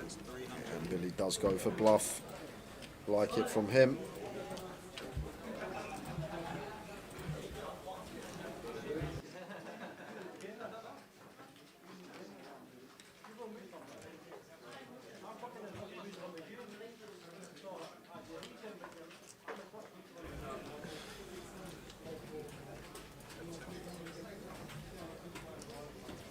It's a real tough one for Zhuan, because Billy does get to value bet some 2 pairs as well, but Zhuan sniffs it out with the Jack Deuce. Nice call from Zhuan. He's in the zone.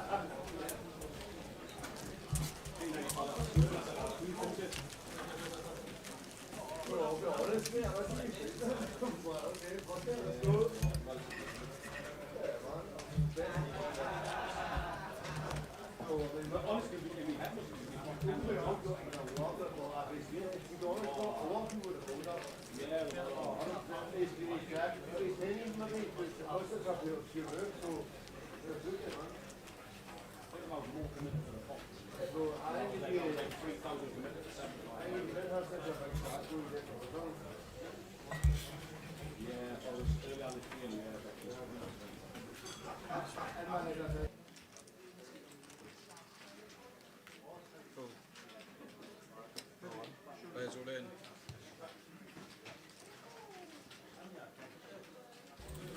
Billy all in, going to get this one through.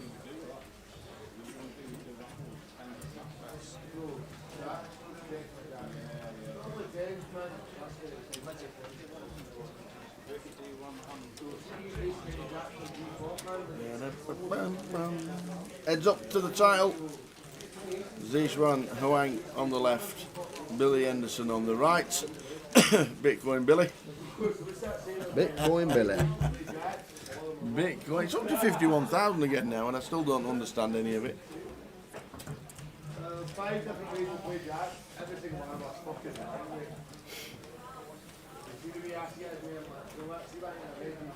Have you seen the news with Tiger Woods today?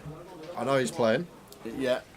He's got a replica shirt on that he wore on his first ever round of golf as a professional golfer, because they think this will be his last ever round of golf. Oh, okay. Because he can't do it anymore, apparently. And he's wore exactly the same shirt, this blue, red, stripy, white and all that. And if you look at the picture when he first teed off as a pro, it's exactly the same t-shirt as a replica.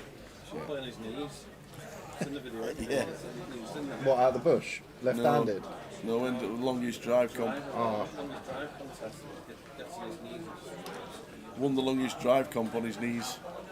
Have you seen the chip out of the bush next to the green? You obviously have. It's like one of the most famous shots ever. Plays it left-handed, club face pointing towards the ground, on his knees, in the bush, puts it to 4 foot.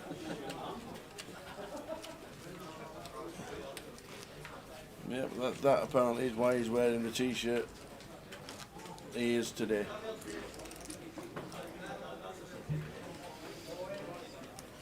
So here we are. Was expecting this one to be done by 9:30, but there has been 5 all-in and calls so far. Heads up. 5 all-in and calls. 5 times this could have been over. But we still battle on. Zhuan, A7, all-in, probably.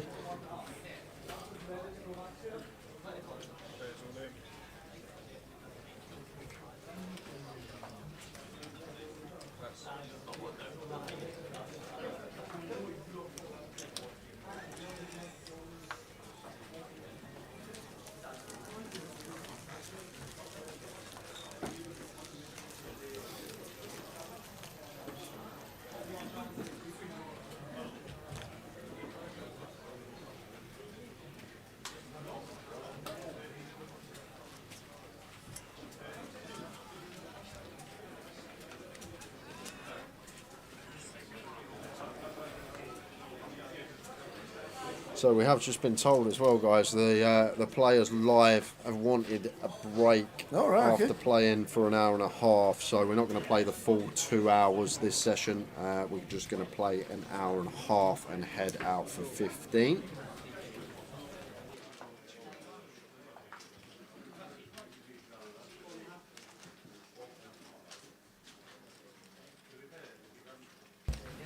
So that should be in the next couple of minutes.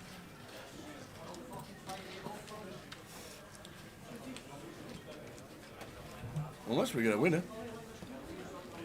They haven't requested a break. We might not get there. Might be a long break. Wouldn't mind a day break, to be fair, Tal.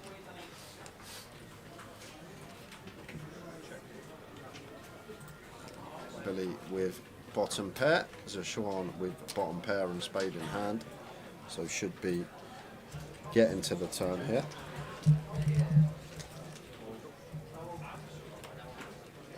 Tiger Woods has never hit a hole-in-one in any tournament and only had one once in a practice round. I never knew that.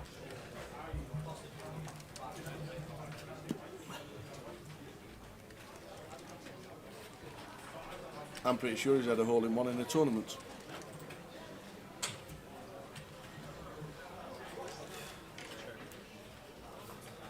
And he had one with me when I played around with him last year.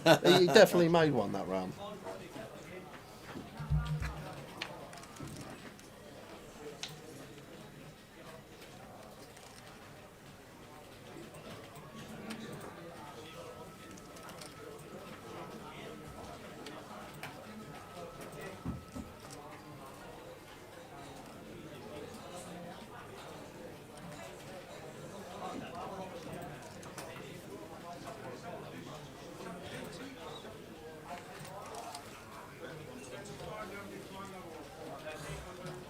Look at the river. 9 on the end, and Billy has the trips. Any bet Billy's getting raised? No, raise, Tal. We have to raise here versus this size. 10x going to bet turn at some frequency. I'd love to see a raise. I know it's a 4-liner to a straight, but against this size, I don't think a 10 ever chooses this size, and I think a 10 will do some leading on the turn. Like, I think this size is very indicative of like a Queen X trying to get called by a Jack, maybe an 8. Difficult to find thin value raises on 4-liners, but in heads-up poker, do need to find some.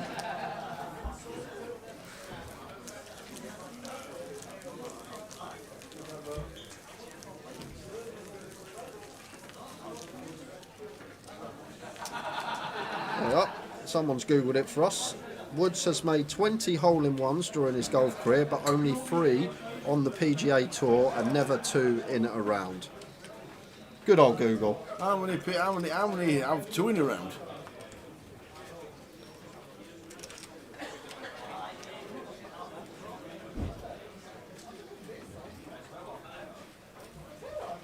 I've had 2 at the same hole. You've had 2 at the same hole? You've had 2 hole-in-ones? About 4 years apart, yeah. 2 at the same hole. 2 at the same hole.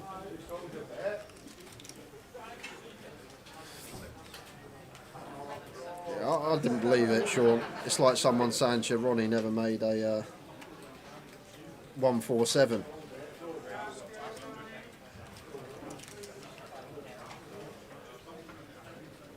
Well, Captain Dodgy says it was an answer to a quiz question earlier on TV.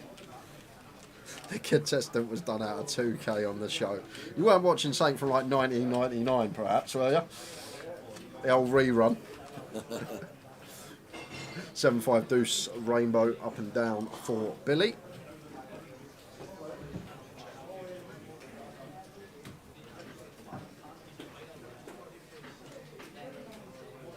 Some guy in the local medal at Aberdeen started 1-1.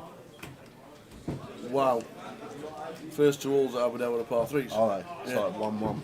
Wow, that's unbelievable. Imagine that.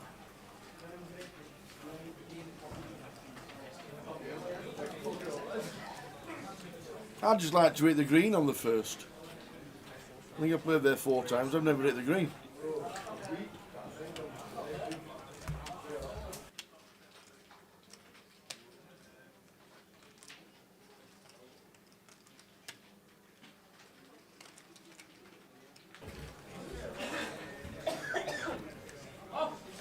think we go on break in 2 minutes, Tower. Okay. I think it's a couple of minutes.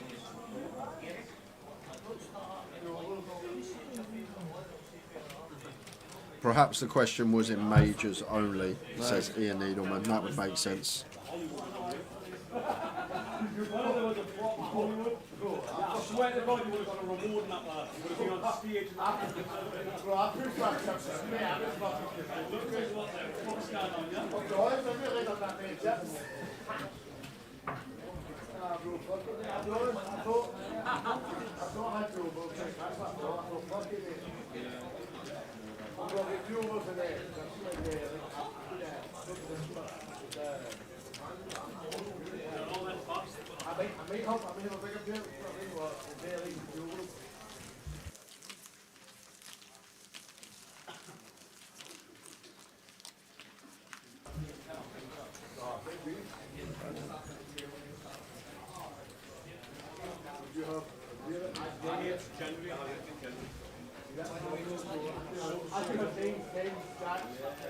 So we lost Michael Alexander at 20 past 8. 20 past 8. 20 past 8. We don't often see heads ups that go on for too long, do we, Tower? No. In the booth. Especially when they chop the money. Yeah. Only playing for 2K. 2 buy-ins, essentially. Sometimes it's the trophy that means the most.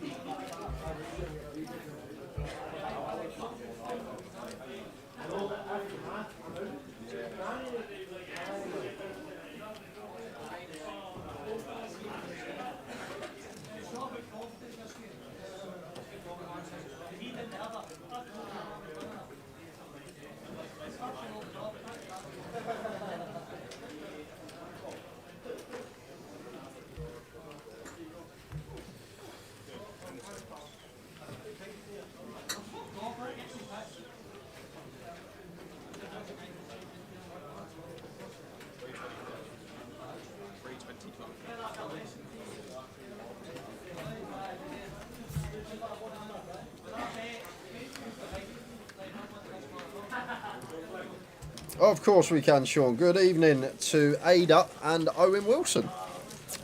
Good evening. Thanks for tuning into the stream. Hole in... Go on, Tower. Also good evening. Good evening. Ben says, hole in one, 9 data, 147, ranked from easiest to hardest. The fact that I played all 3 sports, I'd say 9 data easiest, because I've had a few 12 datas. I'll say 147 second, and then hole in one the hardest, because I'm useless at golf. 147 surely's got to be harder than a 9, than a all in one. All in one can bounce anywhere and trinkle around and get lucky and bounce in. You still need to hit it straight. Well, you don't. I'd never hit it straight. Well, you could have all in one. It could bounce off anything. Take a dodgy bounce on the green. 9 darts, easiest. But this is the thing, like, you're personalising that question to me. I'm pretty handy at darts, so 9 darts is obviously going to be easiest.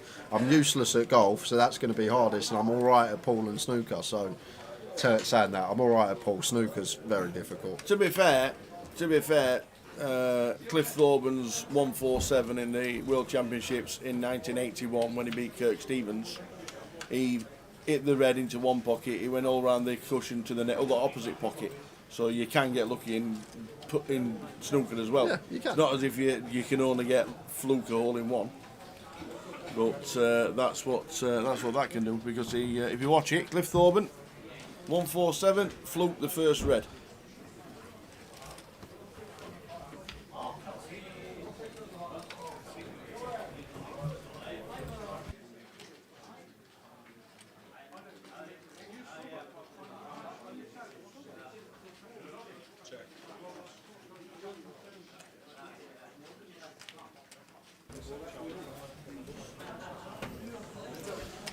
Yeah, that's the thing. Like, you know, it's personalised to the person, is it? They're obviously going to pick the sport that they're best out of the 3 as the easiest.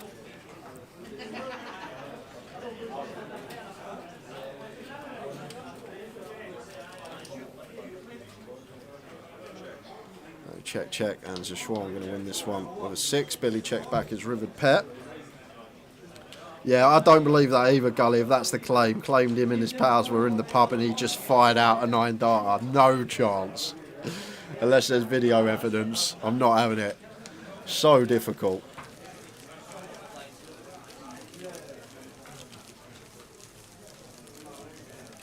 Objectively, a 147 is 36 shots of perfection, 9-darter and a hole-in-one are nowhere near. I disagree, Max Atkinson, because it's not a perfect shot, because you can lose position in snooker. You might play a shot, you might pot the red, but your position's bad and you're still on another red. So it's not 36 perfect shots, because you can still fall out of position and still be on for the 147. Whereas in darts, if you don't get it in the treble 20, it's it, it's off. So I disagree with 36 perfect shots for the snooker, because if you go out of position, like you play a bad shot but the red somehow goes in, but you're out of position but you still got a red on. If it's Ronnie, it's perfection. Okay, I'll take that. And nice easy shove here for Zeshuan.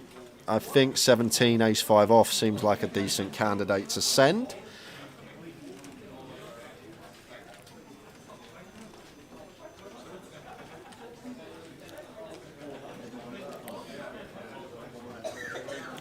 Going to get it through.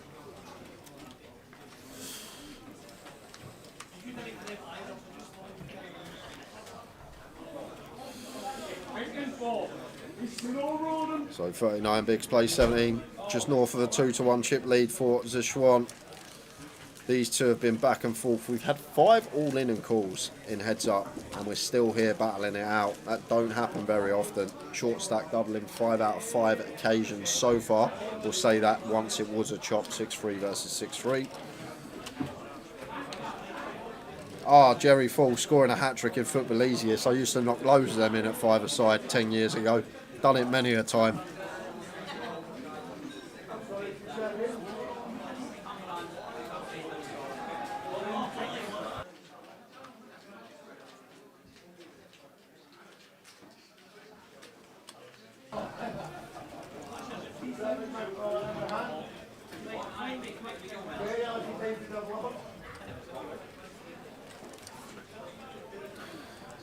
I'm just going to set him in with the 8-9, and it's ace-5 suited for Billy.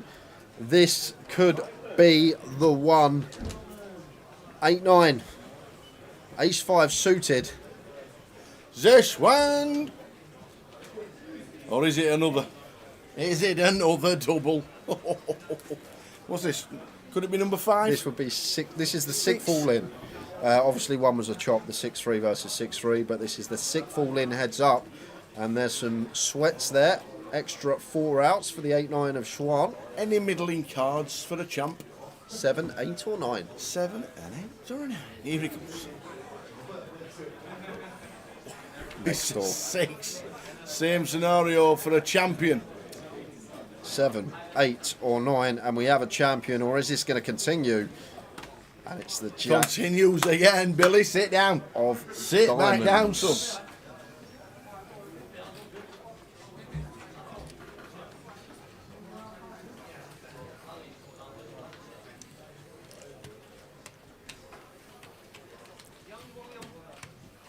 What is the hardest individual sports to get to the very top of? Anyone, really. Bob Skeleton. Yeah, she always go down. And like, where on earth do you practice, town? Your mum and dad aren't going to build a track in the back garden. You never get to the top of a bobsleigh, do you? Yeah. You're always down the bottom. Exactly. Every time, you always finish down the bottom. What is the hardest sport? Geesh. They're all just they're all tough. Like, who would have thought jumping off 30-metre springboards to jump down there and land vertically straight in the water? I'd even mark that. I've always never understood judging the diving, because they all look exactly the same. It's how much they splash. You want as little splash as possible. Oh, is that why Peter Kay never won? Yeah, no, he got 10s all round, didn't he, on the John Smith Well, advert he did. when he took the bomb. And now from the United Kingdom, John Smith with the bomb.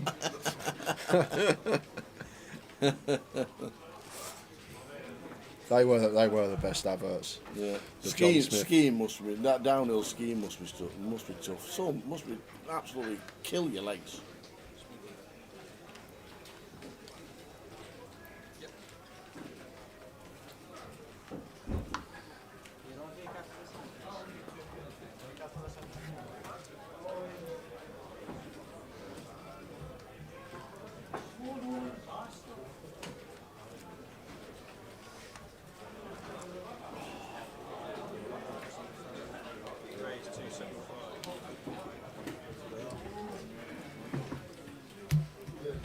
Quidditch, says Max Atkinson. That's not a bad shout.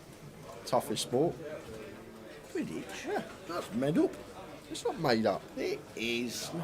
Nobody flies around on broomsticks. Well, that's because you're not part of the. You never got one of them letters. Never got to Dumbledore.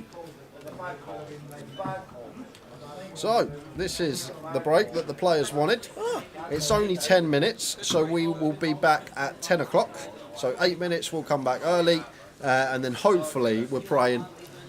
We want the black ball, live music. Guess who was on the overs at 10 o'clock? Oh yeah, you were on the overs at 10 o'clock. I forgot about that. Come on, we've had 6 all-in and calls. We've had 6 all-in and calls. They knew I was on the overs. Back in 5. Back in 5. Yeah, they're doing 5-minute break. You have to guess. You have. Unscheduled, I believe. No, it was a. Oh, it was scheduled. Why'd you keep doing it? Now I've got to keep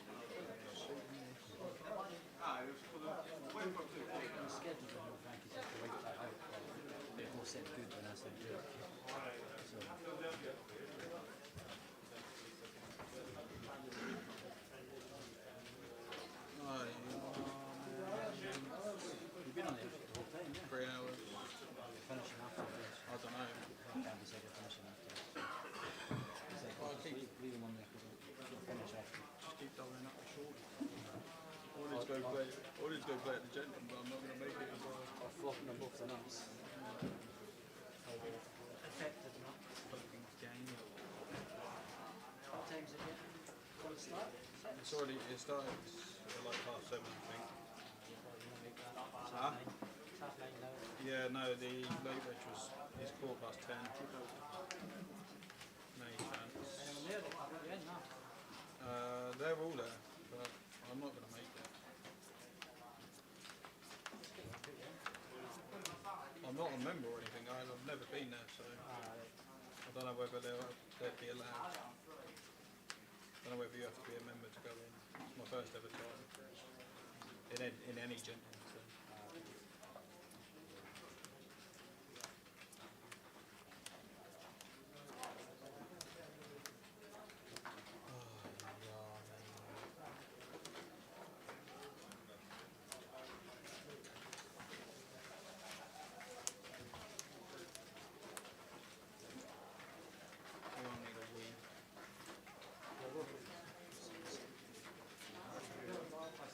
Go for a wee quick so I can get comfy.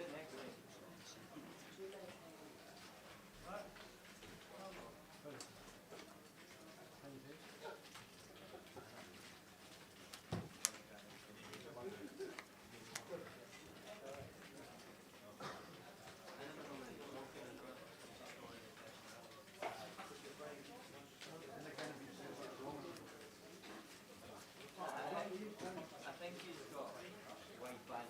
I think it's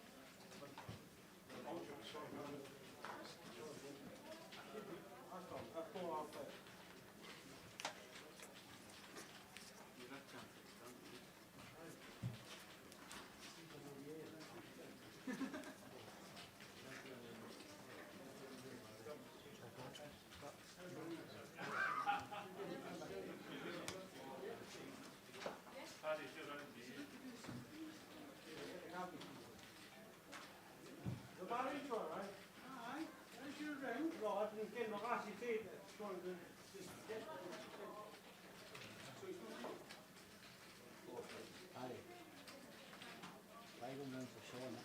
That's the life sentence for me. 6 was because you still got 2 pints in. You still got 2 pints in.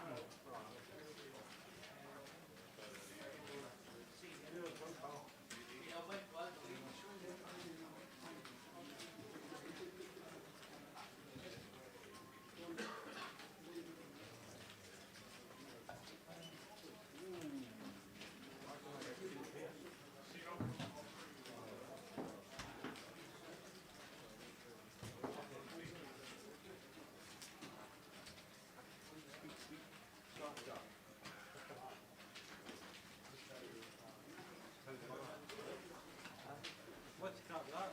Deal. Well, the one that paid for 50 and told me all the one kid.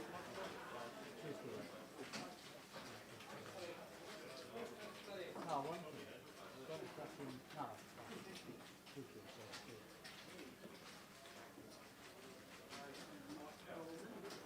You don't get a deal anymore, that's what you want.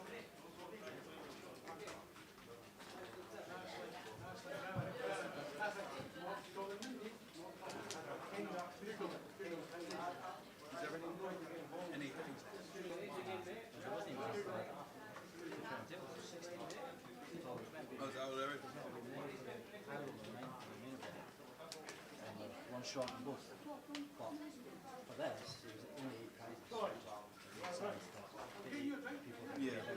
But for the main, there's going to be many finalists. You'll just have to mention it late. Yeah. When one busts, you just go, oh, you will get the hoodie by the way. If it gets back to the guy that busted 9, we'll sort them out with one at some point. Yeah. We've not got them.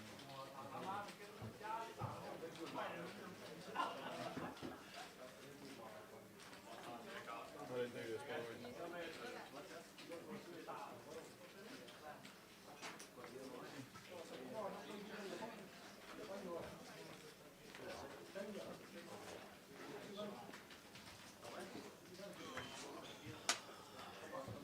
What round? Button is correct. 120. It's 50, 150. 50, 150. Speed this up a bit, get this done with, so I can jump the main. Does the main fill up? No? Back for more. Please be the final session. Whoa. Let's take that. That's not Westlife. No, that's back for good. Oh, right, yeah. Not back for more. So here we go again. Zishuang Huang against William Henderson, also known as Billy. Bitcoin Billy, according to the chat box. Bitcoin Billy. Good evening, everyone. Thanks for staying with us for this long. I can assure you, it has to be over this session. If it's not, it means we'd be at the 400k big blind level, which means there'd be 14 bigs in play. So, something has to give.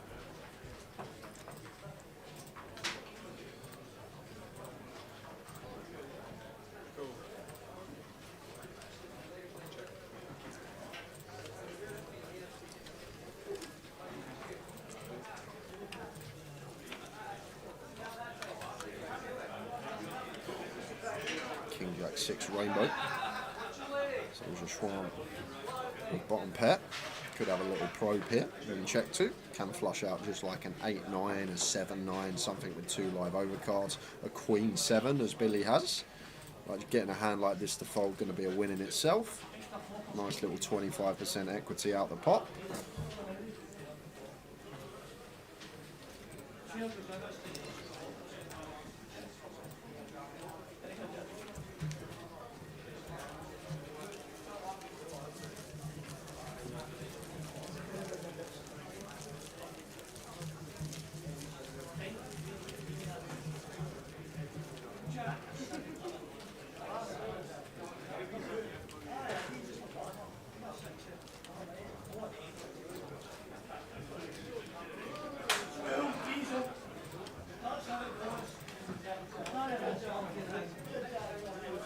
So wins it from here, ladies and gentlemen. Thanks for tuning in.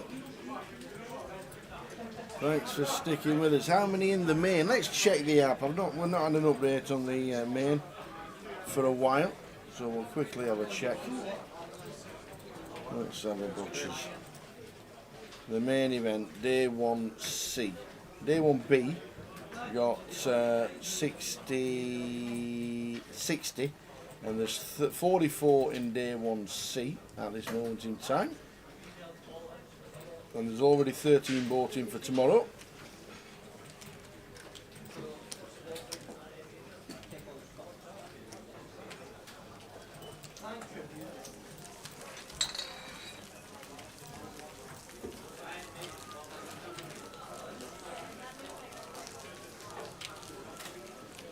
Who do you fancy, guys? Is it going to be Zhijuan or is it going to be Billy? Billy with the chip lead at the moment, but so far this heads up. We've had 6 all-in calls, so we know how quickly it can change.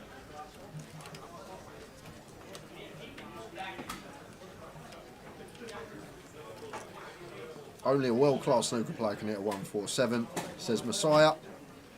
A good darts player can hit a 9-darter. My dad has hit a hole-in-one and he sucks at golf. There you go. There you go. Good shout. Did you ever have a 9-darter tower? Nope. I had 11. Yeah, 11.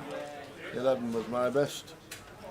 The closest I ever got was the 2 180s, treble 20, and then missed the treble 19. So I've had 7 perfect darts. I hit 3 bulls in a game once. I think you told me that, yeah. Yeah. That was impressive. I got a round of applause.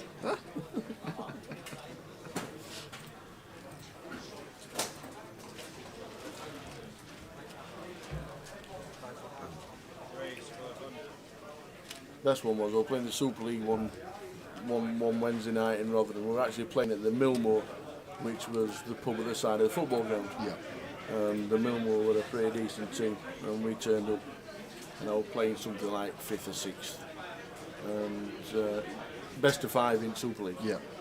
So I went 1-0 down, and he shouts, bingo. And everybody like, yeah, that's what he does. He won the second game, he shouts, bingo.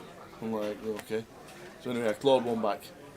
I clawed the other one back. I needed 1-1-6-8. I needed 1-1-6-8. Treble 2016, double top. I shouts, house! No word of a lie. No word of a lie. I shout, house! Anyway, he just sat down. You know, like, you know the old limp wrist when you shake somebody's hand, but you don't want to shake somebody's hand. That's what he did. Well, my Super League story. I used to play darts a lot. My brother was very, very good. My dad was very, very good. They both used to play in Super League. I used to go in the pub, throw some darts. So one night they're short on players at Rose and Crown. So I'm 15 years old. And my dad's like, "Do you want to play tonight?" I'm like, "Oh, I won't play." So we go over to Stevenage. Play a pub in Stevenage. So we do the draw and whatnot. I've only got Dennis Ovens in the first round, haven't I? I lost 3-0. Obviously, I lost 3-0, but my first Super League game was against Dennis Ovens. Wow.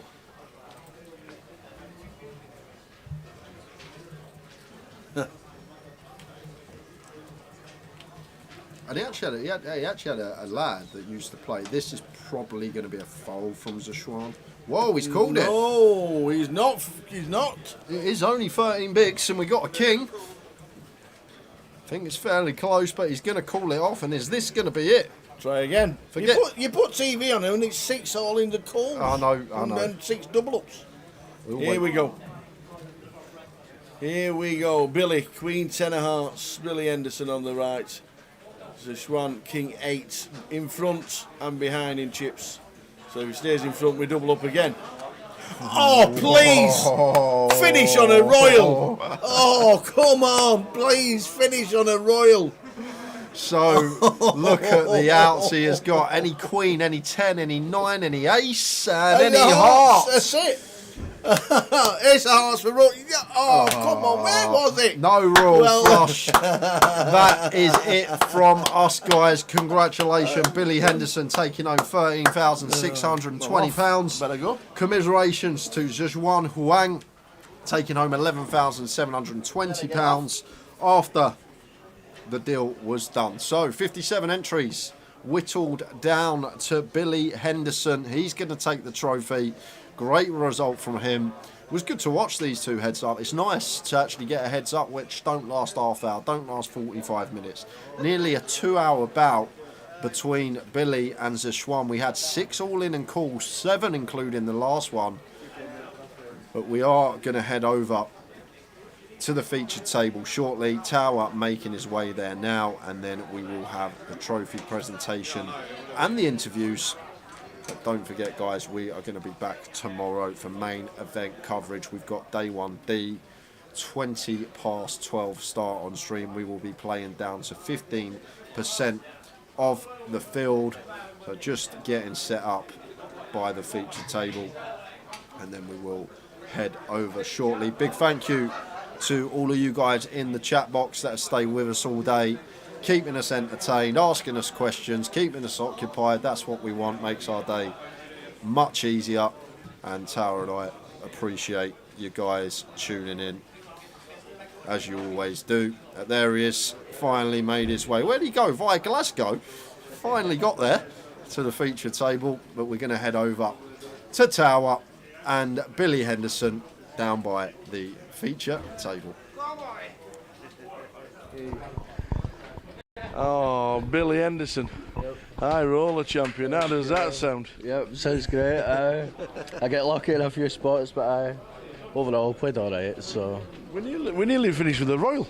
I know. It would have been nice to finish it like that. But oh, shouting, come on the ace, come on the ace. I'll take it either way. Absolutely.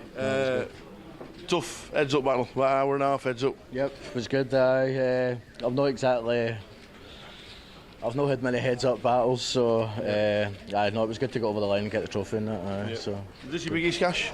No, final table did UKPL a couple of years ago, and I won the 25-50 here last month for 18k as well. Beginning December. Maybe my 4th biggest cash or something like that. So, it was a tough field coming into day 2. It was never going to be easy. I'd Ludo on my left all day 1, so you can imagine that was the easy. So, but no, happy to get it over the line, get the trophy and that. High roller's nice to get as well, you know. So it's a top field, so it was really good. Local casino to you? Yeah, well I'm from Glasgow, but play here, Glasgow, just a bit all over the place, you know. Excellent. Well, we got the trophy. Yeah, thank you. Hand it over to that.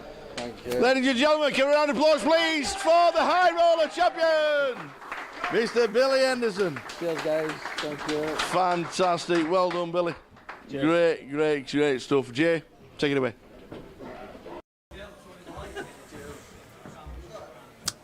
And we're done. Short and sweet. No runners-up interview with Zishuan. I think he doesn't speak too much English, so we just grabbed Billy Henderson, the winner, taking home £13,620. The Tower's back, and that is us for today. He'd already gone. Old Zishan. He'd already got his mates. They're already through the door. I'm walking in. He's walking out. That was it. See you later, pal. No, great effort. Well done, everybody. Really enjoyed that. We saw Dean as I didn't see it. I didn't even get to see it. As EC22 blasting off, he says. And that was the start of the final table. But it was a great watch. And what was it? 6 all-in and calls and double ups. 7 including the final all-in. 7 double ups by the shorties. It's the way it goes sometimes, and that's why we love the game so much. Thanks everybody. To everybody regarding the chat and everything like that. What we got coming up in the next couple of days: Saturday the 17th and Sunday 20 past 12, main event day 1D tomorrow. We reckon about a 12-hour day tomorrow, and then however long it takes to crown a champion up in Edinburgh for the next and the latest 888 UKPL. That is what's coming up. But that is it. Well done to Billy Henderson, local lad. Got a massive round of applause from all the players in the card room. He's won himself a 25-50 and now he's got an 888 title as well. Enjoyed that? I enjoyed it as well. Thanks to the team. We're back at 12:20 tomorrow with the main event from the Tower. Jay and the team. We'll see you tomorrow at 12:20. Good night.